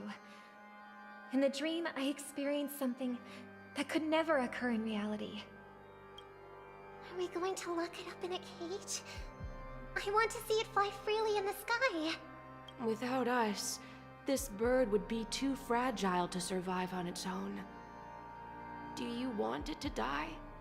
No, but... Then let's take care of it together until it can return to the sky. Huh? Birds have wings because they're meant to fly. Even if they may crash on the ground one day, they shouldn't be trapped in a cage. birds belong to the sky. Oh? So we should help them return there, right? The illusion was so impossibly blissful that I realized it was just a dream. And this is our final hope. Enna's dream is founded upon the harmonious choir, namely everyone's shared wishes. It will only materialize once the aspirations of all beings in Penacony merge as one.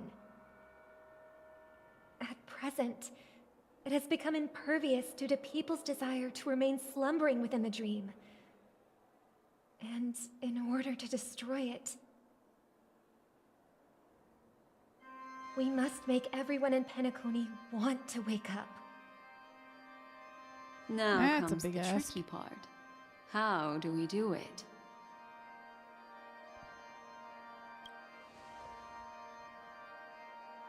Humans yearning for sweet illusions borders on obsession, leading them to subconsciously resist the harsh reality. Therefore, I carefully selected a moment where she was completely unguarded, guiding her to uncover the truth herself to make her regain her consciousness. However, to wake up everyone in Penacony and get them to share the same determination, that would be nearly impossible. Indeed. I'm afraid it's almost as difficult as resurrecting an Eon. But we can't just stay here and do nothing. This is a critical moment for the whole universe. Who cares about some dumb number? Thanks to Black Swan. You're welcome. And thanks to the Memo Keepers in Penacony, too. I believe your partners have also awakened from their dreams. This is the first step of our plan. With the assistance from the Garden of Recollection, those who possess a strong will, like you, will gradually awaken from the dream. These free wills are the discord that will sway Enna's dream. However, awakening a mere handful of individuals is insignificant compared to the vast number of people immersed in the dream. We must find other ways to awaken the free will of millions of people within a short period of time. That's gonna be tricky. If breaking through from the inside proves challenging, we can seek assistance from the outside. We've long been aware of a potential solution. Oh, what's that? Asdana is a galaxy known for its abundant memoria and the remarkable phenomenon known as synesthesia dreamscape. When people first enter this place, they often find themselves and others sharing a collective dream. At this very moment, there is only one dream encompassing the entire Asdana system. So, you mean, if we can attract a large number of outsiders to this system, their free will would intertwine with this dream and shake it to its core? However, those outsiders might also succumb to the dream and become the foundation of the Order instead. The real challenge is, how can we gather a huge number of people as determined as you within a short period of time? Looks like the Jade Abacus of Allying Oath will be the only solution. No need for that. Keep your once-in-a-lifetime treasure. We don't need to bother the Cienjo Alliance for such a tiny request. You want thousands of people with unwavering free will? That's easy. Oh? Just leave it to us Galaxy Rangers. Huh? You can gather Galaxy Rangers? Outsiders may see Galaxy Rangers as elusive and disconnected individuals, and actually, they're right. And that's why we have a tacit understanding among us. Do you know what it is, Acheron? It's the relic I returned to you. Exactly. Its owner must have told you that it's meaningless to anyone other than a Galaxy Ranger. And that it can only fulfill its purpose when returned to its rightful owner. Because it's a burial artifact. Worthy only of a hero who has served the Galaxy Rangers with honor.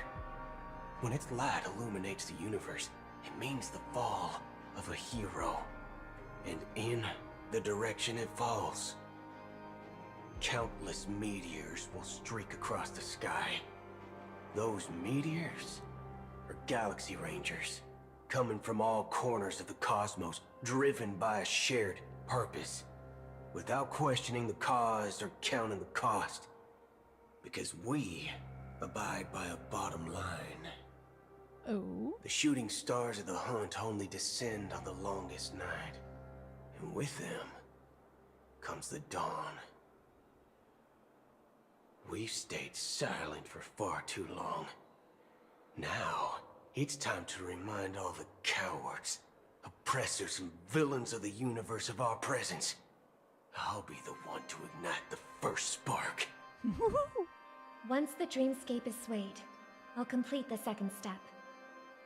I'll fine-tune the slumbering souls with the Song of the Harmony, interrupting them with the discord of Trailblaze, and guiding them towards reality. It's true that some people are born strong, and others are born weak. If the Trailblaze is the target of heroes, then the Harmony will guarantee that the strong help the weak. Only the people of Penacony themselves can be the saviors of their homeland. Their path of happiness should be forged by themselves. While I may not be a nameless, I'm willing to instill courage in all those who need it. This includes my brother as well. Anna's dream is too cruel for him and everyone else. Your plan sounds well conceived, but still, it appears somewhat idealistic and romantic. The flaws rooted in human nature can't be eradicated overnight. Do you believe these efforts alone are enough to convince everyone to choose the right path? I agree with you, Black Swan. That's why the most critical aspect of this plan is not to convince everyone to choose the right path. Oh. But to inspire them to save themselves. So, you're the key in the end, I assume? The Harmonious Choir possesses the power of an emanator. To overcome it, you'll need the same level of power. The final step in destroying the sweet dream will be my responsibility. That's a relief to hear. Now that our roles are assigned, let's get to our battlefields and pose a grand finale. Artemis? Please? May I have a moment alone with you? There's one more thing I need to explain to you. This grand festival is drawing to its close. This is the starting point for the ultimate stage of our journey. Just as it marked the beginning of all the stories in Penacony. Yeah.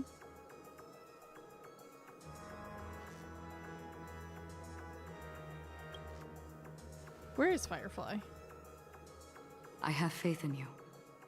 However, before we depart, there is one more thing I must tell you. There's something you should know. We were able to locate you within this boundless dream and find the key to breaking free from the dream. All because of one person's unwavering dedication. Firefly. I was gonna say. She awakened from the dream ahead of others, discovered the Express amidst the stars, and brought us valuable information about the remnants of the Order. She may have been aided by the script, and it came at a cost. As you know, Firefly is a stowaway, who entered the dreamscape in a different way from ours. Without the dream pool in the hotel or assistance from the family, she can only awaken from this dream in one way. A real death. No! We mustn't fail her determination. I'm not implying that we must win this fight no matter what, but our resolve should match that of that courageous lady. Are you ready? Let's go. Very well. Now, please close your eyes.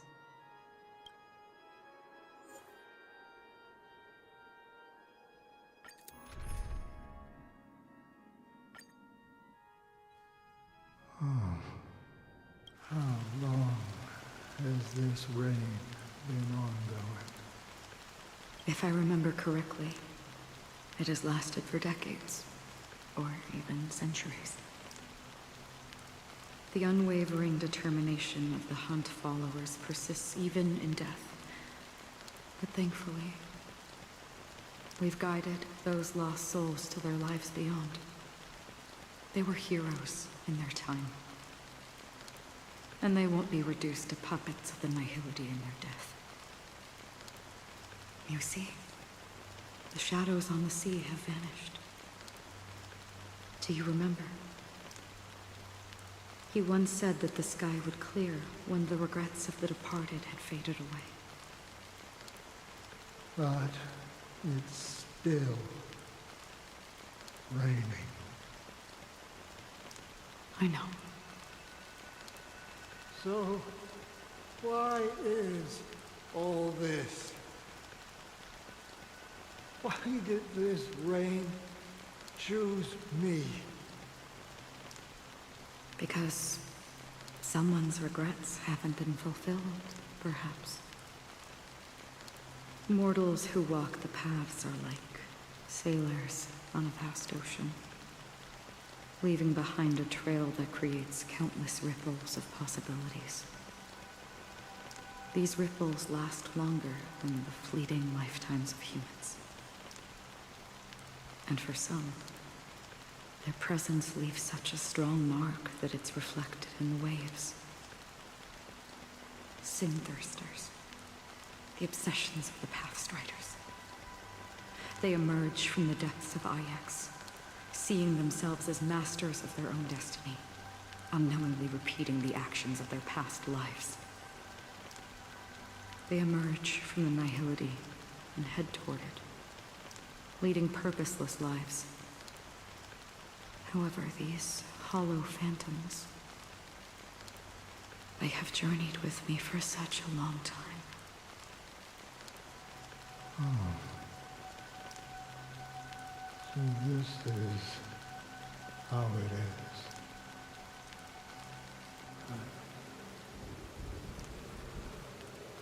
I'm already dead. Yes. Are you watching over me? This is my duty as the Watcher of the Acheron. I'm guarding the path to the abyss of the Nihility, guiding every soul reluctant to become one with it. Back to this side. But if this is what the departed ones expected, should you try to change it? I don't know. But someone once told me that when the inevitable moment came, he hoped that someone would stand at his grave and place a bouquet of flowers. Even if it doesn't make sense at all? Some tasks have to be done, even if they are pointless. I have experienced that much already.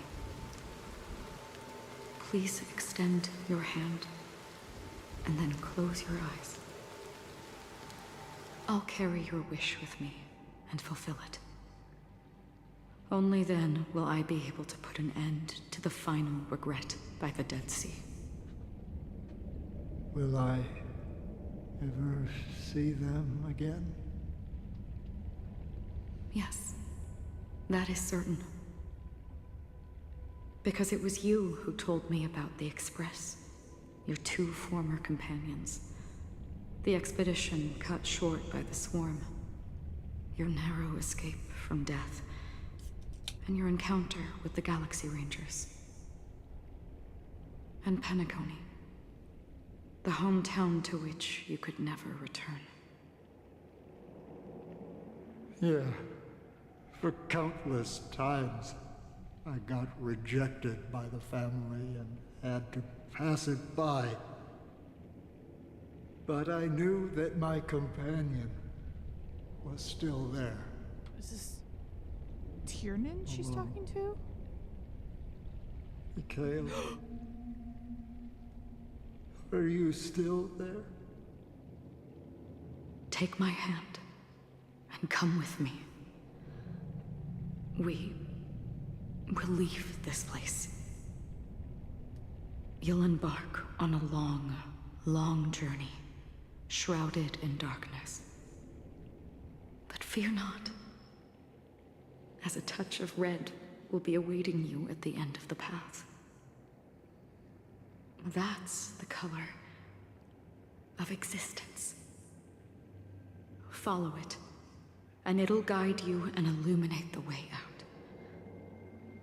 By doing so, you'll eventually reunite in the warmth of the sunlight. Props to this voice actress. Holy shit. May death be the end of your boundless dream,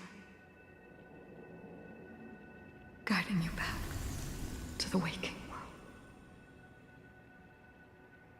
Welcome to the horizon of existence. This place is one of the thousands of manifestations belonging to the sleeping and shapeless. And it's also an exit out of the nihility for the awake ones. Let's bid our final farewells here.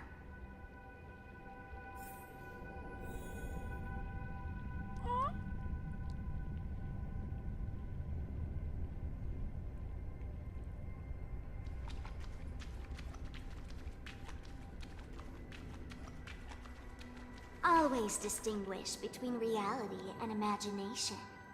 All right, Gray. Life is akin to a winding labyrinth where memories serve. May your schemes be forever concealed. Adventuring. Anna's dream is too cruel for him and everyone else. To the imperfect tomorrow. I still remember the question on the invitation letter. Why does life slumber?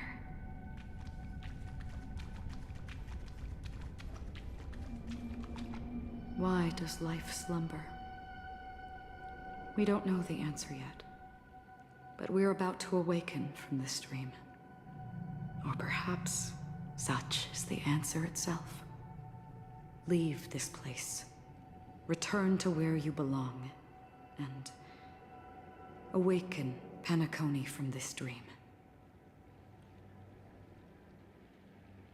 As I said, our plan is not about convincing everyone to choose the right path, but about inspiring them to save themselves. So, when will people actively save themselves?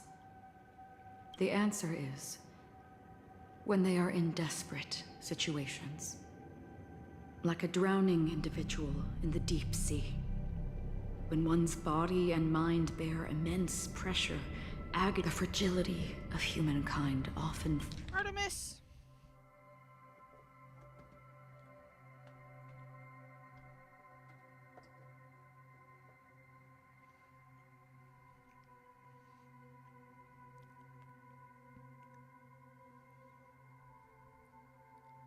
freezes them in their tracks. But in truly desperate situations, they will strive to save themselves. Cat aggro.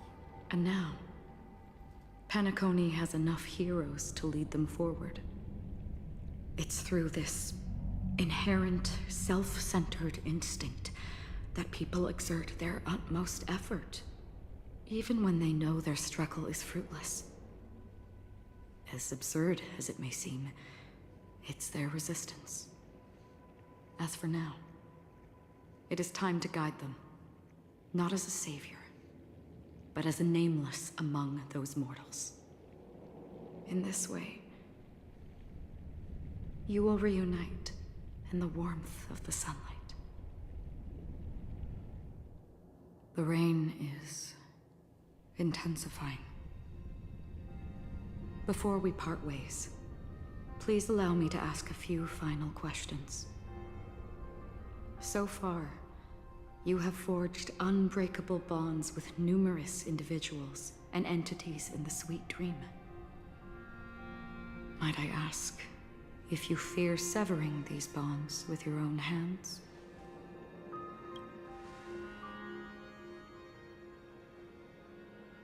If there is a vast, lifelike dreamland that is virtually indistinguishable from reality, a realm without death, where everyone can attain the happiness and fulfillment they deserve, living blissfully ever after,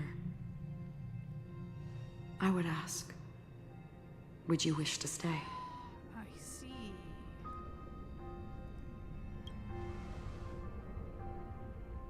Imagine if this splendid dream were fated to fall apart.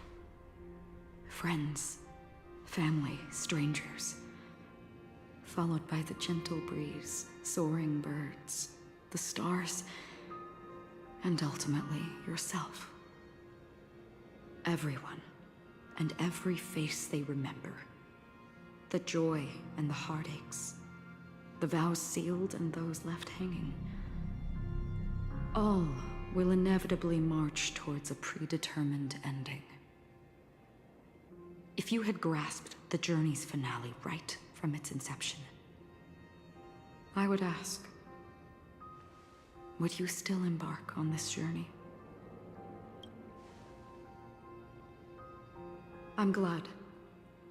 The answer itself doesn't matter. What matters is that you've made a decision. Listen, touch, and ponder. And therein lies the sensation. Cherish it, because that's what makes us exist. Such is the only answer humans can offer when facing the nihility. If the nihility represents the primal fear of life, rendering any lofty convictions insignificant under their imposing shadow, then behind this shadow, there must exist the most fervent source of light in the world.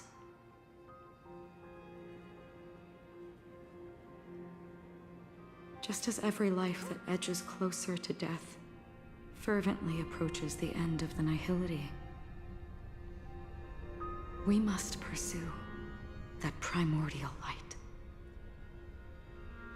Now come to think that you exist in the nihility, and you watch over others to depart it. Such a task is absurd and meaningless. Nevertheless, someone had to do it. As for the meaning you mentioned, even if it's a meaningless task, I've come this far, haven't I? Even if the future you forge may not even belong to you. It may not belong to me, but it definitely belongs to someone. What hardships you must have experienced. In that case, allow me to do something meaningless too.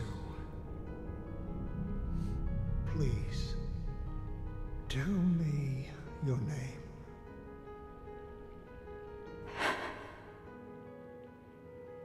Perhaps My existence will vanish in the next moment, and nobody will remember this conversation or your answer. But I believe that your name should be remembered. And this universe will remember it as well.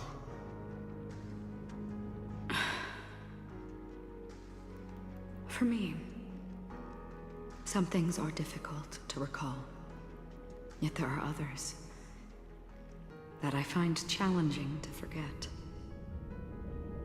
Such is memory, a creation of the past that blossoms into significance in the distant future. I remember that marks the start of my journey.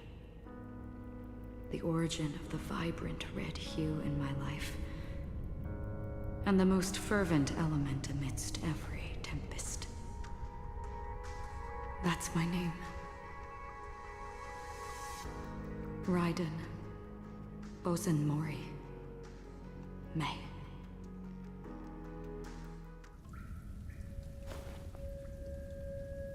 The Golden Dream is getting restless.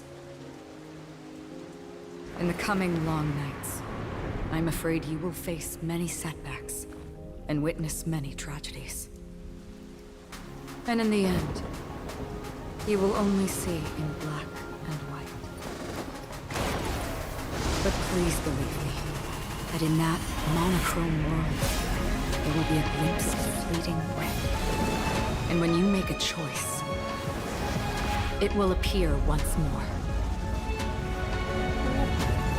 Oh.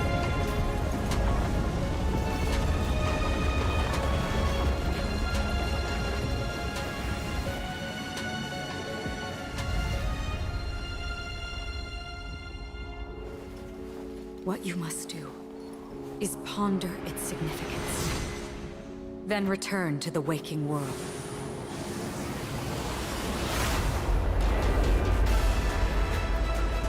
That's where we all find our answers.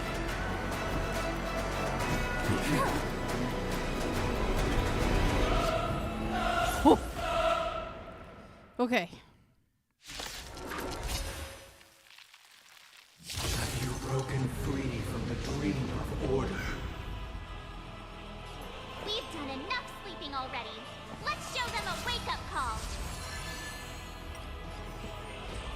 Wake up! There's no time to lose. Conflict is pitiless.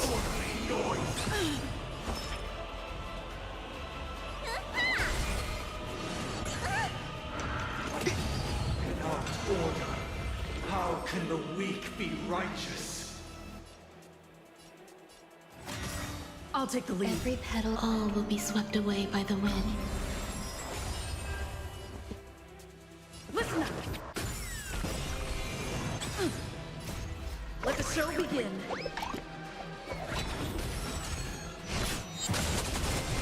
Follow my charge. Here is thunder. Why is everybody silent? All things are part of the melody.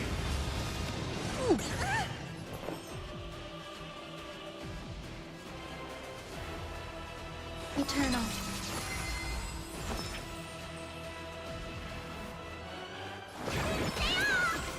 Great teamwork.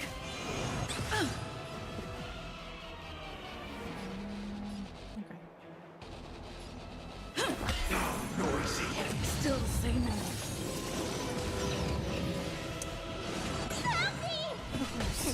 Time to show what's in your prescription! Great teamwork. Conflict is pitiless. Some value, I suppose. Show no mercy.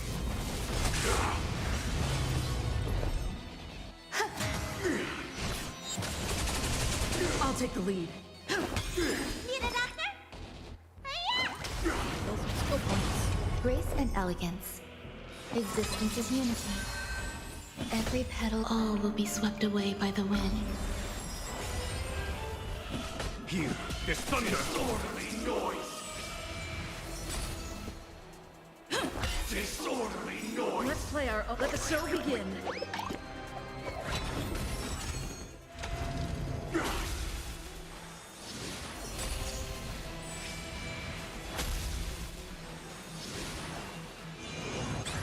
Let me tend your wounds.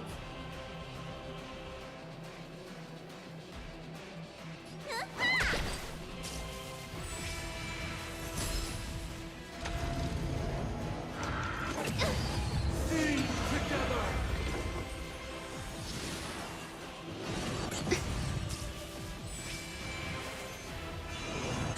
Is that it? There's more to life.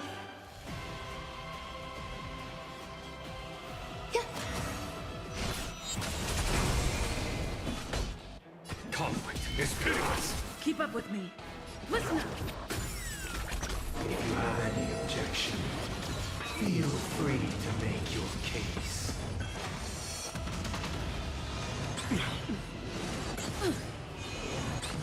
Need a doctor? Great Some value as every petal. All will be swept away by the wind. Hey, that wasn't enough. I'll take the lead.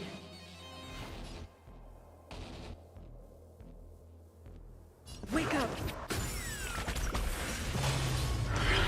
Still the same old. Sink into the brain!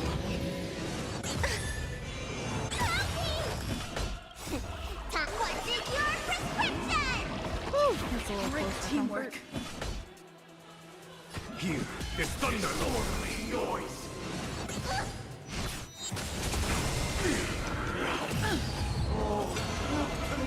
Let's play our own melody. Let the show begin.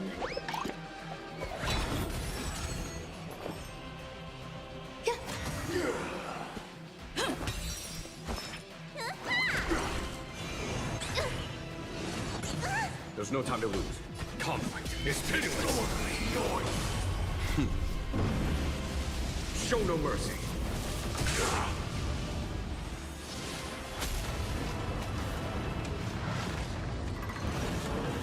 7,336 notes.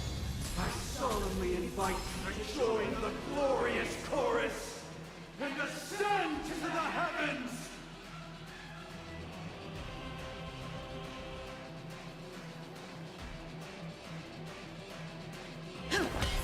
Noisy. Eternal. Every petal. All will be swept away by the wind. Uphold the truth. Let me tend your wounds. 1,000 thanks. Hear this thunder! Keep up with me.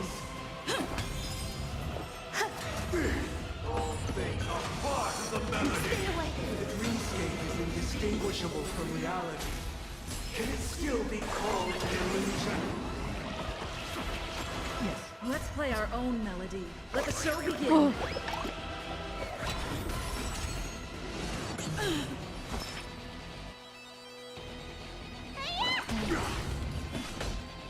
Conflict is pitiless.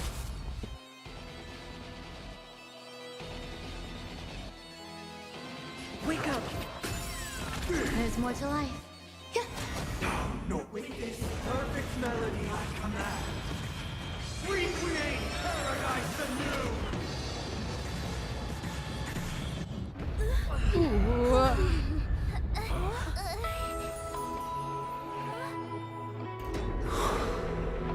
Music. Robin!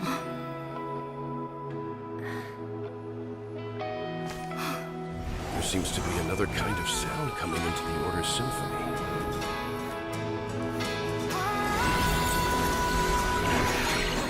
Penacony's first and last disharmony.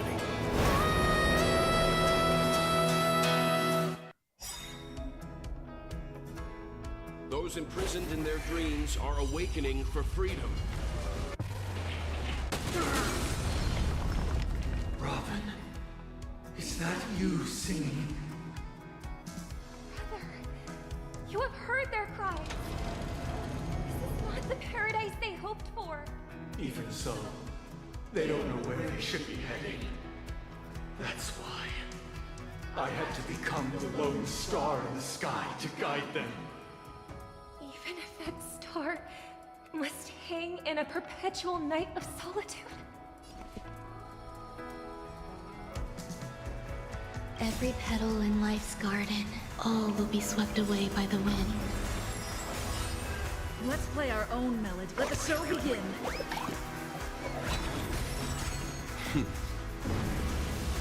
Show no mercy.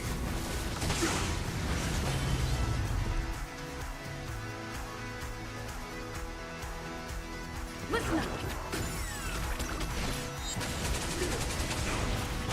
There's no time to lose.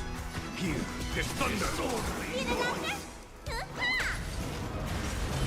Grace?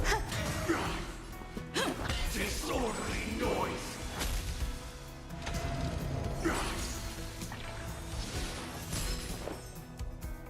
Eternal. Conflict is bitterness. Disorderly noise. I'll take the lead.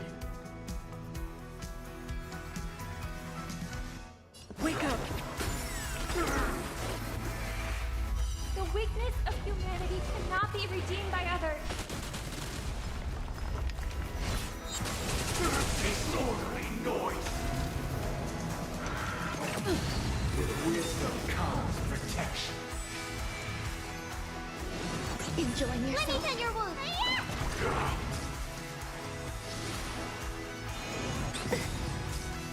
Every petal, all will be swept away by the wind.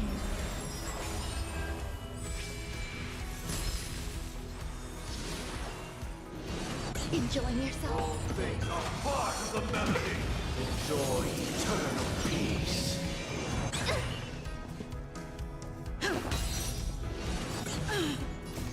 Let the show begin.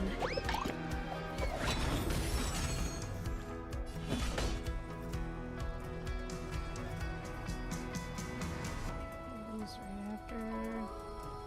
Here is thunder. Great teamwork. Still the same. Noise is fading. Eternal prayer. What's in your prescription? 1,000 thanks. Keep up with me.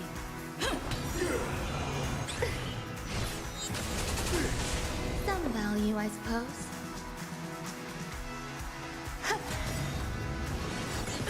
Every petal, all will be swept away by the wind. Follow my charge. Conflict is bitterness. Awaken!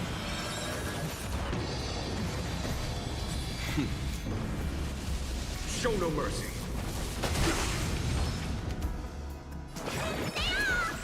So that Even if the future is full of pain, we won't escape from it. I'll take the lead.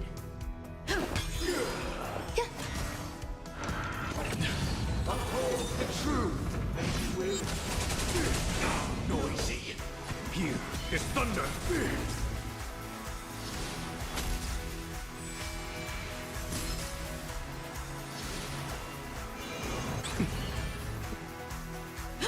Now, noisy. Let's play our. Let the show begin.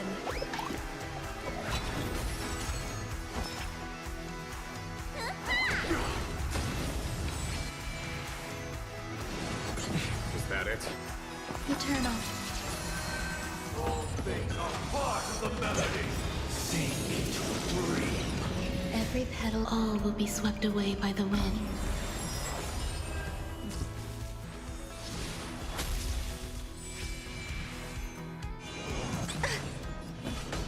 Conflict is bitterness. Keep up with me.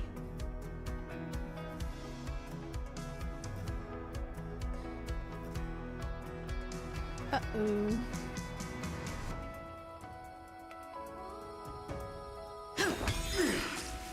Witness the will of the weak. Disorderly noise. The noise is fading. Wait for good tidings.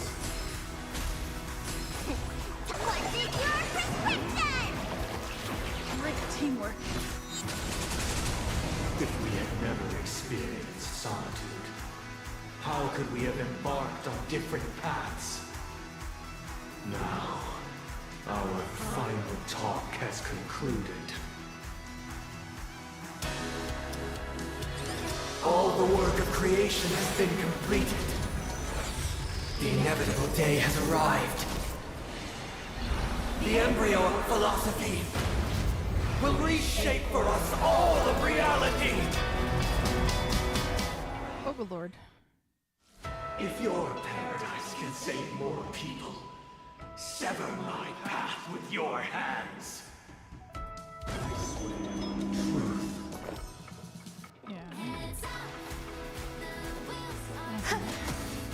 Oh, Lord, may I honor you. I swear on words. I'll take the lead. Wake up! With this 7-day vow, I command you to heed my... Uh-oh. I have a bad feeling about this.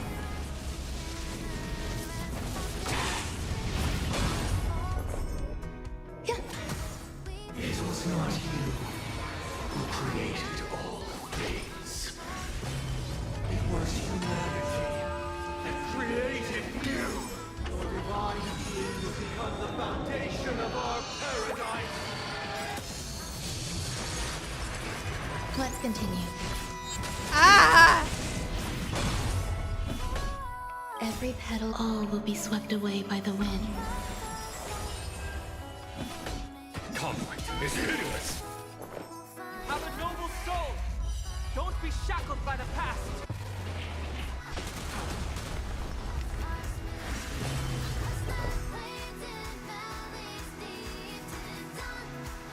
Existence is unity. By the solemn desire for order. Stop it! We want to achieve the paradise we promised. But the order is not the only choice. True happiness. Lie in defying the nihility. Embracing that life offers. Grace and elegance.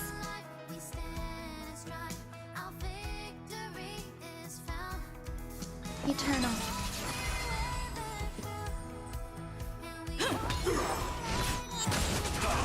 Blasphemous. There's more to life. Follow my charge. Keep up with me.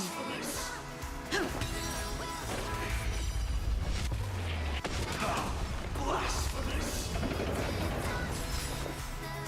Every petal, all will be swept away by the wind. Existence is unity. I swear on truth. Let me tend your wounds. I swear on the calendar. I'll take the lead. I swear on words. I swear on values. Some value, I suppose. I swear on rules. I swear on meaning. I swear on human dignity. Gods of the world!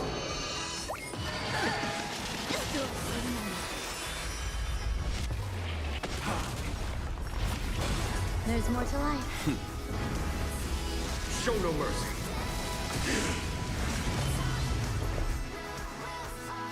Eternal. Every petal, all will be swept away by the wind. Insolent. There's no time to lose. I swear on the calendar.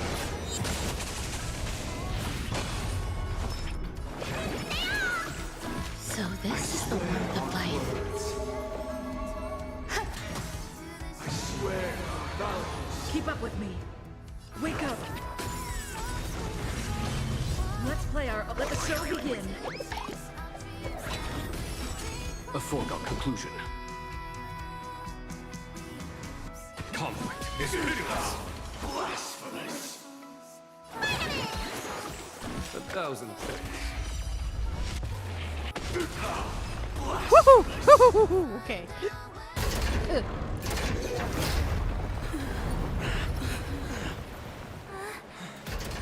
So, why does life slumber? Because someday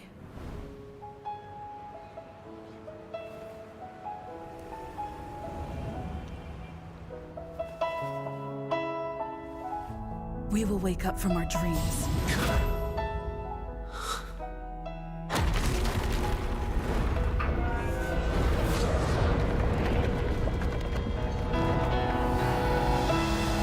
The night is still too short.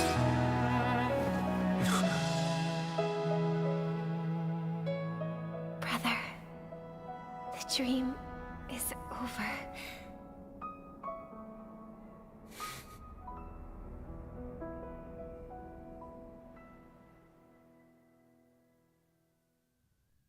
In the first year of the AE 2158, a fiery conspiracy erupted in the land of the dreams, but soon faded in chaos and destruction.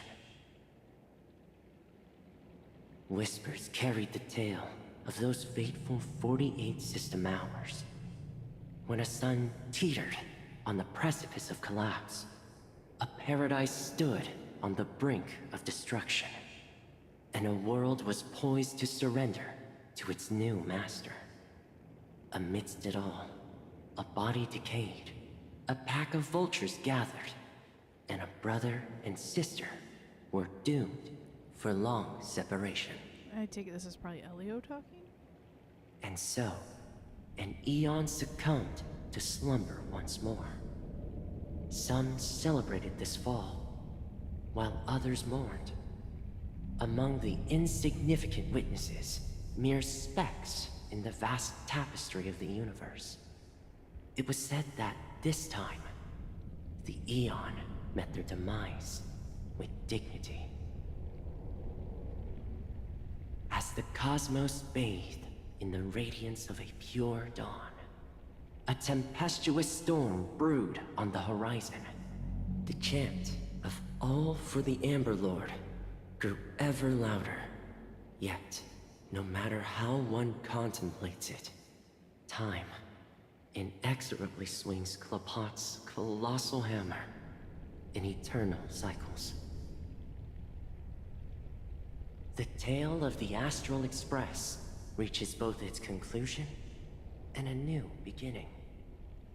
Time marches forward, heralding the arrival of a new chapter in the history of trailblazing expeditions. Brother, do you think the stars will fade away? Where did that come all of a sudden?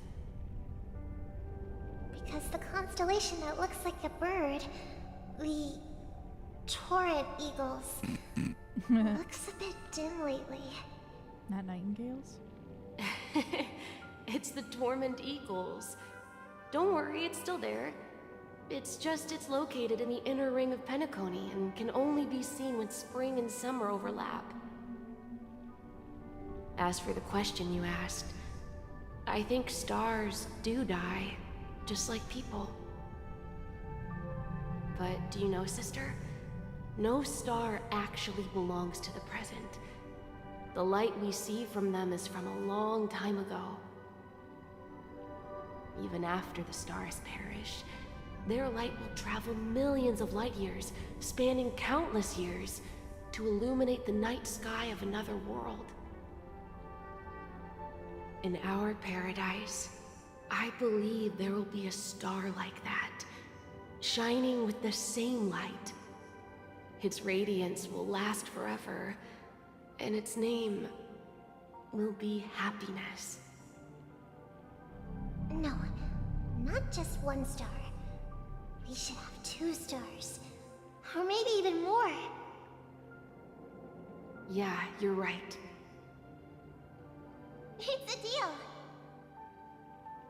It's a deal then. This is our promise, and nothing will sway our ideals. Yeah, you bet.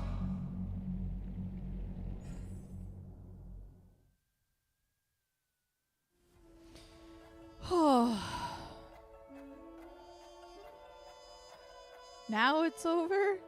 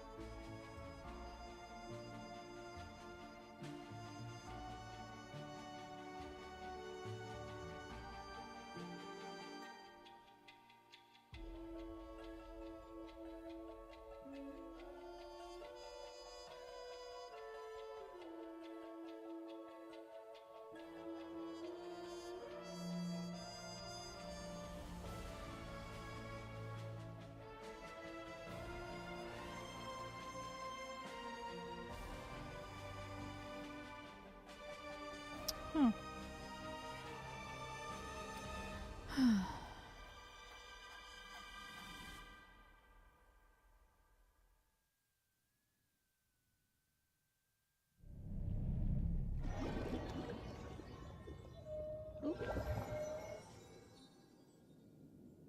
It's a pleasure to hear your voice again. Jade. Congratulations. You've become the biggest winner of this festival. Are you calling just to poke fun at me? No. I'm just impressed.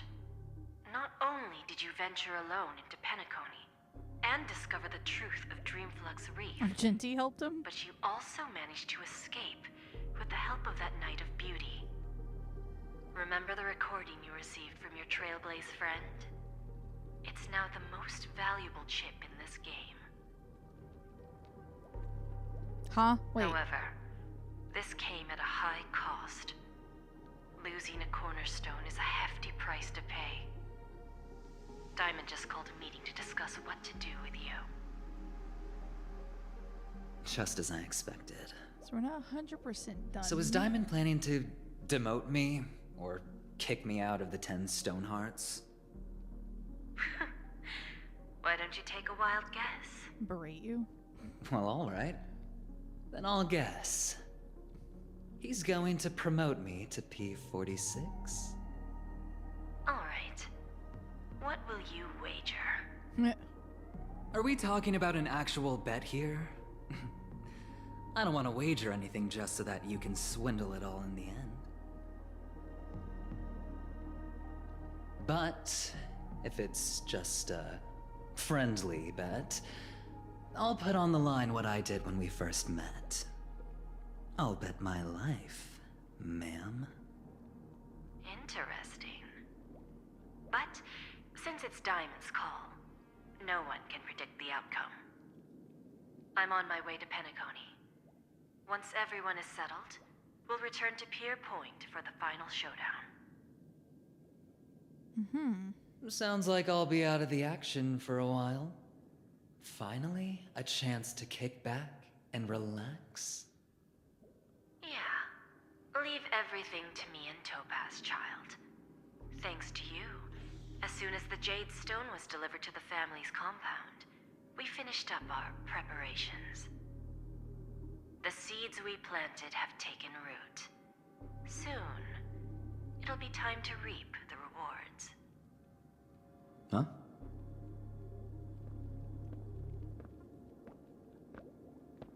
let's wrap it up for now. Looks like I've got a visitor here.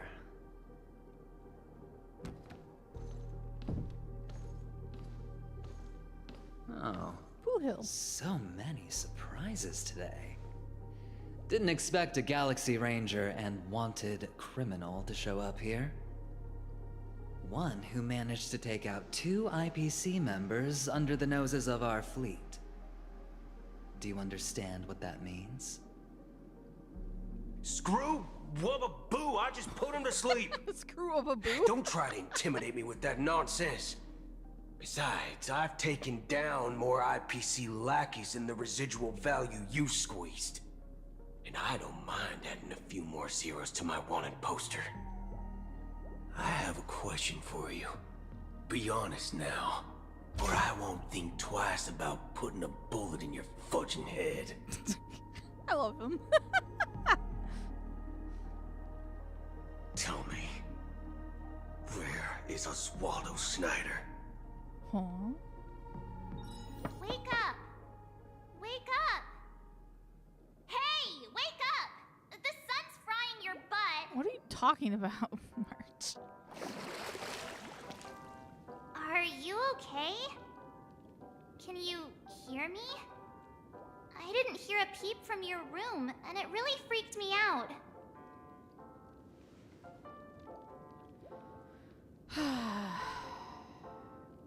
Hey, I was seriously worried when you didn't respond. Thank goodness. The Order's dream is over. Even though it's been a day, I still break into a sweat when I think about it. Our trailblazing expedition almost ended in Penacony. I'm so jealous that you got a good night's sleep. I was traumatized and too scared to even close my eyes. I thought if I fell asleep, I'd never wake up again. They've already left, leaving this kind-hearted girl to wake you up. You owe her big time. The Stellaron was sealed while you were sleeping. The ordinary people in Penacony have no idea what happened. They just feel like something's missing from their memories. The family's official statement was like, "The Charmony Festival was attacked by an unidentified Stellaron and came to a halt." After all, you can't just reveal the truth about the Order. Of course they would just say that. Now, all the major lineages, except for the Oak family, are dealing with the aftermath.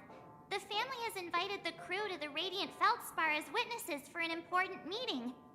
Everyone's waiting for you, so hurry up and pack. We're leaving as soon as you're ready.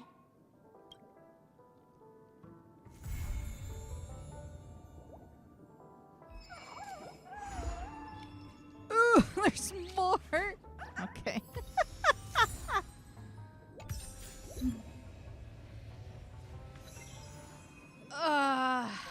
I've been going at this for 9.5 hours. I think now is the time to take a break.